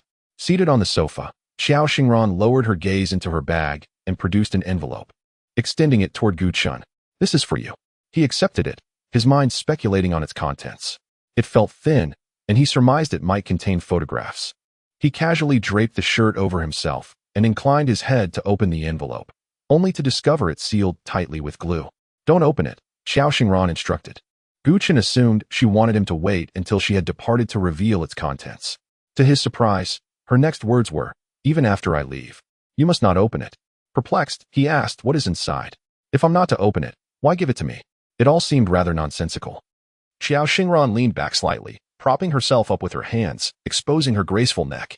The loose school uniform she wore subtly hinted at her alluring silhouette. The uniform of their school bore no distinction from others, blending comfort with a dash of rustic charm. As both boys and girls sported the same style of top and trousers, she kicked off her ill-fitting brown bear slippers and comfortably crossed her legs. Everything about Gu Chen's space felt relaxed to her.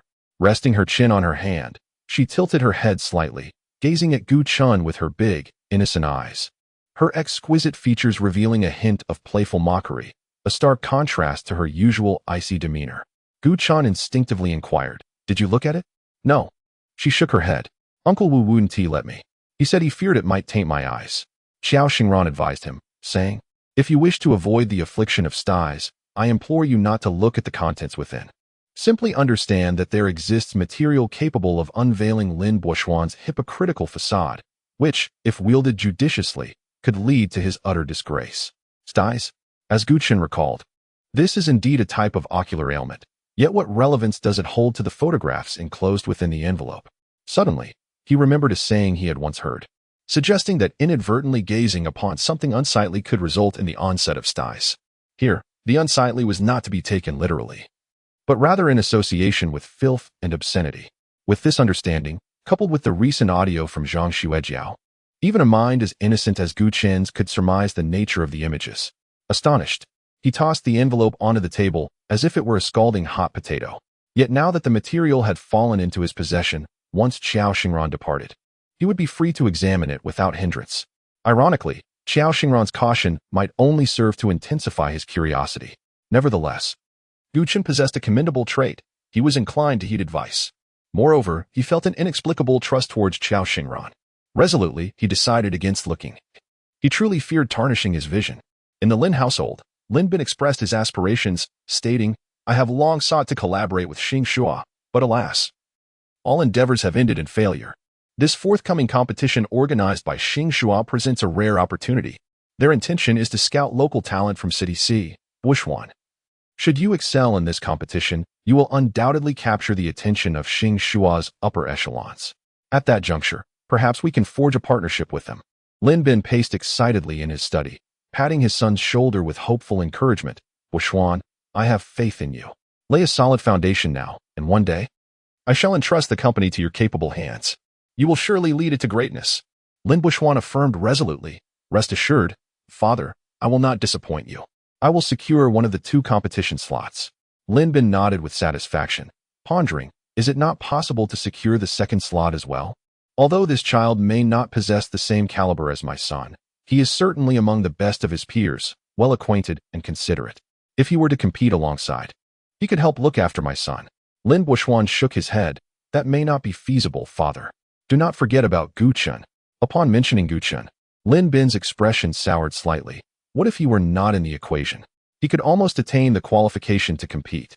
Then let Gu Chen relinquish his spot. Lin Bin suggested nonchalantly. Lin Buoxuan's demeanor shifted, feigning innocence as he queried, "Father, this opportunity is equally significant for him. How could he possibly concede his place?" In his heart, he had already concluded that Gu Chen was entangled in an ambiguous relationship with an older woman. Gu Chen would certainly not squander his youth on a woman old enough to be his mother. He would seek every avenue to carve out his own path, leaving no opportunity, including this competition, unpursued. Lin Bin chuckled darkly. "That is not for him to decide. Your mother speaks wisely. He has committed such heartless acts against you. We have merely expelled him from our home, which is already a lenient punishment. Regrettably, he lacks gratitude and even dares to show you disdain at school, utterly unaware of his own insignificance. It is merely a competition spot. If he refuses to relinquish it, he cannot blame us for our ruthlessness." Lin Buoxuan felt a surge of secret delight. Gu Chen was digging his own grave, and he was merely riding the wave, successfully erasing the last vestige of affection his parents held for Gu Chen. With his father's support, he could now deal with Gu Chen without restraint. Chapter 41. You are quite self-sufficient currently. Sister Ye is employed at Xingshua, reportedly overseeing the competition sector. Tomorrow, I shall invite her to our home for dinner. Having connections in the political sphere facilitates matters, allowing us to gather insights in advance and prepare accordingly. As Lin Bin contemplated this, a sense of ease washed over him, as if he could already envision his son achieving remarkable results in the competition. and himself toasting with the higher-ups at Xingsha. Speaking of Sister Ye, I actually encountered her today at school. Lin Bin was taken aback. Oh, what a coincidence. Did you greet her and exchange a few words? Wishwan. You should maintain more contact with Sister Ye. As he continued, Lin Bin's expression soured. That little rascal spoke nonsense in front of everyone last time. Although Uncle Zhou and Aunt Zhou said nothing, I worry it may have had some impact on them. The Zhou family's collaboration is crucial for us. We cannot afford to lose this partnership. Therefore, Wishwan, being an astute child, you should understand the significance of fostering a good relationship with your sister. Lin Bushwan hesitated. Dad, it's not that I don't want to get along with Sister Ye. She used to care for me, but today when I greeted her, she suddenly became distant. I suspect Gu Chun may have said something in front of her. After all, I spent little time at home before, and my interactions with her were not as extensive as those between her and Gu Chun. Lin Bin's previously softened demeanor darkened once more. The reason he and Su Fian had clung to Gu Chun was that he had spoken the truth. They had adopted him to shield their biological son from calamity. They had never contemplated casting Gu Chun aside until the incident where he brazenly cursed Lin Bushwan occurred. Gu Chun was indeed well-behaved and diligent, always ensuring that any task entrusted to him was executed flawlessly. They even intended to cultivate him to assist their son in the future. Yet, despite their regard for Gu Chun, in the hearts of the couple, he could not compare to even a single hair of their biological son. The cursing incident served as a stark reminder. Biological brothers sometimes clash fiercely over interests, turning against one another. How could they trust a foster son with no blood ties? After the family's money tree had perished under the care of a slothful member, Lin Ming had wavered, contemplating allowing Gu Chun to return if he would only admit his faults. However, upon learning that Gu Chun was willing to submit to an aging, unattractive woman for survival, Lin Bin suddenly realized that the boy was far more resilient than he had anticipated. A rift had formed, and given Gu Chun's cleverness, who could guarantee that his previous obedience was not merely an act? Who could ensure he wouldn't harbor resentment, feigning compliance until he was strong enough to strike a decisive blow? Yet, Lin Bin never expected Gu Chun to audaciously sow discord between him and the Zhou family. Enraged, Lin Bin slammed his palm onto the polished office desk. How bold he was! It is essential to recognize that it was our Lin family who provided him with the opportunity to meet Ye. This insidious traitor dares to sow discord? Lin Bushwan feigned concern, advising, Father, you need not let such a person anger you. Your health is paramount. Yet inwardly, he was elated. Gu Chun, through some unknown means, had managed to capture Qiao Xingran's admiration, drawing attention to himself, which filled Lin Bushwan with a mix of envy and resentment. His teeth clenched in frustration. How could he allow Gu Chun to continue basking in success right under his nose? He was in search of a strategy to deal with Gu Chun when, unexpectedly, Gu Chun handed him the perfect leverage. Truly, fortune favored him. He understood that his father, as a businessman, valued profit above all, and Gu Chun's actions had evidently crossed a line. Gu Chun's demise was imminent.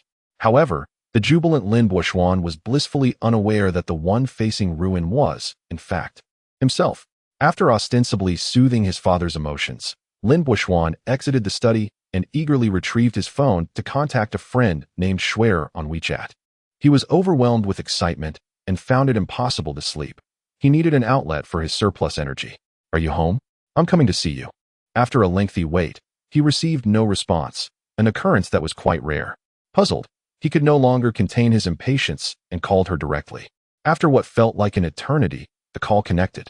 The woman's voice, hoarse and unpleasant as if she had swallowed a mouthful of scorched coal, replied, Young master, I am unwell.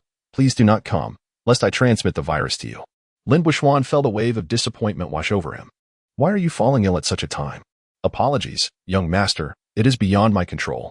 Her voice betrayed her exhaustion. Very well, I shall not come. Take care of yourself. With a begrudging sigh, Lin Bushwan turned and ascended the stairs. Until one has tasted the fish, one can never appreciate its exquisite flavor. Once one has experienced it, it becomes an unforgettable desire, much like Lin Bushwan at this moment. Zhang Xuejiao's illness prevented him from indulging, but suddenly he thought, is Zhang Xuejiao the only fish in the sea? Sheng Mingming appeared even more delectable than Zhang Xuejiao. Lin Bushwan's life goal was unmistakably clear, to revel in life's pleasures. For the first 18 years of his life, he had to live apart from his parents due to health issues, leading a subdued existence. Now that he had returned, there was no need to continue living in constraint. With only Zhang Xuejiao in the pond, how could he possibly honor his own identity? Meanwhile, in the cozy little rental apartment of Gu Chun, the aroma of food filled the air. He reheated yesterday's leftovers, which remained remarkably sumptuous. Xiao Xingran lazily picked at a few grains of rice, her pace leisurely. Gu Chun suspected that at this rate, she might not finish her meal until the late hours of the night. However, considering that she had helped him immensely, he felt slightly guilty for serving her leftovers, especially since they were the very dishes she had purchased the day before. Gu Chun could not fathom why Xiao Xingran would prefer to eat the remnants from his table rather than the exquisite delicacies prepared by the five-star chef at her own home. He dared not inquire, for should he do so, Xiao Xingran would likely respond with a dismissive, "Why should you care?" Gu Chun speculated that Xiao Xingran's parents must be exceedingly occupied, leaving her often in the company of the butler and servants upon her return home. Over time, this would naturally become tedious, prompting her desire for a novel and exhilarating life experience, which was entirely understandable. As for himself, he was merely a conduit for her to explore an alternative existence. Just as Gu Chun believed he had unraveled the truth, Xiao Xingran suddenly remarked, "You are quite easy to take care of." Gu Chun, taken aback, responded, "Pardon?" Xiao Xingran offered him an enigmatic smile that left him bewildered. He had to concede that he had been egregiously mistaken. Upon closer interaction, he found Xiao Xingran to be rather pleasant company. However, this was contingent upon her refraining from tying him up at a moment's notice, as his heart could scarcely withstand it. Chapter 42. The bet after Xiao Xingran departed. Gu Chun commenced his homework. Upon its completion, he took a bath and washed his clothes, his gaze inadvertently falling upon an envelope. His eyelid twitched.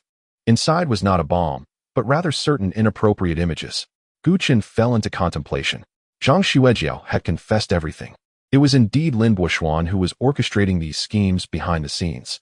The rationale for Lin Buoxuan's malice against him was merely that he found Gu Chun displeasing. Was he to be deemed a wretched and filthy commoner? Had anyone been present, they would have been thoroughly intimidated by Gu Chun's somber demeanor. A cold smile played on his lips. Very well, then, since that is the case, let this despicable and filthy commoner personally unveil the ostentatious facade of your so-called noble young master, exposing the sordid and decayed soul within. He pondered deeply. He was well acquainted with the Lin couple. They cherished their only son, proud of him. In their eyes, their precious child was intelligent, innocent, and the epitome of perfection. Utterly incapable of framing others or engaging in unsavory relations with their caretaker. Even if Gu Chun were to present the evidence directly before them, he was confident that Lin Buoxuan could easily convince them that all proof was fabricated. From that day forth, the possibility of reconciliation between Gu Chun and the Lin family, as well as Lin Buoxuan, was utterly extinguished. To this day, it was less about Gu Chun's desire for vindication, and more about seeking retribution against the Lin family for having exploited him for a decade before callously discarding him. He sought justice. There would be no trivializing the matter or sweeping it under the rug. Moreover, Lin Buoxuan had no intention of allowing him any escape. Gu Chun expressionlessly placed the envelope into a drawer. His counterattack was about to commence. "Wang Tingting, I caution you to cease your incessant prattling.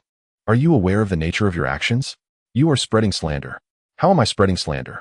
"This is what I heard with my own ears. It is absolutely true. May I be struck down by lightning if I tell a lie. Even if you heard it with your own ears, it does not necessarily represent the truth. Your propagation of this information has caused significant adverse effects. Can you bear the consequences? Hey, Liang Yiqi, do you think just because you are the class monitor, you can assume the role of the boss here? Who do you think you are? If one wishes to remain inconspicuous, one must refrain from wrongdoing. He shamelessly engages in such behavior, yet dares to forbid our discussions? Freedom of speech is a right afforded to every citizen. What gives you the authority to impose restrictions? Freedom of speech and the spread of rumors are two distinct concepts. I suggest you devote less time to idol worship and more to reading, Wang Tingting. Since you claim I am spreading rumors, very well, Liang Yiqi. Do you dare to wager with me?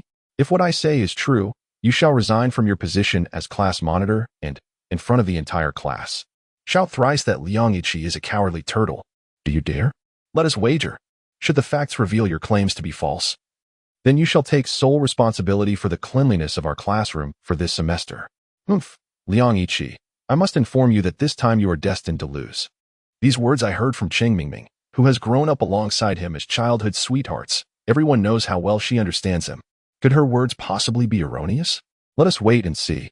Early in the morning, as Gu Chun approached the door of the classroom, he was met with the cacophony of heated arguments within. Someone must have been the first to notice him. Everyone, stop talking. Gu Chun is here. The quarrel abruptly ceased, and all eyes turned towards him.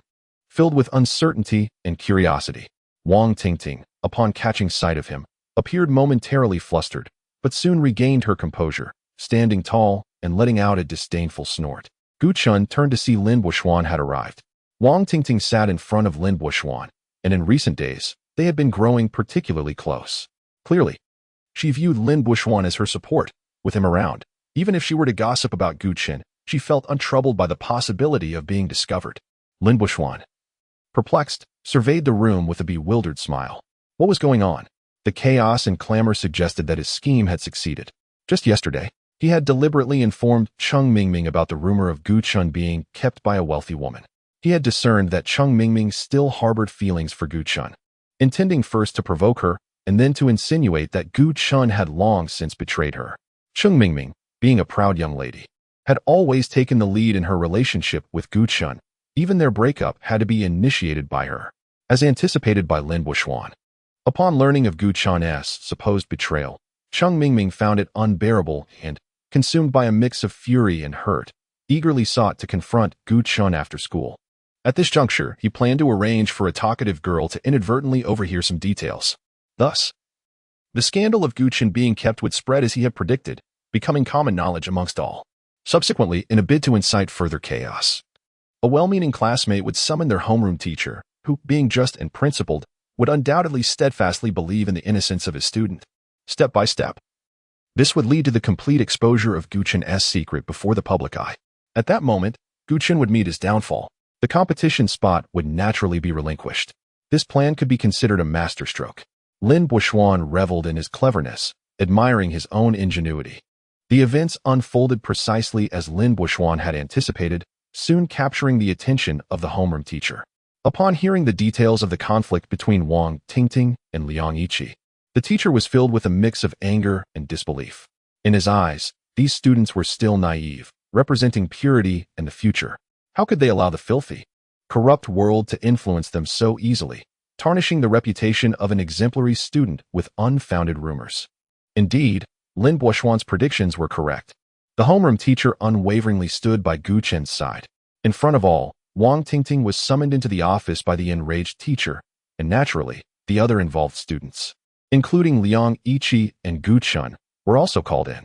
The 7th grade homeroom teacher passed by the 6th grade classroom with an expression of solemnity, followed by a line of students displaying fear, anger, or silence, causing a stir in the 6th grade class. What is happening in class 7? It seems something significant is afoot. Allow me to share that I just overheard a startling secret at the entrance of class 7. Wang Tingting from that class was whispering. The student deliberately lowered her voice. Could it be? What would Xiao Xingran think if she found out? Speak of the devil, and she shall appear. Xiao Xingran entered the classroom with an expression of indifference, silencing the murmuring students instantly. To the entirety of class 6, Xiao Xingran is an extraordinary presence.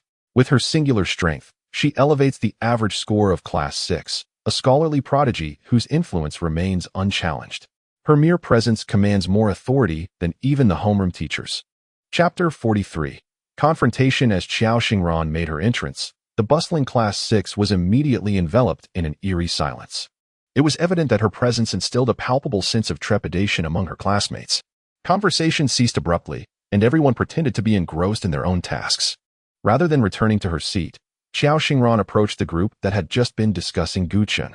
The tension among them escalated as they stood frozen in place. Particularly the student who had mentioned eavesdropping on class 7, who was now drenched in sweat. Despite her outwardly delicate appearance, Xiao Xingran's cool and enigmatic aura, coupled with her formidable presence, rendered those who shared the classroom with her a tad fearful. Her gaze fixed intently on the eavesdropping student.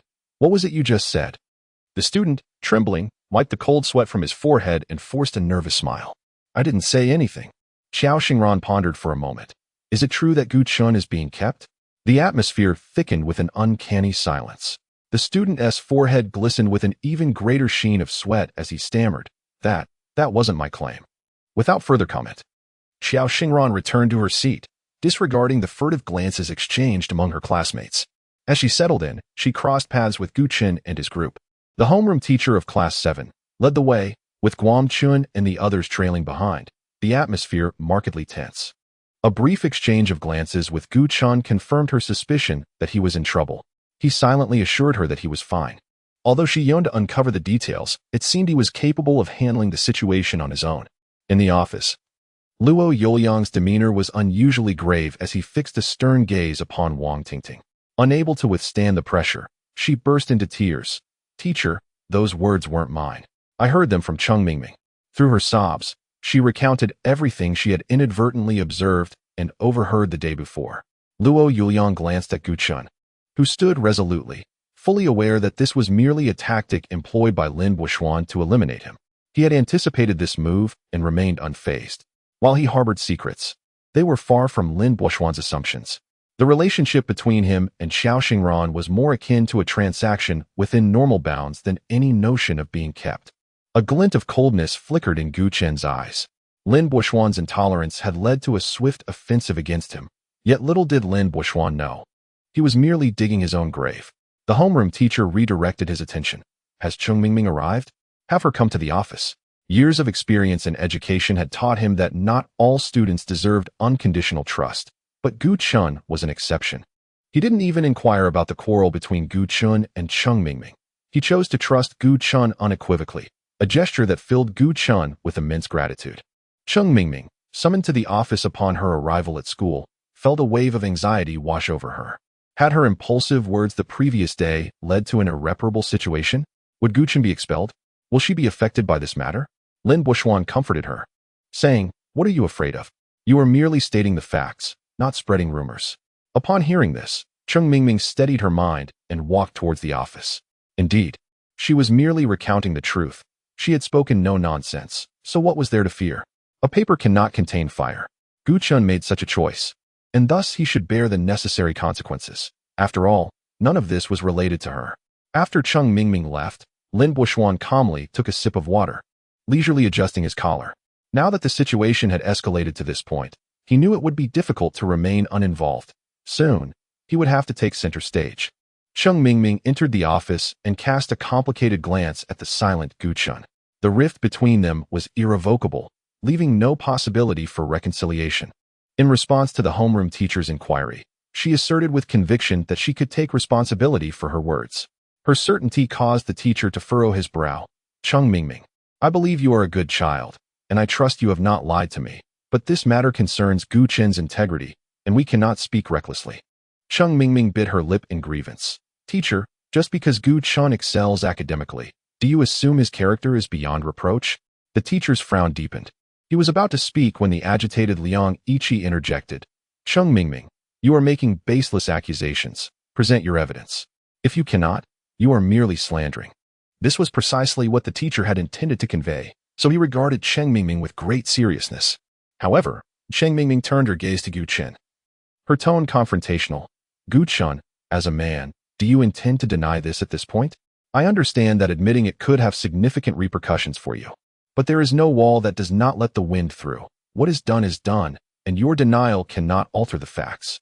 Gu Chun met her gaze with calmness, responding mildly. How intriguing. On what grounds do you expect me to confess to something I did not do? The teacher began to apply pressure. Cheng Mingming, Liang Yiqi is right, since you insist that Gu Chun has. Though he has not broken the law, he has violated moral standards, and this matter is serious. You must present substantial evidence. I have no evidence, but Lin Buishuan does. Cheng Mingming could no longer hold back. The situation had escalated to a point where a mere misunderstanding could not resolve it. All parties involved could not remain detached. The dashing Lin Buishuan soon appeared in the office. He feigned concern as he looked at Gu Chun. Gu Chun, I apologize. I did not intend to expose your secret. I am equally distressed by how things have turned out. Gu Chun regarded him with a sardonic smile. Enough with the pleasantries. I've heard you possess evidence of my indiscretions. Present it, so that I may face my end with clarity. Luo Yuyang was aware of the complex relationship between Gu Chun and Lin Buishuan, realizing that this matter was no coincidence but rather a nefarious scheme, reminiscent of the plot that had previously led to Gu Qin's expulsion by his adoptive parents. With his high myopia lenses, he scrutinized Lin Buxuan, who appeared to be a model student, with an impassive demeanor. To be frank, the homeroom teacher initially held a fondness for this newcomer. He did not allow his frail physique, the indulgence of his parents, or his affluent background to render him a slothful scion of wealth. Rather, he was diligent, eager to learn, and remarkably composed. However, Gu Qin's experiences compelled him to reassess this child. Chapter 44. Expulsion is necessary certainly. Despite his emotional bias towards Gu Qin, Luo Yuliang would not allow this to affect his impartial treatment of Lin Buxuan. As an outsider, he could only provide Gu Qin with the economic support he could muster, without meddling in the personal grievances between Gu Qin and the Lin family. Maintaining a sense of equanimity towards all his students is the fundamental professional ethic he ought to uphold. However, if one of his students harbors nefarious intentions and seeks to eliminate another student, he cannot remain passive. Thus, when Lin Buxuan disingenuously uttered a series of grandiloquent statements to justify his decision to expose Gu Qin, Luo Yuliang swiftly interjected with visible impatience. Lin Buxuan, present your evidence directly. If the facts are irrefutable, the school will not resort to favoritism and will handle the matter with severity to safeguard the esteemed reputation of our institution from being sullied by malevolent influences. Upon hearing these words, Luo Yuliang keenly discerned a flicker of delight in Lin Buxuan's expression. Despite Luo Yuliang's prompt handling of the situation, the scandal surrounding Gu Qin had still managed to circulate. While it did not escalate to a level of widespread notoriety, it nonetheless inflicted significant repercussions, stirring the once placid waters of the school into a tumultuous undercurrent. Some regarded it as sheer nonsense, firmly believing in Gu Qin's innocence. Others, however, pointed to the fact that Cheng Mingming had also spoken out, and with rumors of Lin Buxuan possessing concrete evidence, the likelihood of guilt seemed high. Meanwhile, some merely adopted a voyeuristic stance, awaiting the unfolding of events with bated breath. Apart from Gu Qin, the most pressing concern for everyone was the reaction of Qiao Xingran. After all, who could forget that in recent days, she had been the one closest to Gu Qin, the aloof and ethereal school belle? If the scandal were true, would the typically serene Qiao Xingran erupt in anger? Now, Gu Qin's scandal transcended his own fate. It began to influence those around him. Students from Class 7 loitered near the entrance of Class 6, while those in Class 6, perched advantageously, discreetly observed Qiao Xingran's movements. Yet, Qiao Xingran remained unchanged, engaging in her usual activities without any notable reaction. With a cup of water in hand, she sat before her desk, gazing out the window, appearing contemplative yet lost in thought. The seating arrangements in Class 6 mirrored those of Class 7, allowing students to select their seats based on academic performance. Qiao Xingran preferred a seat by the corridor window, ensuring she would notice Gu Qin as he passed by. Unbeknownst to her, she had secretly exerted considerable effort for Gu Qin's sake. Originally intending to seize him after the college entrance examinations, she had resolved to endure until then. However, fortune smiled upon her, as the unfolding fate allowed her to draw closer to Gu Qin without having to resort to that course of action, leaving her feeling quite content. Damn Lin Buxuan, damn Cheng Mingming. A flicker of chilling resentment flashed in Qiao Xingran's eyes. It was truly vexing. She had vowed to protect Gu Qin. He was not alone. With her presence, no one had the right to bully him. It was time to take action. For reasons unknown, this matter had even drawn the attention of the school's higher echelons. If it were merely an ordinary student, it would be easier to address. But the involvement of top-ranking students with aspirations of entering prestigious institutions compelled the school to take this matter seriously. The Dean of Discipline arrived, citing the severity of the situation as a reason to take over the handling of the case from Luo Yuliang. Gu Qin suspected that this was undoubtedly related to Lin Buxuan. The greater the commotion, the more swiftly and tragically his demise would come. The success of his initial attack had bolstered Lin Buxuan's confidence, leading him to believe he could eliminate Gu Qin once and for all. What an arrogant and foolish individual. In the office, Lin Buxuan feigned concern and said, Gu Qin, at this point, you should just admit your guilt. I'm certain the school will take your status as a first-time offender into consideration and handle it leniently. Gu Qin shot him a disdainful glance, retorting, save your insincere platitudes and start thinking about how you'll explain this to the police. Lin Buxuan frowned. Given the gravity of the situation, How could Gu Chen display such an absence of panic? This was unexpected. Was it possible that he had miscalculated and Gu Chen was not, in fact, being supported by an older woman?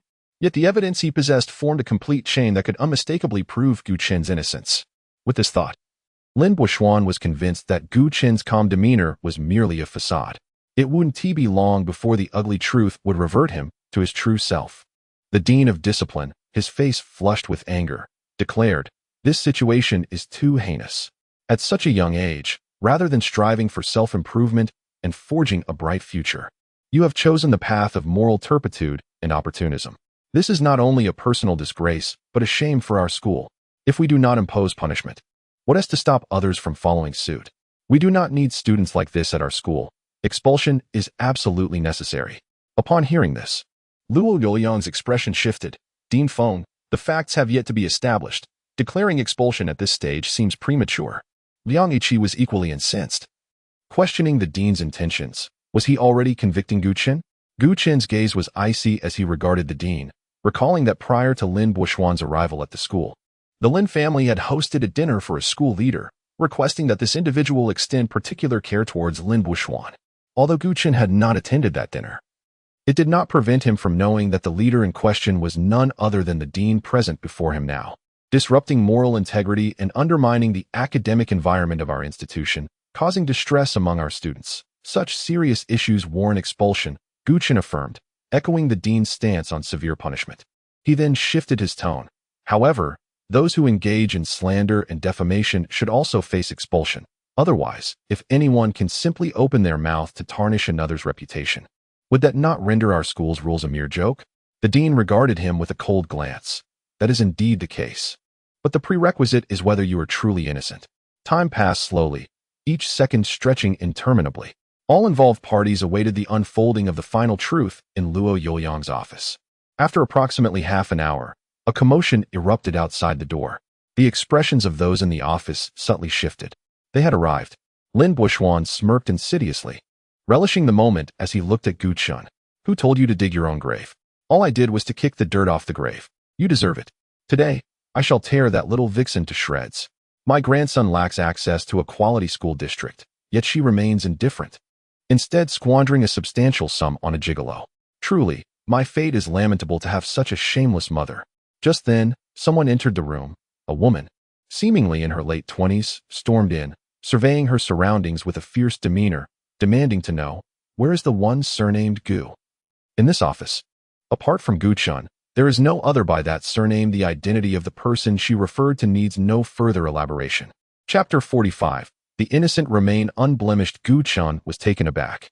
In a bid to obliterate him, Lin Buishuan had even enlisted actors? With a clear conscience, he felt no trepidation.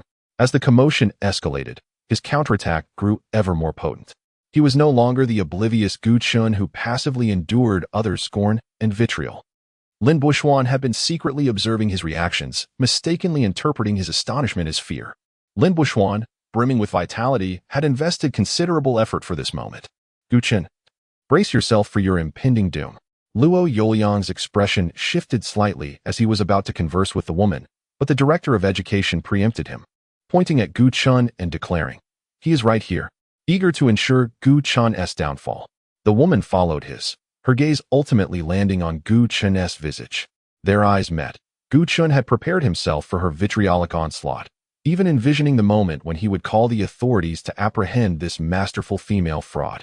Unexpectedly, the woman scrutinized him for a few moments before diverting her gaze elsewhere, surveying the other attendees, and perplexedly inquired, "Where is the one surnamed Gu?" Gu Chen was momentarily taken aback. Why was the situation diverging so starkly from his expectations? Not only he, but Lin Buishuan was also left bewildered. The woman, realizing the director was in charge, promptly pressed on, "Didn't you say the one surnamed Gu was at the first high school? Where is he? Bring him to me immediately. If I don't see him today, I assure you this matter is far from over.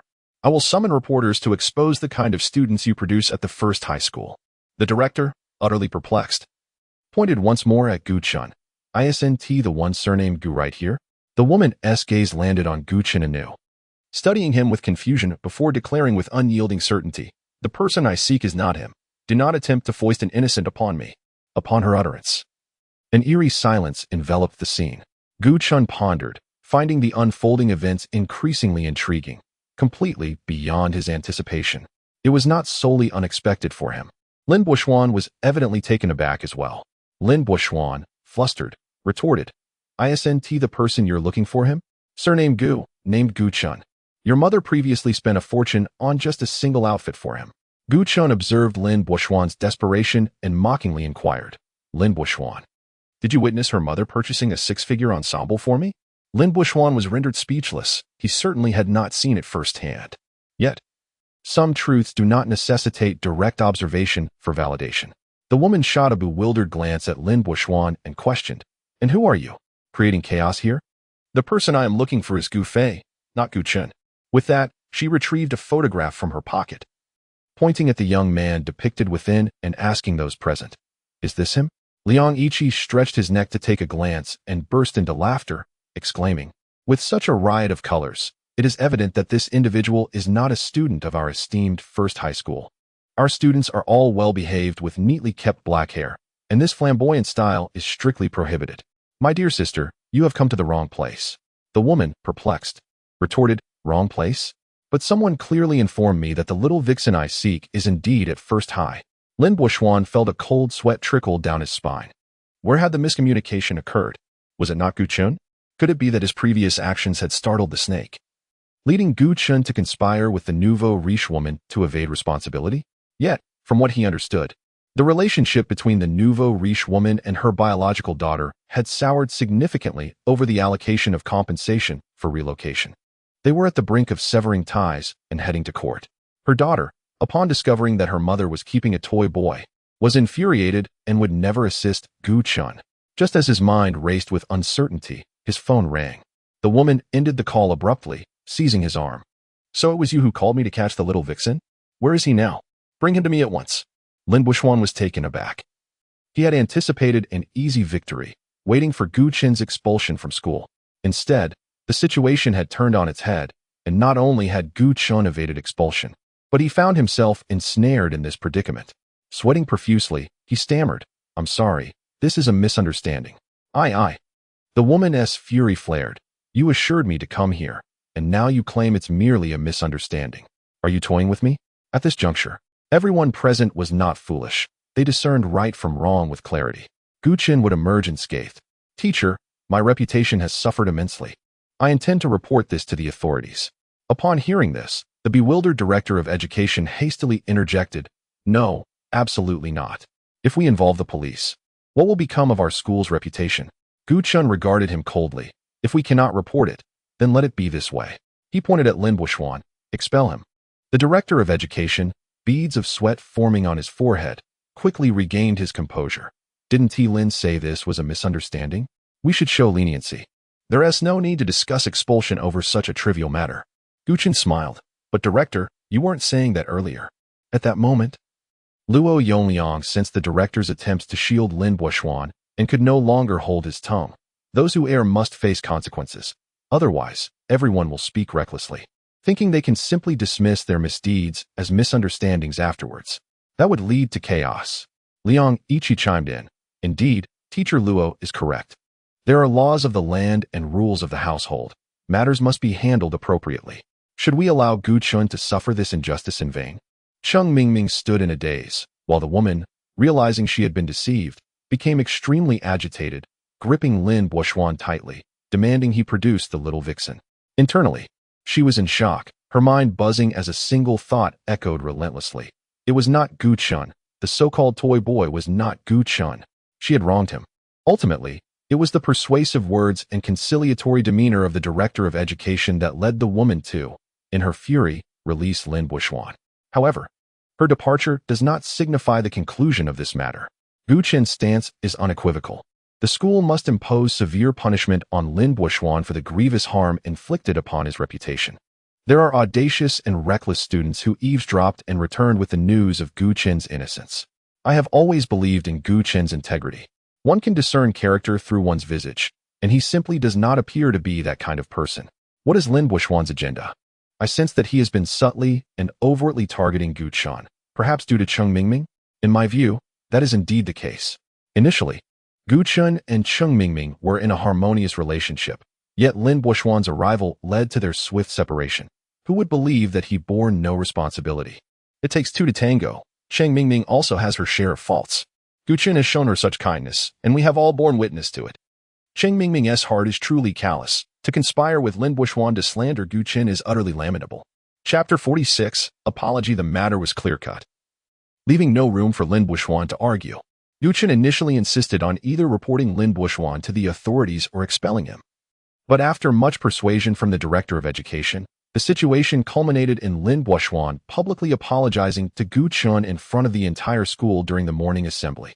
On the surface, Gu Chun's decision to forego reporting him in favor of accepting his apology seemed like a concession. However, that was far from the truth. Gu Chun understood Lin Buoxuan well.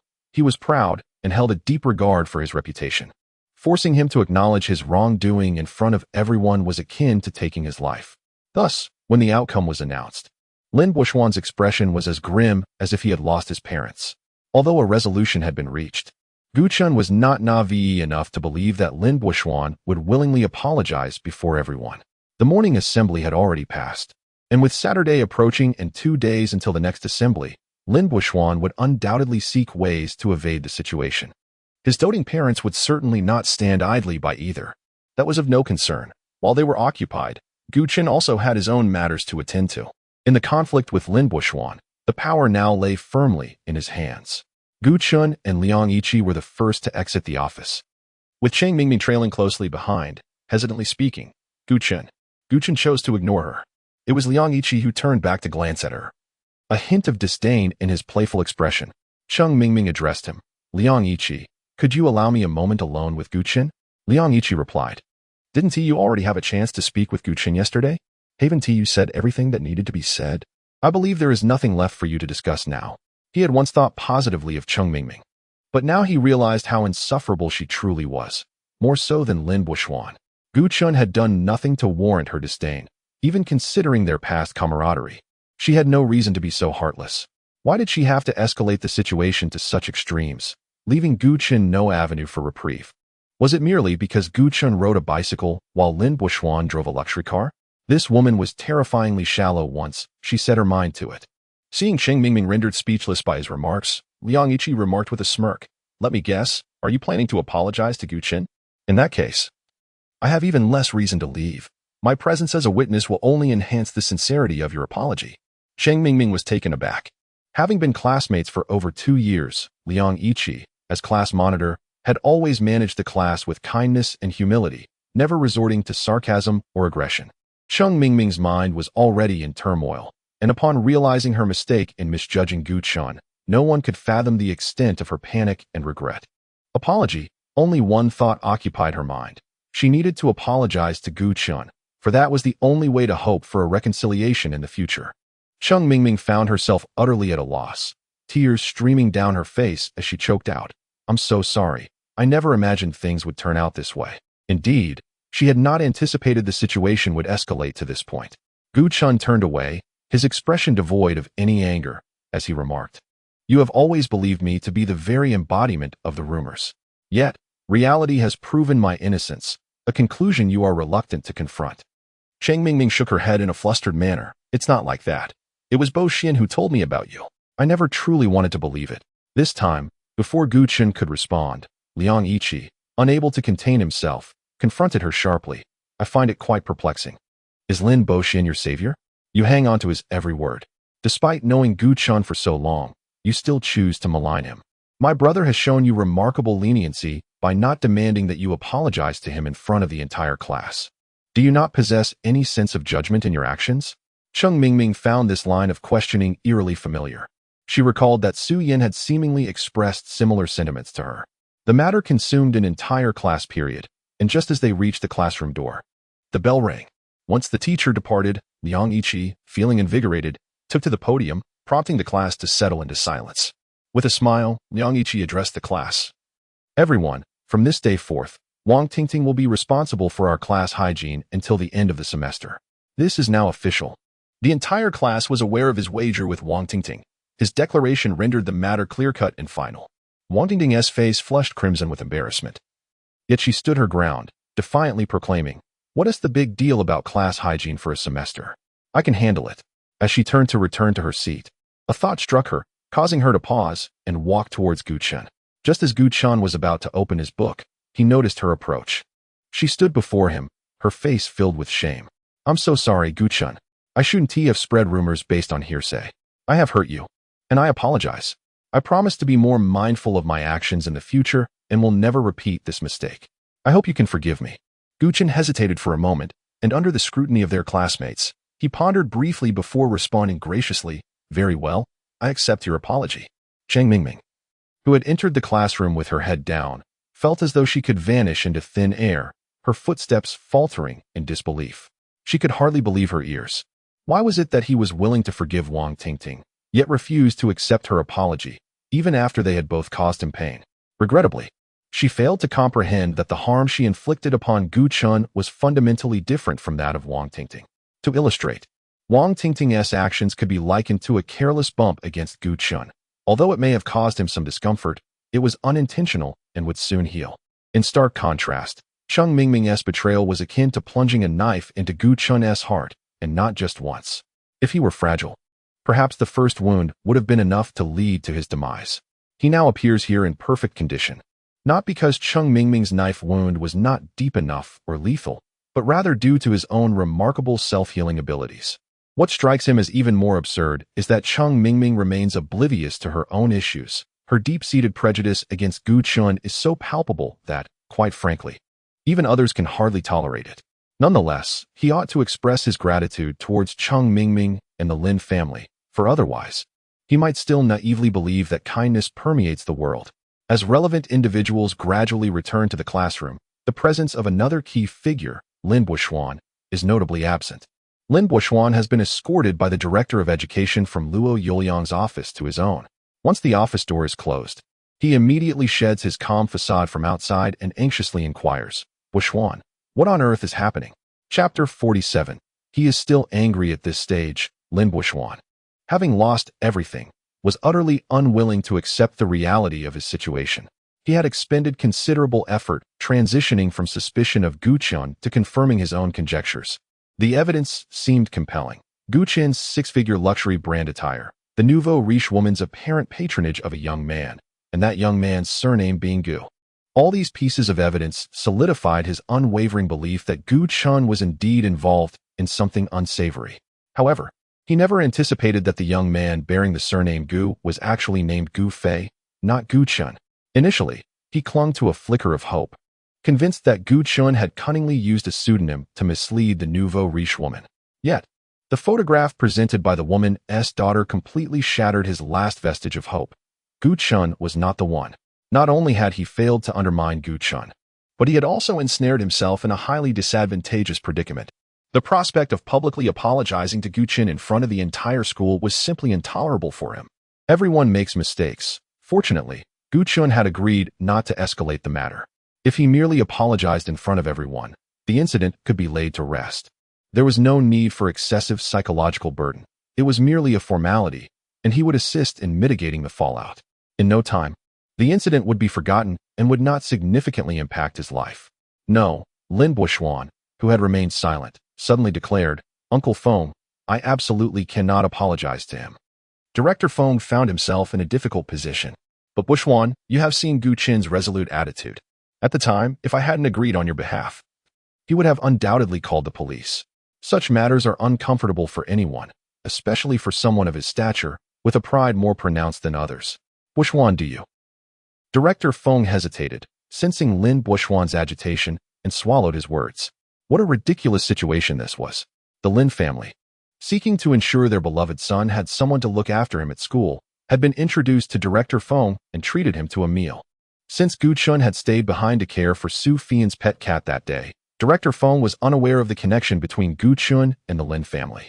After Lin Buishuan enrolled, the Lin family had proactively arranged a leisurely job for Director Feng's uncle, which led to Director Feng extending considerable care towards Lin Buishuan. Today, upon learning of the news, he assumed Lin Buishuan was being bullied and rushed over. Little did he expect the outcome to be so awkward. Director Feng attempted to mediate, but Lin Buishuan interjected, "Uncle Feng, Is there truly no alternative to publicly apologizing to him? Director Feng pondered for a moment. Perhaps I could speak to Guchen again. Maybe offering him some financial compensation would be acceptable to him. How did I not think of this sooner? As an orphan, he might find reasonable compensation agreeable. Uncle Feng, you need not concern yourself with this matter. I will handle it myself. Lin Buishuan exited the office, gritting his teeth. It seemed he would have to seek his parents' assistance. This time, he had been careless. He vowed never to repeat such a mistake again. However, he remained entirely oblivious to the fact that one cannot tempt fate repeatedly. Having targeted Gu Chen twice, there would be no third opportunity. Gu Chen's retribution arrived with overwhelming force, catching him entirely off guard. Prior to this confrontation, Gu Chen encountered his adoptive mother, Su Fian. Following the family banquet, this was their first meeting. Su Fian was as impeccably dressed as ever. Her eyes concealed behind oversized sunglasses, and upon seeing Gu Chen, her eyes widened in surprise. She had presumed that Gu Chen, having departed from the Lin family, would struggle to survive, regardless of whether he was being supported by someone or not. Yet, upon seeing him, she was unexpectedly confronted with the reality that she had misjudged. Gu Chen was thriving. This was evident from his vigorous demeanor. In truth, there were many occasions when Su Fian couldn't help but wish that Gu Chun and Lin Buishuan were twin brothers, both her biological sons born after 10 months of gestation. This child was truly exceptional, rarely falling ill, and if he did, a mere dose of medicine and a night's rest would suffice. He was healthy and vibrant, resembling a resilient young poplar, capable of enduring any adversity, unlike her biological son, who had been frail and sickly since childhood. Akin to a fragile glass ornament that she and her husband had to handle with utmost care, fearful of shattering him with a moment's inattention. If her son were as sturdy as Gu Chen, life would undoubtedly be far easier for both her and her husband. Recognizing Su Fian's car and surmising her intent, Gu Chen showed no inclination to halt his stride, continuing onward. Since the day of their severance, he had transformed into the unrestrained Gu Chun, no longer the dutiful adopted son beholden to the Lin family's every whim. Although Su Fian was incensed by his disregard, the purpose of her visit quelled her dissatisfaction, prompting her to lower the car window and call out to him. Gu Chun, fearing that her persistence might lead her to discover his private refuge, thus disrupting his peace. He halted, regarding Su Fian with an impassive expression. Mrs. Lin, may I inquire as to the nature of your visit? The cold formality of Mrs. Lin momentarily stunned Su Fian, causing her heart to clench painfully. Many people addressed her as Mrs. Lin in public, and she found no fault in it. However, when Gu Chun uttered those words, it struck her as jarringly discordant. It is said that a child who shields Lin Buishuan from misfortune is akin to a surrogate for him, necessitating that adopted children refer to their guardians as father and mother, lest they forfeit their protective efficacy.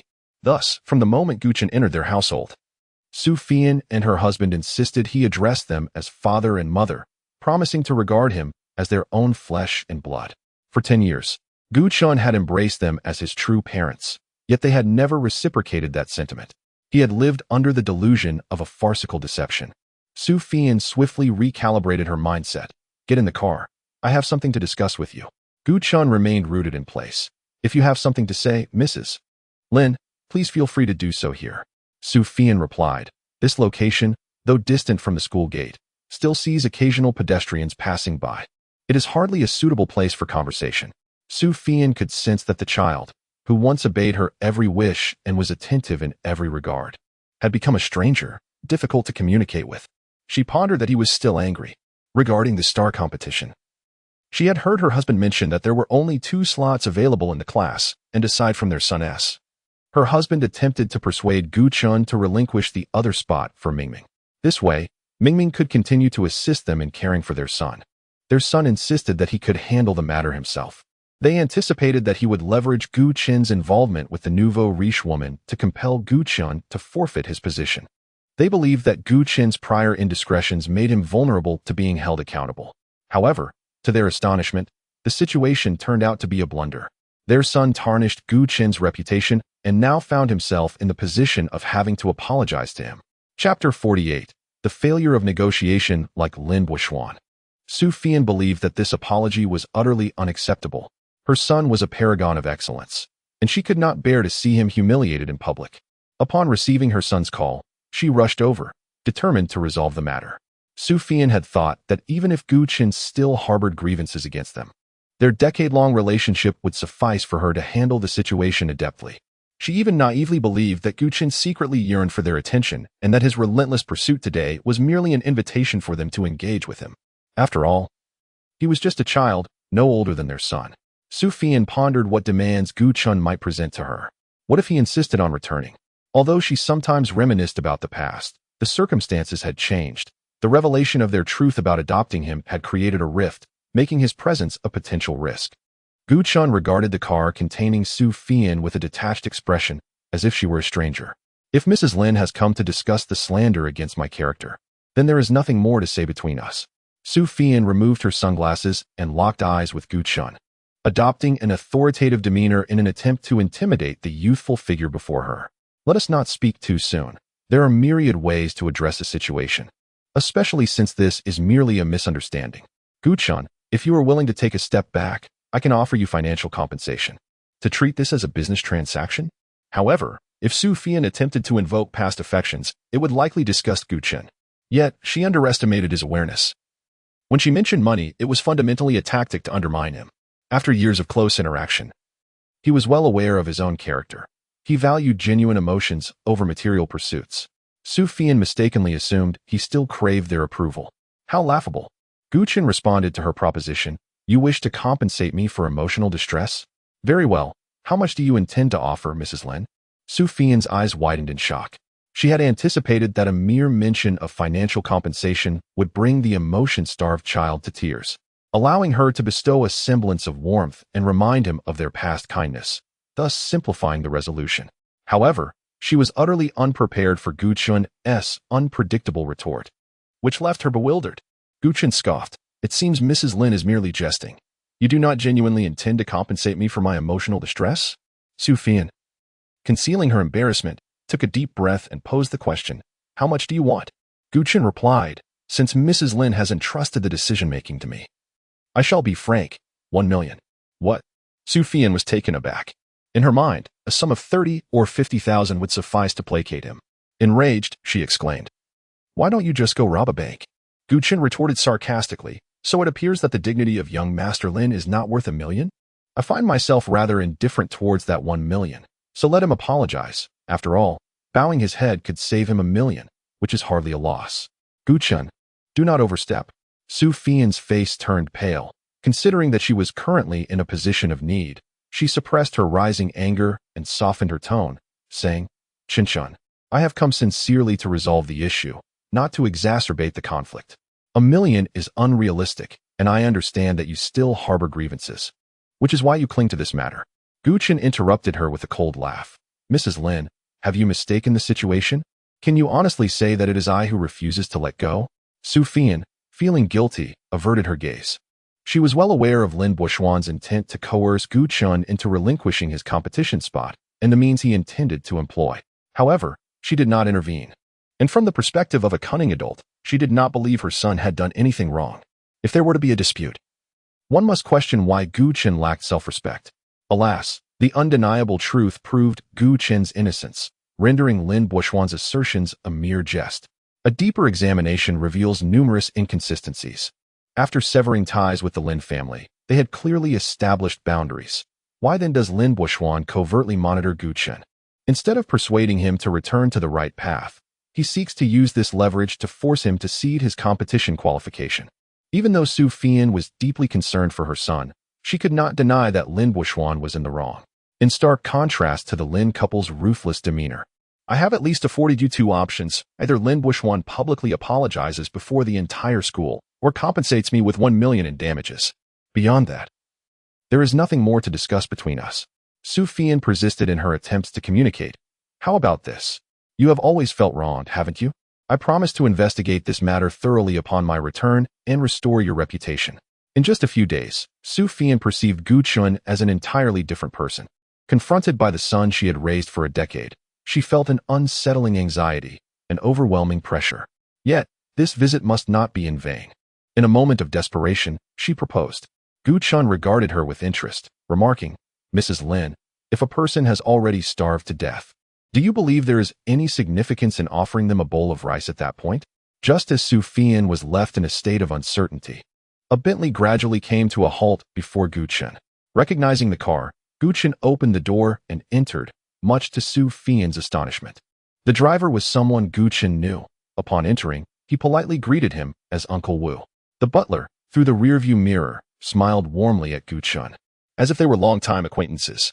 The interior of the car was imbued with a subtle, refreshing floral fragrance. Xiao Xingran, looking through the tightly closed window, casually glanced at Su Fian and feigned ignorance, asking, "Who is she?" When it came to Su Fian, Gu Chen could not be bothered to refer to her as my adoptive mother.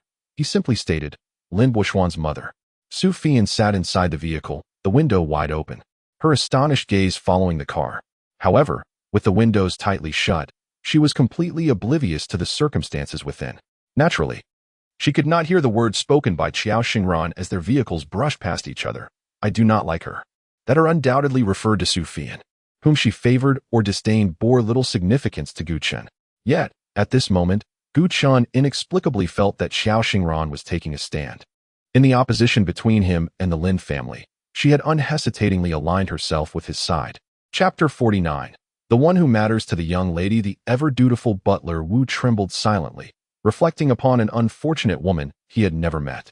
In the realm of the young lady, individuals were categorized into three distinct groups: those she cared for, those she deemed indifferent, and those she loathed. Clearly, Gu Chen belonged to the former category, while he found himself in the latter. Such a stark contrast did not distress Butler Wu, who had served the Qiao family longer than the young lady had been alive. He understood well that in this world, few could capture the young lady's attention, with most others, including her own father, residing in her indifferent sphere. The great patriarch, despite his earnest endeavors to garner his daughter's affection, could not achieve it, let alone mere commoners like him. There were not many who elicited her disdain. She adhered to a principle of avoiding lengthy discussions with the foolish, rarely allowing anyone to occupy her thoughts. Those who truly fell into her disfavor, well, they would soon find themselves in dire straits. Unaware of the impending danger, Su Fian stared at the Bentley that had just sped away, lost in thought for a considerable time, before suddenly recalling her son's previous mention of seeing Gu Chen in a Bentley, which she now surmised was this very vehicle. Who could it be? Initially, she considered the Zhou family, as their daughter seemed particularly attentive to Gu Chen. Yet, upon further reflection, she dismissed that notion. She knew the Zhou family well enough to recognize they did not own a Bentley, although it could have been a recent purchase. With this thought in mind, Su Fian promptly contacted Zhou Yueming for confirmation. While Zhou Yueming had shown little interest in her son, she still maintained a semblance of politeness towards her elder, though the warmth in her voice had noticeably faded, rendering it rather distant. It was not Zhou Yueming. Su Fian suddenly slapped her thigh, startling the driver. She realized the truth. Her son had not wronged Gu Chen. He had merely misidentified the benefactor. "Quickly, follow that Bentley," Su Fian urged the driver, her voice trembling with excitement at the prospect of vindicating her son. However, what seemed straightforward was far from it. The Bentley had vanished from sight. Although she was aware of its direction of departure, the city's labyrinthine roads made it impossible to predict where it might turn next. After navigating through bustling streets for some time, the elusive Bentley remained out of view. Su Fian seethed with frustration, contemplating hiring a private investigator, convinced that she could not allow her son to suffer any injustice. Just then, a familiar vehicle suddenly appeared ahead. It was the missing Bentley. Meanwhile, inside a nearby clothing store, Gu Chen watched as the recognizable car sped past, his heart a tumult of emotions. Xiao Xingran withdrew her gaze from Gu Chen and turned to him. Her previously icy demeanor now seemingly thawed. Feigning nonchalance, she inquired, "What has captivated your attention so deeply?" Gu Chen candidly replied, "The car that just passed by belonged to Su Fian." "Who is Su Fian?" she asked. "Lin Buishuan's mother." Xiao Xingran's eyes flickered slightly. "It's quite normal to encounter someone in a city as small as C." Gu Chen scrutinized her. "Do you genuinely believe that?" The two individuals exchanged silent glances for an extended period, and then Xiao Xingran lamented, "How is it that nothing escapes your notice?" "Gu Chen, I harbor a disdain for her and intend to teach her a lesson. Do you have any objections?" Gu Chen retorted, "What objections could I possibly have? She is who she is, and I am who I am. We are no longer entangled." Xiao Xingran nodded in acknowledgement. "I fear you may still harbor some compassion for them. If that is the case, I can rest easy. As Gu Chen stepped beyond the threshold of the boutique, he noted that the car had long since vanished from sight. He understood well that Xiao Xingran was not one to merely speak idly. Su Fian, who had pursued the very Bentley they had just vacated, was destined for misfortune, though the specifics of that misfortune eluded him. He hesitated and asked Xiao Xingran, "Do you have a past with Su Fian?" Then a realization struck him. Prior to this moment, she had no acquaintance with Su Fian, rendering the notion of a grudge rather far-fetched. Xiao Xingran turned to peruse the garments on the rack, candidly responding, "None." Within Gu Chen's heart, an answer bubbled to the surface. Xiao Xingran intended to avenge him. He lingered at the threshold, caught in indecision. Throughout his life, he had been more obedient and sensible than the average child, not because he was inherently less troublesome than others, but rather because he had always been acutely aware of his own position. He understood that he had no right to be capricious, nor the privilege to demand anything from anyone. He had to demonstrate his worth to ensure he was not looked down upon. Yet even now, he remained oblivious to what value he held in Xiao Xingran's eyes. It seemed he needed to do nothing to earn her favor. Perhaps her act of avenging him was merely a whimsical gesture for the influential and affluent Miss Qiao, as effortless as plucking a leaf from the roadside. Something she would not take to heart. Yet her unintentional protectiveness towards him was like a timely rain, nourishing his parched spirit and stirring his heart's longing. A sweetness he savored deeply. Gazing at the bustling street, Gu Chun was suddenly enveloped by an indescribable melancholy. He was not greedy. He simply yearned for a modicum of love.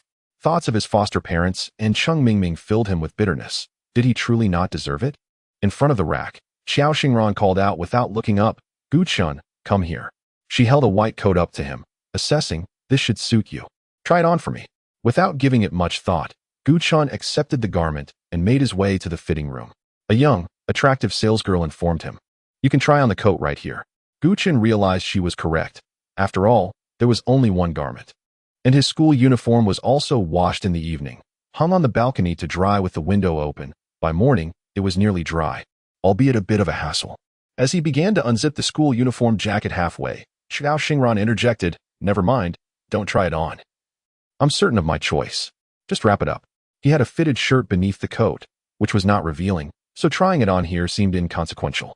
However, inexplicably, upon seeing the sweet smile of the salesgirl directed at Gu Chun, Xiao Xingran felt a surge of displeasure. Gu Chun, utterly perplexed, had no inkling as to why Xiao Xingran's demeanor had darkened, leaving the salesgirl trembling, afraid to breathe. An hour later, Gu Chun silently observed Butler Wu standing before the door of his rented apartment, laden with numerous bags. In that moment, he truly felt a semblance of being pampered. While others might compare prices and engage in fervent negotiations before making purchases, Xiao Xingran was entirely different. Upon entering the store, she merely surveyed her surroundings. Her index finger gesturing in the air, this one, that one, these shoes, those pairs, all wrapped up. Initially, Gu Chun presumed that Xiao Xingran was selecting clothing and footwear for someone of similar height and build to himself, giving it little thought. However, when Butler Wu, accompanied by 2 assistants, presented the fruits of Xiao Xingran's shopping spree with a smile, declaring them all to be his, he was taken aback. Chapter 50. Do not anger the young lady. After indulging in a shopping spree, Gu Chun and Xiao Xingran parted ways. As he passed by the supermarket outside the community, he remembered to buy a pair of small brown bear slippers for Xiao Xingran. However, it seemed unlikely that she would return today. Yet, Butler Wu arrived, bearing an extravagant gift. At that moment, Gu Chun felt a mix of amusement and bewilderment at finally experiencing the sensation of being pampered by someone. He stared incredulously at his wardrobe, overflowing with the latest seasonal attire. It was simply too much, and he could have purchased these items himself. Butler Wu kindly reminded him, "Student Gu, it would be wise not to voice such sentiments in front of the young lady. She is in a good mood today." Gu Chun pondered, could it be that Xiao Xingran was truly a reincarnation of a generous benefactor? She frequently bestowed gifts upon him, and he could not refuse them, as that would surely displease her. Butler Wu, with a knowing smile, added, "Do not fret, Student Gu. All of this is willingly given by the young lady and does not require repayment." With a sigh of resignation, Gu Chun replied, "Then please convey my gratitude to your young lady." Butler Wu responded, "It would be best for you to express your thanks directly to her. However, I believe you should refrain from being overly formal." Gu Chun understood that no matter what Xiao Xingran offered him, he was expected to graciously accept it. Any hesitation would only result in her displeasure. He wondered, was it typical for the wealthy to be so whimsically extravagant?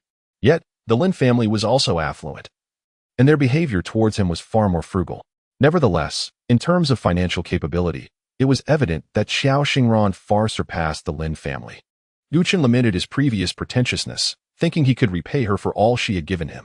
However, given the current circumstances, it appeared he could never repay her.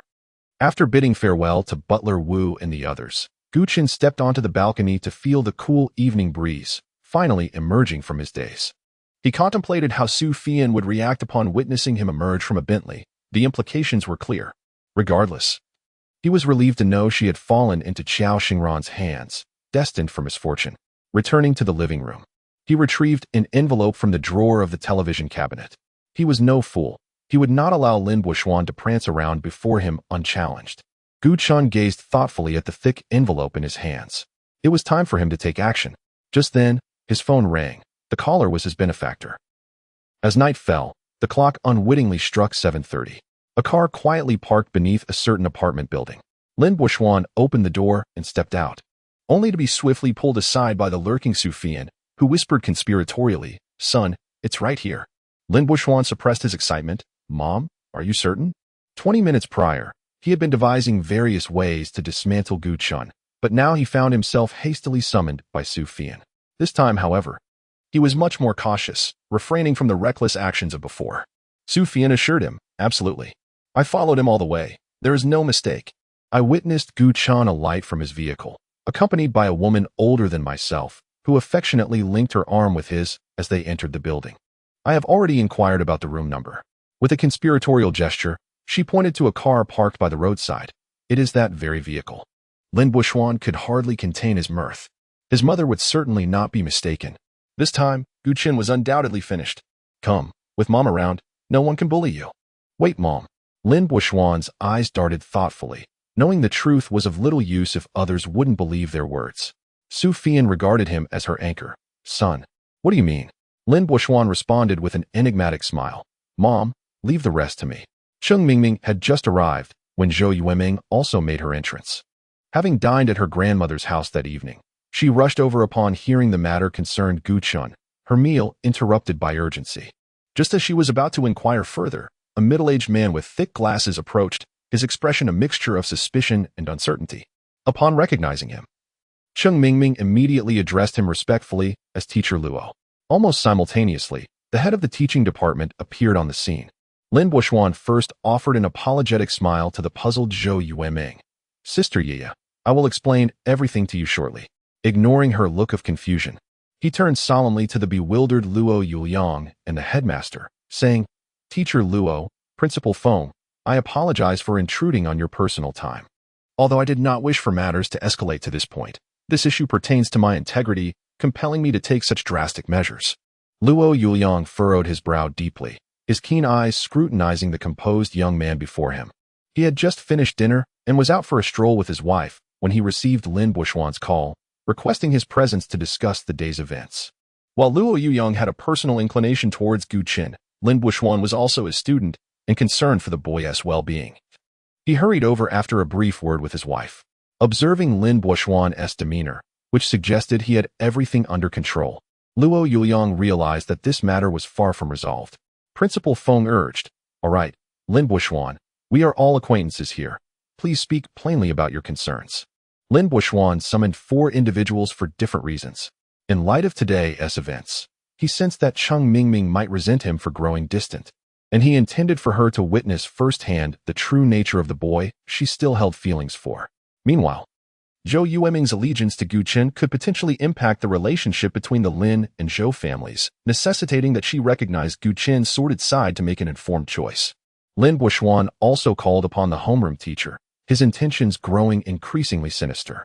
Imagine the disappointment of Luo Yuliang, a man of integrity, upon discovering that the student he favored and held high hopes for was not as he seemed. Would he still extend the same care towards Gu Chen after such disillusionment? If expelling him from his home could not ruin Gu Chen, could a tarnished reputation achieve that? Lin Buxuan awaited the unfolding of events with keen anticipation. Such a splendid moment surely required witnesses. Director Feng is the witness and the one who ultimately dealt with Gu Chen with unwavering integrity. The 4 individuals present are all carefully selected by Lin Buishuan. Lin Buishuan raised his head and pointed towards a bright window, saying, "Guqian is right up there." Everyone turned their gaze upward.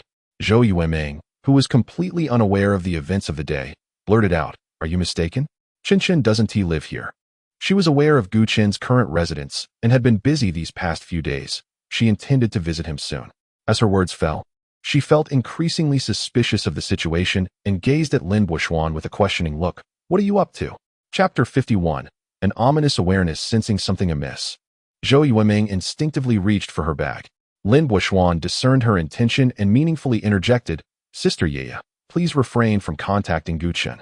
You believe you are aiding him, but in reality, you are causing him harm." Zhou Yueming turned to the silent Cheng Mingming standing beside her. "Mingming, what exactly is happening? You know, don't you?" Cheng Mingming cast a fleeting glance at Lin Buishuan and shook her head, unwilling to divulge anything. Zhou Yueming then looked at Luo Yuliang. He reassured her, "There's nothing to worry about. There must be a misunderstanding." From her position as an onlooker, Su Fian rolled her eyes at the mention of a misunderstanding. "Just wait until we catch you in the act of being the exemplary student. Let us see how you can maintain your composure." The Dean of Discipline stepped into the corridor first, stating, "If it's a misunderstanding, shouldn't we just verify it?" Luo Yuliang hesitated. "Isn't that a bit inappropriate?" The Dean replied with a half-smile. "Teacher Luo, I understand your concerns, but you cannot let one student bear the unjust burdens for another. They are all your students. You must treat them fairly." Luo Yuliang recognized the underlying implications in his words and frowned deeply. "Director Feng, are you perhaps overthinking? I merely believe it unwise to rush in. What if the situation isn't as we perceive?" Director Feng responded, "You're right, Teacher Luo. But special circumstances call for special measures. Sometimes, we have no other choice." Zhou Yueming, feeling bewildered, snapped impatiently, "What on earth is happening? Guqian, at such a young age, has become reckless and misguided." Director Feng sighed dramatically, perhaps realizing that mentioning the term patronage would tarnish his scholarly image. He tactfully stated, "He has unclear associations with certain individuals." Zhou Yueming was taken aback, her anger flaring as she exclaimed, "You're talking nonsense. That's impossible." Luo Yuliang also expressed his dissatisfaction. "Director Feng, this matter requires further investigation. Your assertions are premature. I believe Guqian is not that kind of child. I am certain he is innocent, and there must be some misunderstanding." With a darkened expression, Director Feng sneered, "So, Teacher Luo, are you implying that Lin Buishuan is fabricating stories? Very well, let us proceed to verify the truth of the matter." In a parked car nearby, a young woman propped her chin on her hand, observing the ongoing dispute outside with a sense of ennui. She let out a large yawn, tears of fatigue welling up, enhancing the brightness of her eyes. Turning to the person beside her, she remarked, "Your homeroom teacher is quite admirable." Indeed, not only was the homeroom teacher commendable, but the girl who boldly rebuked Director Feng without regard for her ladylike demeanor was equally impressive. It was Guqian, seated in the cramped confines of the car with Qiao Xingran, taking in the reactions of Lin Buishuan and the others. Lin Buishuan had painstakingly orchestrated this dramatic scene, and as the central figure of the event, it would be quite unreasonable for him not to grace them with his presence. However, upon reflection, perhaps that sentiment was misguided. In truth, it is Qiao Xingran who serves as the director of this play, while Lin Buishuan's self-importance merely adds embellishment to the narrative without affecting the overarching plot.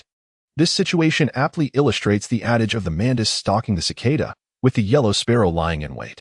Lin Buishuan believes himself to be the cicada, however, in reality, there exists no cicada at all. Thanks to Qiao Xingran, Guqian now occupies a dual role as both an audience member in the stands and the mythical yellow sparrow. Director Qiao Xingran, dissatisfied with the sluggish progression of the current storyline, grumbled, "Why is this dragging on so?" She decided to lend a hand, dialing a phone number. Upon concluding the call, she flashed a mischievous smile at Guqian, proclaiming, "A splendid show is about to unfold. Be sure to keep your eyes wide open and don't blink, or you might miss it." Her eagerness was both playful and reminiscent of a neighborly charm. Director Feng, firmly aligned with Lin Buishuan and advocating for an exploration upstairs, inadvertently cast a glance that shifted his expression, prompting him to place a finger to his lips in a shushing gesture, signaling for silence.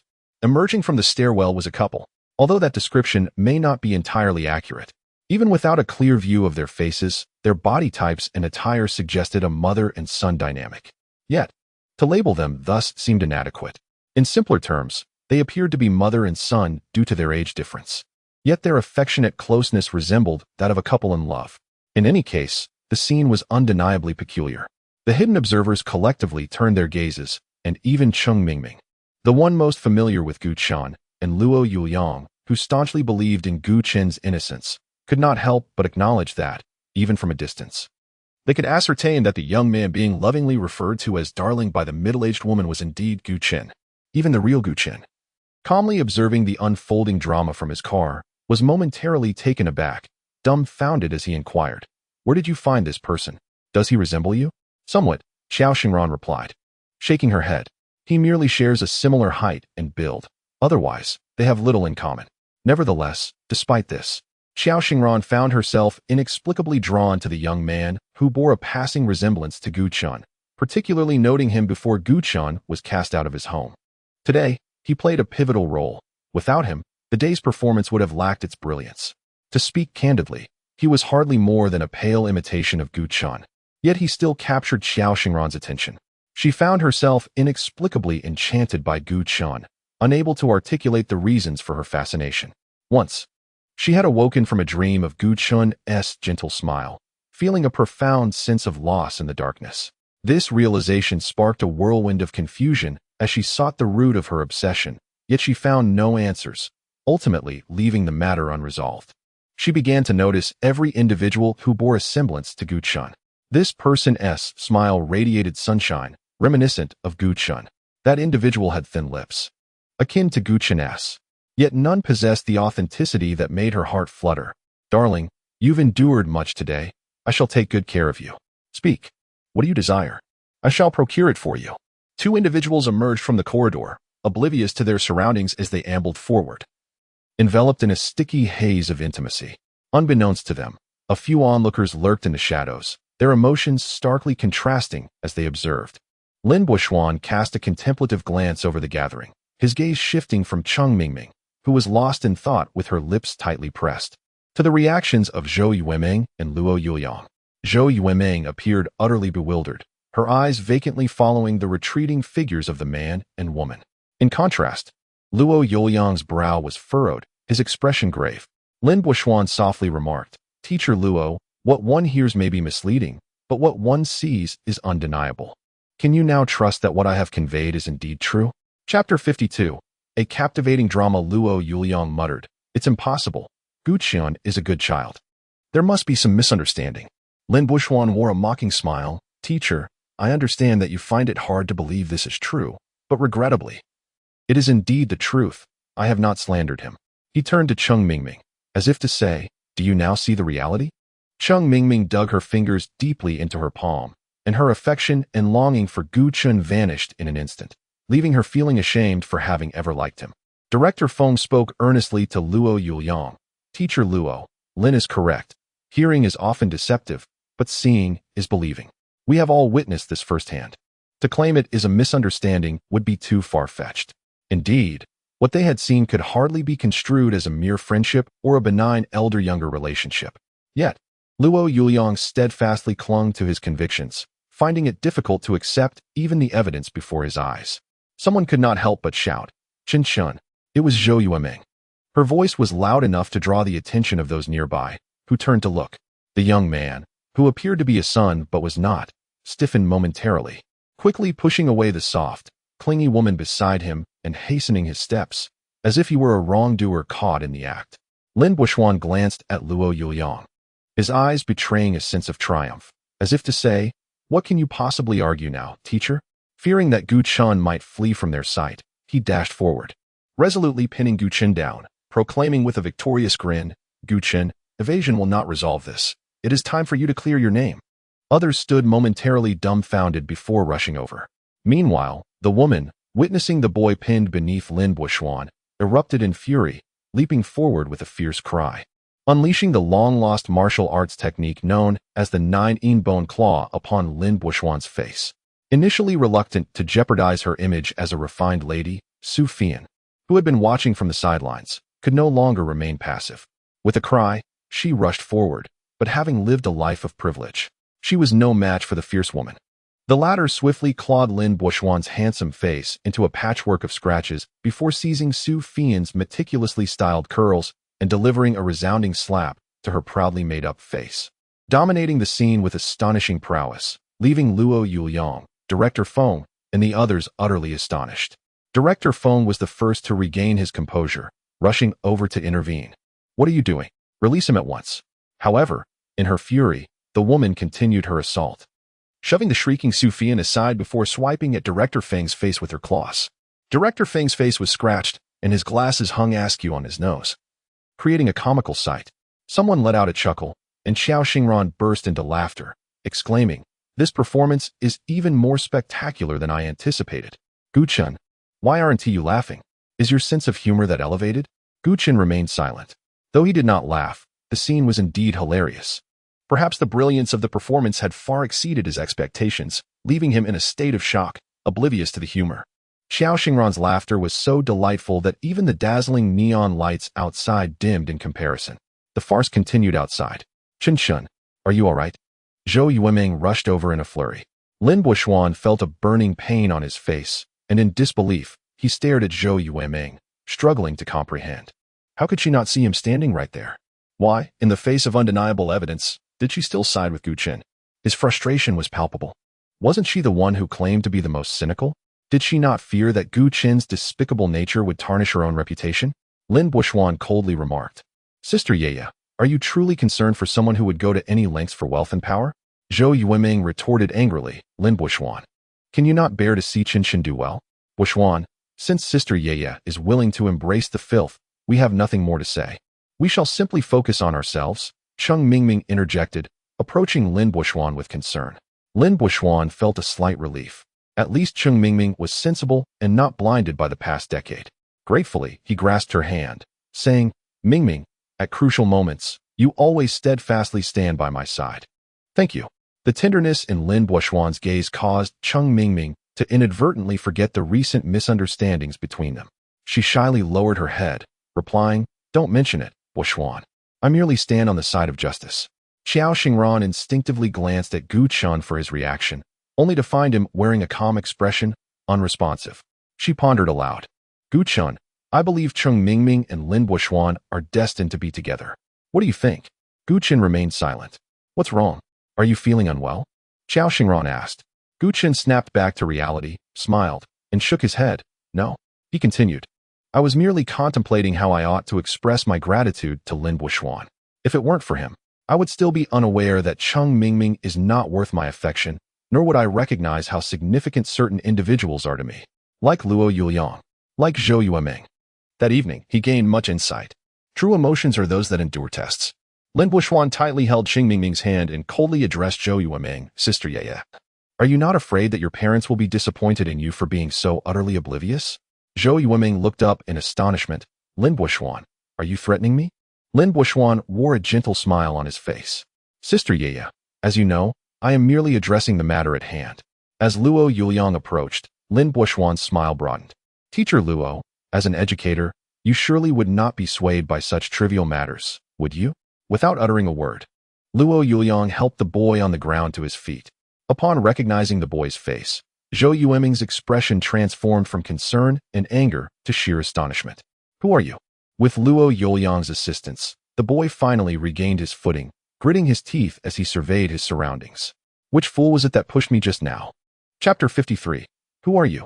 Zhou Yueming stared intently at the boy's clenched face for several seconds, stunned, before bursting into laughter. "Lin Buoxuan, open your eyes and take a good look. Who is he?" Lin Buoxuan, not blind, was struck with shock at Zhou Yueming's words, realizing that the boy bore a completely unfamiliar visage. He was not Gu Chen. Having positioned himself on a moral high ground to criticize Zhou Yueming and Luo Yuliang, he suddenly found himself frozen in place, echoing Zhou Yueming's earlier inquiry. "Who are you?" This question inadvertently revealed his own ignorance. "Damn it, how dare you hit me?" He lunged at Lin Buoxuan, flipping him over and straddling him, raising his fist to bring down upon Lin Buoxuan's face. "Ah!" Cheng Mingming was rendered speechless by the sudden chaos, merely able to scream. Director Feng, just having escaped from a confrontation with a lady, rushed over, paying no heed to the helplessly battered Mrs. Lin, and shouted angrily, "Gu Chun, stop this at once. Do you believe I will have you expelled from school?" His understanding of the situation was evidently delayed. Zhou Yueming retorted angrily, "What Gu Chun? Where do you see him as Gu Chun?"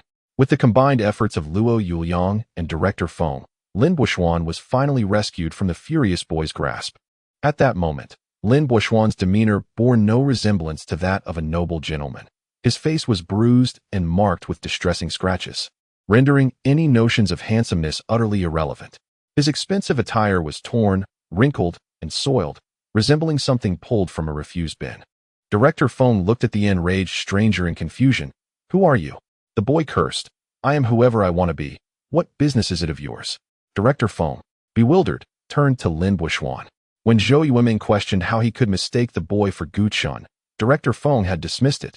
But now the gravity of the situation dawned upon him.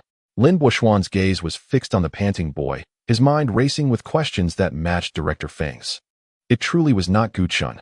Where had Gu Chun gone? His mother had followed the trail here without error. His face reddened with frustration as he demanded, "Where is Gu Chun? What scheme are you all playing at? Bring Gu Chun out now." Enough. Luo Yuyang could no longer contain himself. His authoritative gaze fixed on Lin Buoxuan.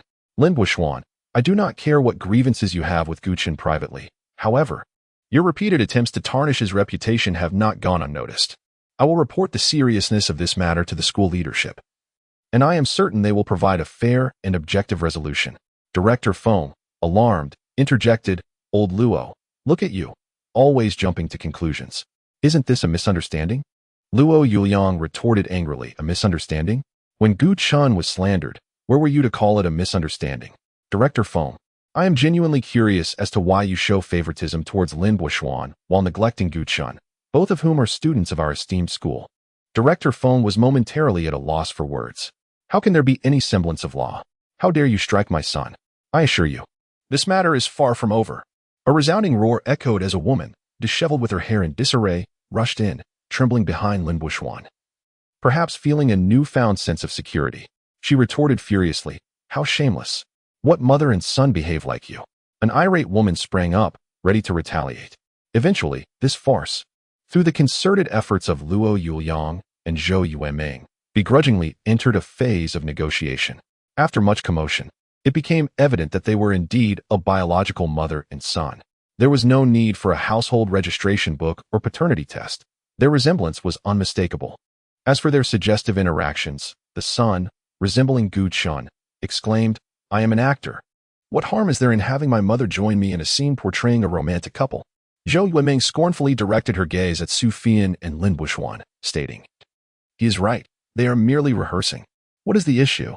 Su Fian, flustered, tugged at Lin Buoxuan's sleeve and managed a forced chuckle. "I apologize. It was a misunderstanding." With that, she attempted to make a hasty exit. However, the mother and son were unwilling to let her go without compensation. Su Fian, livid, retorted, "How dare you ask us for compensation? Look at what you've done to my son and me. It would be generous of me not to demand reparations." As the confrontation escalated, Su Fian gradually regained her affluent demeanor, scrutinizing the ordinary attire of the irate woman with disdain. "You have torn our clothes. Do you have any idea how much they are worth?" She was acutely aware of that Bentley, having witnessed Gu Chun enter it, and was certain he was within the building, while they had mistakenly confronted the wrong individuals, leading to the current predicament.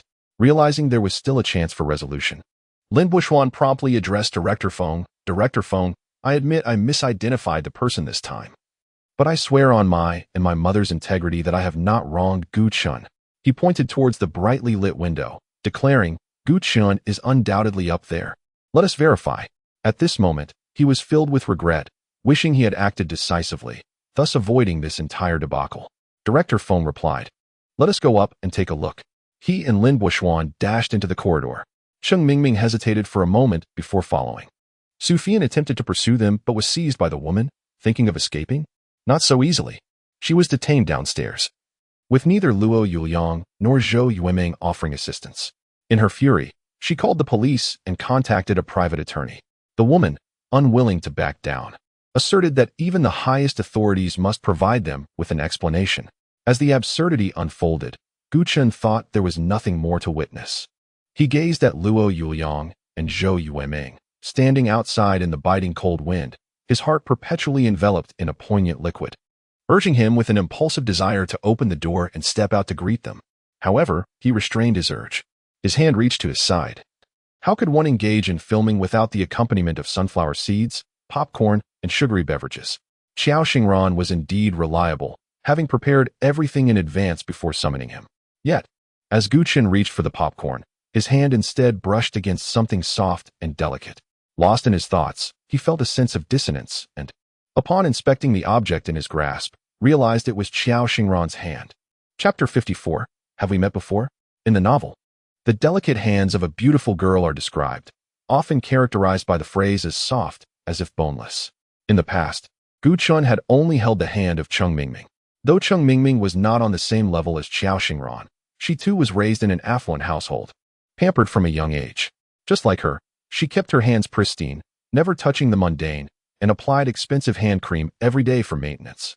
Cheng Mingming's hands were indeed softer than his, yet they could hardly be deemed as soft, as if boneless. Gu Chun had held hands with Xiao Xingran as well, though technically it was she who grasped his. At that moment, however, he was under the scrutiny of many gazes, entirely too preoccupied to appreciate the sensation of her touch. Now, as he held Xiao Xingran's hand, it was not quite as soft as if boneless, yet it was pleasantly soft, with a remarkably delicate texture that made it comfortable to hold without inducing any sense of annoyance. Xiao Xingran looked up at him, surprised. Between her thumb and index finger, she held a piece of popcorn, her well-groomed nails glistening with a healthy sheen. Awakened from his reverie, Gu Chun hastily released her hand. His apology, unspoken as a piece of popcorn, fell beneath his eyelids, precisely the one Xiao Xingran had been holding. In a moment of impulsiveness, he opened his mouth. Besides the popcorn, Xiao Xingran inadvertently let her hand slip into his mouth slightly. As her finger withdrew, her index finger brushed lightly against his lips, the fleeting warmth and softness vanishing almost instantly. Gu Chen's attention was suddenly drawn to the commotion outside, oblivious to the unexpectedly intimate atmosphere.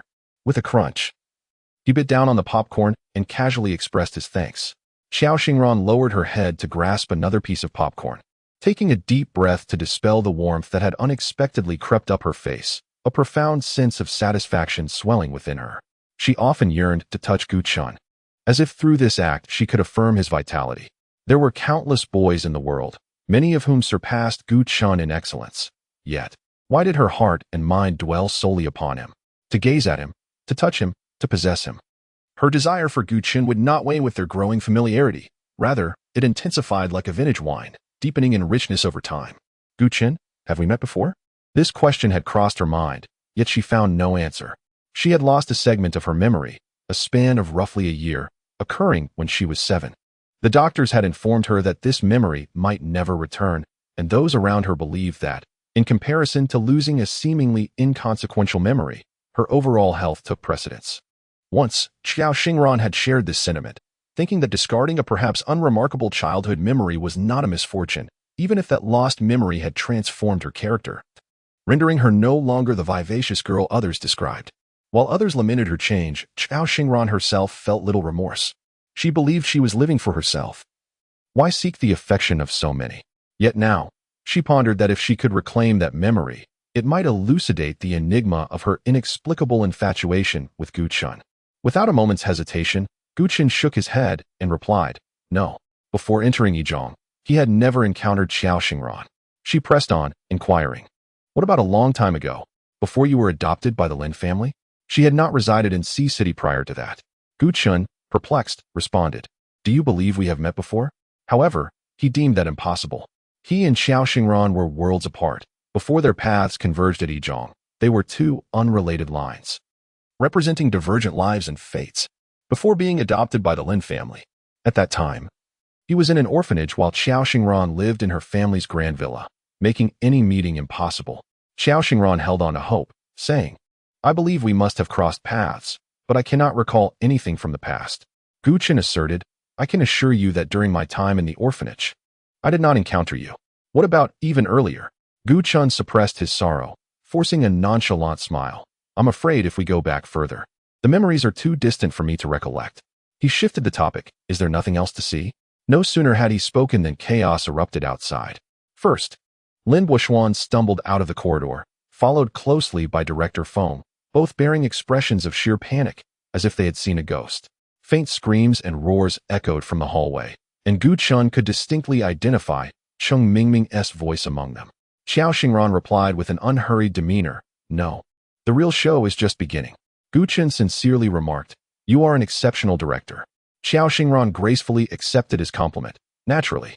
Thank you for allowing me to witness such a splendid performance tonight. Is it wrong for me to wish to see this myself?" Xiao Xingran's expression shifted instantaneously. She scoffed, "Gu Chun, please do not be so self-important, all right?" She detested his overpoliteness towards her. When would he be able to enjoy everything she offered him with unabashed confidence? Everything she did for him was out of her own volition. What was happening? Su Fian, sensing something amiss, wore a worried expression. Lin Buishuan's face was exceptionally grim, his lips pressed tightly together, silent. Director Feng had rushed out in haste and stumbled, sustaining several visible wounds on his face that looked particularly gruesome. "Director Feng, may I ask what exactly happened?" Su Fian, not receiving answers from Lin Buishuan, turned to Director Feng. His face ashen, Director Feng retorted harshly, "You might as well ask your good son." Clearly shaken, he seemed to harbor a wealth of pent-up anger. "I must be out of my mind to wade into this mess today. From now on, should anything arise with your Lin family, handle it yourselves. Do not come seeking my assistance again." With that, Director Feng stormed off in a fit of rage. Zhou Yueming and Luo Yuliang exchanged bewildered glances. The screams erupted once more in the corridor, sending chills down one's spine. Luo Yuliang, a responsible teacher, could not ignore the fact that it was his student, Cheng Mingming, who was screaming, even though it was after hours. He felt compelled to investigate, but was promptly restrained by the comparatively composed Zhou Yueming. However, despite Zhou Yueming's criticism of Cheng Mingming's callousness and her subsequent coldness and estrangement, she could not bring herself to abandon her in her time of need. "I will go with you." At that moment, a police car approached.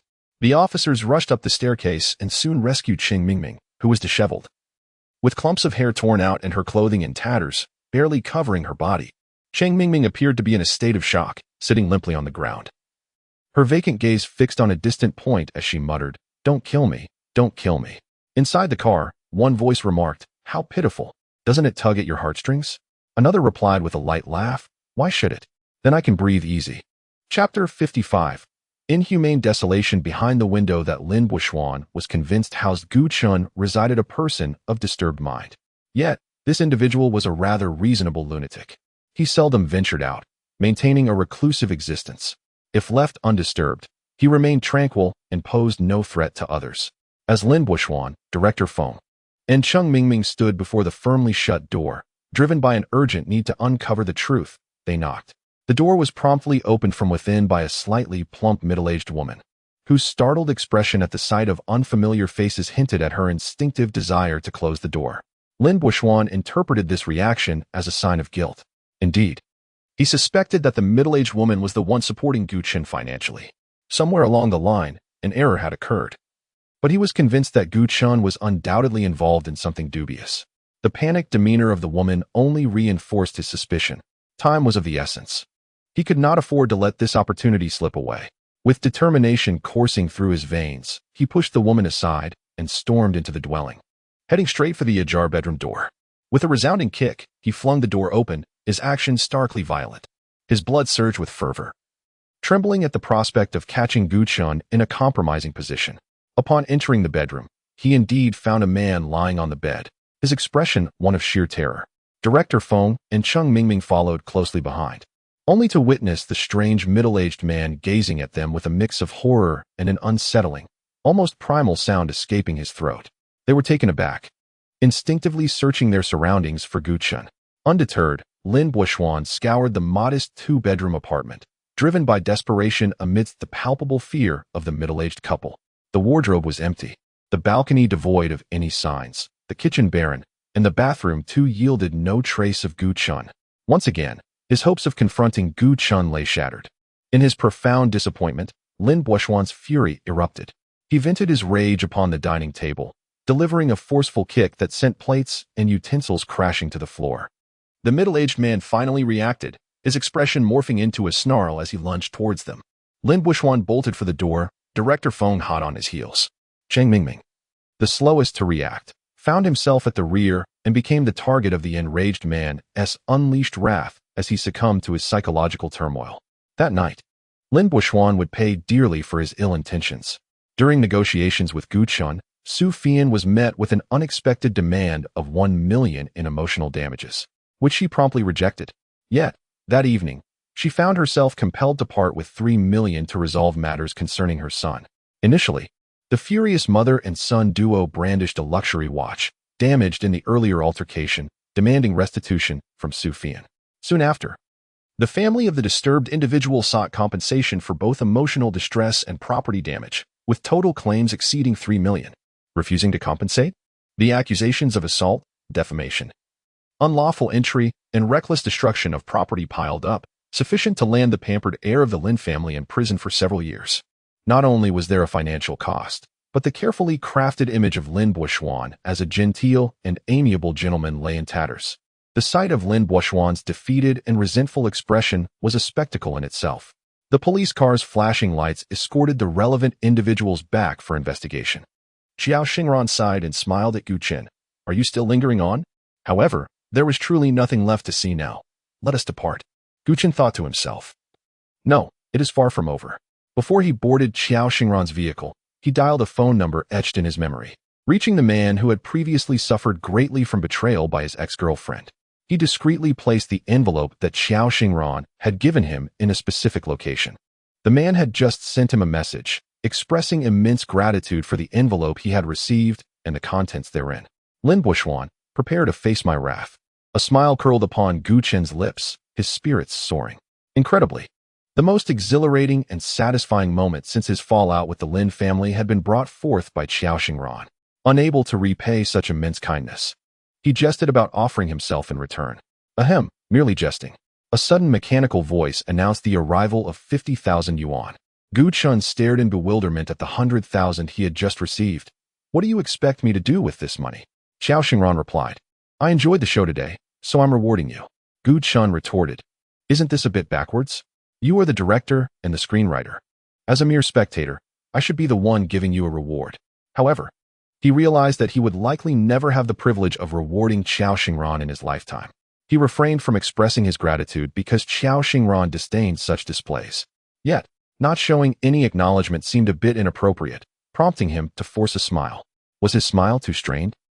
No. The WeChat notification confirmed the arrival of 100,000 yuan. All right, it was now evident. He was certain he would never have the opportunity to reward Xiao Xingran, an awakening of painful clarity. Gu Chen timidly ventured, Xiao Xingran. Is it still not enough? Xiao Xingran continued typing the numbers. No. You are giving far too much. Gu Chen raised his hands in surrender. If others discovered that the aloof Xiao Xingran had a habit of bestowing rewards at the slightest disagreement, they would surely be astonished. Moreover, the amount of the rewards seemed to escalate, leading Gu Chen to believe that if this trend continued, an annual income exceeding 1 million was not merely a dream.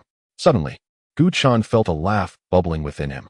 He estimated he might become the first person in history to earn over 1 million solely through rewards. How amusing. Xiao Xingran remarked, is this small sum truly considered excessive? Gu Chen could no longer muster a smile.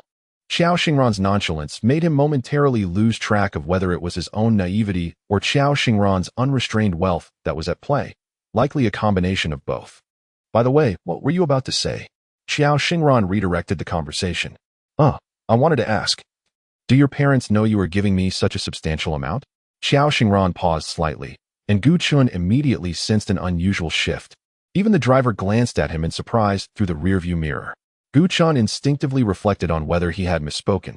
In an instant, Xiao Xingran returned to her usual demeanor. What opinions could they possibly have? Money earned is meant to be spent, is it not? They ought to express gratitude for my expenditure on their behalf. Otherwise, merely earning without spending would render one a miser, wouldn't it? Gu Chun realized that he was unnecessarily fretting. Why should he concern himself with the thoughts of the affluent? It seemed rather frivolous. He deftly shifted the conversation. What makes you believe we have met before? Xiao Xingran appeared genuinely intrigued by this topic. It is an instinct. The moment I laid eyes on you, I felt an inexplicable sense of familiarity. Under the influence of this elusive familiarity, my interest in Gu Chen deepened, ultimately evolving into an irretrievable infatuation. Chapter 56. A sense of crisis. Gu Chun, look at me. He complied with her request. Their gazes locked. 1 second, 2 seconds, 3 seconds. Xiao Xingran silently averted her eyes. Gu Chen's gaze was pure, devoid of any impurities, which left Xiao Xingran feeling inadequate. She feared that if they continued to stare at each other, the warmth gradually rising on her face would betray her innermost desires. Clearing her throat lightly, she asked, "Don't you think I look familiar?" Gu Chen pondered for a moment, then shook his head apologetically. Xiao Xingran puffed out her cheeks in frustration. Gu Chen suggested, "Perhaps you are right, Xiao Xingran. We may have met before, but as you mentioned, it was when we were quite young. They say a girl changes significantly by the age of 18. It is only natural that I wouldn't recognize you now." As he spoke, his phone rang. The caller was Zhou Yuming, which did not surprise Gu Chen. "Answer it," Xiao Xingran urged. "Chen Chen, are you at home?" Gu Chen replied honestly, "No." Zhou Yuming knew his address, and if he told her he was at home, it would be unfortunate if she decided to come looking for him. Moreover, he was not adept at lying. Zhou Yuming complained, "Why are you still out so late? It's unsafe to be alone outside." Gu Chen chuckled. At 18, he felt as if Yuming still treated him like an 8-year-old. "It's fine. I'm with classmates." He sensed that Zhou Yuming had much she wished to express, likely due to the events of the evening, yet it was clear that she did not view him as a suitable confidant. Ultimately, perhaps fearing to burden him, she refrained from sharing and instead inquired about his dinner. It was then that Gu Chen realized he had yet to eat. "How come you haven't had dinner yet? You need to take good care of yourself while living alone." In her anxiety, Zhou Yuming unconsciously assumed a sisterly tone, her voice a mix of anger and urgency. Gu Chen understood her concern and smiled. "I'm not too hungry yet. I'll eat soon." With a sigh, Zhou Yuming continued, "I had planned to take you out for a nice meal today, but my mother sent me to accompany my grandparents. Let us do it tomorrow. I'll pick you up at noon. What would you like to eat?" Gu Chen did not put the call on speaker. The car was cramped.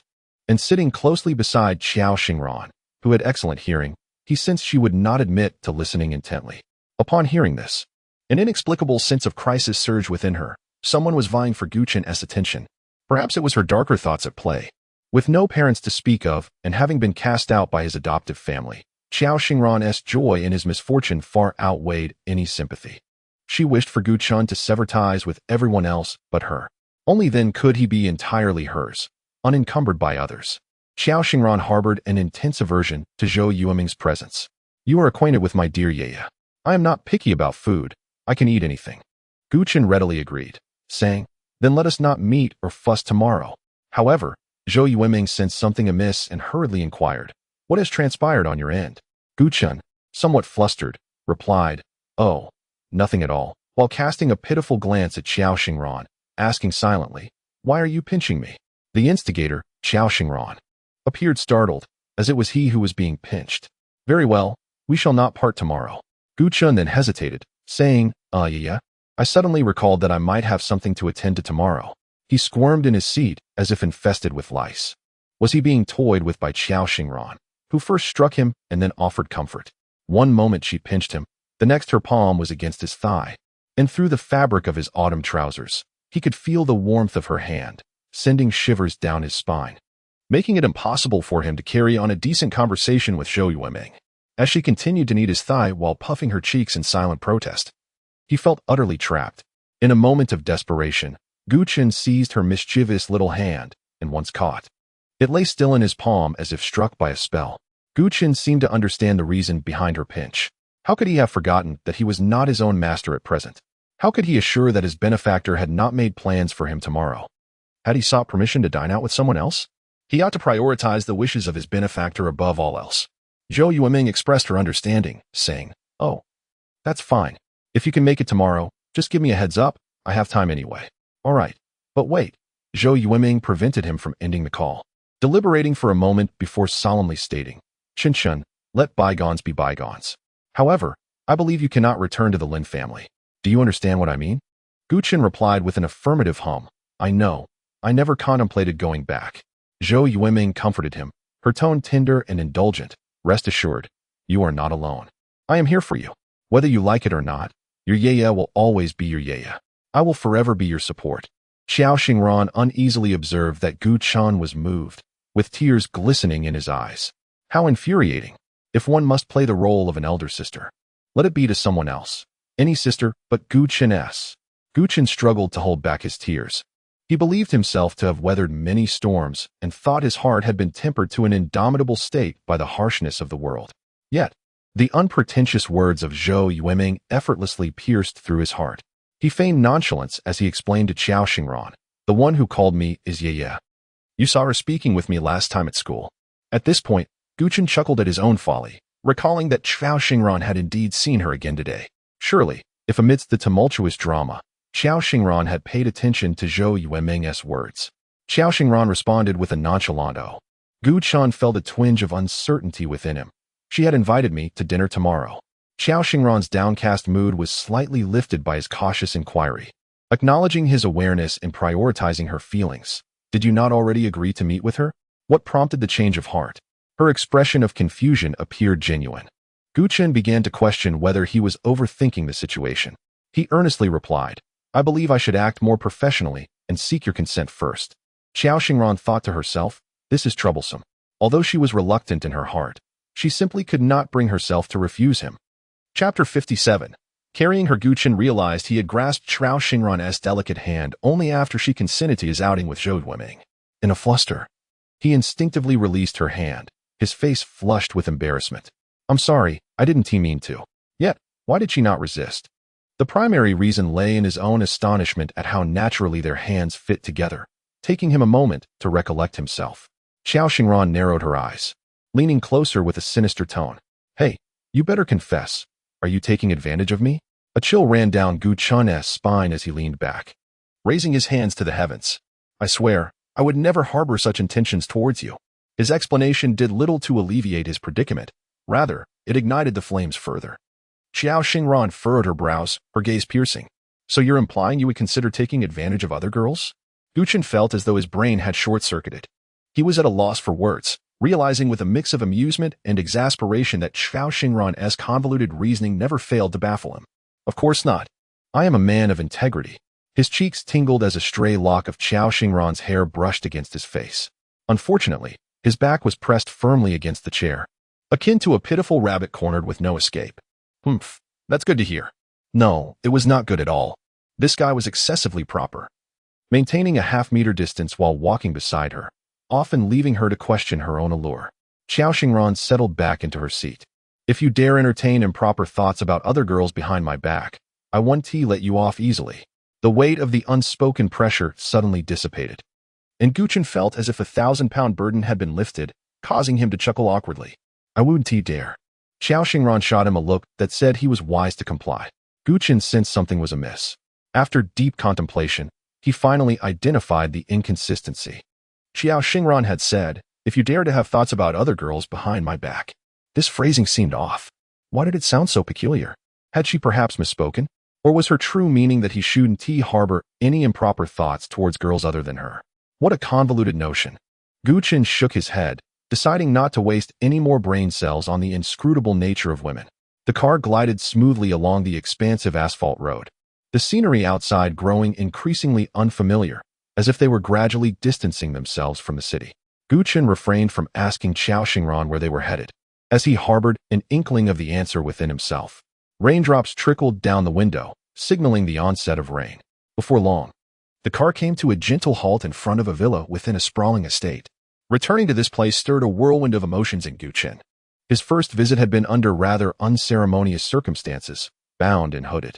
And here he was now, merely a short time later, regarded as an esteemed guest. How dramatically life could unfold.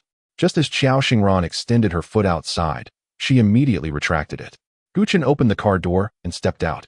The cold, damp wind, laden with rain, swept towards him, causing him to instinctively pull in his neck. He quickened his pace and reached another car door, lowering his gaze to the wet ground. He recalled how Qiao Xingran had pulled her feet back, fearful of dirtying her shoes, and hesitated before suggesting, "Shall I carry you over?" Qiao Xingran's eyes brightened at his timely consideration, her heart swelling with joy. Afraid of revealing her delight, she quickly averted her gaze, pretending to ponder, her heart fluttering like a lively fish. Noticing her silence, Gu Chen suddenly realized his abruptness. After all, propriety dictated a certain distance between the genders. His suggestion might be misconstrued as an attempt to take advantage of her. Yet, with a clear conscience. He was simply concerned about her shoes getting dirty or genuinely wishing to express gratitude for the splendid performance she had arranged that evening. He felt compelled to do something for her within his means. Xiao Xingran was filled with happiness but dared not show it. With a haughty tilt of her chin, she reluctantly acquiesced. Fine. Then, preparing for the possibility of rejection, Gu Chun turned his back and half squatted down. Beneath the streetlight, the gentle autumn rain fell upon his dark hair, making it glisten, as Xiao Xingran observed his slender yet broad shoulders. She couldn't help but think how much more romantic it would have been had he not turned away. This gesture resembled the protagonist's proposal scenes from films. Then she pondered, why must it be a carry? Couldn't it be a hug? Surely, she could cooperate with a princess, carry shaking off the fluttering fantasies that quickened her heartbeat. Xiao Xingran cautiously approached the car door, extending her hand to rest on his shoulder before wrapping her arms around his neck. Closing her eyes and suddenly launching herself onto his back, Gu Chun felt the softness of her body press against him, and an involuntary tension coursed through him, a thin layer of perspiration forming in his palms. He began to regret his suggestion. There were numerous alternatives to alleviate Xiao Xingran's fear of dirtying her shoes. Why had he insisted on this ill-conceived idea? The rain was light, merely dampening the ground without creating puddles. A simple shoe cover would suffice to keep her shoes clean. Though he prided himself on being an honorable gentleman, he could not ignore that he was also a young man in the throes of adolescence. He could assure himself that he would not entertain inappropriate thoughts about Xiao Xingran, yet the moment her soft body pressed closely against him, he found it difficult to suppress the stirrings of primal desire. Taking a deep breath, he inquired, "Are you ready?" With her arms around his neck. Xiao Xingran responded with a soft which sounded endearingly submissive to Gu Qin, reminiscent of a stray cat he had once rescued. Gu Qin then wrapped his arms around her legs and stood up. Xiao Xingran's weight felt as light as that of a cat, as he carried her effortlessly. He felt no strain whatsoever. With her complete trust resting in Gu Qin, Xiao Xingran couldn't help but secretly smile and whispered near his ear, "Am I heavy?" Unintentionally or not, her warm breath brushed against his ear, and just as her words faded, Gu Qin stiffened momentarily before responding in a tone of utmost sincerity, "Not heavy." Xiao Xingran stifled a laugh. It seems that the issue does not lie within her personal charm, but rather with his excessive pretentiousness.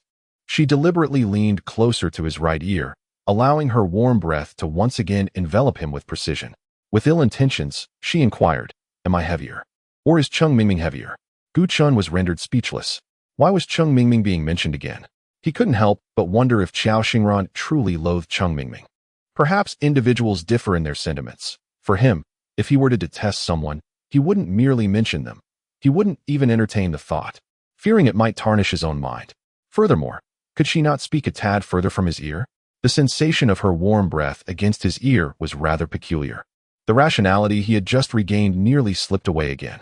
If he were to succumb to his primal instincts, it would yield no advantage for her whatsoever. Chapter 58. An opportunity for intimacy. Confronted with the inquiries of her benefactor, Gu Qin felt compelled to respond, albeit hesitantly, "I do not know." Xiao Xingran persisted. "What do you mean by I do not know? Have you forgotten?" Gu Qin replied candidly, "I have never memorized her."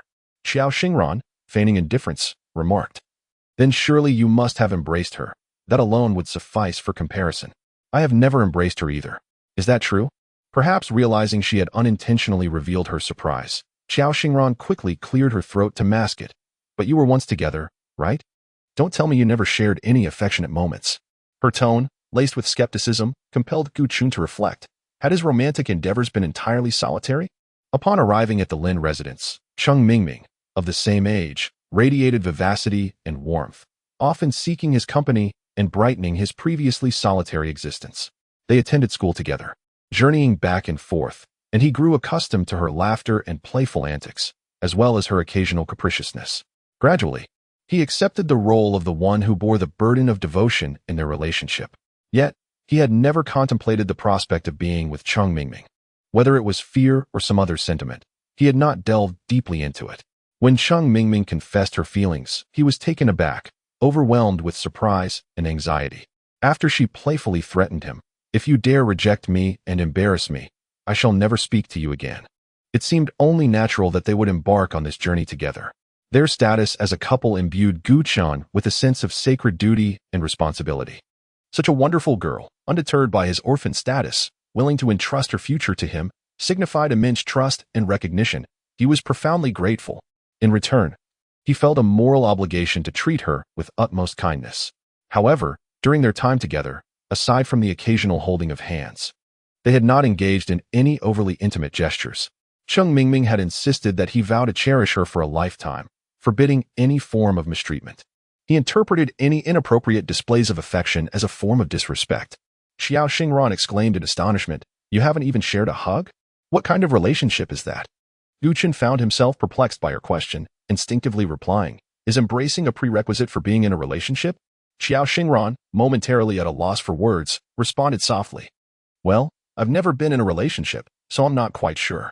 But isn't that how it's portrayed on television?" Inside, she felt a surge of joy. Although Cheng Mingming was Gu Chen's first love, how infuriating. The silver lining was that Cheng Mingming had not encroached upon Gu Chen's affections. Xiao Xingran reveled in her delight. But when she regained her composure, she noticed Gu Chen had remained stationary for quite some time. Confused, she asked, "Why aren't you moving?" Gu Chen mirrored her bewilderment. He had carried Xiao Xingran to the corridor, where the floor was clean and dry, yet she still seemed reluctant to descend. Was she expecting him to carry her further? In truth, he was indifferent to the situation. After all, Xiao Xingran was not heavy. However, the servants who observed their interaction were taken aback, their eyes widening in astonishment before hurriedly diverting their gazes, as though merely gazing upon them could result in dire consequences. The tension was palpable, revealing their desire to observe yet their fear to do so, often accompanied by a hint of ambiguous smiles. Originally, Gu Chen had nothing to be concerned about. Although it was indeed his first intimate encounter with a girl, Xiao Xingran's ease allowed him to relax. Yet, the peculiar reactions of the servants made Gu Chen feel awkward, as their relationship was neither romantic nor familial, making his actions behind Xiao Xingran seem rather inappropriate. He resolved to be more cautious in the future. Xiao Xingran sighed, lamenting how quickly they had arrived. It was truly vexing. Typically, when the weather was unfavorable, the driver would take the car directly to the underground garage, and she would ascend via the elevator. The reason for alighting on the ground today was merely to seek an opportunity for closer contact with Gu Chen. To her delight, Gu Chen was quite agreeable, even offering to carry her. "Come quickly and take a look at this sweater," Cheng Mu exclaimed, presenting a partially knitted garment to Cheng Mingming. Cheng Mingming glanced at it disinterestedly and remarked, "My dad dislikes white. Why are you knitting him a white sweater?" Cheng Mu pouted, "This is not for him. It's for Bo Xian." "Mingming, do you think he would appreciate it?" The mere mention of Lin Bo Xian's name caused Cheng Mingming's expression to shift dramatically. Cheng Mu, keenly perceptive, set down the sweater and pressed on, "Mingming, tell me honestly, are you and Bo Xian at odds again? What is wrong with you?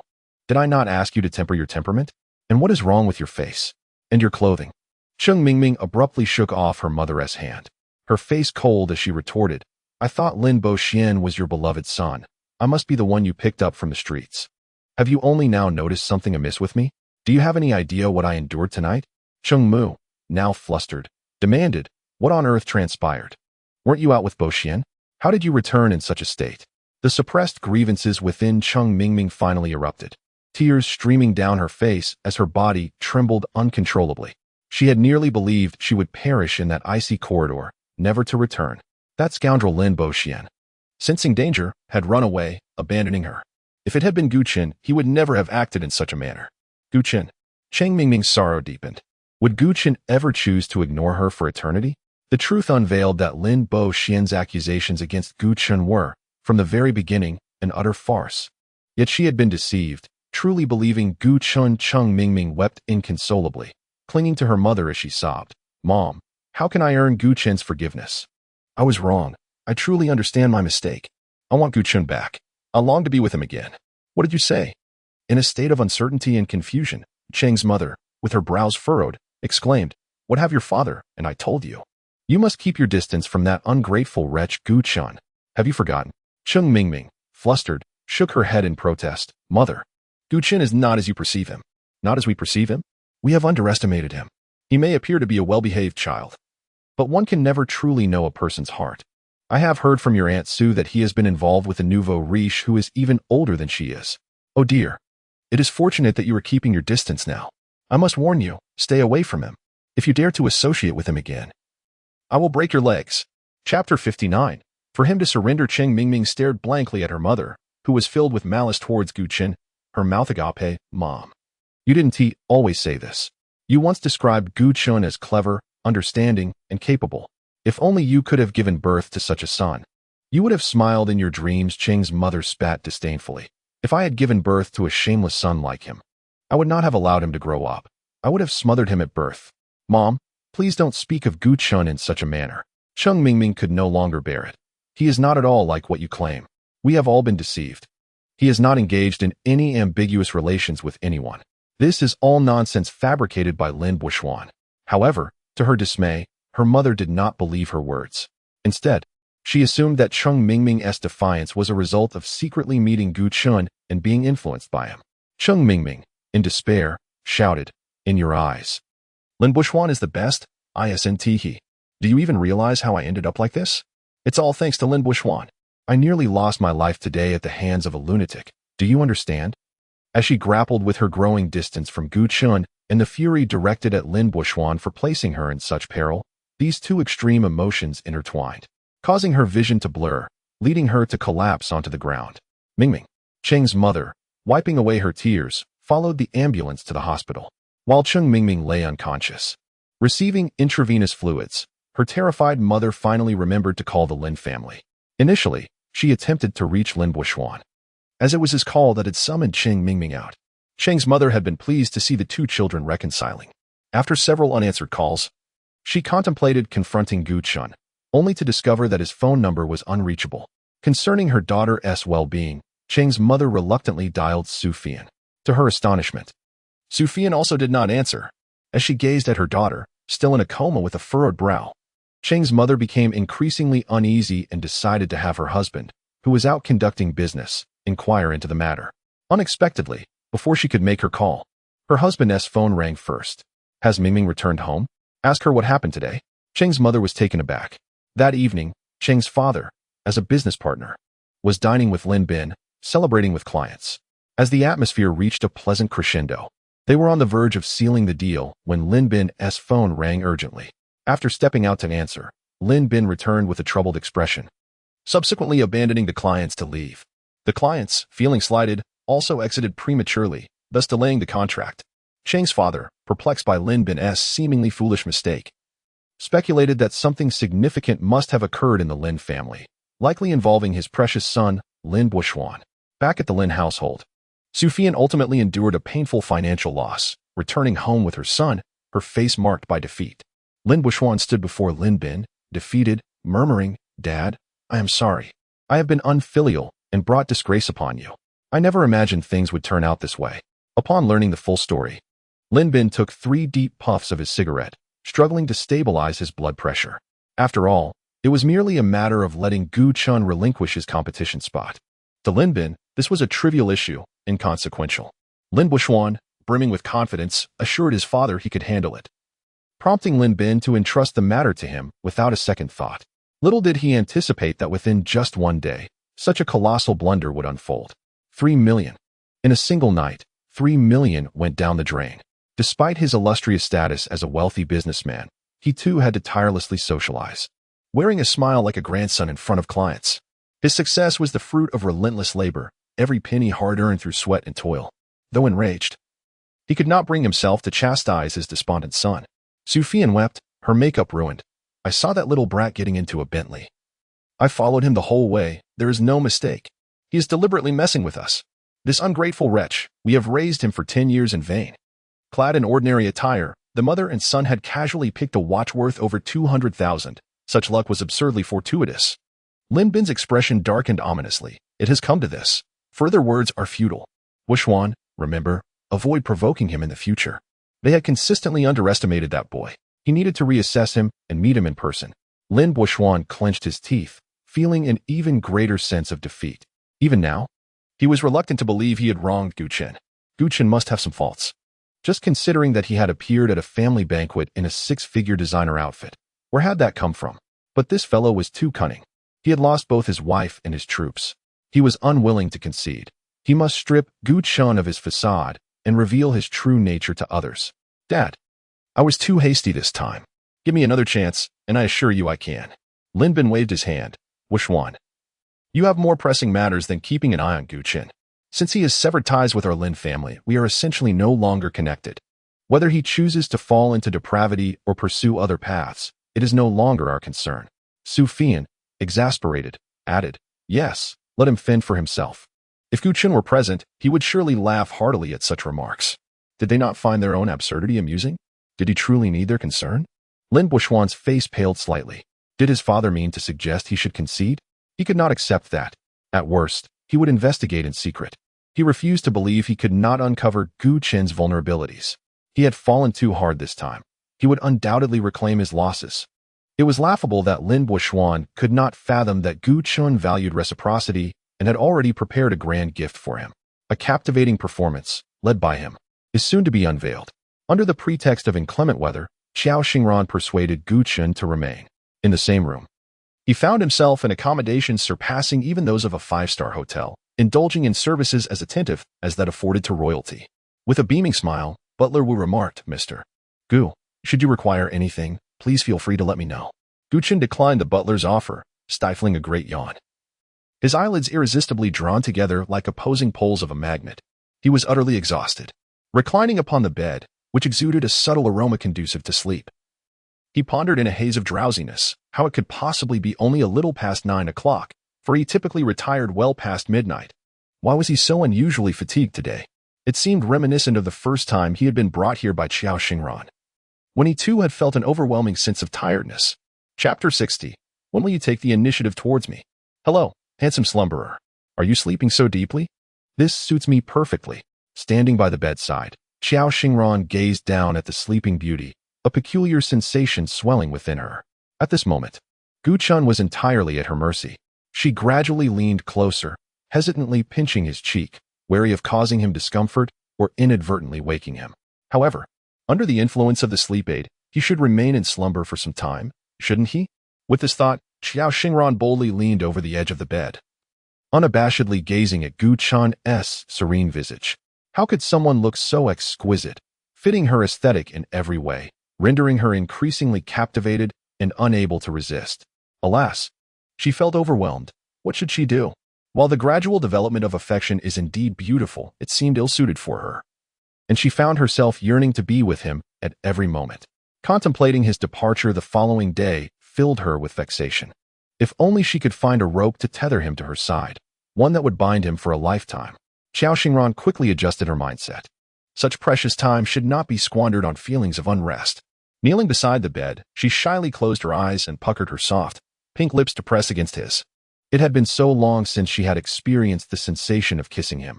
It was imperative to revisit that practice. As their lips met, her heart raced uncontrollably, as if it might leap from her chest at any moment.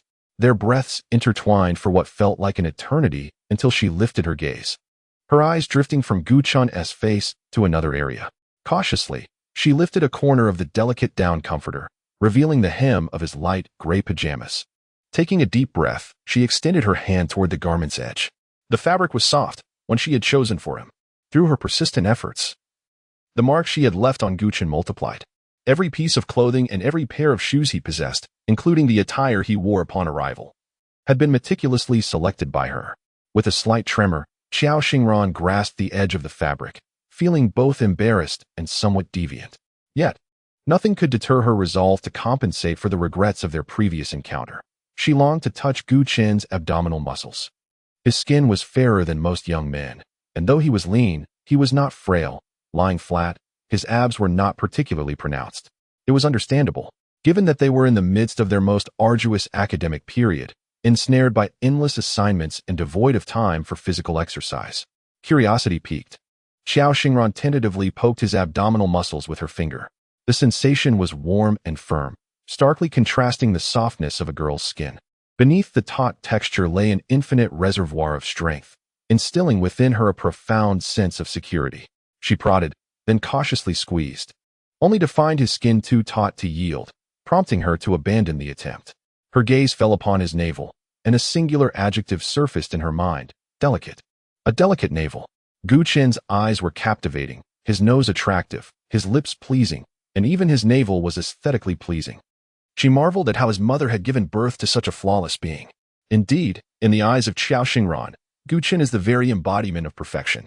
The pale gray pajama pants cling snugly around his navel, veiling the most intimate parts of his body, thereby preventing Qiao Xingran's gaze from wandering indiscriminately further.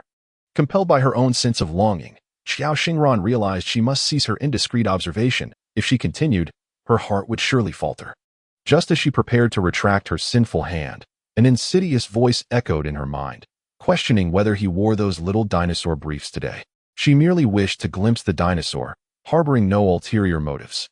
Just a fleeting glance, surely that would suffice? Kneeling on the floor, she shamefully shut her eyes. Her mind caught in a tumultuous tug-of-war. Ultimately, the overwhelming shame nearly rendered her faint, triumphing over her reckless desire. As she released the hem of her nightgown, allowing the soft fabric to gracefully cascade down and cover Guchen's abdomen, she reassured herself. Why the urgency? After all, Guchen is mine. There will be ample opportunities to gaze upon him in the future, so why rush?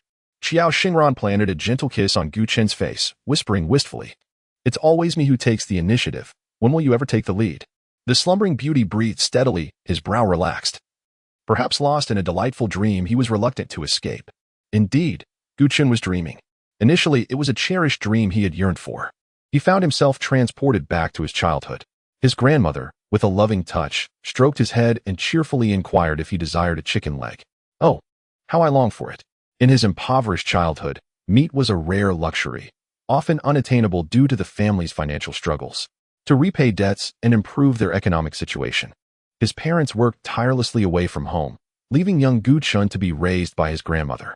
Such a little glutton, his grandmother teased, affectionately poking his forehead, her calloused hand clasping his small fingers, radiating joy. "Come, let's get my dear grandson a big chicken leg." Guchen indeed beheld the delicious chicken leg. Crispy on the outside and tender within, it was so delectable that he nearly swallowed his own tongue in delight. Yet, he remembered to offer the first bite to his grandmother. Despite her humble protests, claiming her age rendered her unable to enjoy such treats. He insisted she take a bite and vowed that when he grew up, he would earn a fortune to adorn her with a golden set of teeth. Our little Chinchun is remarkable. His long-absent parents emerged from the house, their faces filled with pride as they gazed upon him. Mom and Dad. Young Guchen was momentarily stunned, tears flowing as he rushed toward his longed-for parents. Yet, despite being merely 2 meters away, he could not reach them. Panic surged within him, and as he turned helplessly to his grandmother, he was horrified to see her drifting further away. His parents, his grandmother, those dearest to him, were suddenly departing his world in a most bewildering manner. "Why must you leave me? Have I been disobedient? I can forego chicken legs. I can even give up sweets. Please, don't abandon me." Awakening from the depths of profound sorrow and despair, Guchen stared blankly at the unfamiliar room. Lingering in a daze before gradually regaining his senses, he buried his face in his palms, rubbing his features with a heavy heart. Then expressionlessly lifted the covers and sat vacantly on the edge of the bed. He confided in Qiao Xingran that he could scarcely recall the events of his past at the orphanage. In truth, it was a memory he dared not revisit. He once believed that time would soften all wounds. Yet, after all this time, in the stillness of midnight, he still finds himself profoundly longing for his family. Now, it is only in the depths of painful reminiscence that he recognizes he is not merely a product of chance. He had a father, a mother, a grandmother. And though they were modest, they shared a life of happiness together. Have they reunited in heaven? Chapter 61. Protecting him. Why do you look so pale? Did you not sleep well last night? No, you appear to be unwell. Qiao Xingran scrutinized Guchen with grave concern. Guchen felt a throbbing headache. He could feign indifference, yet his excessively pallid complexion betrayed him. However, he was acutely aware that he was not ill. Rather, even if he were, there would be no remedy, unless it involved the return of his loved ones, which was a deep-seated anguish. Shaking his head, he replied, "No, I slept quite well last night, and I am not unwell. There's no need to worry." At this point, he hesitated. Qiao Xingran's expression and words unmistakably conveyed her concern for him, despite his lack of any contribution towards her well-being. Qiao Xingran stood on her tiptoes, reaching towards his forehead, her hand revealing her suspicions. It is important to clarify that she genuinely doubted Guchen's health and believed he was concealing the truth from her, not merely seizing an opportunity to take advantage of him. She even began to regret whether her admiration for his abs the previous night had caused this. When compared to his health, her fleeting admiration for his physique was trivial. It was inconsequential. There would always be opportunities to admire his abs again. But should he fall ill because of her, it would break her heart. Just as Gu Chen contemplated leaning back, Xiao Xingran, with a fierce expression, commanded, "Don't move." He obediently remained still. Her palm rested against his forehead, cool to the touch, and lower than his temperature. She murmured, "It doesn't seem to be a fever." Gu Chen chuckled inwardly. What did seem imply? He was perfectly healthy. Xiao Xingran, with a look of contemplation, remarked, "But you currently appear as fragile as glass, indicating that you must be feeling unwell. Wu Shu, contact the medical team and have them arrive within 10 minutes, she ordered. Gu Chen was taken aback. "I truly am fine. There's no need for such a commotion on my behalf." Xiao Xingran frowned. What did he mean by no need for such a fuss? It was precisely because it was him that she felt compelled to take such measures. Noticing her displeasure, Gu Chen hastily explained, "I am in good health. I slept well last night, but I inadvertently had a nightmare later." This explanation felt rather embarrassing. Yet, he preferred to concoct a humiliating excuse rather than reveal the truth. He wished to bear his sorrow alone, without seeking anyone's sympathy. Xiao Xingran appeared utterly taken aback by his response, her eyes widening in surprise. She almost spoke, but then realized her mistake and quickly covered her mouth with her hand. "Goodness," she nearly blurted out, "but you seemed to sleep well last night." Gu Chen was astute enough to discern the implications. What about the time she could secretly kiss him or admire his abs while he slumbered? That was a close call, and she broke out in a cold sweat. However, recalling how serene he looked while asleep upon her departure, she longed to delve into his dreams to discover what he had experienced. As he certainly did not appear to have nightmares. Could it be that he dreamed after she had left? There was that possibility. Had she known, she would have chosen to remain, even if it meant sacrificing a night of sleep to stand vigil by his side. At the very least, during his tormenting nightmares, she could grasp his hand and offer him a semblance of security within her reach. The courtyard of the Qiao family's villa was expansive, adorned with 2 ginkgo trees. Their leaves a radiant golden hue, carpeting the ground below like rays of sunshine, dispelling some of Gu Chen's melancholic thoughts. Not far away lay a chrysanthemum garden, where flowers of various colors vied for attention in a vibrant display. The Lin family also resided in a villa with its own garden, yet it paled in comparison to the grandeur of the Qiao estate. Occasionally, one could spot gardeners and servants bustling about, yet the entire estate exuded an air of profound solitude, despite its exquisite luxury. Gu Chen contemplated the commute to this place, reflecting on the joys of living in a modest abode. For instance, he resided in a small community just outside the school, a mere stroll away. Although Xiao Xingran enjoyed the splendor of a magnificent villa, even with a chauffeured ride to school, she still had to rise at least half an hour earlier than he did. Gu Chen pondered an intriguing observation. Within such a vast residence, aside from Xiao Xingran, everyone he encountered, including Butler Wu, seemed to be employed here. He had yet to meet anyone from Xiao Xingran's family. "I'm here alone because I attend school here," Xiao Xingran explained. Gu Chen expressed his surprise. "What about your parents?" While coaxing a timid little sparrow with millet, she nonchalantly replied, "Oh, they're in City A, quite busy." Her demeanor suggested she had grown accustomed to the life of living apart from her parents. After much effort, Xiao Xingran was unable to win the trust of the timid yet greedy sparrow. Disheartened, she scattered the millet further away, clapped her hands, and stood up, announcing, "I'll be moving in the next couple of days." Gu Chen responded with interest. "Is it closer to the school?" He mused that summer appeared more bearable, however. As the cold approached, he found himself increasingly reliant on the warmth of his blankets, eager to steal a few more moments of sleep, reluctant to rise. Xiao Xingran glanced at him, a subtle smile playing on her lips, clearly in good spirits. Chen, are you home?" At the appointed hour of noon, Gu Chen received a call from Zhou Yueming at 9:30 in the morning, who seemed intent on visiting him. At that moment, he was seated in a Maybach, personally driven by Butler Wu. The Qiao family's garage housed a dozen vehicles, the most unassuming of which was the Mercedes that frequently transported her. Upon hearing that Zhou Yueming had arrived at his rented community, Gu Chen felt a jolt of anxiety and hurriedly requested Butler Wu to stop. Venturing further might lead to an encounter with Zhou Yueming, making it challenging to explain his affiliation with the owner of the luxurious vehicle. Under the necessity of concealing his relationship with Xiao Xingran, providing an explanation seemed utterly impossible. Gu Chen opened the car door and stepped out, offering an apologetic smile to Butler Wu while reluctantly fabricating an excuse. I'm out right now. I'll head back shortly. You can wait downstairs for a moment." Zhou Yueming was surveying the surroundings, taking in the community's ambience. Gu Chun rushed over, panting slightly. Sister Ye, why did you arrive so early? Zhou Yueming remarked. Since I have nothing to do today, I might as well come and take a look. The loathsome expressions of Su Fian and her son, who wished to affix him firmly to the wall of shame, left Zhou Yueming restless throughout the night. She confided in her parents, who were equally taken aback. They felt immense regret for having harbored prejudice against Gu Chun under the misguided influence of the Lin family. The three of them sat together, deliberating for an entire evening, ultimately deciding to adopt Gu Chun. Such a wonderful child, and yet the Lin family chose to forsake him. Chapter 62. The new neighbor Gu Chun led Zhou Yueming upstairs. As he closed the door, he cast a casual glance down the corridor and noticed a figure dressed in black athletic wear and wearing a black cap at the turn of the staircase. The slender silhouette unmistakably belonged to a girl, possibly a resident from the upper floor.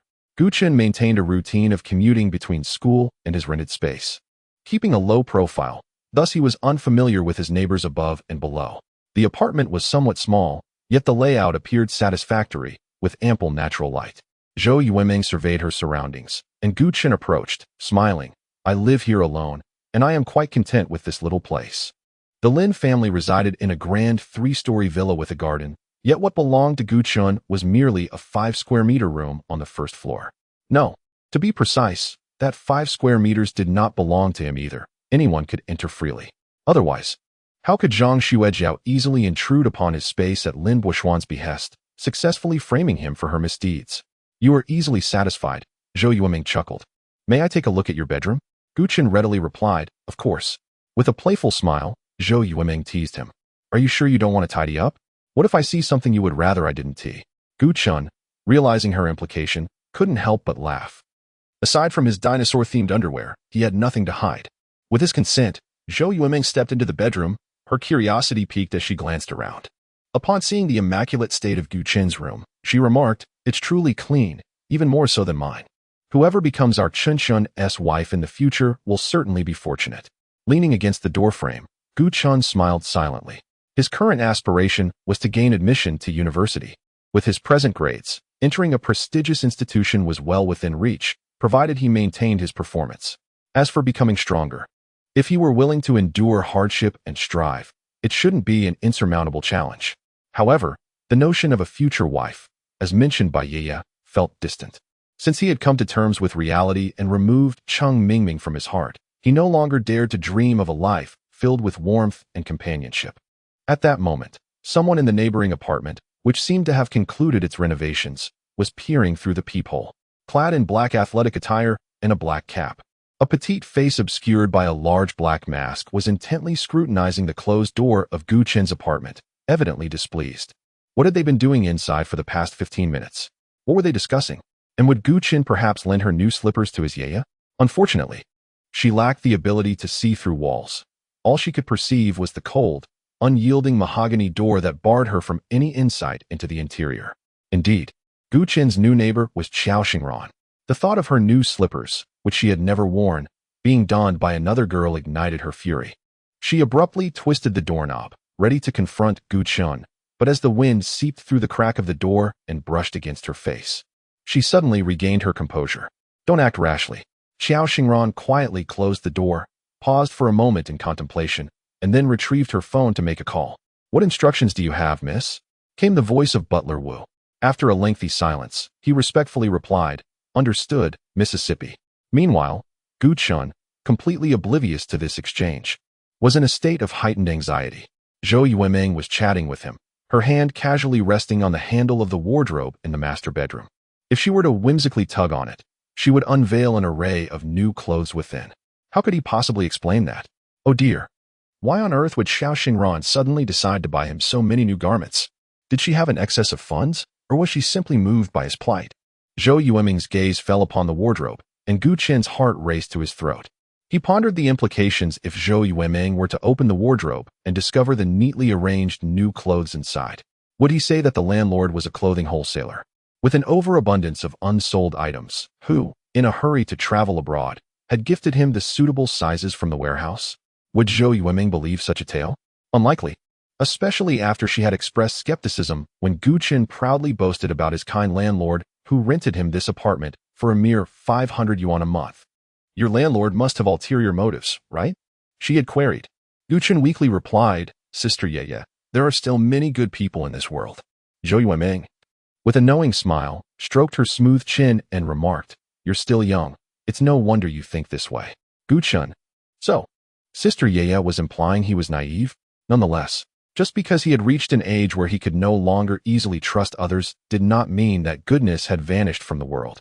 Zhou Yueming playfully pinched his cheek, saying, You clearly appear to be a good child. Who wouldn't he want to cherish you? Perhaps sensing that her words might remind Gu Chen of the Lin family, Zhou Yueming subtly shifted the conversation, suggesting they go shopping before heading to her house for dinner. Gu Chen readily agreed.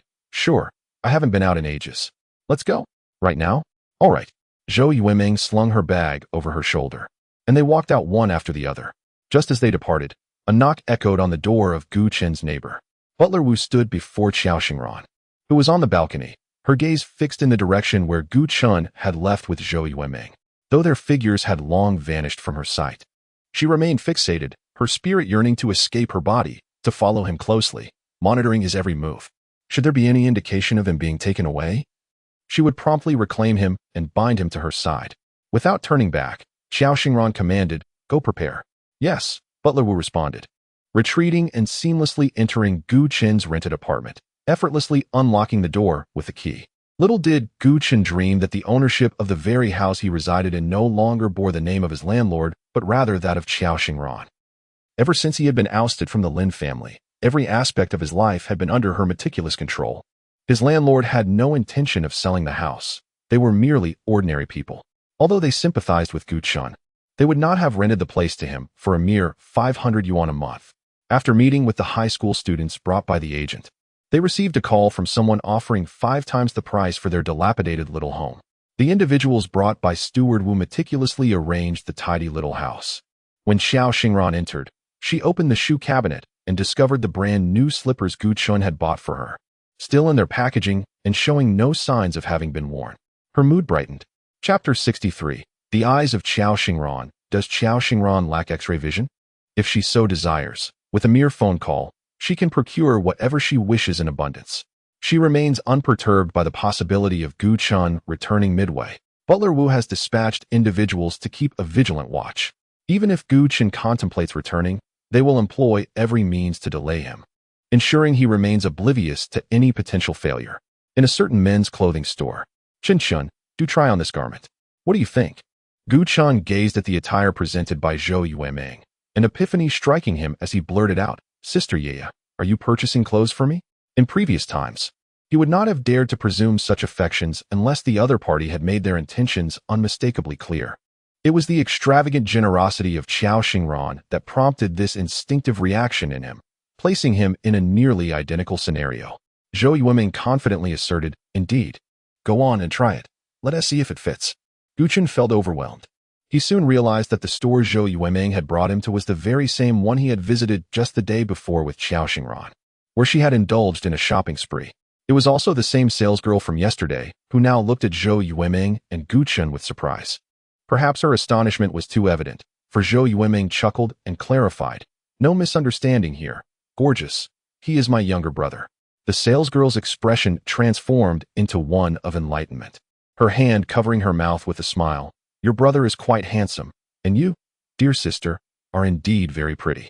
Gu Chen's heart, which had just settled, now leapt in trepidation.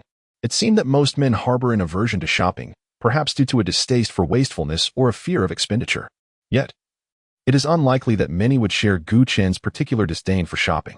He sensed that he had fallen into a peculiar loop today, one from which he could not escape, as he found himself unwittingly entangled in one scenario after another, leaving him both amused and exasperated.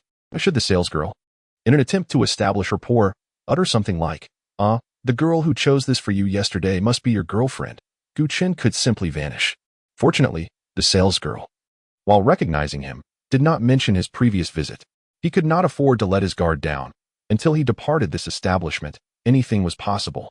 He had not conspired with the salesgirl beforehand. Who could say whether her silence stemmed from a desire to protect a sale or simply a lack of thoughtfulness? Zhou Yueming took the coat from the hanger and, without hesitation, draped it over Gu Chen's shoulders. No need to go to the fitting room. Just take off your outerwear and put this on so I can see how it looks. Gu Chun was at a loss.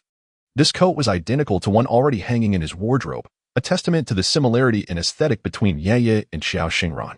After considerable effort, Gu Chun finally persuaded Zhou Yueming to abandon her initial choice, and they settled on a different piece instead. Zhou Yueming was determined to outfit him from head to toe. This endeavor had become her foremost wish since learning of his plight, having been cast out by the Lin family, aside from handing him a bank card.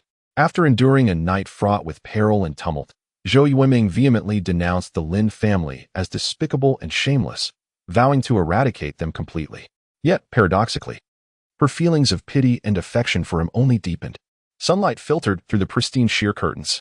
Xiao Xingran sat cross-legged on the newly purchased white sofa in the living room, a laptop resting on her lap, displaying scenes from a kitchen. She meticulously cycled through images of the living room, bedroom, secondary bedroom, and balcony. Fortunately, she had not descended into madness to the extent of invading the bathroom, thus allowing Gu Chun a semblance of private space. Aside from the bathroom, Xiao Xingran's watchful gaze permeated every corner of Gu Chun's small abode, granting her a faint sense of security. Suddenly, her phone rang. With an expressionless glance, she dismissed the call. Mere seconds later, it rang again. Xiao Xingran swiftly blocked the number, executing the process with practiced ease. Meanwhile, in a luxury car racing down the highway, a man clad in a tailored suit wore a wry smile, reflecting on his own lack of memory. How many times had this little girl blocked him this year? He sighed in resignation. Who would have imagined that a titan of industry, worth billions, would find himself seeking the approval of another? And yet, here he was, the one who had approached her with eagerness. Alas, what could he do? She was his sole treasured gem. With a resigned sigh, he dialed another number, one that showed him the courtesy of answering almost immediately. "Sir," came the respectful greeting. The man got straight to the point. "Where's Ranran now?" "The young lady is resting." "How has she been? Is she eating well each day?" "Yes, everything is fine." The man repeated his inquiry 10 times, receiving the same answer each time. The other party seemed disinclined to concoct an alternative excuse to placate him, making it nearly impossible for him to glean any additional details. Yet, he persisted in asking from time to time. It was his only means of contacting his beloved daughter. As he gazed at the Welcome to Sea City sign, he concluded the call. His assistant, visibly concerned, remarked, "Boss, you didn't inform the young lady of your visit in advance. Do you think she will be upset?" The man chuckled in exasperation. "I would have liked to inform her, but would she even grant me that opportunity? We're heading to Shinju Garden shortly." The assistant was startled. "Boss, are you certain? Your relationship with the young lady has only just begun to thaw. If you arrive at Shinju Garden without prior notice..." The man paused, reflecting on the strained relationship with his daughter, which had remained rigid for various reasons. He had exerted considerable effort to mend their bond, and his persistence had finally yielded significant progress. This progress was marked by a shift in her demeanor from indifference to direct requests for Uncle Wu's assistance. Dismissing him with disdain, "Who do you think you are? Stay away." A cause for celebration indeed. His precious daughter was finally willing to acknowledge him. The idyllic familial scenes that others experienced were something he had never dared to envision in his own life. He only desires for his daughter to smile at him occasionally. That alone brings him immense satisfaction. This time, he has traveled from City A to City C, intending to stay for at least half a year, all to nurture a deeper bond with his daughter. Xiao Xingran curled up on the sofa, her legs tucked beneath her, while the whispers from the earbuds intermittently echoed in her ears. "Chun Chun, these are the shrimp dumplings I personally made. To give them a try and let me know if they suit your taste?" "Delicious. Auntie, your culinary skills have improved remarkably." "Haha." Chun Chun's sweet words remain unchanged. The reliable butler Wu not only discreetly placed a tracker under Zhou Yueming's car, but also discreetly implanted a listening device on Gu Chun. Chapter 64. Caring for her Chen Chen. We have all witnessed the situation with the Lin family. Regardless of what others may say, I, your uncle, and Ye Ye believe in your innocence. If you do not mind, you may consider this place your home and treat your sister Ye Ye as your own." Nestled comfortably on the sofa, Xiao Xingran suddenly straightened her posture. The words in her headphones continued. "Your sister Ye Ye is an only child. When she was little, she would always pester me to have a brother or sister for her. After you arrived, she often said how wonderful it would be if you were her brother." Xiao Xingran paced restlessly in the small living room, sensing the underlying intentions of the Zhou family towards Gu Chun. It was evident that they were contemplating adopting him. Even though Gu Chun had matured and possessed the ability to stand on his own, Should he reject their kindness, they could still extend their support as elders, thereby establishing an inextricable bond with him in the future. It was insidious, truly insidious. They were fully aware of Gu Qin's deep sense of loyalty. Knowing he could not bear the thought of others being kind to him, Xiao Xingran couldn't help but feel a wave of dread. If she hadn't instructed Butler Wu to plant a listening device on him, how could she have discerned the Zhou family's true intentions of vying for Gu Qin's affection? With the Zhou family as a backing, Gu Qin would no longer depend on her.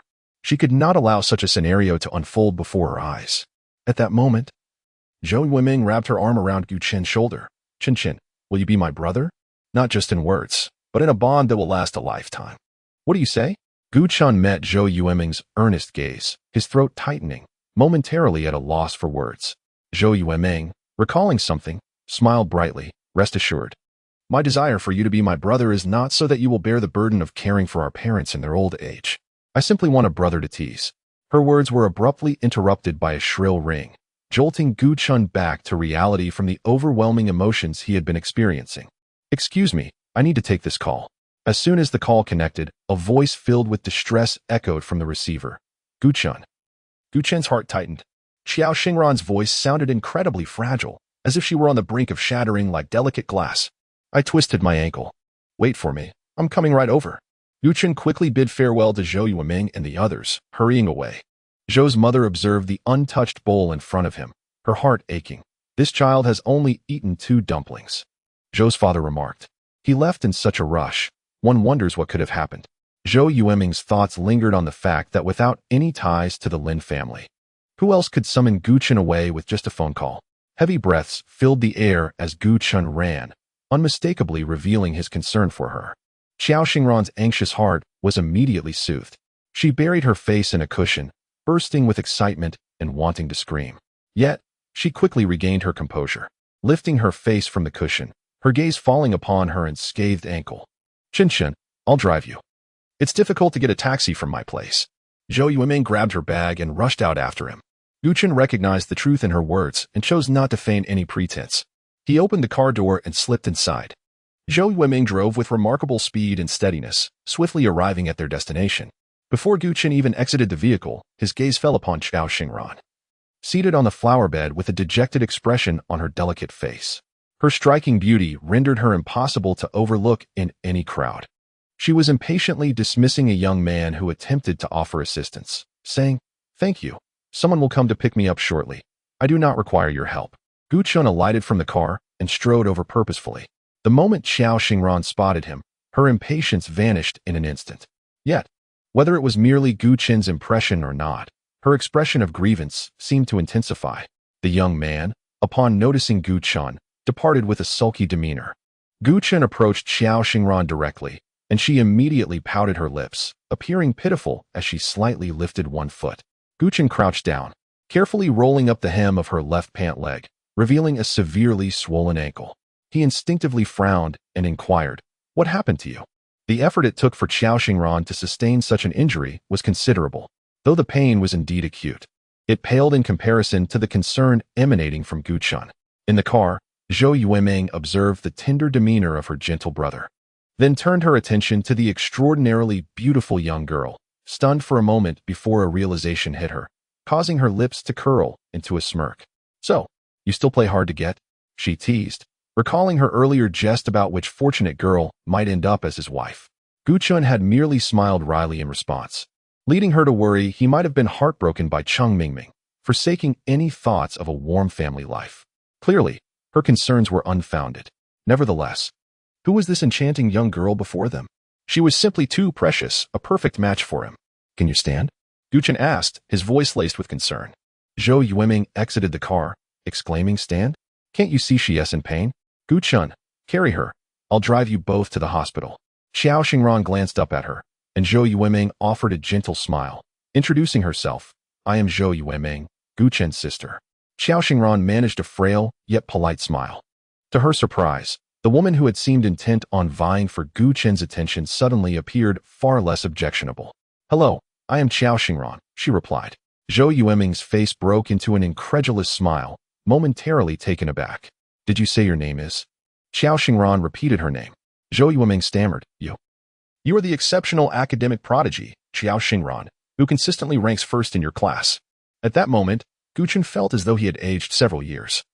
Observing his sister, who prided herself on her worldly experiences, now appearing quite naive.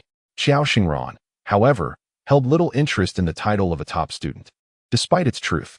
Indeed, that is me, Zhou Yueming exclaimed. I have long heard of the extraordinary academic prowess of the top student at our school, not only excelling in grades, but also possessing remarkable beauty. I often encouraged Chun-Chin to learn from you. Yet I never anticipated that you would be 1,000 times more stunning than I had imagined. Xiao Xingran, of course, was aware of her beauty. Unlike other girls who might take pride in such compliments, she had never placed much significance on her striking appearance. However, being praised in front of Gu Chun brought her genuine delight. She would never admit to her fickleness, yet she certainly harbored no disdain for Zhou Yueming anymore.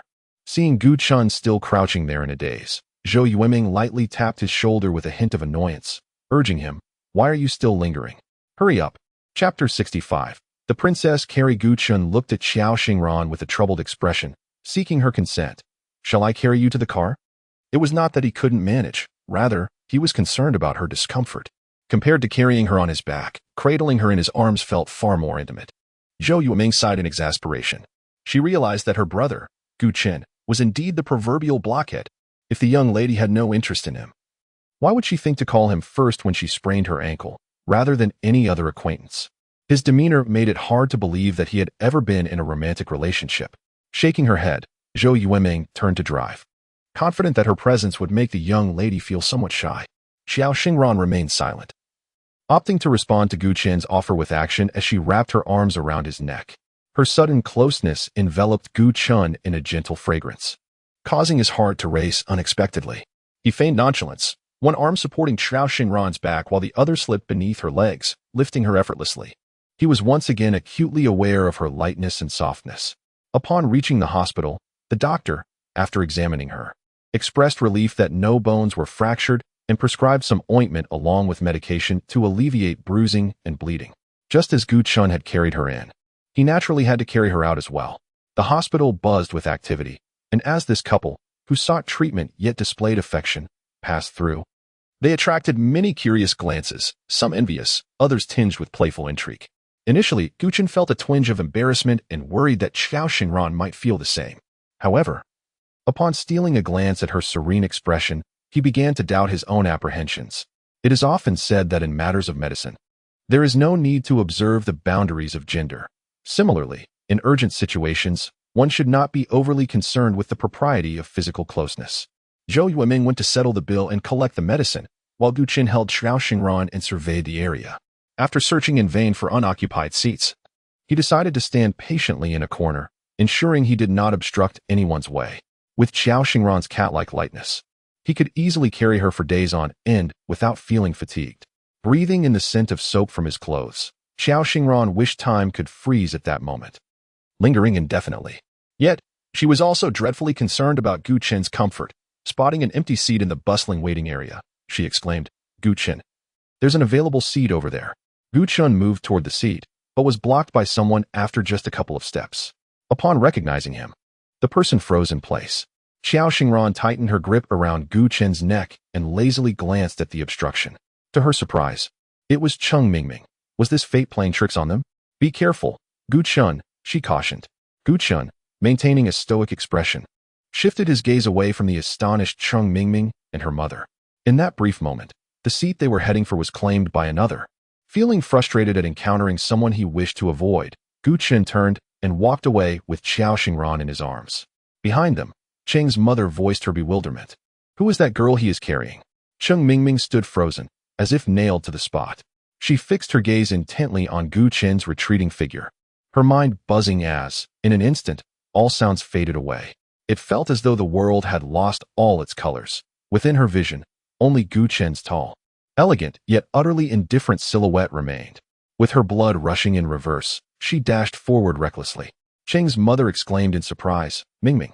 Cheng Mingming caught up to Gu Chen and impulsively grasped his arm, causing the unsuspecting Gu Chen to stumble. In that critical moment, he held on to Xiao Xingran tightly to prevent her from being thrown off balance. Gu Chen, infuriated, shook her off. "Cheng Mingming, are you out of your mind?" Mingming, thrown off balance, was steadied by her mother, who angrily retorted, "Gu Chun, what do you think you're doing?" Gu Chun coldly scoffed. "You should be asking your precious daughter that." Chang Mingming, in a daze, stared at him. "Why are you holding her?" "Gu Chun, are you really with her?" Gu Chun succinctly replied, "None of your business." Cheng's mother interjected, "Gu Chun, where has your upbringing gone? After so many years of education, it seems to have vanished into thin air." At this point, Xiao Xingran could no longer remain silent. She would not allow anyone to brazenly bully Gu Chun in her presence. "Hey, Gu Chun's upbringing is reserved for those who deserve it. You? Please, you don't qualify." Her words successfully transformed her into Cheng's mother's target. "Who is this little girl? What gives you the right to speak to us like that?" Cheng's mother glared. "In broad daylight, in front of so many people, how can you be so shameless?" Upon hearing this, Gu Chun sensed the surrounding atmosphere grow colder. Xiao Xingran looked at Cheng's mother with a half smile and enunciated, "Who are you calling shameless?" "I am speaking about you," Cheng's mother said, shivering involuntarily under her icy gaze.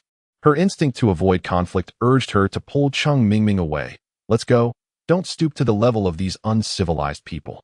However, when she tugged, her daughter resisted stubbornly, her face streaked with tears as she apologized to Gu Chun. "I'm sorry, Gu Chun. I now realize that Lin Buishuan wronged you. I shouldn't have believed him. I was wrong. Please forgive me, all right?" Wang Dingting publicly apologized to Gu Chun and received his forgiveness, so surely. In front of so many people, Gu Chun would forgive her too, right? He would definitely return to her side, wouldn't he? Cheng's mother grew displeased. "What are you doing, child? Come on, let us go home. Don't embarrass yourself here." Yet, Cheng Mingming stubbornly refused to leave. She was utterly convinced that if she left today, she would miss the chance to apologize to Gu Chun again. She lay in the hospital, unable to close her eyes for an entire night, her mind swirling with the singular thought of making amends with Gu Chun. She had been grievously wrong, and she yearned to rectify her mistakes and return to the way things once were. She resolved that, by any means necessary, she would obtain Gu Chun's forgiveness. In Gu Chun's embrace nestled another girl. Gu Chun had never held her in such a manner before. The girl, like a delicate bird, nestled into Gu Chun's arms, more beautiful and academically accomplished than she. Yet, what significance did that hold? How long had they known each other? A mere fraction compared to their decade? Amidst her despair, Cheng Mingming harbored a ridiculous fantasy, naively believing that Gu Chun's embrace of Xiao Xingran was a deliberate act to provoke her, a ploy to make her care for him and ultimately submit to him. Chapter 66. Does she like me? Although Gu Chun's closeness with other girls shattered Cheng Mingming's heart, she was willing to humble herself if it meant winning him back. "Gu Chun, Madam Cheng, please keep an eye on your daughter. Is this incessant tugging and entanglement in public a reflection of your family's so-called upbringing?" Gu Chun's impatience was evident as he noticed Cheng Mingming's hand inching towards his arm once more. Zhou Yueming, having procured the medicine, sensed the escalating situation and hurried over. Upon seeing the mother-daughter duo, particularly Cheng Mingming's tear-streaked face filled with regret, she thought, "Wow, what a battlefield." Yet, she understood that this was not the moment for idle gossip, especially since one of the protagonists was Gu Chun. With genuine concern, she inquired, "Mingming, are you feeling better?" Cheng Mingming, fixated on Gu Chun, seemed oblivious to her presence. Zhou Yueming shook her head inwardly, realizing the depth of her regret. If only she had foreseen this day, perhaps things would have played out differently. Alas, there is no remedy for regret in this world. Apologies, but do not blame her. Compared to the 10 years Cheng Mingming spent with Gu Chun, she preferred to support the academically gifted junior, Xiao Xingran. Zhou Yueming discreetly gestured for Gu Chun to depart, then engaged Cheng's mother in conversation about the previous day's events. Regarding yesterday, Zhou Yueming believed Cheng's mother had already heard the news, yet she felt compelled to add her thoughts. Cheng Mingming, having been excessively startled, might not articulate her feelings adequately. Given that both Cheng Mingming and Gu Chun called her sister Ye, she decided to lend a hand. How could she fail to perceive the Cheng family's subtle intentions? They held Gu Chun in disdain while exhibiting unprecedented attentiveness and enthusiasm toward Lin Buishuan, the only son of the Lin family. Their aim was to forge a deep connection with the Lin family, orchestrating a union between their daughter and Lin Buishuan.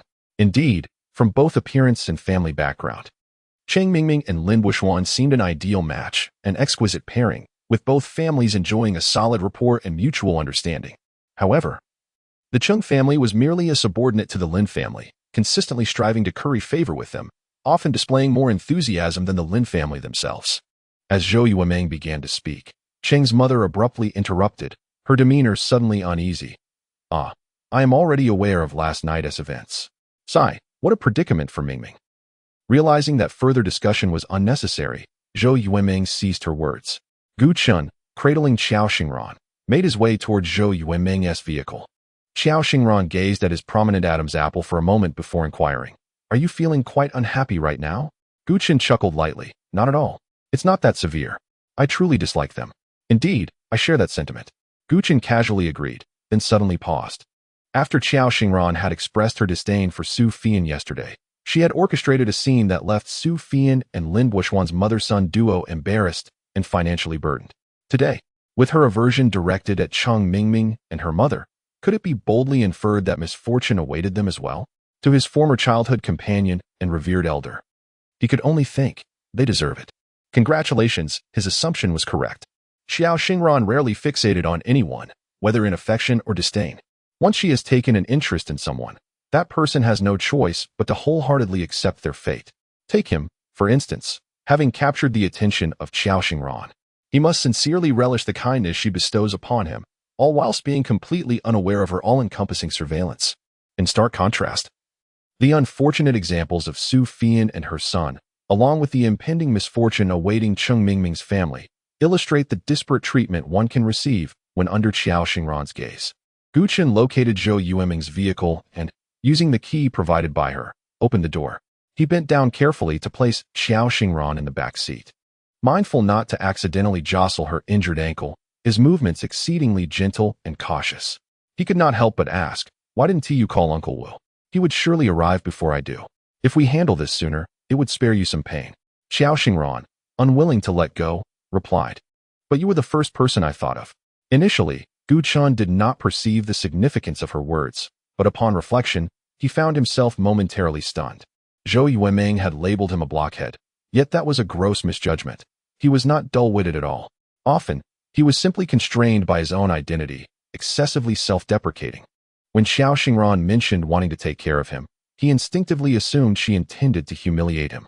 However, when reality proved his suspicions baseless, he then presumptuously concluded that she regarded him as a pet. He theorized endlessly, yet never dared to entertain the more astonishing possibility. Upon careful contemplation, it became apparent that Xiao Xingran harbored affection for him. Xiao Xingran liked him? How could that be? Why would she like him? Gu Chun stood frozen in place, a smile creeping onto his face as he chastised himself for being so self-involved. It was implausible. Just prior, she had looked upon him with disdain, and to claim she liked him seemed utterly illogical. Then another voice emerged within him, asserting that no, Xiao Xingran genuinely liked him. Otherwise, why would she frivolously provide him with money, buy him gifts, and defend him? His heart felt as tangled as a ball of yarn disturbed by a playful kitten. Xiao Xingran, suspicious, inquired, "Why aren't you getting in the car?" He stammered, "Oh, I'm just getting some fresh air while waiting for Sister Yaya." She was not having it. "I'll be so bored in the car alone. Come over here." Gu Chun's thoughts were a chaotic whirlwind, even if he remained outside. It wouldn't hinder their conversation. Did Xiao Xingran truly harbor feelings for him? Seeing him rooted in place, Xiao Xingran expressed her dissatisfaction. "Hey, are you having second thoughts?" Gu Chun, bewildered, replied, "Second thoughts about what?" "About your earlier indifference towards Chimei." Perceptive as ever, Gu Chun detected a hint of jealousy in her tone. He stuttered, "No. I have no regrets." Just then, Zhou Yueming emerged. "Classmate, where do you live? I'll give you a ride home." Xiao Xingran pondered for a moment. "My home is too far. That would be quite inconvenient. How about you take me to Gu Chun's place first? I'll call my family to pick me up from there." Gu Chun felt dazed, his mind a muddled mess. The distance from his residence to Xiao Xingran's was nearly identical. Surely, she was aware of that? She was not avoiding trouble with Zhou Yueming. Rather, she deliberately said so because she wished to be with him. Various signs indicated that Xiao Xingran truly, genuinely liked him. Zhou Yueming smiled softly. "All right." After ensuring that they were safely escorted downstairs and advising Gu Chun to take good care of the junior, she decisively turned the car around and departed. There was no helping it. Zhou Yueming was so understanding that Xiao Xingran began to feel a burgeoning affection for her. Gu Chun suddenly found it difficult to face Xiao Xingran with his usual candor. Clearing his throat, he said, You see, I don't want to go back." It's pointless. Carry me upstairs. Chapter 67. Acting cute in the clean and bright living room. Xiao Xingran languidly sat on the sofa for a while, stretching her neck to glance into the kitchen, where she could see Gu Chun standing by the sink, washing something. Unable to resist, she stood up. And as her injured foot touched the ground, a piercing pain shot through her, causing her to gasp involuntarily. To avoid revealing any weakness, she gritted her teeth and bore the pain. However, considering the outcome, the little suffering she endured was undoubtedly worthwhile. Amidst the sound of running water, Xiao Xingran hopped on one leg, finding her balance before making her way to the kitchen door, where she leaned against the frame to peer inside. "What are you washing?" she inquired. "Tomatoes." Gu Chun paused, turning to look at her, his expression transforming into one of shock. "How did you get here?" Upon noticing the slight curl of her leg, he helplessly asked, "Did you hop over?" "Yes, indeed." "Am I impressive?" Xiao Xingran lifted her chin, seeking praise. Gu Chun's heart skipped a beat. Her beaming, playful demeanor resembled that of a child seeking affection. She was indeed acting cute towards him. Flustered, he averted his gaze. "Impressive, you truly are." Xiao Xingran fixed her gaze on him, huffing softly. "Your words lack sincerity. You're being quite dismissive." "Don't think I don't know. You're actually thinking I'm childish, aren't you?" "Gu Chun, I am not." Fortunately, Xiao Xingran did not possess the ability to see through him. He managed to maintain a facade of nonchalance. Setting the tomatoes aside, Xiao Xingran's gaze followed his movements, landing on the alluring red tomato. "Did you buy this tomato? You're quite talented at grocery shopping."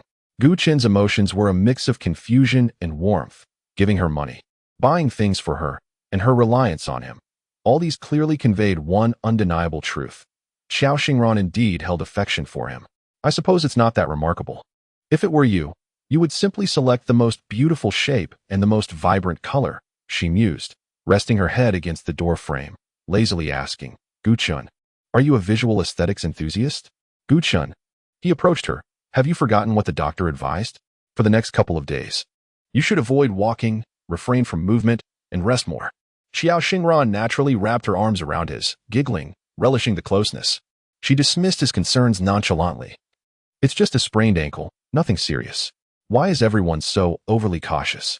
Though she spoke so lightly, witnessing Gu Chun's careful attention made her feel that even if she were to suffer a severe injury, she would willingly endure it.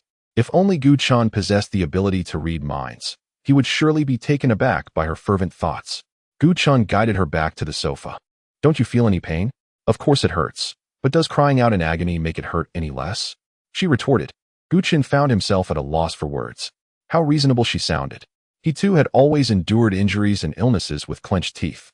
Yet, he envied those peers who would shed tears over even the slightest scrape. That signifies that their tears would evoke sympathy in others, yet he remained untouched. I recall the year he turned 10, which was his second year living with the Lin family. One day, he accompanied Lin Bin and his wife to a rural orchard, where Su Fian expressed her desire for the largest, ripest peach at the very top of the tree. Lacking tools, she inquired if he could climb the tree. Ultimately, Gu Chun exerted immense effort to ascend, sweating profusely, and managed to pluck the peach that his foster mother yearned for. However, his tender knees were scraped by the rough bark, leaving several wounds from which blood oozed. Su Fian casually produced a wet wipe from her bag to dab at his injuries and said, "Chun Chun, you are a strong young man. This minor pain is nothing to you. I assentí it." She then joyfully indulged in the sweetest peach. Soon after, she forgot about his wounds entirely, continuing to direct him as usual, oblivious to his limping gait. Gu Chun had once naively believed that his foster mother was nurturing his resilient character. Yet one day, as Lin Boishuan accidentally clipped a bit of flesh from his fingertip while trimming his nails, Su Fian tenderly cradled his finger, tears cascading down her cheeks, and brewed ginseng soup for 3 consecutive days to restore his health. At that time, Gu Chun paid little heed to it. Was it not natural for his adoptive parents to dote more on their biological son? He had never been envious of Lin Boishuan, nor did it hinder his unwavering desire to repay his foster parents for their kindness. Gu Chun failed to comprehend that his own disposition of silently enduring hardship stemmed from a lack of affection. But why was Xiao Xingran similarly inclined? She was the epitome of grace and beauty. If she accidentally nicked her skin while trimming her nails, one would expect her family to embrace her and weep for her misfortune. Perhaps she was inherently disinclined to exhibit vulnerability? No, that contradicted her earlier display of affection towards him. Gu Chun returned to the kitchen, his thoughts a whirlwind. 20 minutes later, he emerged with 2 steaming bowls of tomato and egg noodles. He had only consumed 2 dumplings at the Zhou residence, and Xiao Xingran had skipped lunch. After being delayed at the hospital, they arrived home at 2:30 in the afternoon, both feeling a bit hungry. Xiao Xingran suggested ordering takeout, but Gu Chun, wary of her tendency to order an overwhelming variety, tentatively inquired if she would like noodles instead, offering to prepare them himself. To his surprise, she agreed. Xiao Xingran exclaimed in exaggerated disbelief, "Gu Chun, you are incredible. I thought you would serve me a bowl of mush, but your noodles look delicious." Gu Chun, maintaining a modest demeanor, cleared his throat and confidently replied, "Not only do they look good, they taste delightful as well." "Really?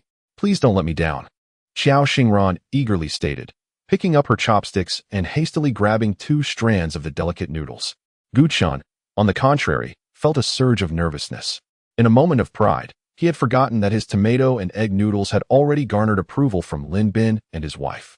Whenever Lin Bin returned from socializing, his stomach often felt discomfort after a night of indulgence. He would request Gu Chun to prepare a steaming bowl of easily digestible tomato and egg noodles. Su Fian occasionally partook of this dish in the mornings as well. They would jest that even if Gu Chun never attended university, his culinary skills would suffice to sustain a modest noodle shop. However, they were who they were, and Xiao Xingran was Xiao Xingran. What delectable delicacies had she not savored?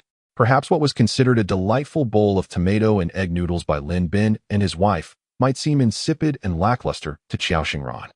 Chapter 68, 500,000 in Emotional Damages. Xiao Xingran lifted 2 strands of noodles and slurped them into her mouth. As she chewed, her delicate brows furrowed. Gu Chun felt a pang in his heart. Was her reaction merely indifferent?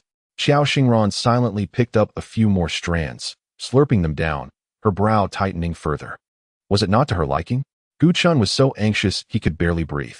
With a serious expression, Xiao Xingran raised her bowl and took a sip of the broth, pondering as she smacked her lips. This flavor.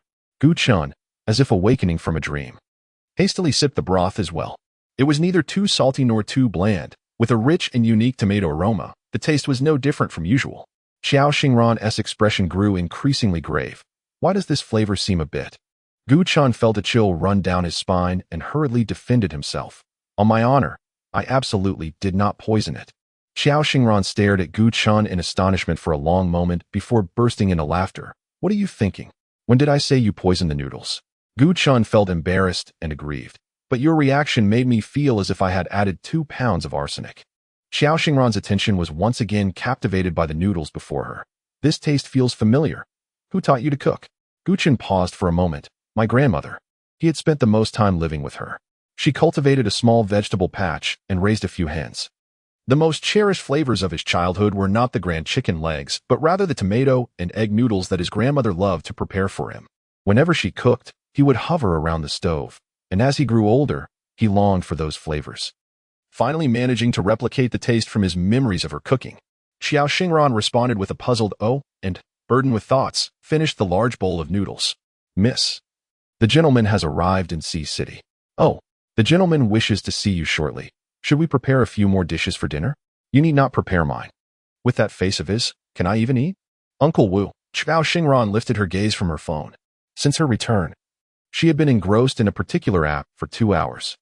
Even though half the time it showed Gu Chun bent over his homework and the other half staring out the window. Look into Gu Chun's past, Xiao Xingran added. Focus on the events before he was sent to the orphanage. Butler Wu paused for a moment. Mississippi. Xiao Xingran casually remarked. I am quite curious about how miserable his past was. It will help me continue to bestow my worthless sympathy upon him. Butler Wu's lips twitched. If the Mrs. Sympathy were worthless, then he would gladly accept it for himself. Xiao Xingran gazed thoughtfully at the darkening sky. In the deepening autumn, where the temperature dropped day by day, her heart inexplicably burned with warmth. She had a premonition that she would soon discover the answers she sought. Indeed, it was evident that Lin Buishuan was unable to bear his losses. No matter how impressive his fade, he could not escape the nature of an eternal infant. On Sunday evening, Lin Bin contacted Gu Chun through Zhou Yueming, requesting a meeting. Gu Chun readily agreed. The reunion of the former foster father and son was marked by an awkward atmosphere. The discomfort was solely Lin Bin's, while Gu Chun remained composed and unruffled. Lin Bin meandered through various topics, But Gu Chun, lacking patience, interrupted him directly. Mr. Lin, your son has genuinely caused me both physical and emotional distress. How do you intend to address this? As he met Gu Chen's calm and unwavering gaze, Lin Bin momentarily felt that he was not facing his once obedient foster son, but rather the most inscrutable client of his life. He opened his mouth to speak. It is indeed true that Buishuan has acted wrongly. This is an undeniable fact. However, since Mr. Lin does not dispute the facts, if you are sincere, let us proceed as I previously suggested, 1 million. Or an apology from Lin Buishuan in public. Gu Chen settled comfortably into his chair, observing the furrowed brow of the man across from him with an air of tranquility, and smiled. I am quite accommodating. Either option will suffice. Lin Bin, in his 40s, replied, Chen Shun, I know you still harbor resentment towards us. Yet, upon reflection, I believe you are not the kind of person who would secretly use malevolent means to curse Buishuan. I have decided to thoroughly investigate this matter and will restore your innocence. Seemingly ensnared by his words, Gu Chun inquired, Then, should you catch the one who framed me, how do you plan to deal with them, Mr. Lin? Lin Bin asserted with integrity, Naturally, we shall turn them over to the police to face appropriate punishment. Gu Chun smiled knowingly. Since Mr. Lin has shown sincerity, allow me to reciprocate. I will grant you a 50% discount. Your son has slandered me, causing significant damage to my personal reputation. I require a compensation of 500,000 for emotional distress. However, as a condition, Mr. Lin, you must ensure that the perpetrator is promptly handed over to the police after being identified, restoring my good name. Lin Bin. He was unwilling to part with a single cent. For them, fostering Gu Chen was far more convenient and cost-effective than caring for a small pet. A simple provision of food and clothing, often Lin Buishuan's discarded items, was sufficient to elicit gratitude from him. Sufian's Persian cat required imported cat food, costing a considerable sum each month, not to mention additional expenses for treats, canned food, litter, and clothing. Gu Chen, on the other hand, could assist with household chores, brew tea, do laundry, and tend to plants and pets. Most importantly, he provided emotional value that others could not. If their foster relationship were likened to a business venture, then caring for Gu Chen was undoubtedly a lucrative enterprise. Gu Chen's smile faded. It appears that Mr. Lin did not come with genuine intent. Very well. They were right. This child had indeed changed. Gu Chen leisurely toyed with the cup, addressing Mr. Lin. Compensating me with 500,000 for mental distress is my final boundary. I have spent over a decade in your household, never having taken a single meal without earning it. If one were to transform my labor into wages, one must ponder the sum that would be required for the past 10 years. Moreover, the wise individual who initially guided you surely cost you a pretty penny. Did they not? Now, considering that I have shielded your son from misfortune for a decade, what sum do you believe is owed to me? These points were not ones I wished to raise. Truly, they seemed trivial. I was prepared to endure a slight loss and let it be. Yet the audacity of this family is simply intolerable. It is only fitting that I take this opportunity to meticulously account for this matter. Lin Bin's expression shifted dramatically. Their words rang true. Indeed, this child had undergone a transformation. Chapter 69. Longing for Gu Chun with a buoyant spirit, Gu Chun exited the tea house and, passing by the adjacent CAF, lightly tapped on the glass window. Zhou Yueming swiftly emerged, glancing back towards the tea house, and in a hushed tone, inquired, Did they give you a hard time? Concerned for Gu Chen's well-being, she had remained in the CAF, hesitant to leave.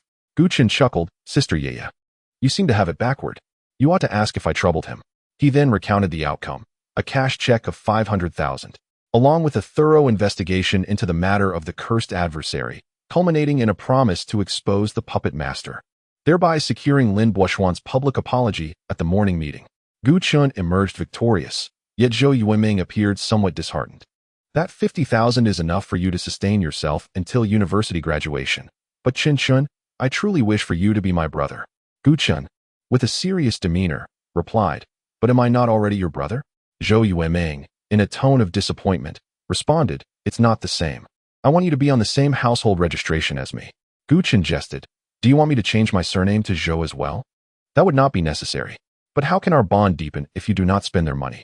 Gu Chun pondered the same question, unable to resist contemplating whether Qiao Xingran's initial offer to spend money on him was meant to strengthen their connection. Had she, perhaps, harbored feelings for him for quite some time? Oh Chen, that junior, Xingran, Zhou Yueming's face lit up with curiosity, Are you too? Gu Chen replied with utmost seriousness, no. Zhou Yueming laughed knowingly. I hadn't even finished my thought, yet you've already denied it. Do you somehow know what I was about to say? Gu Chen felt flustered. You two are quite suited for each other. Sister Yeya, please refrain from such talk. Why can't I express my thoughts? Oh, are you perhaps feeling shy? Chen Chen, promise me one thing, will you? Go ahead. Do not let past misfortunes affect you. You must be happy. All right. Furthermore, let us be the best siblings, despite having different fathers and mothers, shall we? Xingran's predicament. Apologies, sir, it is my oversight.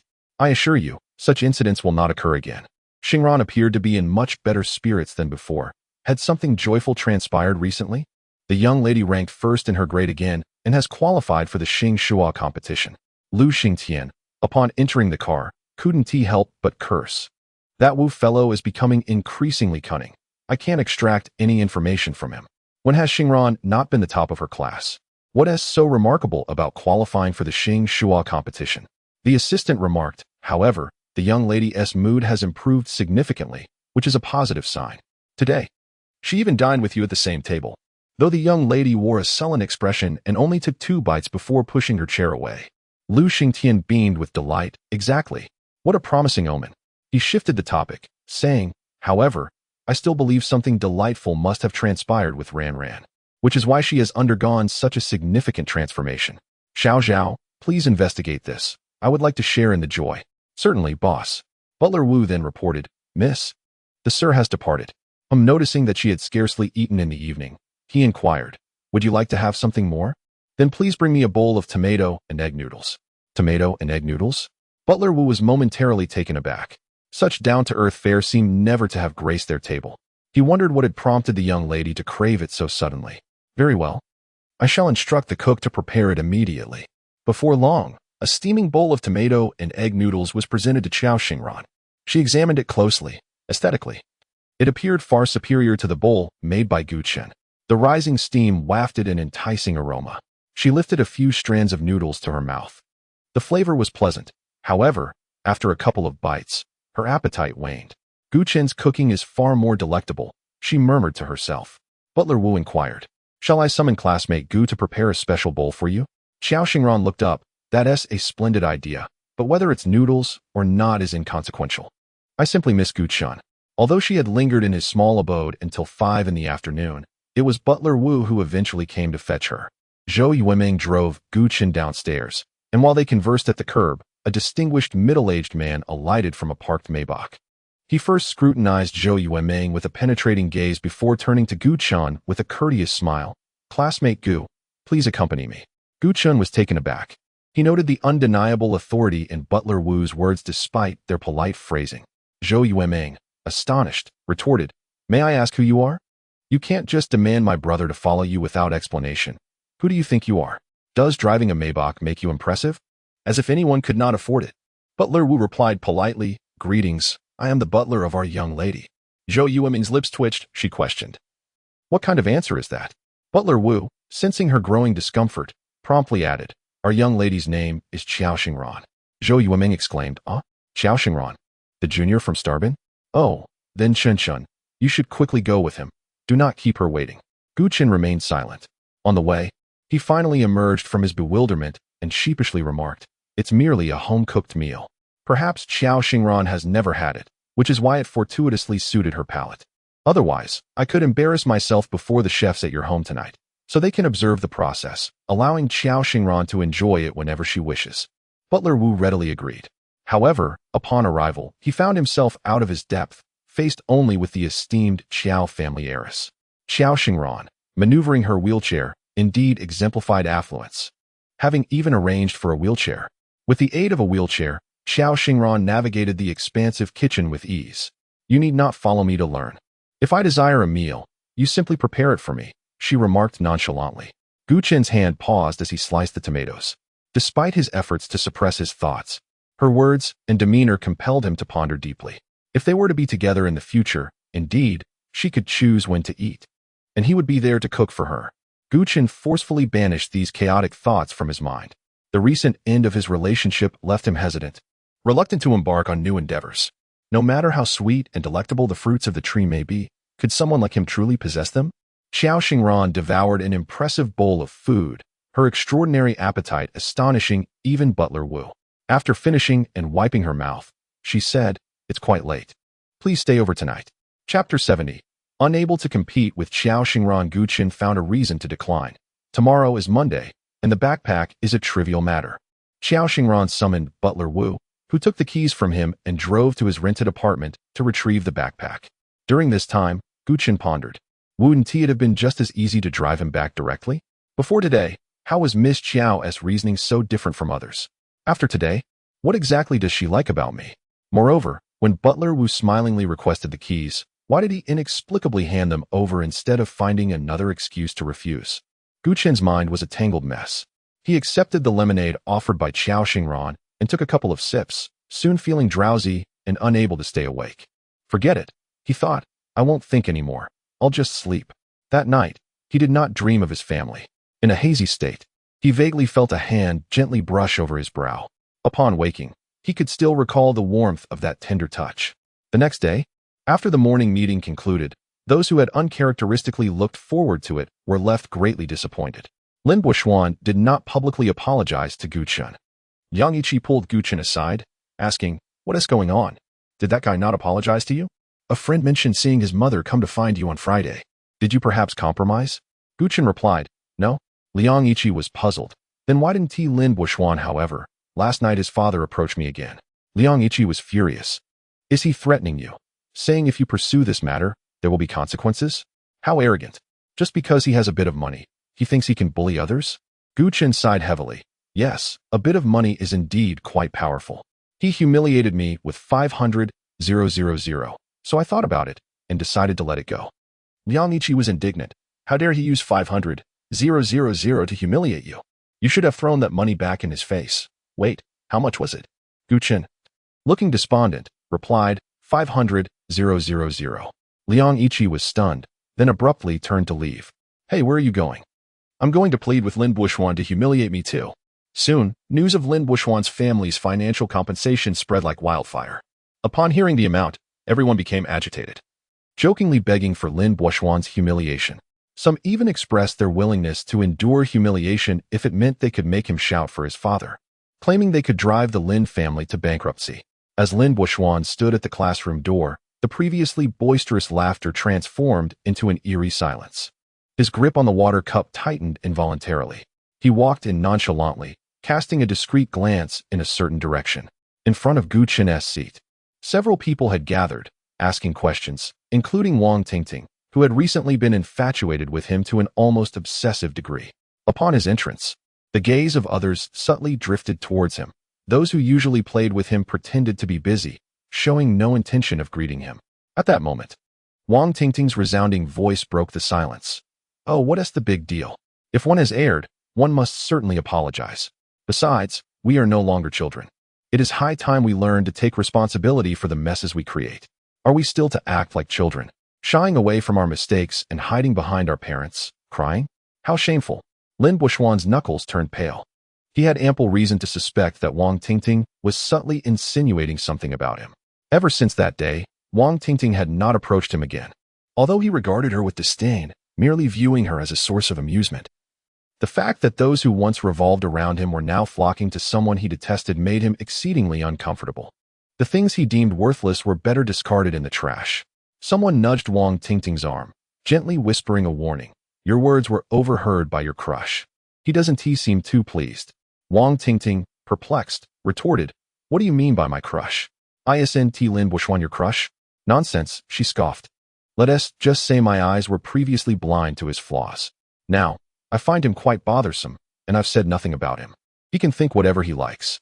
To be honest, I was indeed blind to him before. Now I see he is a coward who dares not own up to his actions. I look down on men like him. Gu Qin inadvertently caught their exchange, his expression remaining inscrutable as he patiently explained difficult problems to a fellow student seeking help. Observing his focused demeanor, Wang Tingting hesitated. Had I known Gu Qin would one day part ways with Cheng Mingming, Hold on. Don't tell me your crush has now become Gu Qin. You must remember he is currently with Xiao Xingran. You cannot compete with her. Wang Tingting's face fell, conceding defeat gracefully. You're right. However, Admiring someone doesn't necessarily mean one must possess them. Appreciating from afar can also be a form of enjoyment. Lin Buishuan, feeling vexed, returned to his seat. His deskmate's spot lay empty. Cheng Mingming was absent that day, and likely for several more.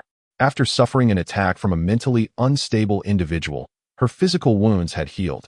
Yet the scars on her spirit remained unhealed, necessitating psychological intervention. Lin Buishuan chose not to check on her. He was too preoccupied with his own troubles to concern himself with her fate.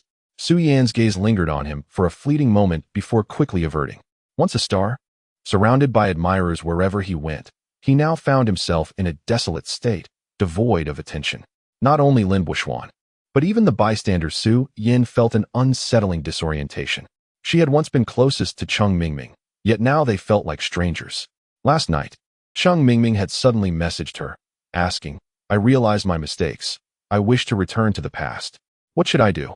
Her words were laden with anxiety, fear, and insecurity, raising great concern for her mental state. Su Yan sighed. What should she do? Nothing. She had previously offered her well-meaning advice.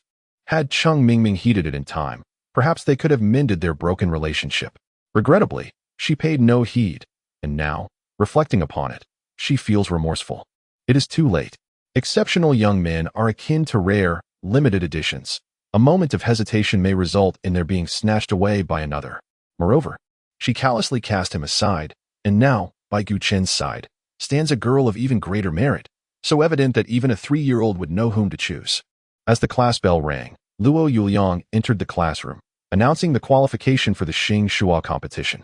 The two participants from Class 7 are Gu Chun and Lin Buishuan. The contest will take place in a week at the Xing Shua branch in City C. He hopes both students will perform admirably and strive for outstanding results. Luo Yuliang cast an encouraging glance at Gu Chun. He did not wish to show favoritism. However, when his gaze shifted to Lin Buishuan, he recalled that ridiculous incident from the previous night and discreetly averted his eyes. He harbored a dislike for this boy. Indeed, he found him rather detestable. Chapter 71. Possessiveness. The allocation of competition slots was anticipated by everyone. After class, many wished Gu Chun success in the contest. They all understood the immense significance this competition held for him. Securing an opportunity to work at Xing Shua Biotech through this endeavor would undoubtedly be a monumental chance in his life. His classmates harbored goodwill towards him, hoping that as an orphan, he might enjoy a brilliant future. In stark contrast to the lively atmosphere surrounding Gu Chun, Lin Buishuan, who also obtained a competition slot, found himself in a rather desolate situation. Before he resorted to disparaging Gu Chun, he had once captivated the class with his personal charm, enjoying far greater popularity than Gu Chun. Do not take pride in this. Lin Buishuan feigned indifference, firmly seated in his spot. Once he achieved commendable results in the competition and overshadowed Gu Chun's only notable accomplishment, everyone would realize how foolishly they had neglected him. The higher one stands, the harder one falls. He eagerly anticipated watching Gu Chun tumble from grace amidst his classmates' praises, shattering into irreparable pieces. At that moment, wouldn't it be all the more satisfying to trample him down? Lin Buishuan indulged in fantasies of Gu Chun wallowing in the mud like a dog. While he gradually adjusted his mindset, he silently vowed that he must prevail this time. As the final class of the morning concluded, students rushed out of the classroom. While Gu Chun remained motionless in his seat, Liang Yiqi, perplexed, asked, "Aren't you going to eat?" Gu Chun lazily rested his head on the desk, replying, "Man is iron. Rice is steel. If one meal is missed, one feels famished. Of course, I must eat." "Then you." Gu Chun waved him off. "You should hurry along. I want to be going to the cafeteria today." Wang Tingting mocked, "Class monitor, you usually seem quite astute. Why are you being so foolish now? Gu Chun has Qiao Xingran. What are you meddling in?" Liang Yiqi displayed an expression of realization, as if to say, "How could I forget that my little brother Gu is now with the campus beauty, Qiao?" Gu Chun lingered at his desk for a while, waiting until most students had exited before standing up leisurely. Just as he was about to step out, a classmate called out to him. Gu Chun turned around to find Su Yan approaching, hesitating for a moment. "Sorry to interrupt, but I wanted to mention that Mingming had a bit of a rough time the other day and isn't in the best mental state. I have no connection with her anymore. Her affairs are no longer of concern to me." Gu Chun interrupted directly, noticing her embarrassment. He softened his tone. "I apologize." Although Su Yan was close to Cheng Mingming, she was a good girl with sound values. Gu Chen's falling out with Chang Mingming would not affect his amicable relationship with Su Yan. Su Yan, feeling awkward, replied, "I should be the one to apologize. Mingming deeply regrets her actions and wishes to apologize to you in person.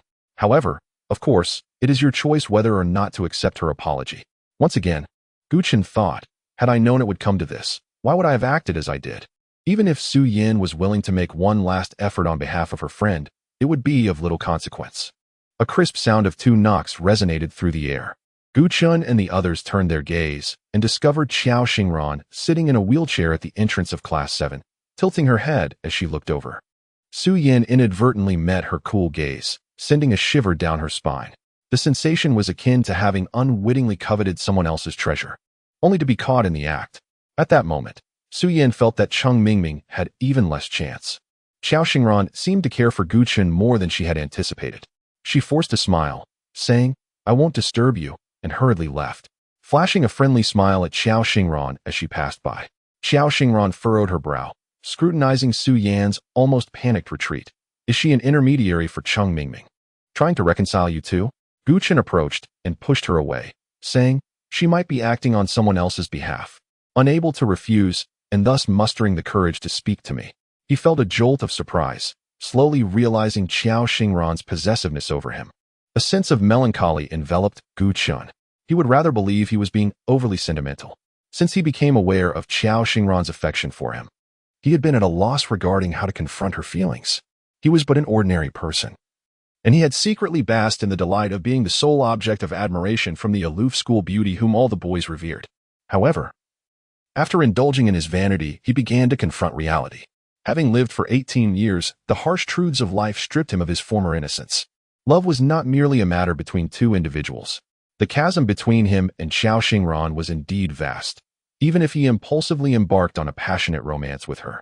Once she grew more familiar with him and discovered the limitations of his charm, their relationship would inevitably face external challenges. He could assure himself of his sense of responsibility in confronting any difficulties, but he could not guarantee that Xiao Xingran would remain steadfast in her affections. Perhaps it was cowardice, perhaps it was pretentiousness. The truth no longer mattered. He simply wished to live a life of tranquility, for his seemingly resilient heart was already riddled with scars. If abandoned once more, he feared he might never heal. After 2 days of recuperation, Xiao Xingran's foot had improved significantly. However, Butler Wu was exceedingly cautious, nearly begging her to use the wheelchair for school until she was fully healed. It seemed that if anything were to happen to her again, he would feel compelled to atone with his life. Restricted by the wheelchair, Xiao Xingran found it inconvenient to go to the cafeteria, so Butler Wu personally delivered her lunch, which included a portion for Gu Chen. In the eyes of others, Gu Chen had evidently become an indispensable part of Xiao Xingran's life. Butler Wu personally brought the double portion of food into the classroom, where they dined together. At Xiao Xingran's suggestion, they moved to Gu Chen's classroom. Her reasoning was that 2 classmates in her own class had opted not to eat and had stayed behind, and she preferred the quiet. She thought that being in an unfamiliar classroom might make Gu Chen uncomfortable, especially with the scrutiny from the other 2 classmates. Without much thought, he agreed. Little did he realize that Xiao Xingran intended to leave her mark in every aspect of his life through this means, thereby asserting her claim over Gu Chen. The lunch prepared for Xiao Xingran by the Qiao family is both nutritious and delectable, presented in 2 equal portions. In the expansive classroom, it feels as though they have the space entirely to themselves, with only the 2 of them present. Xiao Xingran gazes at her meal in distress. Does Uncle Wu think I'm a pig? I can hardly finish this food. Gu Chen, shall I share some with you? Gu Chen looks at his plate, equally filled, his expression difficult to articulate. Xiao Xingran quickly clarifies, you're different from me. As a boy, you naturally have a larger appetite. You should eat more. It might even help you grow taller. Gu Chen chuckles. All right, then do share some with me. Xiao Xingran portions half of her meal into Gu Chen's container, along with an equal share of the dishes. Chapter 72. The Scholar's Early Romance in Class 7. A student recently exhibited a lackadaisical attitude toward his studies. Frustrated by his failure to complete his homework yet again, Luo Yongliang summoned him to his office and reprimanded him sharply. Subsequently, he escorted the student back to the classroom, determined to ensure he finished his work. However, he inadvertently stumbled upon an exceedingly warm and harmonious scene. In shock, the student's mouth formed an O shape as he weakly inquired, "Teacher, Aren't you going to intervene with your prized studentess early romance? Luo Yongyang appeared flustered, as if he had witnessed something he ought not to have seen. He hurriedly pulled the student aside, lightly tapped his head, and whispered, "Do not speak nonsense. Which of your eyes saw them in a romantic liaison?" The student, feeling wronged, rubbed the back of his head and replied, "Both of my eyes clearly saw it." Luo Yongyang asserted with conviction, "Just because a boy and a girl are sitting together for a meal, does that automatically imply they are in love?" The student countered, "Perhaps they are merely discussing the upcoming star competition while dining?" Luo Yongyang warned, "I caution you against such baseless chatter. If I hear any unfounded rumors, you shall face the consequences." With a chuckle, the student remarked, "Come on, teacher, don't you think they are a perfect match, a talented boy and a charming girl?" Luo Yongyang replied sternly, "I told you to refrain from such talk, yet here you are, persistently rambling. Channel your thoughts into your studies, I assure you. You can secure a place in a commendable university." The student pouted, dreamily asserting, "If only I had a girl like Xiao Xingran, or even just half of her charm to accompany me while discussing studies over meals, I could guarantee you a spot at a prestigious institution." Luo Yongyang couldn't help but chuckle. "Enough of your banter. With your current performance, a top-tier university should not be out of reach, provided you do not grow complacent. Today, I shall let you off with a warning. Should I catch you slacking again, I will call your parents." As he spoke, he couldn't resist glancing back, thinking to himself, "Strange, they do seem rather well-suited." Meanwhile, the two diligent students quietly enjoyed their meal, discussing their studies. Guchen noticed a smile playing at the corners of Xiao Xingran's lips. Was she perhaps reminiscing about something joyous? The truth was, prior to Luo Yongyang pulling that student away, Xiao Xingran had inadvertently glanced toward the classroom door and spotted something. She pondered thoughtfully, realizing that some of the people around Gu Chun were rather intriguing, making it difficult for her to harbor any animosity towards them. For instance, there was Zhou Yueming, or even their class teacher, Luo Yongyang. Upon witnessing her and Gu Chun seated face-to-face in the classroom, he did not exhibit the demeanor of a vigilant guardian, despite the strict measures implemented against early romances in their school. Instead, he kindly removed that student, seemingly to avoid disturbing their moment of tranquility. "Thank you," she acknowledged silently, appreciating the considerate gesture. Gu Chun rubbed his stomach, declaring, "I am quite full." Xiao Xingran responded with a grin, "My aunt's culinary skills are quite impressive, aren't they?" As Gu Chun met her warm gaze, he awkwardly averted his eyes. "Indeed, I am quite curious as to why you, who consumes these daily, remain so slender. If it were me, I would have likely transformed into quite the rotund figure by now." Xiao Xingran envisioned Gu Chun as plump and found the thought endearing. With a smile gracing her lips and a glimmer of longing in her eyes, she proposed, "Why don't you give it a try?" "What do you mean?" "From now on, I could have Uncle Wu deliver meals to me daily, and you could feast on my aunt's cooking. Let us see if you truly can become a chubby fellow." Gu Chun realized that Xiao Xingran was not jesting. A serious expression had overtaken her features, which caused a slight flutter of anxiety in his heart. Maintaining an air of nonchalance, he replied, "Perhaps not. I quite appreciate my current physique." Her gaze fixed upon him. She readily affirmed, "Yes, I too prefer you just as you are now." Her candid remarks nearly caused Gu Chun to choke on his own saliva. Did her assertion of liking his present appearance constitute a confession of feelings? Xiao Xingran spoke with such naturalness, akin to asking why the flowers were so vibrant or the leaves so lush, that Gu Chun began to question whether he was reading too much into her words. Unhurriedly, she savored her meal, seemingly counting each grain of rice, which rendered it impossible for anyone to feel agitated. While Gu Chun polished off his plate, Xiao Xingran had only consumed half of hers. In his mind, he thought it prudent to finish their meal swiftly and escort her back to class before their peers returned from the cafeteria, completing his mission. Yet, as fate would have it, her calm demeanor completely disrupted his rhythm. Strangely, whether it was the magic of the moment or simply the fact that Xiao Xingran was a stunning beauty, Gu Chun found himself remarkably at ease while waiting for her to finish. When the first classmate returned from the cafeteria, he stepped into the classroom, surprised to see, "Oh, Gu Chun, so you brought your own lunch today?" At E High School, students were not compelled to eat at the cafeteria, but for the sake of management, they were forbidden from leaving campus. Should parents wish to avoid the hassle, they could deliver meals at noon. However, since the cafeteria offered decent fare, very few students had their parents bring food. Just as Gu Chun was about to respond, the classmate noticed Xiao Xingran at the same moment, his expression shifting to one of astonishment. Rumors had been circulating throughout the school regarding Gu Qin and the campus Belle's relationship. Although there were kernels of truth to the gossip, it seemed to revolve around their shared meals at the cafeteria. Many students with mutual affections were in similar situations. But given the current circumstances, it appeared their relationship was advancing rapidly. Had they hidden away in the classroom to avoid disruption? What should he do now? Should he retreat and restore their peaceful solitude? Or should he enter and attempt to become an invisible presence? The classmate found himself caught in a dilemma. "Excuse me, please," Lin Buishuan said impatiently as he approached the classroom door. Upon entering, he saw Gu Qin tidying up the desk and Xiao Xingran wiping the surface with a wet tissue. His already foul mood soured further. Had they truly grown this close? It is utterly audacious for them to openly engage in early romantic relationships at school, relying on their status as top students, knowing that the institution dares not take action. Lin Buishuan was nearly driven to the brink of fury, yet he had to suppress his rage. In an effort to alleviate his inner turmoil, he resolved to confide in someone who would share the burden with him. That individual happened to be Cheng Mingming, who, having been adversely affected by Lin's actions, was currently unable to attend school. He composed a venomous message: "Forget Gu Qin. He has embarked on a new chapter in his life and will not look back." To lend credibility to his words, he surreptitiously captured a photograph of Xiao Xingran and Gu Qin together. He then maliciously pondered what feelings Cheng Mingming would experience upon seeing this. Unbeknownst to him, however, he was on the precipice of his own impending calamity. Chapter 73 Teaser Lin Buishuan. Someone is looking for you outside. Watching Lin Buishuan step out, bewildered, Gu Qin chuckled softly. A splendid performance was about to unfold once more. Moments ago, a text message from an unrecognized number appeared on his phone to express my gratitude for your assistance. I have decided to set the stage at your school for your convenience. No need for thanks or a reply. I shall not contact you again.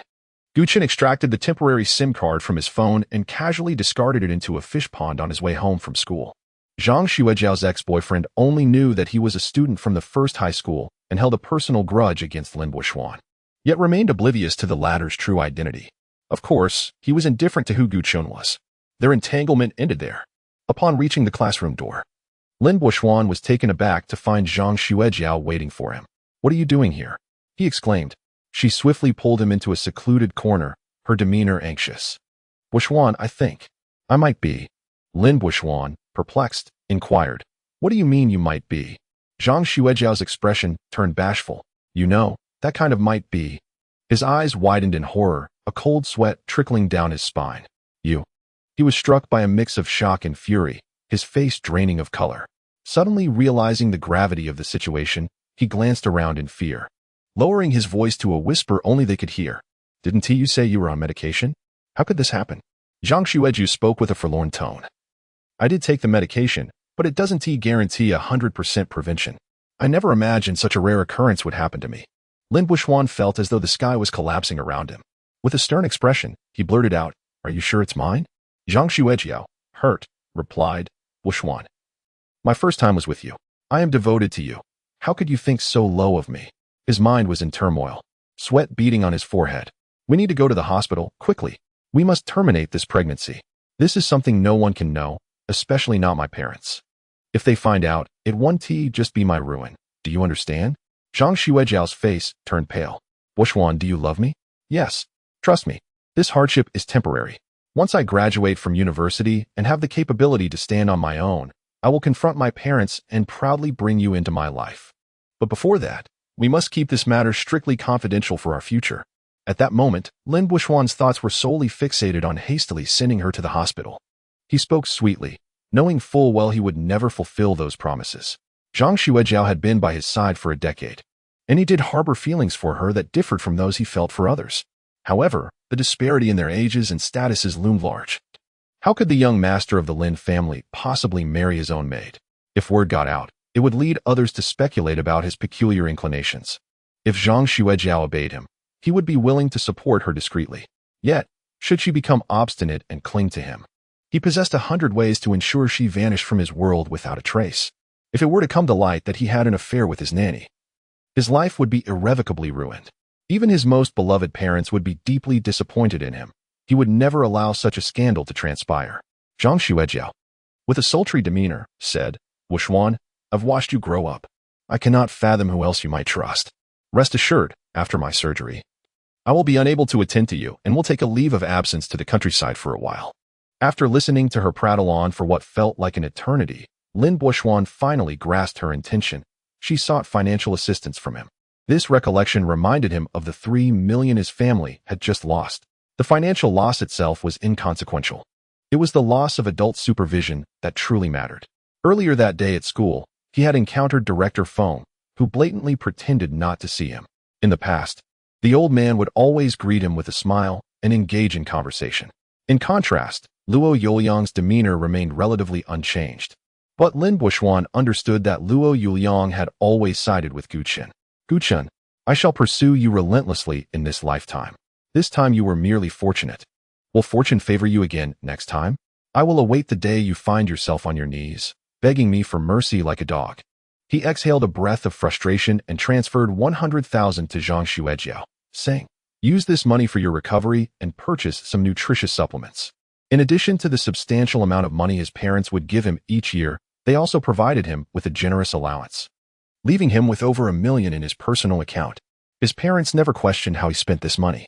Zhang Xuejiao had always been his first woman, and he hoped she would recover and return to care for him. Well, I'm off to the hospital now. With the money in hand, Zhang Xuejiao turned to leave. During the break, students filled the campus, enjoying the fresh air. Suddenly, a student rushed by, accidentally bumping into her and causing her handbag to fall, spilling its contents across the ground. A flurry of items scattered like snowflakes. Nearby classmates casually picked up a few pieces, their expressions turning to shock and embarrassment upon recognizing what they had found. Lin Buoxuan, bewildered, picked up a photograph that had landed by his feet, his pupils dilating in horror as the color drained from his face, leaving him ashen. The photograph depicted an intimate moment. Had he not been lying in bed with Zhang Xuejiao, who was nearly a decade his senior, it might have seemed heartwarming. Zhang Xuejiao stared vacantly at the scattered photographs, her legs giving way as she collapsed to the ground. Goodness, one can never truly know a person. Lin Buoxuan, who usually appears so refined and proper, could it be that he actually... Wealthy people certainly have their ways. She found it inconceivable. Could the photos have been doctored? If they were fabricated, why would he have slapped his family's nanny and shouted, "Are you keeping these to blackmail me in the future?" Previously, she had no idea why she relentlessly spread rumors about Gu Chun, only to discover that he was, in fact, the one engaging in such behavior. In truth, I believe that the affairs of love between men and women are rather trivial.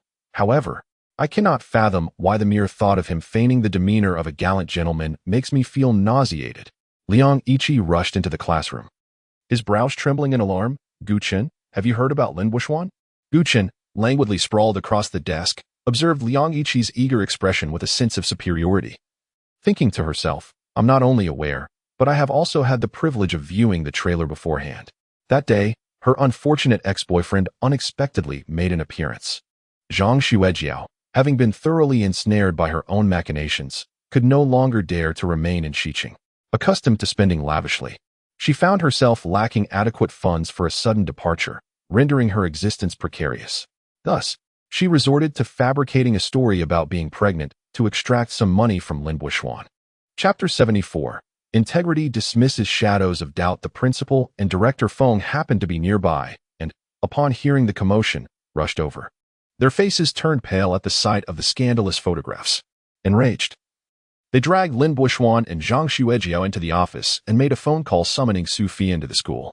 This time, Director Feng chose to remain silent and observe from the sidelines. After that fateful night, he resolved to sever all ties with the Lin family. Upon hearing that the esteemed principal had audaciously slandered her refined son, claiming he had an affair with the nanny, Su Fian's fury distorted her features. Just as she was about to unleash her wrath upon the principal's office, the principal, with a countenance darker than a cast-iron pot, hurled a stack of photographs at her. Su Fian was momentarily taken aback, but quickly recovered, asserting vehemently that the photos had been doctored, a deliberate attempt to tarnish her son's reputation. Though the principal was nearly driven to apoplexy, having dedicated years to education, he had never encountered such outrageous circumstances, particularly within the institution he had overseen for over a decade. It was a stroke of fortune that he did not collapse on the spot. After venting his frustrations, he finally regained his composure. As a parent, it is certainly plausible that your perspective holds merit, he conceded. Seeing the principal validate her viewpoint only emboldened Su Fian's belief in her son's innocence. Despicable, shameless, repugnant. She trembled with rage. This matter cannot be resolved lightly. It is bullying. Do they truly believe my son is easy prey? I shall report this to the authorities and ensure the perpetrators face dire consequences. Her son had been raised with such purity and kindness that he had become a target for such malevolence. Tears brimming in her eyes, Su Fian tenderly caressed Lin Buoxuan's cheek. My son, you have suffered an injustice. Fear not. Your father and I will seek reparation for you. Upon discovering the photographs, Lin Buoxuan was engulfed in a tempest of anger and despair, believing his life to be irrevocably shattered. However, he gradually regained his composure. Realizing that the situation had not yet reached its nadir, there was still room for maneuver. He was acutely aware that the images were not fabricated. They depicted genuine moments shared with Zhang Xuejiao. Never had he anticipated that the woman he had trusted for a decade would clandestinely preserve such incriminating evidence. He had placed immense faith in her. Even if he could not fulfill his promise of marriage, he had intended to provide her with a better life within his means. How could she? He would not entertain the notion that she had kept these mementos merely to reminisce about their shared tenderness. If it was solely for nostalgia, why go to the lengths of printing them? With reddened eyes, Lin Buoxuan replied, Mother, it's not so terrible to endure a little injustice. Su Fian, exasperated, reproached him. How can you be so blindly benevolent? This cannot be swept under the rug. Though Lin Buoxuan wished to avoid escalating the matter to the police, Su Fian was adamant about seeking justice for him. If he attempted to obstruct her from reporting, it would only invite suspicion regarding his own guilt. He found himself in a precarious position, unable to extricate himself from the situation. Su Fian's expression was fierce as she declared, Do not think for a moment that I am unaware of who is behind this. She directed her ire towards Zhang Xuejiao, who cowered in the corner, delivering a resounding slap across her face. You treacherous wretch! Have we not treated you well enough? How dare you collude with that ungrateful wretch? Gu Chun, to harm my son. Zhang Xuejiao winced in pain, casting a helpless glance at Lin Buoxuan, unable to utter a word in her defense. The principal shuddered, his brows knitting in confusion. How did this matter become entangled with the esteemed scholar he had been so fond of, having just returned from a business trip? He was entirely unaware of the enmity between Lin Buoxuan and Gu Qin. After all, they were to be the pride of the first high school. And the principal had always regarded Gu Qin as a well-behaved child, instinctively exclaiming, Parents should not speak recklessly. Su Fian raised an eyebrow in disbelief. Reckless? This matter is undoubtedly linked to him. After distancing herself from the Lin family, Director Feng's objective stance returned. Lin Buoxuan's mother, do you possess any evidence? Su Fian asserted confidently. Won't we have it once we report it to the authorities? Lin Buoxuan's expression shifted subtly, his gaze flickering. Though he wished to avoid escalating the situation, he was not afraid of it becoming serious. As the son of an entrepreneur, handsome and poised, his future was limitless.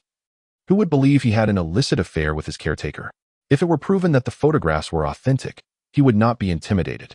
He could simply shift all the blame onto Zhang Xuejiao, claiming she had intended to extort him by taking advantage of his unconscious state. And coincidentally, he had just transferred her 100,000. Lin Buoxuan regarded Zhang Xuejiao with palpable disdain. He had genuinely cared for her, and she dared to plot against him. I ask you, Gu Qin, why are you not the least bit anxious? What is there for me to be anxious about? Gu Qin replied with a calm smile. One who walks the straight path fears no shadows. A brave soul, risking capture and potential execution, eavesdropped outside the principal's office, then rushed to inform Gu Qin that he was being targeted by Lin Buoxuan's mother. Everyone expected Gu Qin to be flustered. However, his nonchalant remarks successfully assuaged their concerns. Regardless of the circumstances, there are always onlookers eager for drama. The rumors of Lin Buoxuan's affair with his caretaker spread like wildfire, despite the principal's attempts to maintain silence. At noon, in the empty classroom where only the two of them remained, Xiao Xingran could not help but laugh. The outside world appeared dreary and oppressive, but her laughter illuminated the entire room. I thought you were being lenient and would let that boy off the hook. Gu Chun, rarely showing arrogance, retorted. Do I seem so easily trifled with? Xiao Xingran nodded solemnly. In that case, I can rest easy. She had already resolved to give Gu Chun a little time. If he did not take action against the Lin family, she would. Of course, even if Gu Chun were to ruin Lin Buoxuan's reputation, it would not signify the resolution of their grievances in her eyes. Gu Chun's affairs are inherently her own. She would never let the Lin family off the hook. At the police station, Zhang Xuejiao wept inconsolably, proclaiming her innocence. I have been wronged. I did not tarnish the young master's name. To which Su Fian, in a fit of rage, retorted, Are you implying that my son truly has an interest in this unwanted wretch? Su Fian lunged forward, ready to strike Zhang Xuejiao again. But the officer pounded the table in warning, prompting her to reluctantly restrain herself. The severity of this incident, occurring within the school, could not be overlooked. Thus, the principal, Director Feng, and Luo Yuyang were all compelled to appear at the police station. Chapter 75. Stripping Lin Buxuan of his dignity. Zhang Xuejiao was on the verge of tears. Trembling uncontrollably with fear, memories of her recent nightmare flooded back to her. In that dream, she was abducted and under duress revealed her relationship with the young master. A chilling thought struck her. Could that nightmare have been a premonition? Now, all her hopes rested upon the young master, Lin Buxuan. She tentatively reached out, pleading, Young master, I don't understand what is happening. I am innocent. You must believe me. Lin Buxuan gazed at her intently. Sister Xuejiao, I have always respected and cared for you, so I trust that your actions are not born of malice. Zhang Xuejiao was momentarily taken aback. In Lin Buxuan's eyes, she discerned a menacing implication. He wanted her to take full responsibility and drag Gu Chun into the mire. This was a grave matter. Even Lin Bin had rushed over from the company, unwavering in his conviction of his son's innocence. He looked at Zhang Xuejiao with a chilling gaze. Zhang Xuejiao, you have served my son for a decade. While you may not have many contributions, your efforts deserve recognition. Be honest, and you may find leniency. Resist, and you shall face severe consequences. The choice is yours. Her only glimmer of hope lay in the young master, Lin Buxuan, who was currently providing a statement, his voice fragmented and filled with grievance, presenting himself as the quintessential victim. I don't know where these photos came from. Were they doctored? Or was she? She has cared for me for many years, and I trusted her immensely. I regarded her almost as a relative. I never imagined she would resort to such despicable actions against me. Today, she came to school with these photos, asking for money. I thought she might be in some trouble, and in a moment of weakness, I transferred her 100,000. Oh, officer, here is the transaction record. Zhang Xuejiao, with a face resembling that of a swine, stared blankly at the indifferent Lin Buxuan. She seemed unable to fathom why the young master, with whom she had once shared countless moments, who had promised to break free from societal shackles and marry her, had become so foreign. He had once embraced her with heartfelt assurances that he would steadfastly stand by her side, regardless of what transpired. She admitted to her faults, recognizing that in her quest for a better life, she had committed numerous reprehensible acts, causing pain to many. Yet, she held that she had never wronged her young master. She had devoted her scant sincerity to him, holding him in the highest regard. She shared his disdain for those he loathed. When he sought to expel that contemptible adopted son from their home, she unhesitatingly aided him in his cruelty. The only time she felt she had betrayed him was in that dream, where, consumed by terror and in a desperate bid for survival, she had divulged a secret moment between them. Now, after a decade of companionship, the young master she had devoted herself to was callously abandoning her to protect himself. Su Fian was livid. How could my son treat you so well, and you repay him with treachery? You shameless harlot. Zhang Xuejiao shuddered violently. A particular term in Su Fian's outburst striking deeply at her already fragile pride. Raising her head, her eyes reddened, revealing a fierce resolve born of desperation. She let out a bitter laugh. Bitch, it's a pity that a wretch like me has slept with your pride and joy, your son. Ha! Lin Buxuan was taken aback. He had clearly hinted at her intentions. Why did she not follow his lead? Upon realizing that the young master, who was still in his adolescence, was merely toying with her feelings and held no genuine affection, Zhang Xuejiao's emotions for Lin Buxuan dissipated in an instant. Outside, her vengeful ex-boyfriend awaited her, and this time, she was doomed. With no hope for redemption, she resolved to drag the heartless young master down from his lofty perch. The photographs were authentic, and so was my relationship with Lin Buxuan. Before my 18th birthday, the young master suggested that he had come of age and desired an extraordinary birthday gift. After much contemplation, I decided to offer myself to him. Luo Yuliang exchanged a glance with the principal and quietly exited the interrogation room. Soon after, Director Feng followed suit. Lighting a cigarette, he took a deep drag and, after a long silence, muttered nonsensically, I owe Gu Chen an apology. I shall make amends upon my return. He felt bewitched to have been swayed by the meager favors from the Lin family, foolishly defending the seemingly flawless Lin Buxuan, who was rotten at the core. Inside the interrogation room, Zhang Xuejiao disregarded Su Fian's furious outbursts and continued. Gu Chen never cursed Lin Buishuan. It was Lin Buishuan who claimed Gu Chen was of lowly status, unworthy to share the same roof as him. He wanted to expel him, then coerced me to secretly plant a small object under Gu Chen's pillow to frame him. Lin Buishuan's expression turned frantic. Had Zhang Xuejiao lost her mind? How could she dare to reveal everything? Even Lin Bin could no longer contain himself, shouting angrily, "You're talking nonsense." Zhang Xuejiao retorted coldly, "Lin Bin, Su Fian, do you truly believe your son is innocent? I know you want to believe what I say, but it doesn't matter. I have evidence." Shut up. Shut up. Just shut your mouth." As Zhang Xuejiao continued to reveal more, Lin Buishuan felt as though this accursed woman was publicly stripping away his dignity. His mind buzzed, and blood rushed to his head, clouding his rationality. He suddenly lunged at Zhang Xuejiao, gripping her throat. His face contorted in rage. "Wretched bitch. How could you betray the promises you made to me? You swore these secrets would die with you, yet here you are, betraying me." When the police subdued him and he regained his senses, seeing the shock on his parents' faces, he abruptly understood the gravity of the situation. His hands and feet turned cold, and he stammered, "Dad, Mom, it's not what you think. I can explain." It became evident that with determination and perseverance, one could uncover any scandal. The events at the police station quickly became common knowledge among the students of Class 7. The reason was quite simple. Wang Tingting's cousin worked at that very police station. Of course, her cousin, being a person of integrity, would never divulge any details. However, Wang Tingting, being astute, managed to glean the information she sought through subtle inquiries. My goodness, it is truly disgusting. He actually had an affair with the nanny, and he dares to claim she treated him like an elder. Is this how one treats their elders? Revolting, utterly revolting. Wang Tingting pounded her chest in despair, exclaiming, "Oh, divine being, grant me a time machine. I wish to return to the past and deliver a resounding slap to the infatuated version of myself." Luo Yuliang returned from the police station, sternly urging everyone not to squander their precious energy on trivial and unproductive matters.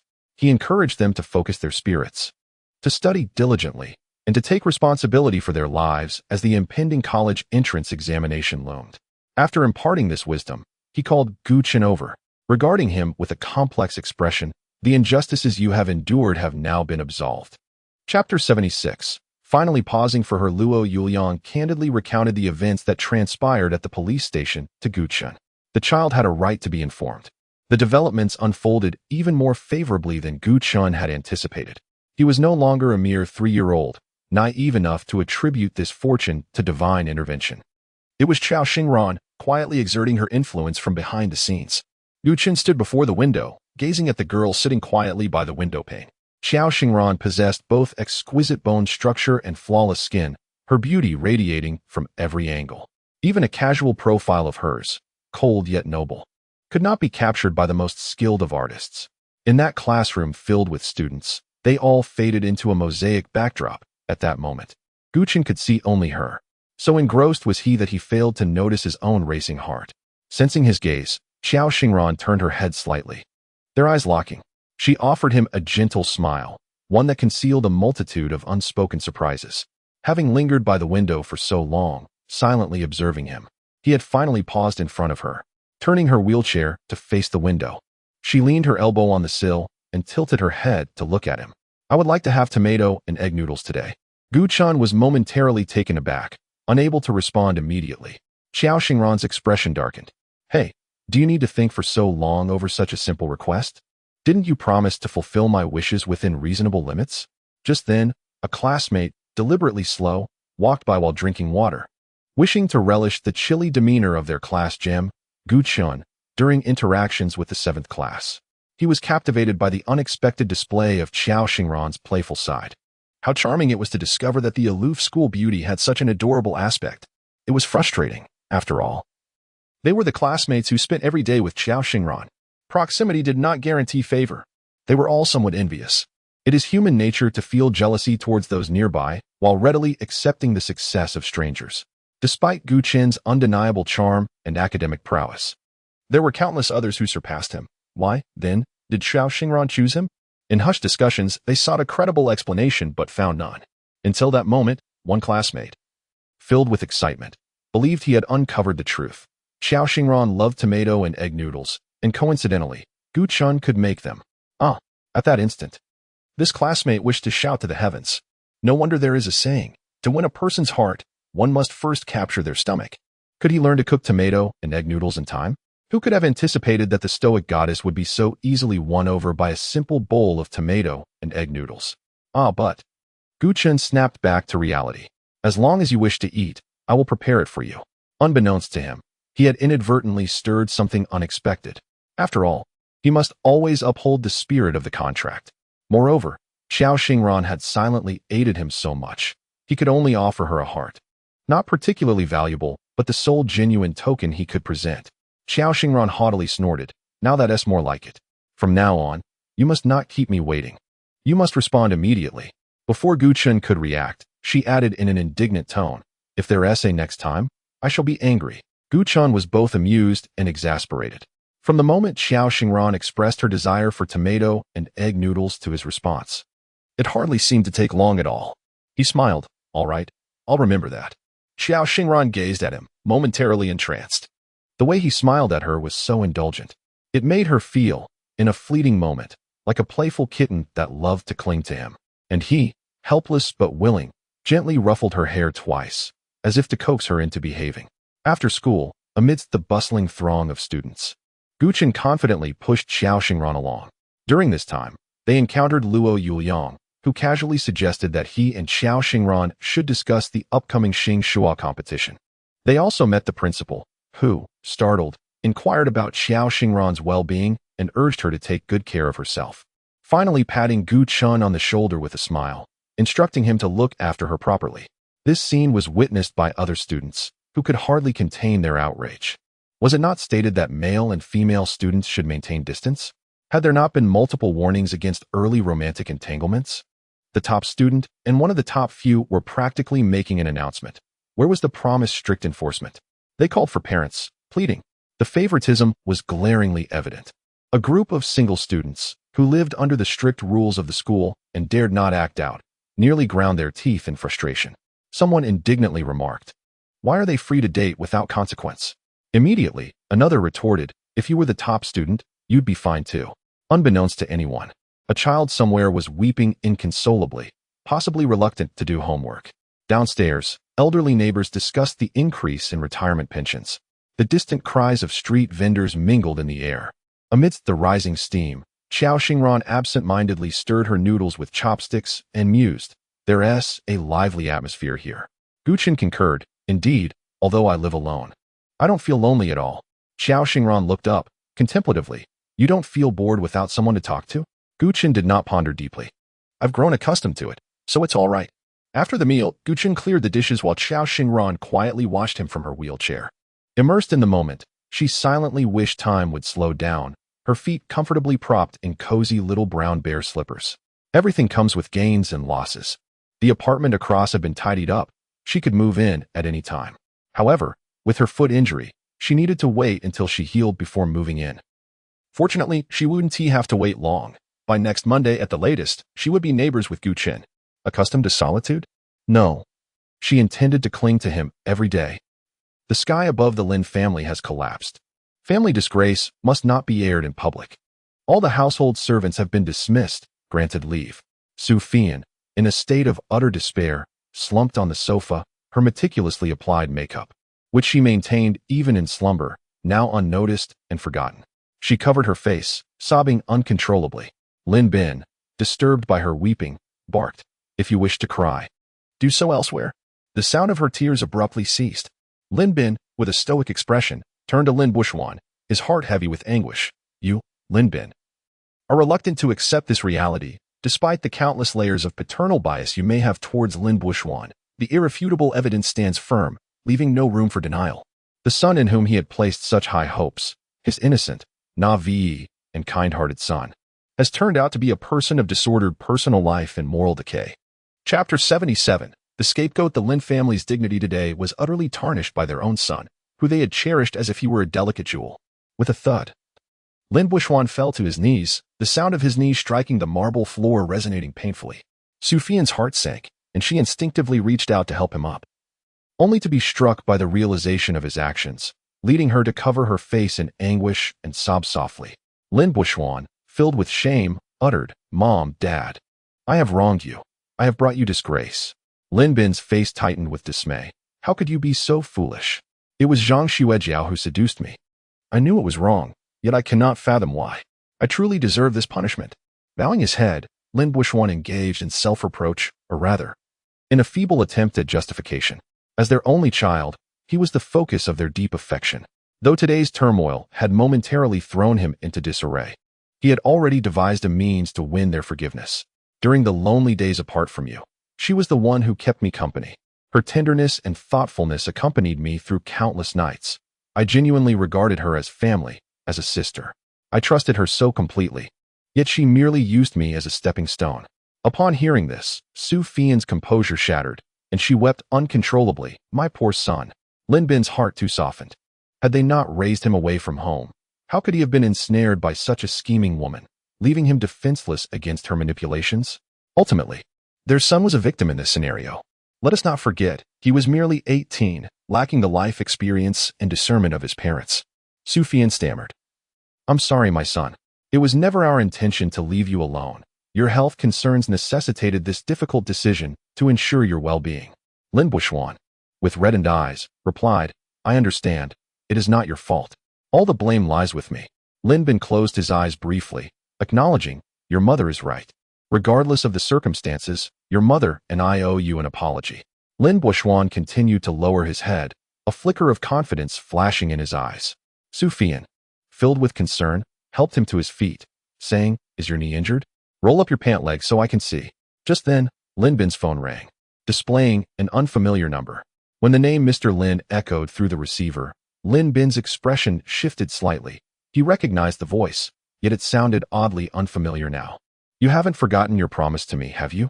Lin Bin cast a discreet glance at Lin Buishuan. A day and a night had passed. Had they identified the mastermind behind his framing? Lin Bin felt an inexplicable sigh of relief, realizing that he remained oblivious to the situation. He recalled that during the chaotic confrontation at the police station earlier, the principal and others had seemingly been absent. He would never suspect that even if those three were not present, as long as one had the intention, they could still be aware of the scandals plaguing their family. In Lin Bin's perspective, if Gu Chen were to discover who was responsible for his disgraceful expulsion, his emotions could not possibly remain so placid. He merely recalled the situation and made a call to inquire about the progress. It was Zhang Xuejiao. Without a moment's hesitation, Lin Bin cast the blame squarely upon her. Although his son was the true mastermind, who could say that Zhang Xuejiao did not incite his momentary folly? "Chen, we have wronged you in this matter." Lin Bin rubbed his temples. "I have already handed her over to the police station. I have fulfilled my promise to you." "Oh." On the other end of the line, Gu Chun silently laughed. In truth, he had never harbored any illusions that Lin Bin would genuinely champion his cause. Sacrificing familial ties for righteousness, he knew Lin Bin would ultimately find a scapegoat to obscure his son's ugly truth. No, perhaps he still believed his son to be the victim. How amusing. "I have no enmity with her. What motive could she possibly have to harm me?" In a moment of desperation, Lin Bin hastily designated a scapegoat. Zhang Xuejiao, left at the police station, would likely spend several years in prison sewing at a machine. Unbeknownst to Lin Bin, Zhang Xuejiao had confessed to her past misdeeds, willingly seeking refuge in prison for self-preservation. She was acutely aware that her ex-boyfriend would not let her off lightly. Caught off guard, Lin Bin pondered. His son bore no animosity towards Gu Chen. Why could he not tolerate him? Had some hidden affair transpired between the two children? Was it possible that Gu Chen had provoked their son without their knowledge, forcing his hand? After all, his son's formal return would undoubtedly draw all their attention away. Emerging from his study, Lin Bin found Su Fian tearfully applying ointment to Lin Buishuan's bruised knees. With a countenance full of suspicion, he sat across from her and thoughtfully inquired, "Buishuan, can you tell me why you are targeting Chen? Chen. Upon learning that Gu Chen had been wronged, the father immediately resorted to Gu Chen's nickname. Lin Buishuan's hands, resting on his lap, tightened abruptly. Until today, he had never imagined he would be exposed. As his grip gradually loosened, he had already formulated a response strategy. With a sorrowful smile, his face adorned with shattered desolation, he confessed, "I know it is wrong, yet I cannot control myself. I envy him." Su Fian was taken aback. "You envy him?" He is merely the one sheltered in our home, bearing the brunt of misfortunes. The love of your father and mother, as well as everything in this household, will one day be yours. Why would you envy him? Lin Buishuan shook his head. Mom, you simply do not understand. I do not care about the family fortune. Do you know what my greatest wish was as a child? It was to be by my parents' side every single day. Su Fian began to shed tears once more. Although Gu Chun is not your biological child, he can still accompany you throughout the day. At this point, Lin Buishuan's body began to tremble slightly. I am so afraid, Dad, Mom. You praise him for his intelligence and thoughtfulness, for his ability to bring warmth to others, and I truly fear that one day you will be taken away by him. Thus, in a moment of confusion, have I been too greedy? Should I not desire the entirety of your love, dear parents? I was wrong. Where does Gu Chen reside? I shall go and apologize to him at once. Su Fian, holding him tightly, wept uncontrollably. My foolish son. How can Gu Chen ever compare to you? Regardless of the circumstances, you will forever hold the foremost place in your parents' hearts. Lin Bin sighed, as his disappointment in Lin Buishuan slowly dissipated amidst guilt, vanishing without a trace. Chapter 78. The redemption of the young lady. Gu Chun cast aside his phone and began preparing for the Xing Shua competition. From the outset, he understood that Lin Bin would never take action against Lin Buishuan on his behalf. The call he made was merely to irritate Lin Bin, accompanied by a faint glimmer of hope he himself scarcely recognized, a small opportunity for both himself and the Lin family. He was acutely aware that there was no way he could ever return to the past with the Lin family. However, if Lin Bin could handle the truth with fairness, perhaps he could find a modicum of solace for the decade he endured, and for them as well. Regrettably, reality proved that like father, like son, Lin Buishuan, bold yet cowardly, and Lin Bin, equally so. Gu Chun was not a villain, yet he had no desire to be the so-called good person. One must ponder, had he not been fortunate enough to encounter Xiao Xingran, how might he have fared under Lin Buishuan's relentless targeting? He would likely have been reduced to a pitiful state, akin to a rat scurrying in the shadows, barely surviving. The Lin family was a towering tree, while he was but a slender blade of grass struggling for existence in its shade. The Lin family was an unyielding boulder, and he was merely an egg that could be shattered with a single blow. Lin Buishuan sought to crush him as easily as one would an ant, viewing himself as a deity capable of manipulating Gu Chun's life for amusement. The question remained, by what right? Simply because Lin Buishuan was a wealthy and powerful young master, while Gu Chun was deemed lowly and insignificant? If Lin Buishuan relished the game of bullying the weak, Gu Chun vowed that should the opportunity arise, he would retaliate with fervor. Reciprocity was the essence of human interaction. Moreover, Gu Chun understood that the enmity between himself and Lin Buishuan had been firmly established. Even if he wished to move on, Lin Buishuan would not allow it. Thus, taking the initiative was paramount. Gu Chun found himself pausing, his pen suspended in midair, as an unexpected thought of Xiao Xingran crossed his mind. Undeniably, she was an invaluable presence in his life. He could not help but indulge in a daring fantasy of their future together. But as soon as the thought began to take shape, he shook his head vigorously to dispel the images. With the cautionary tale of Cheng Mingming in mind, he found himself lacking even the courage to envision a beautiful life. To secure his grandfather's medical treatment, Gu Chun's family had accrued significant debt. Yet it could not prevent his grandfather's passing. Subsequently, Gu Chun's parents worked far from home, returning only twice a year during the Mid-Autumn Festival and Spring Festival, leaving Gu Chun to live with his grandmother. When Gu Chun was 7, his parents were tragically killed in a bus accident caused by the driver's fatigue while returning home. Stop. Xiao Xingran could no longer bear it. Her scalp tingled as she tightly clutched her head, her body curling up in anguish and helplessness. Butler Wu expressed his concern. Miss Xiao Xingran felt a profound ache in her heart. Gu Chun was an orphan, adopted by the Lin family from an orphanage, knowledge that Xiao Xingran had long since possessed. The very term orphan was sufficient to attest to Gu Chun's tragic childhood. However, the harrowing transition from having both parents to becoming an orphan was profoundly brutal, causing Xiao Xingran's soul to tremble with pain. Xiao Xingran felt a pang of sympathy for Gu Chun, yet it was Butler Wu who truly empathized with her. One cannot deny the tragic childhood endured by Gu Chun, but how different was the young lady's own upbringing, fraught with thorns. It is precisely because of their mutual understanding that the young lady holds a unique affection for Gu Chun. Following the tragic demise of Gu Chun's parents in a car accident, his grandmother, unable to bear the grief, also departed from this world. Gu Chun, a boy of considerable resilience, found himself abandoned by relatives who shunned the responsibility. The inheritance of meager assets and 3 dilapidated houses was seized by creditors. At the tender age of 7, Gu-chun abruptly became a true embodiment of destitution. He was sent to an orphanage, and a year later, he was adopted by the Lin family, only to be cast out a decade later. The unfortunate Gu-chun, paradoxically, was fortunate, for he encountered the young lady of that household. But what of her? Could Gu-chun be the one to redeem her? Half an hour later, Xiao Xingran finally emerged from the depths of her heartache. She longed for Gu-chun, an obsession that gnawed at her soul, reminiscent of her fervent desire to see him on her birthday, leaving her restless, wishing for a magic wand to summon him to her side. Lacking such a wand, she resorted to her mobile phone. At 11 o'clock that night, while drying his hair by the bedside, Gu-chun noticed his phone screen illuminate. He turned off the hairdryer and pressed the answer button. His handsome visage appeared on the screen, yet Xiao Xingran was absent, her camera turned off.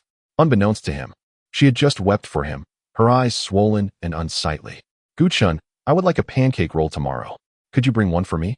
Numerous breakfast eateries thrived near the school, catering to students who often bought food on the go. Though Xiao Xingran had no real desire for pancake rolls, she needed a pretext for disturbing Gu-chun at such an hour. The proud young lady would never confess that she simply missed him and wished to see him. Gu-chun, with his usual amiability, replied with a smile, "All right, would you like anything else to drink? I can pick it up as well." After a moment's contemplation, she replied, "Pumpkin porridge? Sure, I want 2 servings." Gu-chun was taken aback. "Can you finish that?" He had come to understand Xiao Xingran's modest appetite. She seldom ate much. The last time she had a large bowl of tomato and egg noodles.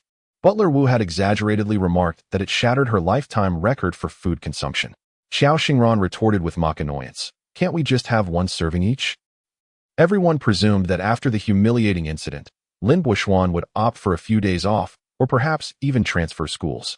Yet, the next day he arrived at school as usual, his demeanor unchanged, displaying a psychological resilience that was truly remarkable. As he entered the classroom, his peripheral vision instinctively darted towards a certain direction, his posture upright. Unbeknownst to him, he had developed an unconscious habit of observing Gu-chun from afar. The more disheveled he felt, the more he resolved to stand tall, refusing to retreat or evade, denying others the opportunity to revel in his misfortune. Life stretched ahead, and he believed he would have countless chances to best Gu-chun in the future. Firstly, he aims to shine brilliantly in the starry competition.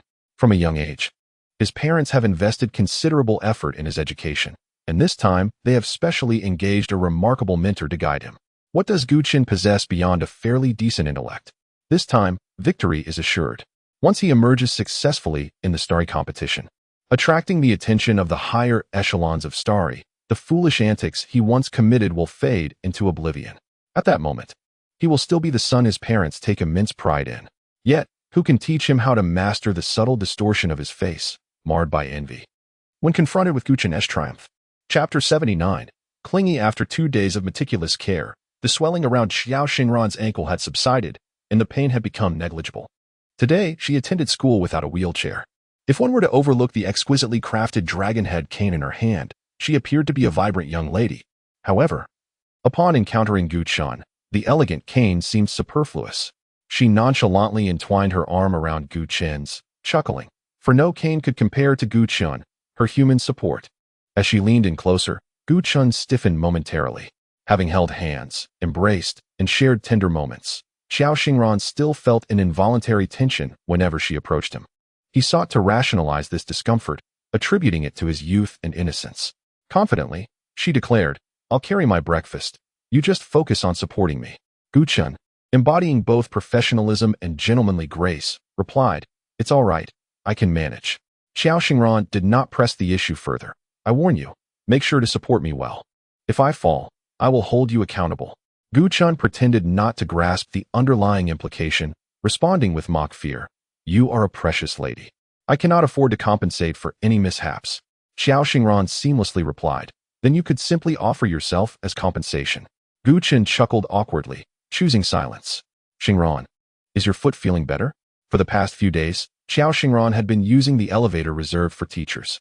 Inside, besides teachers of various subjects and grades, the amiable principal was present. Upon seeing them, the principal approached with a warm smile and inquired, "I hope you're recovering well." Xiao Xingran, behaving quite decorously, replied, "Much better." The principal expressed his relief. "That's wonderful. This is undoubtedly thanks to Gu Qin's attentive care. You should express your gratitude." Gu Qin remained silent. Xiao Xingran smiled faintly, acquiescing. Of course. Exiting the elevator, she clung tightly to Gu Qin's arm, relishing the scent of the laundry detergent on his clothes. Playfully tilting her head, she asked, "How would you like me to repay you?" For reasons unknown, a seemingly innocuous question took on a profound, suggestive tone in Gu Qin's ears, leading him to believe that even if he were to audaciously declare, "I want you to repay me with yourself," Xiao Xingran might very well acquiesce. Perhaps he was overthinking. For today, Xiao Xingran seemed particularly attached to him, her tone gentler than usual. Pushing aside these chaotic thoughts, Gu Qin asserted seriously, "Caring for you is my responsibility. Expressing thanks feels overly formal." The smile on Xiao Xingran's face faded, and with its disappearance, Gu Qin sensed an inexplicable weight pressing down upon him. She narrowed her eyes, her expression turning inscrutable. "Did you care for Cheng Mingming with the same dedication?" Gu Qin fell silent. In the past, he might have thought her complaints about Cheng Mingming stemmed from disdain, but now he recognized her jealousy. How surreal it was that Xiao Xingran was envious of Cheng Mingming. Gu Qin chuckled awkwardly. "Why bring her up?" Xiao Xingran retorted, "Why shouldn't I mention her?" Gu Qin replied, Because I currently find that name quite unpleasant." Xiao Xingran stared blankly. "Really?" Gu Qin noticed the shift in her expression, realizing he had struck the right chord with his excuse. Nevertheless, he genuinely wished to avoid any mention of Cheng Mingming, including her name. "Yes," he affirmed emphatically, "hearing her name unsettles me. So could we." Xiao Xingran's demeanor transformed from overcast to radiant, sunlight illuminating the earth. "All right, I promise I will no longer mention her in your presence." Gu Qin secretly twitched his lips. It seemed she was rather easy to appease. Today, he had accounted for breakfast time and arrived 10 minutes early. As he passed by class 6, Gu Qin intended to steer her inside, but Xiao Xingran interjected, "I'm accustomed to your class." Just like at noon, Gu Qin relinquished his seat to Xiao Xingran, occupying the desk of his classmate Liang Yiqi instead. Xiao Xingran was quite particular. During her first visit to their classroom for lunch, she had made it clear that she wanted to sit in his seat, unwilling to occupy another. Liang Yiqi, understanding the situation, had arrived early and chatted jovially with others, only to return after Xiao Xingran departed, gnashing his teeth in an exaggerated display of a single man's anguish. "Gu Qin, which university do you and Xiao Xingran plan to attend in the future?" Gu Qin finished the last spoonful of his soft and sweet pumpkin congee, saying exasperatedly, "Don't you think you hold me in too high regard? Xiao Xingran can easily get into Qingbei, while I, a novice overshadowed by her in every aspect, dare not compare myself to her." Liang Yiqi plopped down in his seat, exclaiming, "Don't underestimate yourself, young man. We all see your efforts. Your grades have steadily improved, and you can strive for it." Gu Qin smiled but remained silent. Strive? This was not a gamble. He was well aware of his position. His current grades were merely a testament to his extra effort compared to others. In contrast, Xiao Xingran had solidly occupied the top position with her unparalleled strength, making it evident that her success was not solely a matter of diligence. There's a saying that effort pales in comparison to talent, isn't there? Even though their scores did not appear drastically different, a distinct line was drawn between them, with Gu Qin and Xiao Xingran representing two disparate types of individuals. Gu Qin was an ordinary person, while Xiao Xingran was a prodigy. Qingbei was the pinnacle of aspiration for countless students. Gu Qin had once yearned for it, but would not pursue it blindly. He had a clear understanding of his own capabilities, believing that doing his best was sufficient. When university life commenced next year, the contract between him and Xiao Xingran would conclude, leading them to different schools and lives. She might encounter boys who surpassed him in various aspects, gradually forgetting him. Even if she were to recall him in passing, she might merely smile and reflect on her youthful ignorance with amusement. Suddenly, Gu Qin felt a heaviness in his heart, his spirits dampening. Unaware of his turmoil, Liang Yiqi cheerfully continued, "Even if you don't get into Qingbei, it's fine. Xiao Xingran will surely make it." Gu Qin was left bewildered. Liang Yiqi, filled with enthusiasm, remarked, "I once came across an intriguing story online. It suggested that if students perform exceptionally well in the college entrance examination, prestigious universities like Tsinghua and Peking University might entertain certain requests from them in a bid to attract talent.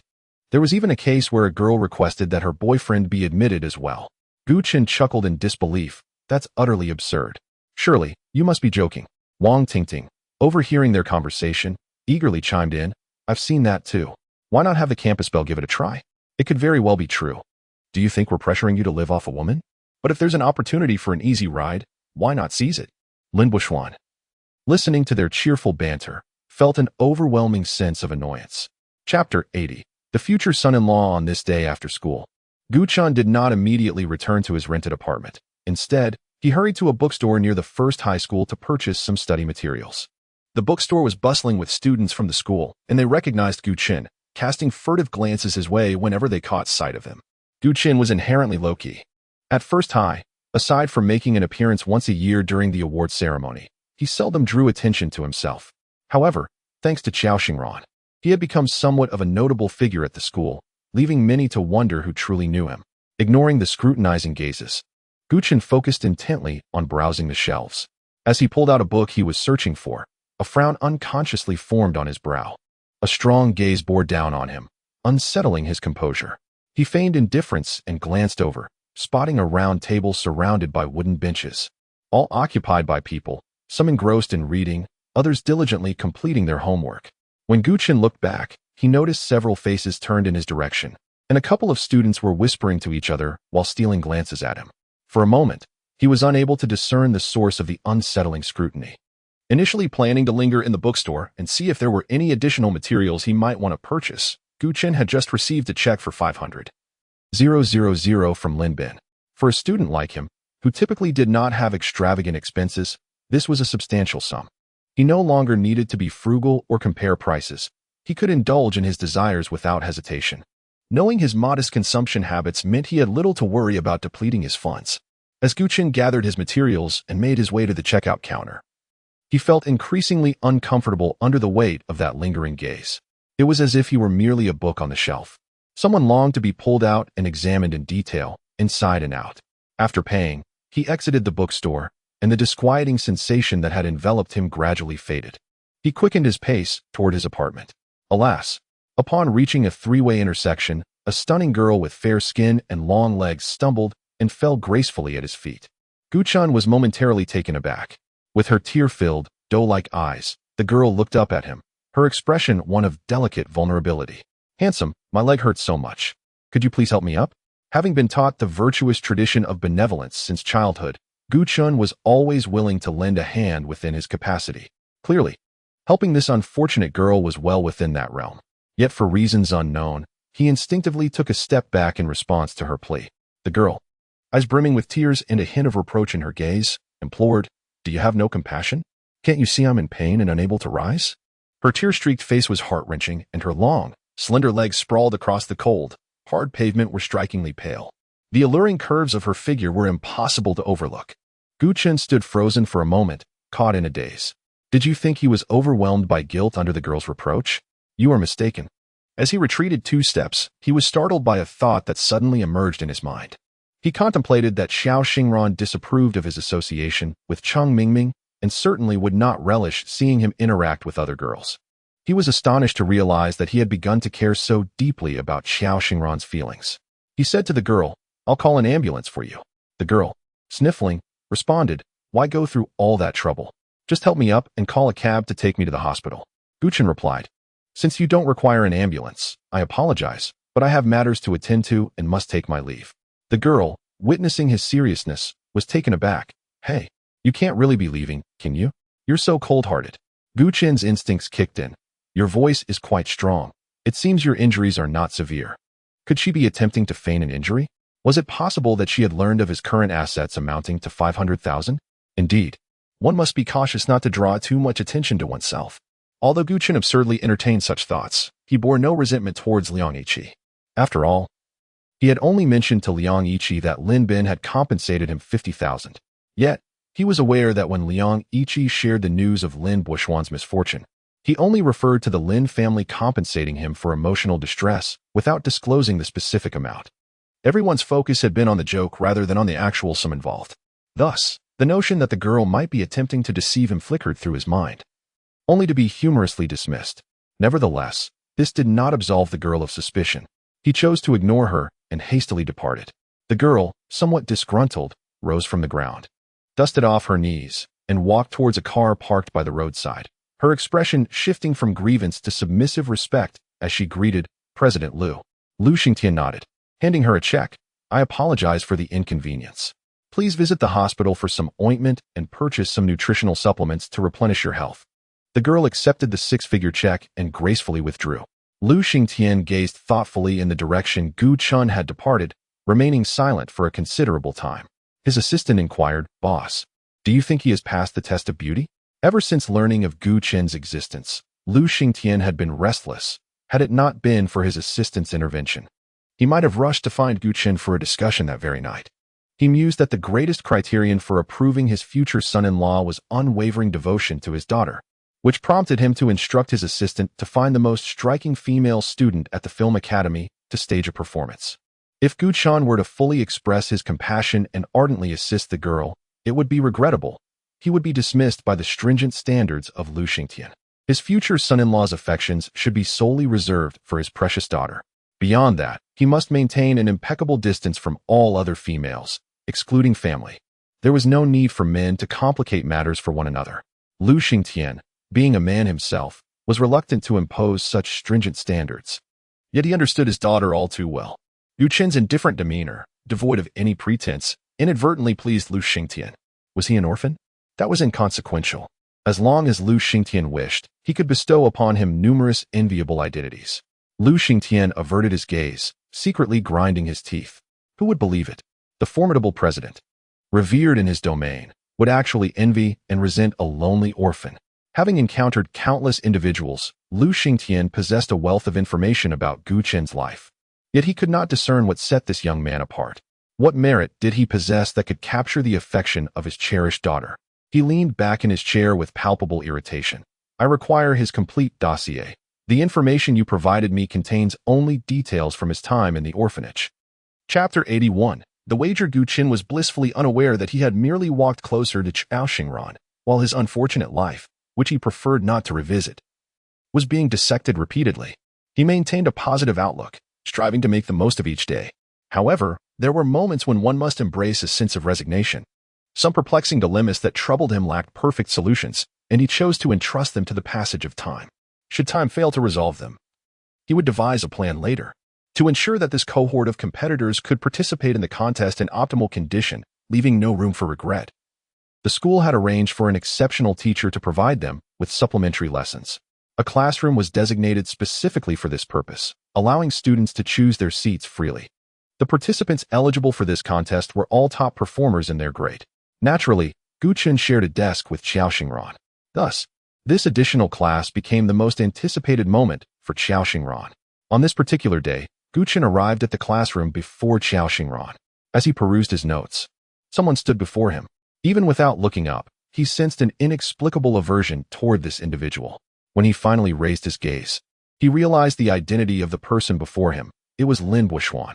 After suffering a setback at Gu Chen's hands, Lin Buoxuan had refrained from seeking attention. Yet Gu Chen could still feel his gaze lingering on him, whether intentionally or not. Gu Chen was well aware of Lin Buoxuan's animosity. Had it not been for him, Lin would still be thriving at the first high school, basking in the adoration of countless girls.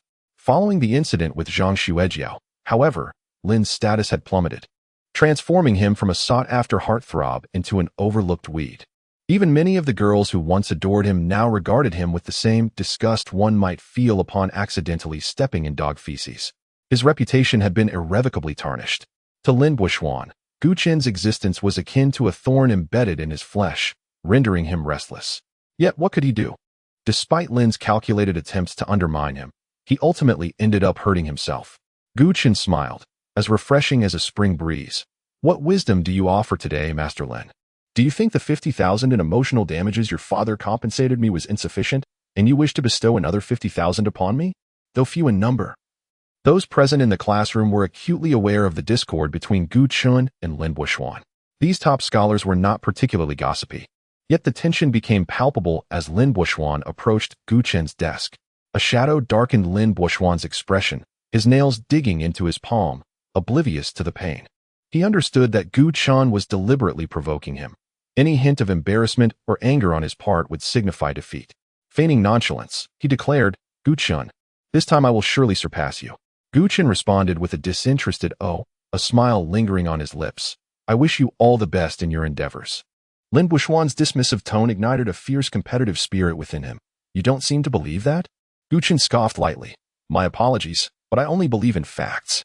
Anyone can engage in empty rhetoric. It's rather pointless. Lin Buxuan chuckled. Then shall we make a wager?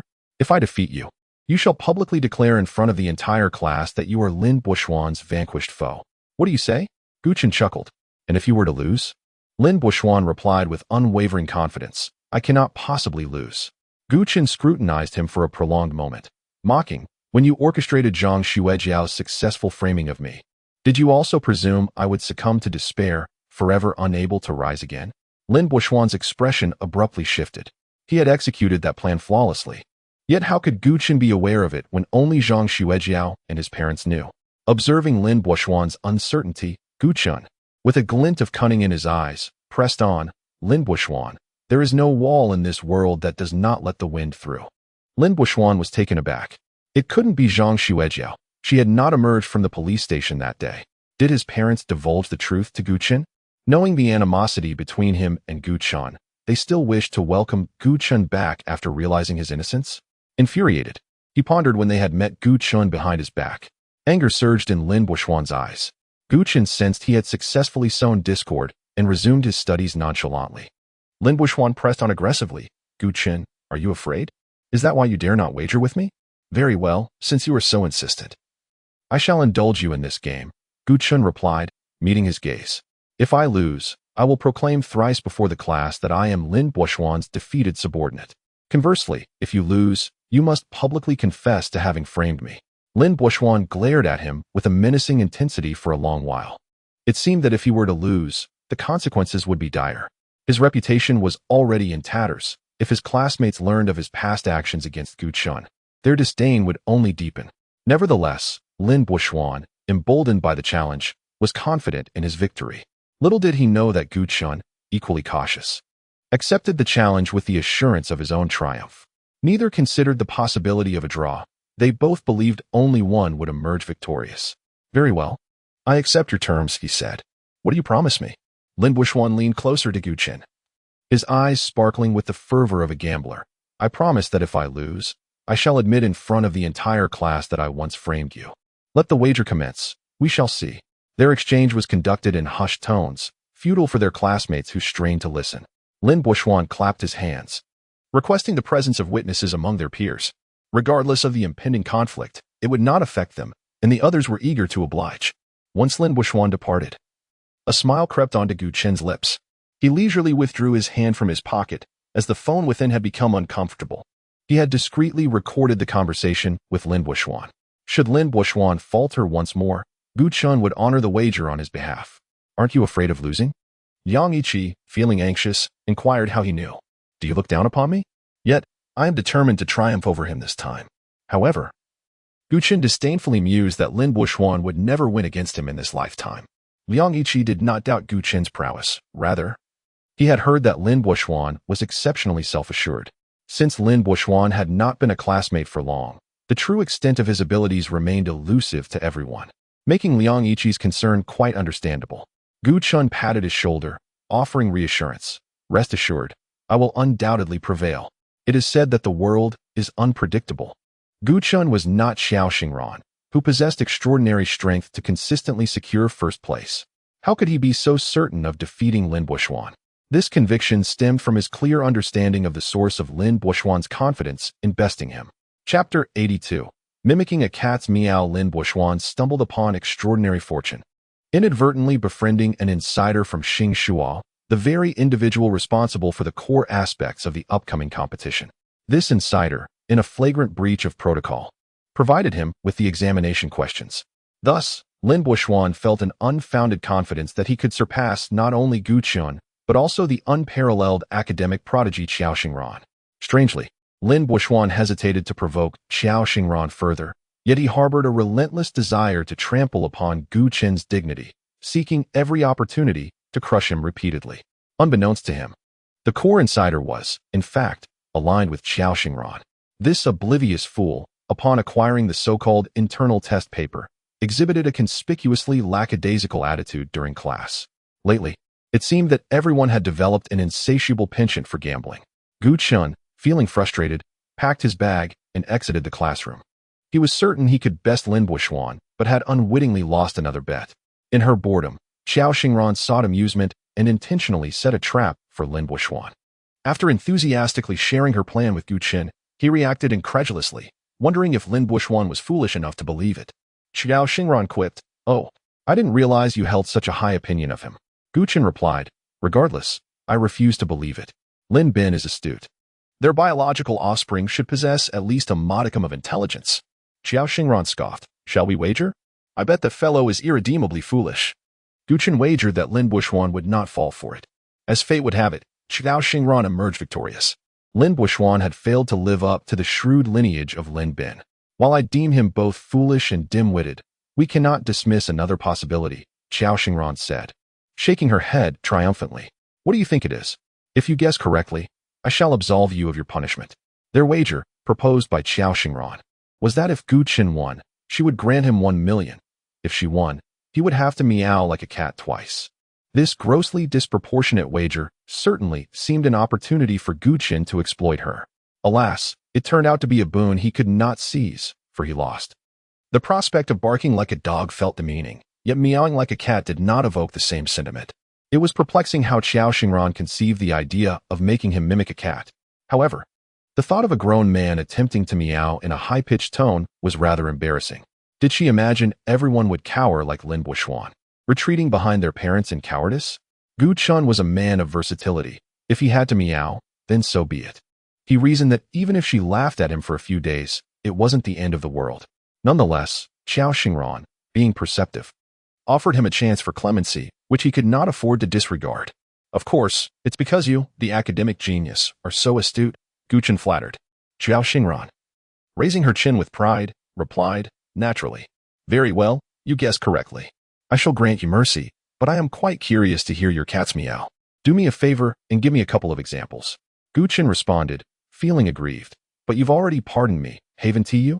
Xiao Xingran cunningly remarked, "Indeed. I have granted you clemency. Thus, what you are to learn from me is not the penalty for losing a bet, but rather the fulfillment of my modest wish. These are fundamentally different concepts and should not be conflated." Gu Qin fell into a contemplative silence, beginning to question the very essence of his existence. He felt utterly foolish for attempting to negotiate with a prodigious scholar, only to find himself ensnared in her web of wit. Learning, I wish to hear," he conceded. This lesson had been an additional one, tacked on to the end of the school day. Consequently, when they left, the school had already shed its usual clamor, yielding to an eerie stillness. Xiao Xingran's voice echoed through the vacant corridors, while the streetlights dispelled the encroaching darkness. Without hesitation, she wrapped her arm around Gu Qin's. Although her foot had healed, the habit of clinging to him was not easily relinquished. Her justification was rooted in a lingering psychological trauma, a fear of re-injury. In the school environment, they were inseparable, appearing as a couple to all. To assert their innocence would be met with disbelief. Indeed, Gu Chun found himself inextricably linked to her, as if he had plunged into the yellow river with no hope of cleansing his reputation. At this juncture, Gu Qin had resigned himself to his fate. He silently mused, "I suppose I can remain your human crutch for several more months. But once we part ways, what will you do? Will you seek another suitable support?" Yet, he recognized he had no right to question her choices. Under Xiao Xingran's insistence, Gu Chun reluctantly parted his lips, uttering a soft meow. Xiao Xingran frowned in dissatisfaction. "No, that won't do. It sounds too forced. You must soften your tone and add a bit of nuance. Mimic me, like this." As she produced a gentle, endearing meow, Gu Chun felt a shiver run through him, as though an electric current coursed through his body. "Why do you react so strongly? Is my imitation lacking?" Gu Chun braced himself. "It's not that it lacks resemblance. Rather, it is too accurate." Their shadows, elongated by the streetlights, entwined closely together, a silent testament to their ambiguous relationship. "Teacher Qiao has demonstrated it for you. Now, shall you replicate it for me?" "Meow, quickly." "Meow? Still not quite right. Do it again." "Meow." This attempt was markedly improved. "I want to eat boiled corn." Gu Qin exhaled in relief, sensing that Xiao Xingran might finally grant him reprieve. He approached a vendor, purchasing 2 ears of boiled corn. When Xiao Xingran requested something, he knew to procure double portions without needing to ask. Regardless of her cravings, she intuitively included his share, as if she would never forget his presence. Guchen handed her one ear while keeping one for himself. Let's head back. It's chilly outside. The temperature had plummeted in late autumn, hovering in single digits. Many students, wary of the cold, had begun to don down jackets beneath their uniforms. Guchen, clad in a wool sweater, a gift from Xiao Xingran, felt quite comfortable. He dared not contemplate the extent of his indebtedness to her. Rather than face the daunting tally that would rob him of sleep, he chose to remain blissfully ignorant for the time being. As the delicate strands of hair brushed against Xiao Xingran's ear, they trembled gently. Her petite nose bore a faint blush at its tip. She took a bite of corn, asserting, I am not cold at all. With that, she reached out to grasp Gu Chen's hand, asking, isn't that so? Xiao Xingran's hand was soft and warm, resting upon Gu Chen's palm. After they finished their corn, they parted ways. Gu Chen, with his hands tucked in his pockets, walked back, feeling as though the warmth from Xiao Xingran's hand had ignited a fire within him. For the first time, he contemplated the future he might share with her. Perhaps he could take a chance to open his heart, a chance to be with Xiao Xingran? As this thought crossed his mind, a surge of warmth coursed through his veins. Indeed, why not take the risk? Life is but a fleeting few decades. One should not leave behind regrets. Chapter 83. Gua Xingran's father. The fervor in Gu Chen's heart extinguished upon encountering a man who had awaited him for an extended period. This man, impeccably attired in a tailored suit, exuded an air of authority, having mysteriously gained entry to Gu Chen's apartment without damaging the lock. He sat nonchalantly on the sofa, his expression grave as if he were the actual intruder. As Gu Chen opened the door and sensed something amiss, he instinctively attempted to retreat. However, another individual stationed at the doorway swiftly seized him, slamming the door shut with a resounding thud. Caught unprepared, Gu Chen felt an overwhelming regret for not installing surveillance in his room, failing to check for any anomalies before entering his home. The false sense of security provided by the commendable public safety in City C had lulled him into a dangerous complacency, neglecting the potential threats of solitary living. He could scarcely fathom the audacity of criminals. Yet, the imposing figure before him, radiating confidence and authority, seemed far removed from the image of a nefarious criminal. It was difficult to reconcile such a distinguished individual with the ruthless nature of lawbreakers. Nevertheless, a thought crossed Gu Chen's mind, who said a wealthy businessman could not be a criminal.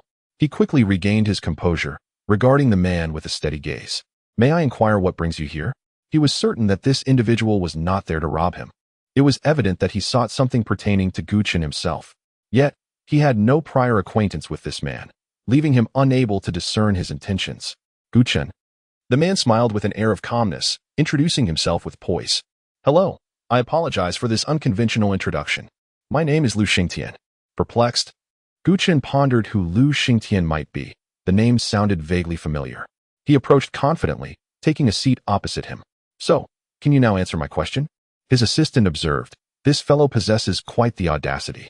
In such a bizarre situation, under the oppressive aura of the wealthy man, Gu Chen maintained his composure, unflinching in the face of potential danger. Did he not fear that they could simply dispose of him without a second thought? Or had he discerned that these men were legitimate business people who would not resort to such drastic measures? However, one must wonder, what legitimate individual would break into another's home and wait for their return? Lu Xingtian raised an eyebrow, recognizing Gu Chen's unique demeanor, which piqued his interest. Nonetheless, this did not hinder him from proceeding with his discourse. Do not be alarmed, young man. I have come to propose a business venture. Despite Gu Chen's well-crafted facade, Lu Xingtian perceived his underlying tension. In such a precarious moment, it was commendable that the 18-year-old Gu Chen had not succumbed to panic. A modicum of anxiety was only natural. To engage in business with me? Gu Chen chuckled lightly. Are you offering me a sum of money only to take my kidney in return? Remarkably, he still possessed the humor to jest. Lu Xingtian laughed heartily. No. What use would I have for your kidney? I genuinely wish to provide you with a sum that will ensure your lifelong comfort and prosperity. Gu Chen maintained a calm demeanor, pondering the absurdity of the situation. Upon returning home from school, he found himself face to face with a figure akin to the god of wealth, who, without uttering a word, presented him with an enormous sum of money. It was inconceivable to think that this deity of fortune had no ulterior motives. Lu Xingtian, Sensing Gu Chen's understanding of the situation, did not beat around the bush. I need you to leave number 1 high school and see city. From the moment he entered, Gu Chen's mind raced, desperately trying to uncover Lu Xingtian's identity and intentions. When Lu Xingtian stated his purpose, Gu Chen, still bewildered, instinctively asked, "Why?" Lu Xingtian elaborated on his introduction. "I am Qiao Xingran's father." Gu Chen was momentarily taken aback, staring blankly at the man who seemed to hold all the cards. It took him a while to regain his composure. "But your surname is Lu, and hers is Qiao." "Names do not dictate lineage," Lu Xingtian replied. "She took her mother's surname." His explanation was impeccable. Increasingly, men were indifferent to their children adopting their mother's surname. Noticing Gu Chen's unwavering gaze, Lu Xingtian smiled. Ran resembles her mother. She does not take after me." Gu Chen fell into silence, struggling to find the appropriate words to articulate his current emotions. He recalled a common trope from the romantic dramas Su Fei Yin loved to watch, the underprivileged heroine falling for a wealthy hero, only for his family to confront her, offering a check and demanding she leave him for good. Such a ludicrous scenario was now unfolding in his own life. Gu Chen forced a bitter smile. "Mr. Lu, I believe you may be mistaken. My relationship with Qiao Xingran is not as you presume." Lu Xingtian confidently refuted him. No. It is precisely as I think." Gu Chen replied. "Our Ran is rather reclusive and has never had friends, not even among her peers. You are the only one she has kept in her thoughts. Do you expect me to believe that your relationship is as innocent as you claim?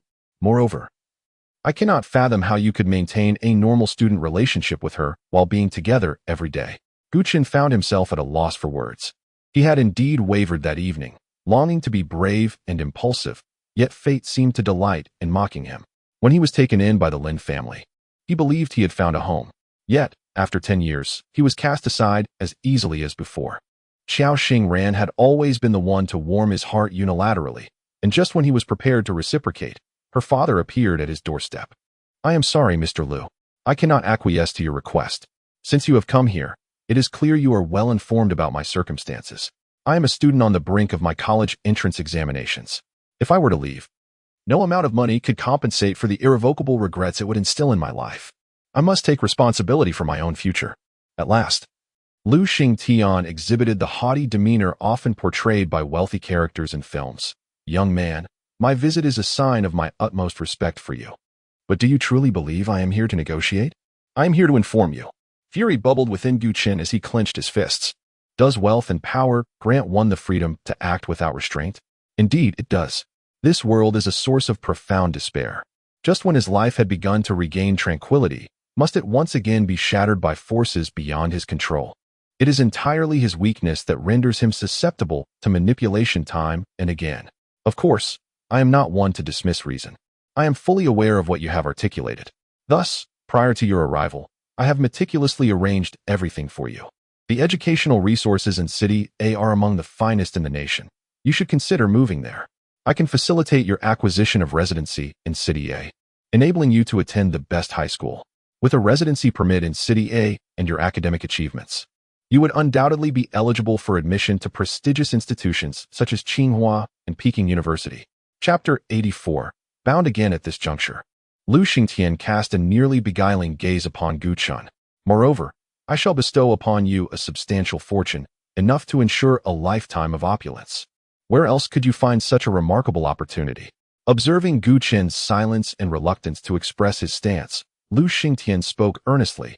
"Young one, opportunities are of paramount importance. Miss this chance, and I assure you, you shall regret it for all eternity." On the surface, Gu Chen appeared amiable, yet deep down, he abhorred the notion of his life being orchestrated by another. Lu Xingtian's words were akin to a potent poison, capable of inciting a frenzy of excitement. Gu Chen harbored no doubts that Lu Xingtian's propositions were merely tactics to coerce him into submission. The promises of a residence in a city, the most prestigious high school, and a fortune that could grant him a lifetime of luxury were all but deceitful lures. For Lu Xingtian possessed the means to fulfill such promises. He was a person of standing, unlikely to deceive a mere boy. A mere nod from Gu Chen could secure him a lifetime of affluence. Yet, was not his aspiration to study diligently and elevate his circumstances precisely for the sake of a better life? The ideal existence he yearned for was tantalizingly within reach. However, should he decline, Lu Xingtian could effortlessly devise countless methods to ensure his disappearance from Sea City. The choice was clear, requiring no external guidance. Yet, alas, humanity is a complex tapestry of emotions. Gu Qin's pride and rebellious spirit were slightly more pronounced than others. Thus, he could not resist the urge to smile. I beg your pardon, but what if my answer is a refusal? Lu Xingtian raised an eyebrow in surprise. This boy was proving to be rather difficult to manage. He had assumed Gu Qin was merely clever, only to discover he was a headstrong youth who valued his insignificant dignity above all. However, one could not entirely blame him. At the tender age of 18, he had yet to experience the harsh realities of life. Troubling. Lu Xingtian felt an inner urgency.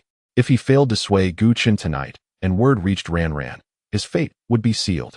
With this thought, he steadied his resolve and initiated a new wave of persuasion.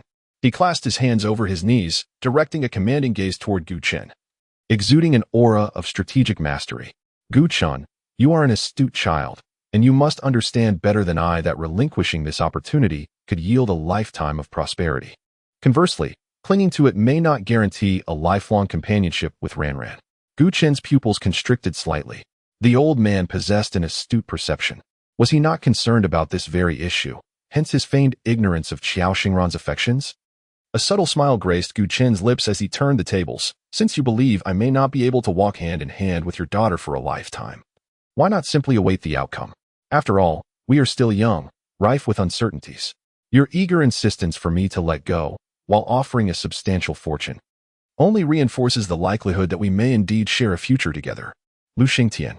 To be candid, had he not been Gu Qin, he might have found himself quite fond of him.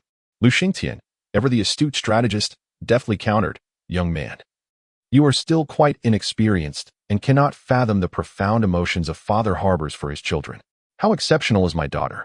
I believe I need not elaborate further. The horizons awaiting her are boundless. As a father who wishes for her to soar to greater heights, I do not wish for her to squander her experiences on trivial romantic entanglements. He paused, revealing a broad smile that bespoke his wealth. As for the substantial sum you mentioned, to someone of my financial stature, it is but a trifling matter. I deem it worthwhile to invest this negligible amount to extricate my daughter from a misguided relationship. At this juncture, Lu Xingtian rose, recognizing the moment to retreat. Very well. I understand that this may come as a shock to you. I shall grant you a night to ponder this matter. By tomorrow morning, I expect to hear your decision. With that, he departed. In the now silent two-bedroom apartment, Gu Qin remained, enveloped in contemplation.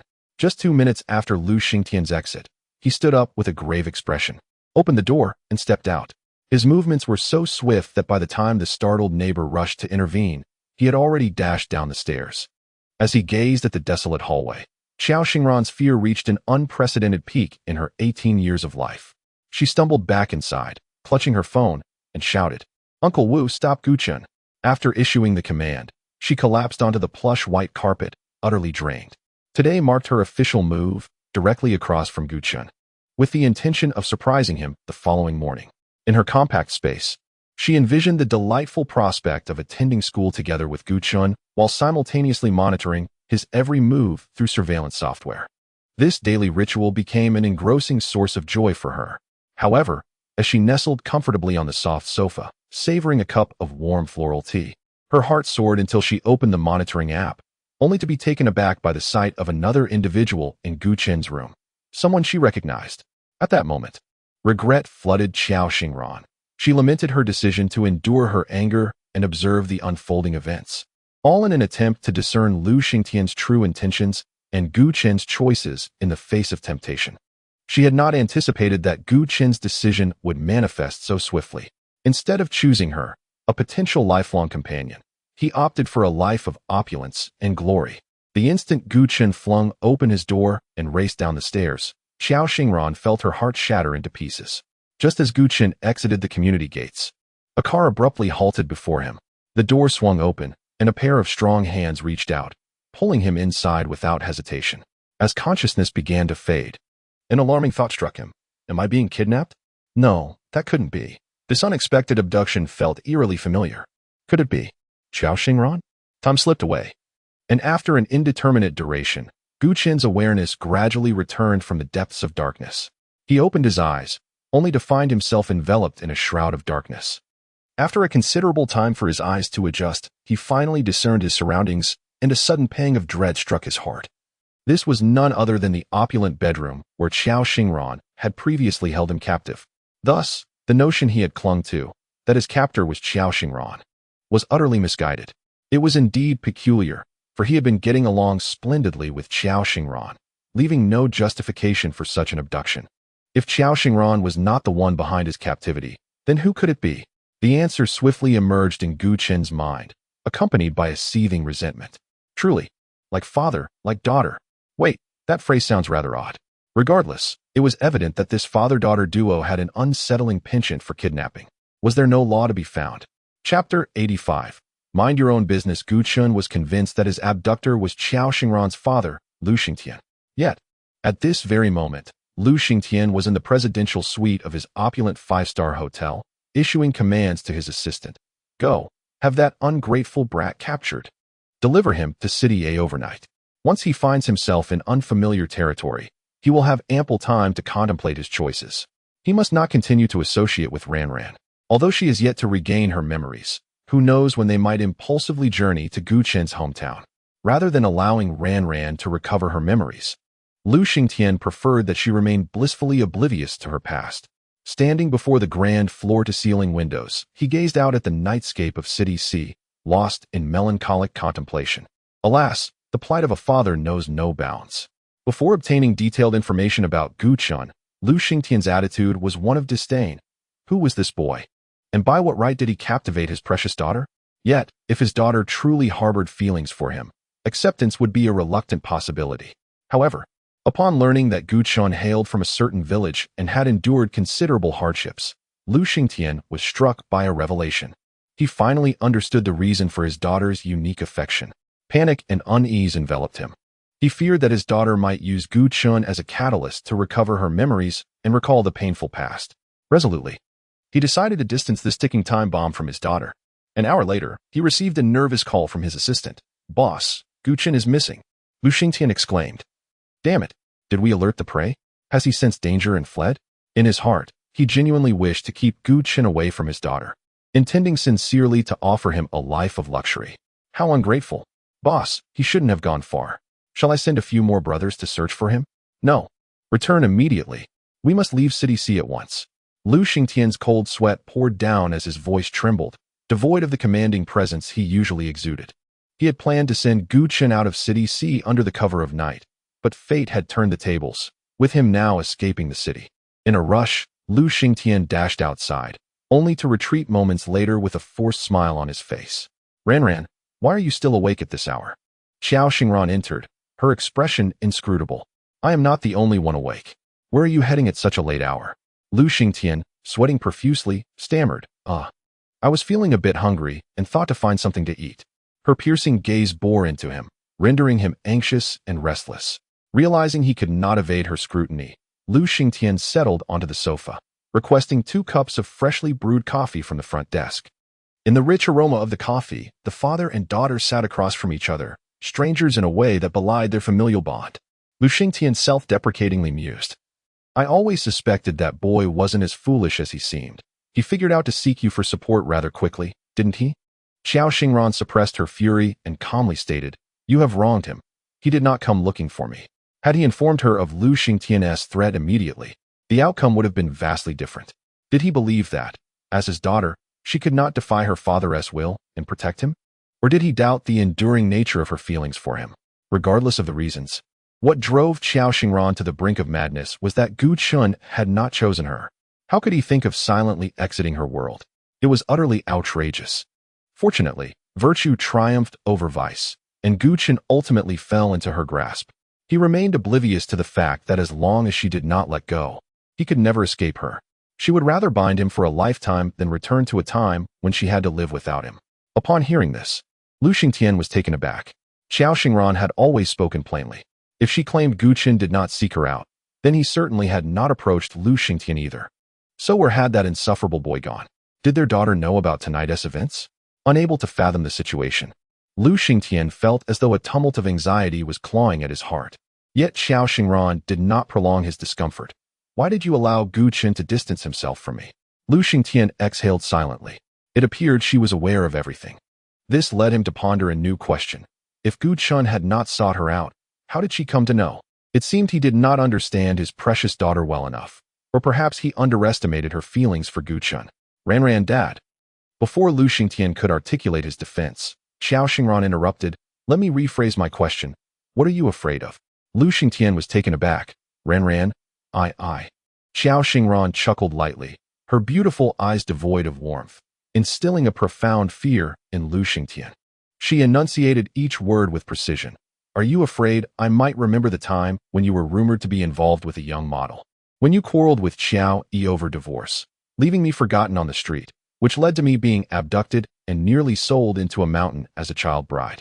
Xiao Yi was Xiao Xingran's mother, a title she had long ceased to use, even though Xiao Yi had tragically perished in a car accident over a decade ago. If her deductions were correct, she was likely on the same bus as Gu Chun's parents that fateful day. Lu Xingtian's face drained of color. His spirit seemed to deflate like a punctured balloon. Rubbing his face, he lamented, Ran, it was your father who wronged you. He had spared no effort in seeking justice against the traffickers who had taken Xiao Xingran, and although she had not suffered physical harm, the emotional scars were far more challenging to heal. After being found, she had appeared dazed, as if her soul had been lost. It took half a year of careful nurturing before she began to exhibit signs of life and vitality. She had forgotten the year-long span that included her abduction, the tumult of her parents' divorce, and the subsequent neglect that had led to her being lost. The vivacious child she once was had vanished, replaced by a gloomy demeanor that shunned all affection, particularly his presence. The doctor stated that although she had forgotten her past memories, she still retained the subconscious recollection of the harm inflicted upon her. Despite his relentless efforts over the years, he found himself unable to bridge the chasm between himself and his daughter. This child truly harbors a grudge. Yet, as a father, he failed to protect her. He is indeed a failure, deserving of his fate. Lu Xingtian's heart trembled. Ran, have you remembered everything? Xiao Xingran cast him a cold glance. If you meddle in my affairs again, I shall publicly announce the severance of our father-daughter relationship. Chapter 86. The fractured Xiao Xingran Gu Chun awoke to find himself in an unfamiliar place of confinement. He deduced that the architect of his abduction was Lu Xingtian. Just as he prepared to rise and employ his intellect to devise an escape plan, a chilling realization struck him. His limbs were ensnared by sturdy metal chains, firmly binding him to the bed. It took his mind a full 3 seconds to process that this ordeal was genuinely unfolding in what he believed to be the secure and lawful society of the 21st century. Straining against the chains, which were as thick as his fingers, they clanked mockingly, as if ridiculing his foolishness and ignorance. Gu Chun felt a wave of despair wash over him. Wealth truly could grant one the power to act with impunity. What could he possibly say? That the affluent were brazen to a scandalous degree? As an adult, he recognized that cursing and raging or succumbing to fear and tears would be of no avail in this dire situation. The only recourse left to him was to temper the tempest of fury within and strive for composure. The final word was wait. Wait for someone to arrive. Wait for the next move from his captors. Wait for a glimmer of hope. He sensed that Lu Xingtian did not genuinely wish to inflict harm upon him. Rather, it was Gu Chen's own lack of appreciation that had extinguished Lu's patience. Despite his unscrupulous nature, Lu had granted him a night to ponder, only to unexpectedly resort to underhanded tactics, insidious, despicable, and shameless. Ironically, the perpetrator was none other than Xiao Xingran's father. Gu Chun obediently reclined back onto the bed. Fortunately, though his captor sought to teach him a lesson by binding his hands and feet, the bed beneath him was remarkably soft. Yet, this comfort could not soothe Gu Chun's wounded spirit. He was on the verge of despair. He thought of Xiao Xingran. What would she think if she discovered he had not attended school the next day? Would she notice his absence? Would she miss him? Surely she would, for she cared about him.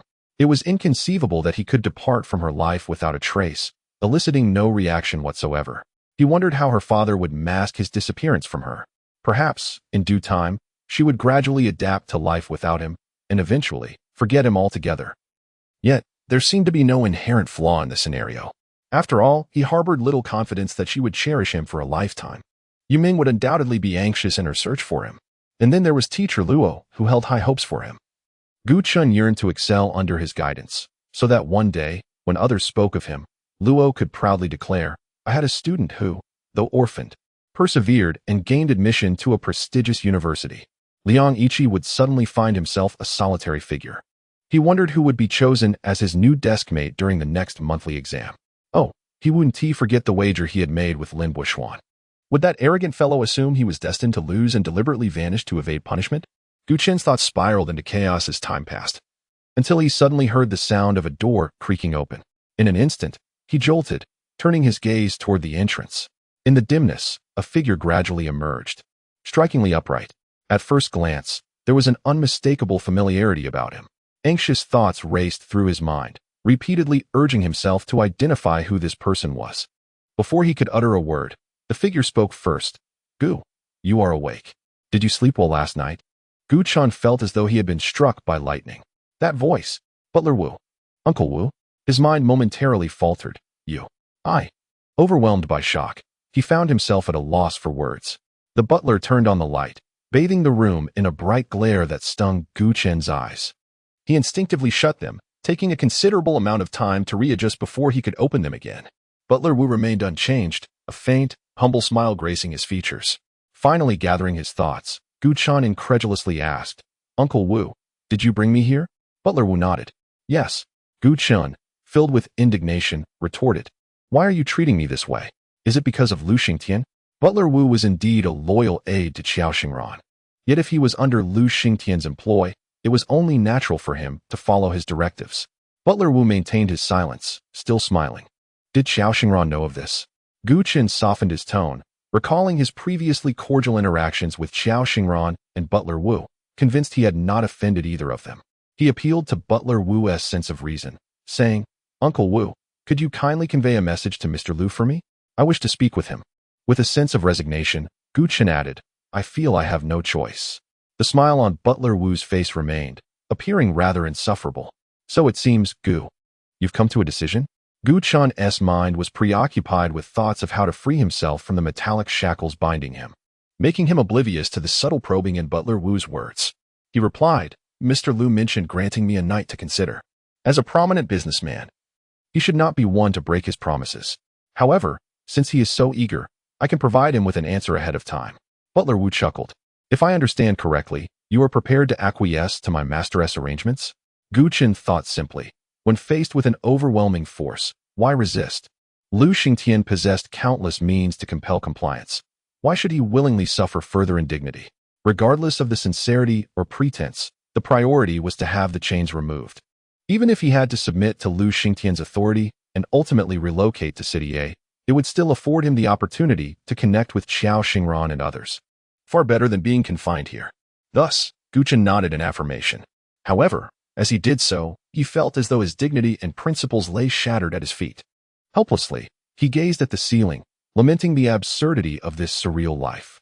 After a prolonged silence without a response from Butler Wu, he glanced over in confusion, only to be taken aback. Butler Wu had vanished, replaced by a slender girl with flowing hair standing before him. It was none other than Qiao Xingran. Did she come to rescue him from the chaos wrought by her father? He should have felt elated. Yet, the look of despair on Qiao Xingran's face compelled Gu Chen to ponder what he had done wrong. Is it not he who is the true victim? He has adhered to the law, causing no trouble for anyone, yet he finds himself ensnared by others. Could it be that he has annihilated the galaxy in a past life?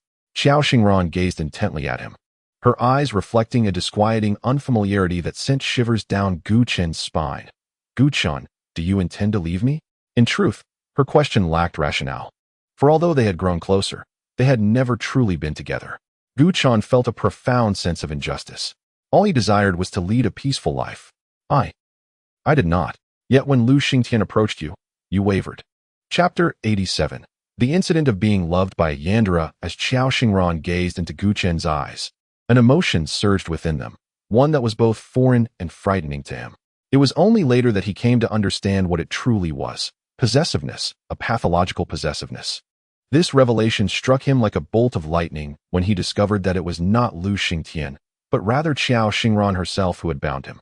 He felt an overwhelming urge to weep, utterly lost in despair. What sins had he committed in his past life to deserve this? Gu Chen, you have disappointed me greatly. Qiao Xingran appeared as if she might shatter at any moment. Do you know that I like you? In all honesty, Gu Chen had only recently come to realize this himself. and immediately thereafter, he found himself embroiled in a series of tumultuous events. Sitting at the edge of the bed, Xiao Xingran's hand slowly caressed Gu Chen's face, and in that moment, she felt liberated from the need to mask her true feelings for him. Gu Chen lay rigidly on the bed, as stiff as a wooden post, too afraid to move. Her hand, cool to the touch, sent a shiver through him, causing goosebumps to rise on his skin. Xiao Xingran perceptively noticed his reaction and gazed at him intently. "Do you detest my touch?" Gu Chen replied. "No." Xiao Xingran appeared unconvinced, continuing resolutely, "It matters not whether you dislike it. You are mine, Gu Chen. For your entire life, you shall belong solely to me. Therefore, regardless of what I do to you, you must learn to adapt." Gu Chen could hardly comprehend the audacity of her words. It was difficult to believe that Xiao Xingran, who spoke with such conviction, bore no trace of shyness or hesitation. She was utterly serious. In that moment, Xiao Xingran was the most authentic version of herself. Gu Chen replied stiffly, "Xiao Xingran, I must confess, it is an honor to be liked by you. I am truly pleased, and I speak nothing but the truth." Xiao Xingran regarded him with skepticism. "If that is the case, why have you never reciprocated my feelings?" Gu Chen sighed. "I am simply too ordinary. I feel unworthy of you." Her expression darkened. "I will not permit you to belittle yourself. If I say you are worthy, then you are worthy. You shall not seek any excuses to distance yourself from me." Yet, he was merely stating a fact. The Xiao Xingran before him was unlike any version he had known in the past. Obsessive, domineering, and nearly impossible to communicate with. Suddenly, Gu Chen froze. Wasn't Xiao Xingran's behavior the very definition of a Yandere? They say falling for a Yandere is a narrative, while being loved by one is an incident. How true those words rang. In just a few days, he had already been bound by Xiao Xingran twice. Moreover, he sensed that the severity of the current situation was dire. It was entirely possible he could be confined here for a lifetime. This was no jest, nor was he exaggerating. It was an instinctive realization he could not ignore. Gu Chen weakly murmured, "But Xiao Xingran, it seems your father does not like me. A romance devoid of the blessings of elders is an incomplete one." Xiao Xingran raised an eyebrow with an air of arrogance. "Who is he to judge?" Gu Chen retorted. "He is your father. Is it merely because he opposed you that you so readily abandoned me?"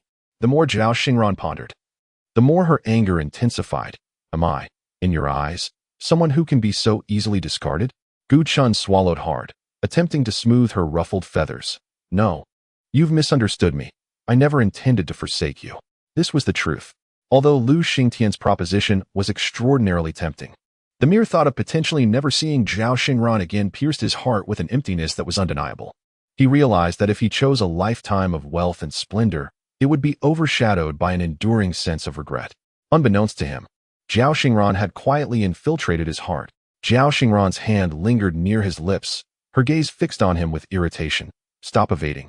Just now, Uncle Wu was fishing for information, and you have made your choice." Gu Chen felt an overwhelming urge to weep, his voice tinged with grievance. At that moment, "I believed Uncle Wu was aligned with your father. It was merely a strategic maneuver to regain my freedom, not a genuine choice." "Oh," Xiao Xingran huffed. "How can I trust that what you say now isn't just another tactical ploy?" Gu Chen replied, "If you doubt my sincerity, there is no way for me to prove myself. I might as well lay my heart bare for you to see." Xiao Xingran's hand gradually traced from his lips to his chin, then to his throat and chest, finally resting precisely over his heart. Gu Chen stood frozen, as if turned to wood. At first glance, it appeared that Xiao Xingran was teasing him. However, her fluid movements were executed with an air of nonchalance, as if her actions were more mundane than a simple embrace, leaving those with impure thoughts to question their own intentions. Gu Chen, drenched in sweat and anxiety, found his predicament unbearable. With her palm pressed against his heart through the fabric, she tightened her grip, causing his shirt to crumple in several places. "Show me your heart." "That's not out of the question." Xiao Xingran smiled at him, glancing around. Gu Chen felt a lump rise in his throat. No, surely not. He had only mentioned it to pledge his loyalty. Could she truly intend to extract his heart? The mindset of a deranged individual was indeed impossible to fathom with rationality. But he was not ready to meet his end in such a bizarre manner. Xiao Xingran's gaze returned to his face, radiating innocence. "Why is your heart racing so fast?" Gu Chen was at a loss for words. She slowly lowered her head, her delicate nose nearly brushing against his, her warm breath wafting over his face. "Is it for me?" Forced to meet her eyes, Gu Chen glimpsed his own miserable reflection within her pupils. In such a scenario, if anyone could maintain a steady heartbeat while facing a capricious individual whose next move was unpredictable, Gu Chen would commend them as a true man. He managed to smile. Yes. Zhao Xingran blinked, her eyes wide with curiosity. Is it beating for me? Gu Chen. He was not foolish beyond redemption. After a moment of surprise, he quickly replied, yes. With a touch of bashfulness, it indeed had an unexpectedly delightful effect. Zhao Xingran, who had always maintained control of the situation, even when referring to him as hers, felt her cheeks flush. She playfully pinched Gu Chen's nose and chided. Don't think I don't know. You are trying to charm me with sweet words, but I will not be deceived. Gu Chen began to believe that perhaps the situation was not as dire as he had imagined. He shifted slightly, half sitting on the bed, and curiously inquired. I am genuinely intrigued. What is it about me that you like? Chapter 88. You can change her. Gu Chen felt he had ventured into forbidden territory with his inquiry. The moment he uttered those words, Zhao Xingran's expression soured considerably, her countenance radiating a palpable sense of grievance. She blurted out, You still haven't remembered who I am? Sensing the impending storm of pressure, Gu Chen dared not outright deny her assertion. He found himself pondering internally whether they had indeed crossed paths in the past. Yet he could summon no recollection.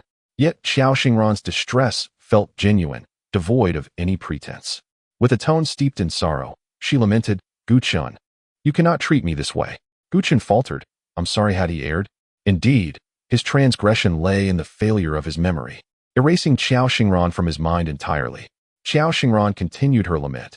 Even if I have amnesia and do not recall who you are, I still find myself unconsciously gravitating towards you upon our re-encounter. But what about you? You, who toy with the emotions of innocent girls. Gu Chen was taken aback. A scoundrel who trifles with emotions? This heavy accusation left him feeling as though he would gladly perish 1,000 times over.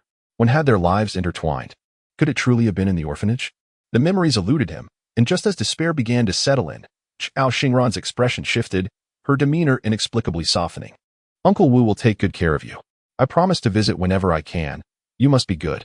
A chill coursed through Gu Chen from head to toe. What did Zhao Xingran mean? Would she confine him here indefinitely? He had naively believed that if they could communicate normally, his freedom would be restored. But that notion was merely a figment of his own imagination. Zhao Xingran. Gu Chen grasped her hand desperately. I will be good. Please don't leave me here. With a resolute shake of her head, she denied him. No, I cannot let you go. What if you run away?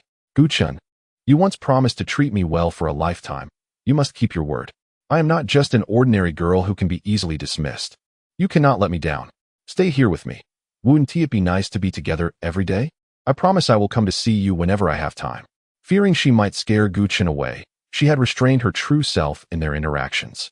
Now, she unveiled her authentic nature, and the fear reflected in his eyes validated her belief that if given the chance, he would undoubtedly flee from her side. She could not bear a life devoid of Gu Chen. Gu Chen felt more wrong than anyone. I never intended to escape, believe me. Yielding to your father was merely a temporary measure. At least, I had never considered it before. As for the present, previously, he regarded Zhao Xingran merely as a capricious heiress, wielding immense power at her whim. However, he has now come to realize that her most terrifying attribute lies in her being a Yandra, an incomprehensible entity that defies conventional human reasoning. If given the choice, Gu Chen would indeed prefer to avoid such individuals. In essence, he yearned to flee. Yet, Gu Chen was acutely aware that once Zhao Xingran had set her sights on him, escape was an impossibility. Zhao Xingran gazed at him with an all-seeing expression. Do not attempt to wriggle out of this, Gu Chen. Before I brought you here, you had already made your choice. Gu Chen was utterly perplexed. Did I? I was unaware of this.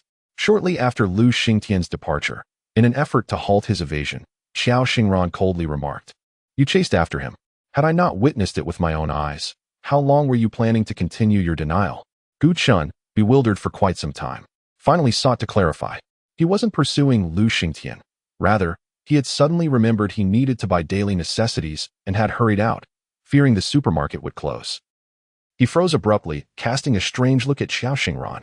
How did you know I went after you after your father left? Gu Chen attempted to rationalize his inquiry. Were you nearby at that moment? No, there was no one else in the corridor. Was the young assistant beside Lu Xingtian one of Zhao Xingran's people? Gu Chen's thoughts spiraled chaotically, noticing a flicker of guilt in Qiao Xingran's expression. Yet perhaps he was mistaken. As he scrutinized her more closely, she maintained her imposing demeanor, as if the world revolved around her, and no one could alter her decisions. It is indeed peculiar. Although Qiao Xingran had bound him twice, leaving a lasting negative impression, she was anxious that Gu Chun might uncover her manipulations in his rented apartment.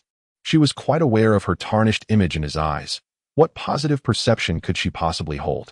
Her sole concern lay in the possibility of Gu Chun discovering her meddling in his abode, for that would thwart her enjoyment of secretly observing him in his moments of relaxation. But wait, she intended to bind Gu Chun for a lifetime. Those surveillance measures seemed rather futile. Uncle Wu, could you perhaps persuade Xiao Xingran for me? Gu Chun, in utter desperation, placed his hopes in Butler Wu. Butler Wu smiled apologetically. I'm afraid, sir, no one can alter the young lady's decision. Gu Chun's complexion paled. No one could change it. Was he truly destined to be tethered here for eternity? This was a violation of the law, was it not? Yet, Gu Chun understood all too well how absurd it was to discuss rules and regulations with someone like Xiao Xingran, who stood at the pinnacle of the human hierarchy. While it may sound cruel, there are indeed individuals who live beyond the confines of societal norms, free to act as they please. Gu Chun had felt a stir of affection for Xiao Xingran. However, her madness extinguished the embers of his burgeoning passion. How tragically unfortunate. Gu Chun stared blankly at the ceiling. His room measured over 20 square meters. To regard it merely as a place for slumber and repose feels somewhat excessive for Gu Chun. Yet, if this were to be the abode of his remaining days, a wave of suffocation washed over him. There remained an abundance of aspirations unfulfilled, countless breathtaking landscapes yet to be admired. As a vigorous young man with all limbs intact, being confined here seemed utterly inconceivable. The more Gu Chun pondered, the more desolate he felt. Thus far, 2 women had left indelible marks on his life, both of whom were perplexingly enigmatic. However, even considering the formidable Qiao Xingran, Gu Chun believed that equating her with Cheng Mingming was a gross affront to Qiao Xingran. Gu Chun sensed that he was unwell, and the ailment was quite severe. Observing his dwindling resolve, Butler Wu gently suggested, there exists one individual who could alter the young lady's decision. Instantly, Gu Chun felt a flicker of hope. Who is it? Please, may this esteemed elder come to his rescue. He would gladly serve him for a lifetime. Butler Wu replied, You. Gu Chun, taken aback by the butler's earnestness, couldn't help but chuckle. Chapter 89. Feeding Gu Chun silently rolled his eyes in his heart. Despite his dire circumstances, how could the seemingly earnest steward Xiao choose to stab him in the back? If he could alter Qiao Xingran's decision, he would have already leapt to freedom, rather than being trapped here like a helpless ant on a hot pan. Steward Xiao, as a devoted subordinate of Qiao Xingran, would never devise a plan for his benefit. He was simply too young and naive. Gu Chun resumed staring at the ceiling, resolving to abandon his struggles and lie flat for a while. Aside from surrendering to despair, he seemed incapable of doing anything else. How lamentable. Steward Xiao, observing his demeanor, earnestly advised, Student Gu, I understand your thoughts, but I am not jesting. The only person who can change the young lady's mind is you. Gu Chun, without any coherent thought, exclaimed, What time is it now? Steward Xiao replied truthfully, It is 3 o'clock in the afternoon. Gu Chun felt a pang of anguish. As a student on the brink of his college entrance examinations, he had squandered precious time, missing out on study and effort. A profound sense of guilt and helplessness nearly overwhelmed him. He murmured, In just over half a year, I will be facing the exam. Steward Xiao comforted him. It's all right, Student Gu. As long as you stay by the young lady's side, you can have everything you desire. Gu Chun gritted his teeth. I want freedom. I want to strive for my dreams. I wish to create a future with my own hands. Will she grant me that? Steward Xiao responded. Student Gu, it's pointless to argue. Gu Chun resolutely closed his eyes, choosing to ignore the world outside as he lay still on the bed. At this moment, he placed his hopes in his beloved homeroom teacher, Mr. Luo, or in some classmates with whom he had a good rapport. Since entering school, aside from once being bedridden with a high fever of 39.9 degrees and missing the first class due to being delayed by the Lin family, he had never been late or left early. Surely, they would notice something amiss, wouldn't they? They would immediately alert the authorities and the police. Upon reviewing the surveillance footage, would discover he had been abducted from the street outside his rented apartment. They would trace the clues and successfully locate his place of captivity, rescuing him from his dire plight. Tears of gratitude would well up in his eyes as he sang praises of the police's valor and wisdom. Gu Chen let out a silent sigh. Of course, these thoughts existed solely in his imagination. After bringing him here, Xiao Xingran must have concocted a plausible reason for his absence from school. Even if he were to vanish completely from the world, no one would bat an eye. The mere thought of this weighed heavily on his heart, like a stone pressing down on his chest, nearly suffocating him. Gu Chun cherished a simple life, yet fate persistently tested his resilience. Did they truly perceive him as easy to bully? Anger surged within him. In his despair, he thought, "My destiny is mine to command, not dictated by the heavens. Xiao Xingran wishes to imprison me for life? Then I shall choose death. After all, I am all alone in this world, unencumbered. If I perish, so be it. If anyone sheds a tear for my departure, that would be a reward in itself." Thus, Gu Chen commenced a hunger strike. As anticipated, Xiao Xingran panicked. She exclaimed in a fit of rage, "Would you rather starve to death than stay by my side?" Why? Of course, it was due to a lack of dignity. Yet, Gu Chen found no inclination to voice this thought. Xiao Xingran, fuming, commanded him, "Open your eyes and look at me." Gu Chen feigned ignorance. "You must eat something."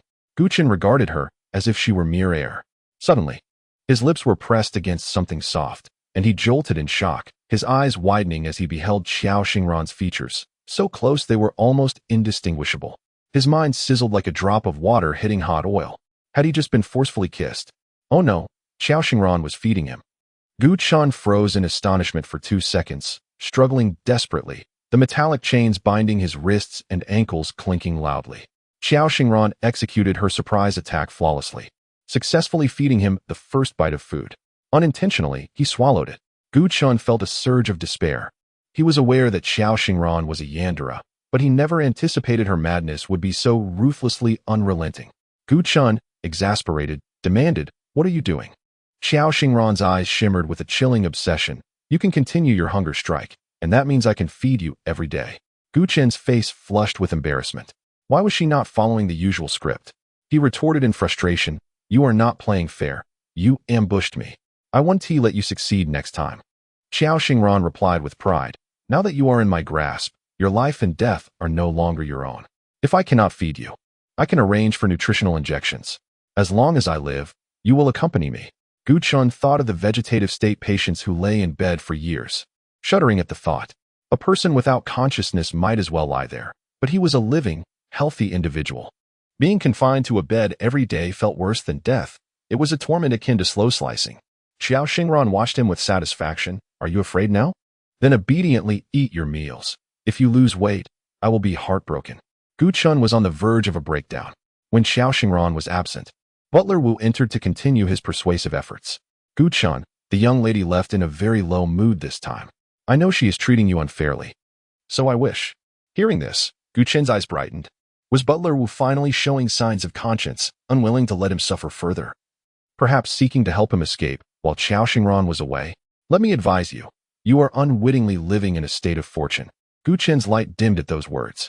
Living in a state of fortune? Would you accept such a blessing? Butler Wu pulled up a chair beside the bed. His solemn expression mingled with a heavy air of sorrow. "Gu Chen, do you think the young lady is merely a spoiled child?" Gu Chen's eyes flickered. Wasn't that the case? Not all wealthy individuals were as reckless as she. Otherwise, the world would be in disarray. Reflecting on her father's mannerisms, it was no surprise she turned out this way. Yet, Gu Chen couldn't help but feel her father was more agreeable than she. Wu Guanjia seemed to hesitate for a moment before producing a photograph from his belongings and presenting it to Gu Chen. In the image, there was a dirty little girl from the countryside. What led one to identify her as a rural child was her gaudy yet utterly rustic attire. Gu Chen vaguely recalled that his former neighbor had a similar patchwork cotton coat. The girl appeared to be around 6 or 7 years old. Her hair styled in 2 braids, her delicate face smudged with dirt, and her large eyes resembling glistening grapes. Gu Chen was captivated by the girl's expressive eyes. Yet a profound sense of melancholy enveloped him. Her eyes were strikingly beautiful, yet within her pupils lay an unsettling void, devoid of any vitality.